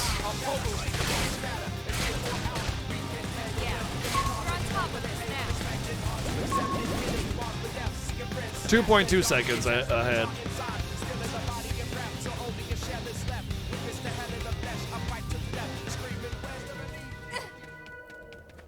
What a fun mechanic.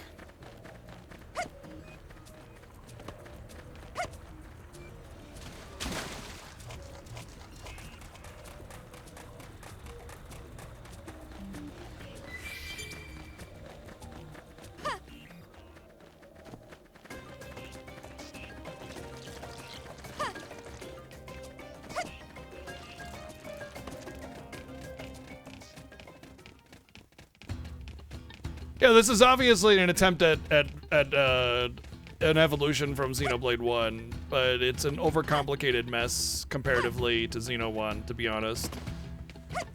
There's definitely a lot of things in here that are better than Xeno 1, for sure, like movement, jumping, there's no loss of momentum, that kind of thing. That's pretty damn huge. It may seem like a minor thing, but it's actually pretty significant.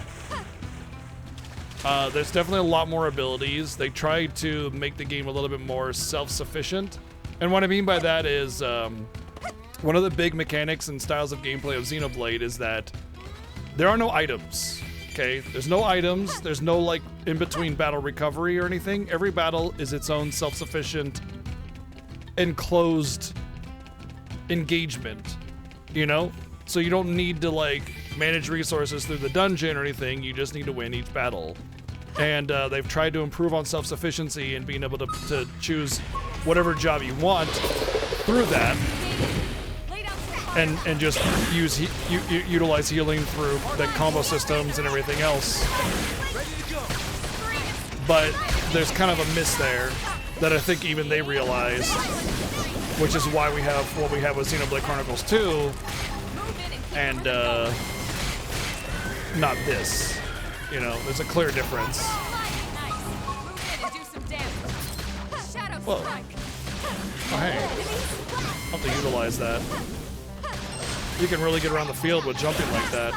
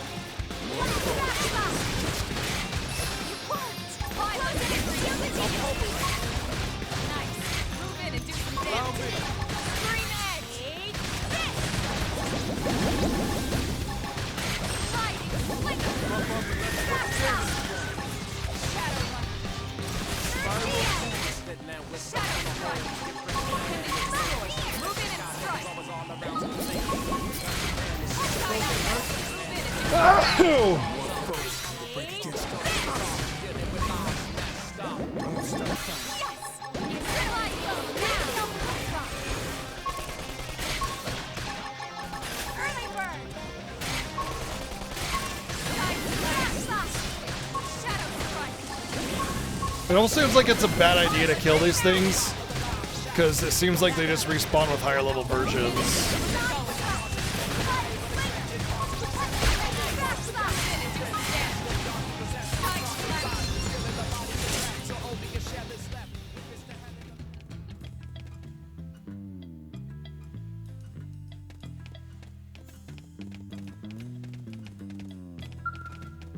I think they saw what worked and what didn't work with this game. You know, this game came out in like 2012 or something like that. So you have a really robust internet community that's going to give feedback.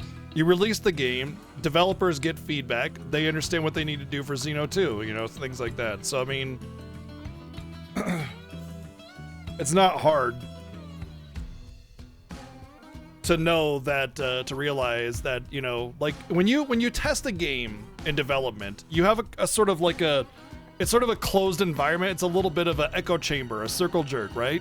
I mean, game testers and quality assurance, like they're supposed to give you they're supposed to give the developer feedback on what works and what doesn't. But a lot of the time it's not about that. It's just, does it work? I don't want your opinion. Just tell me if it works. The end. So you don't always get a lot of really good objective analysis given back to the developers during times of development from the quality assurance team. So because of that, you have to wait until a game comes out. You get community feedback. They read it. They see, okay, clearly the community did not like this mechanic. We change it up. We alter it. Any kind of good developer is going to have their ear to the community really, really, really, really tightly.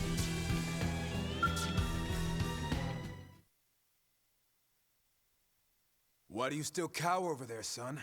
It's finished. Sensei, I'm sorry. I couldn't put any of what you taught me into practice. You always said never to betray my team. But I ran. I left Dude, them you're a to robot. die. Relax, bro. You can't die. I'm leaving Blade. I never should have joined in the first place. A coward like me will never be the sort of warrior you taught us about. It's a fine thing to reflect on our weaknesses from time to time. I don't get it. I can't feel sympathy for any of these characters.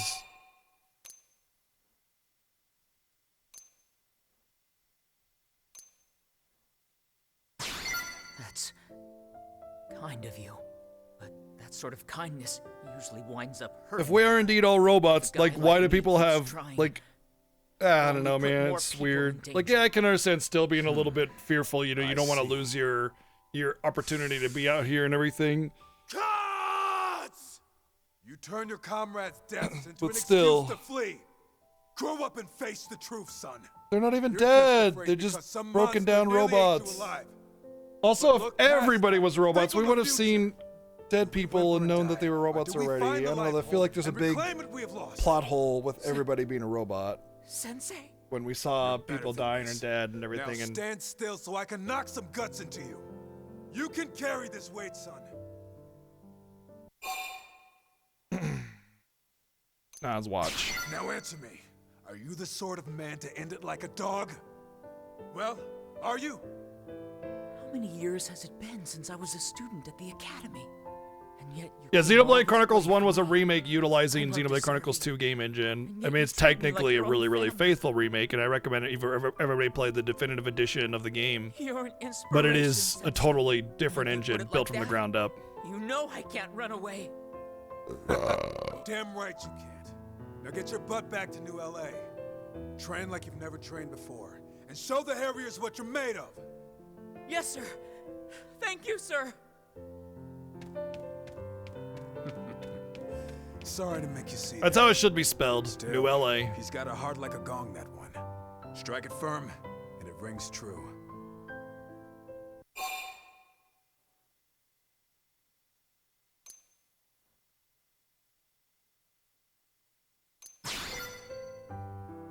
A shame.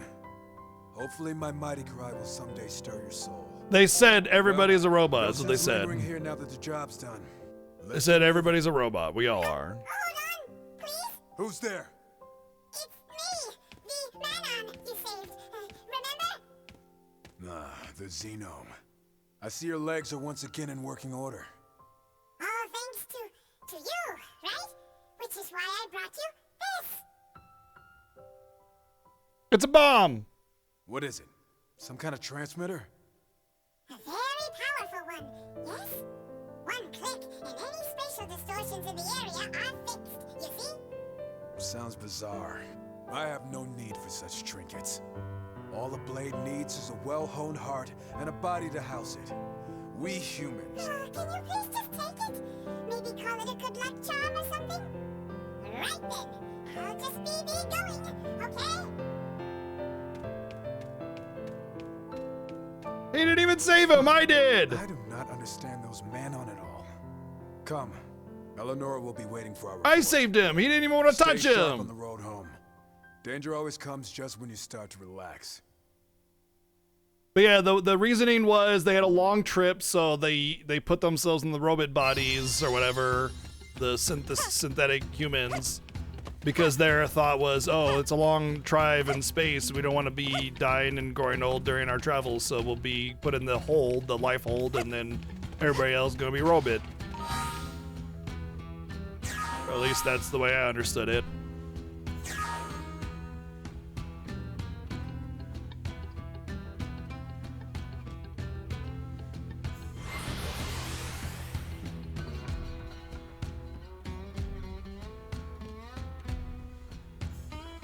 But yeah, I mean, like I get that part. I get not wanting to have your robot body die because you'd be stuck in the life hold. You basically be put back to sleep without any consciousness or anything. Cool, yeah, fine, I get it. But like the fear, the absolute terror that comes from the fear of death and everything. No, man, no. No. It'd be more like a bummer than anything, you know? Like you really don't want it to happen. It's like your car getting wrecked or something, you know? Really sucks. All your transportation's gone. Hey. Really messed up. But, you know, at the end of the day. Nice.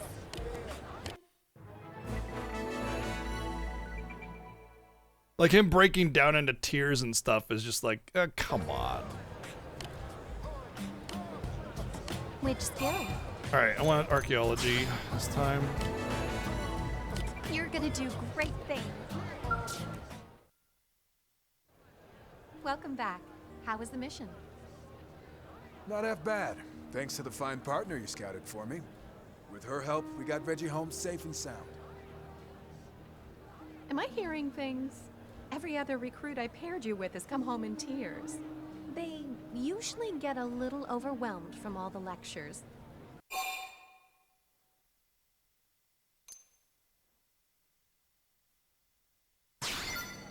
I see potential in this one. That said, there's still much work to do. If we'd met at the academy, I could have trained you from the ground up. I wouldn't want to be What a trained shame. by you. Get the fuck out of my face. But perhaps it's not too late.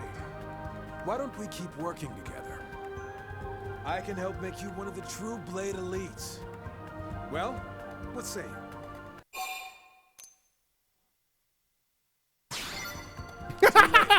Elmo liked it. Decided. This is a thing that is happening. Elmo liked it. Elmo's like, yeah, fuck that guy. I am Rose Lowe's. People call me the Harrier Hammer. My fists pound any deviation straight.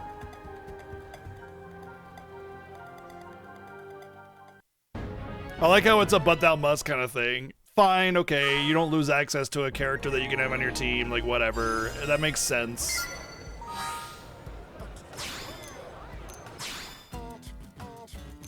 Get the fuck out of here.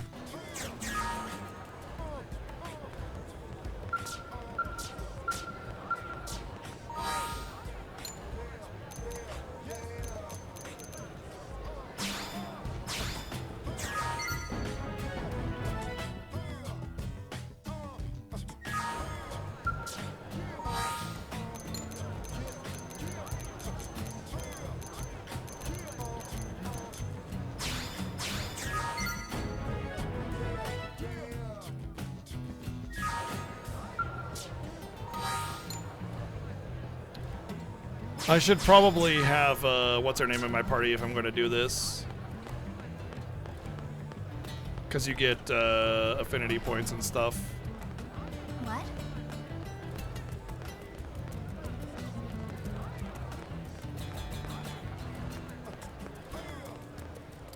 Where is she? Where's Irina?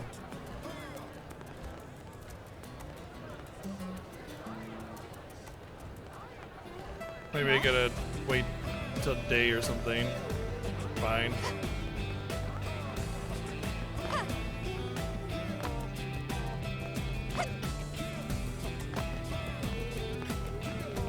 Hey. What is it? Gross, I don't want to talk to you. Nice. Oh.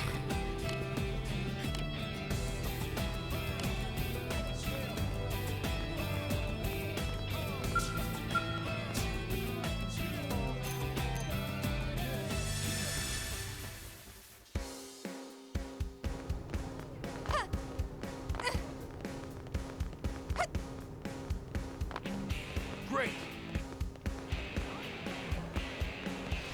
What's with the blue dialogue box?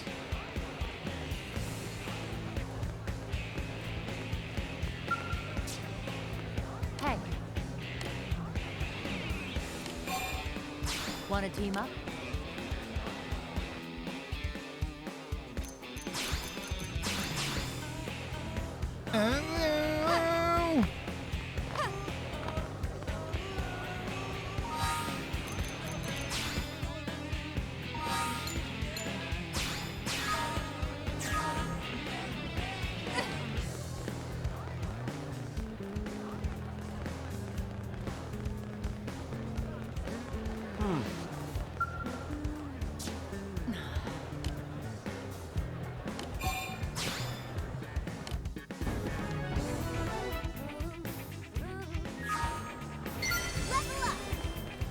My cooking got better. Well, I guess you get the XP too. Yeah, definitely want the party member for that reason too.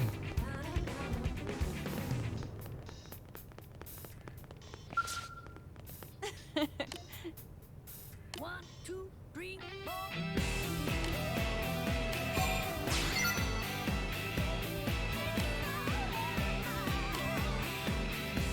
Pretty sure I have some Arlite.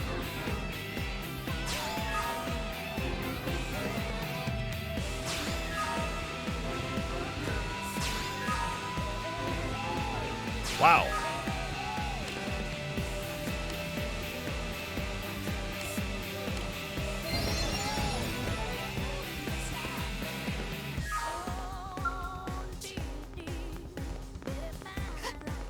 Apparently I only had one of those finished already. Okay. I can help. I'm okay with doing this one though because it's like, hey, go out and do the thing that you would normally do anyway. Alright. We got a lot done today. But that's it. That's it for today. Oh man. Oh, I got some stuff I gotta take care of anyway. The fact that I even went a little bit late is probably not a good idea because I got a lot I gotta take care of tomorrow, and I gotta prepare for that today. So tomorrow, obviously, we come back to this and get deeper into this. We'll probably try to push story a little bit more, but we'll still do some side stuff. So thank you everybody for being here and enjoying the stream. I hope you guys are enjoying the Xenoblade Chronicles X stream. I'm enjoying the game despite its very obvious flaws, but we'll see you tomorrow, 1 p.m. Pacific. More Xenoblade Chronicles X. Thank you for the bits, donations, subs, and resubs. Have a good night. Cheers.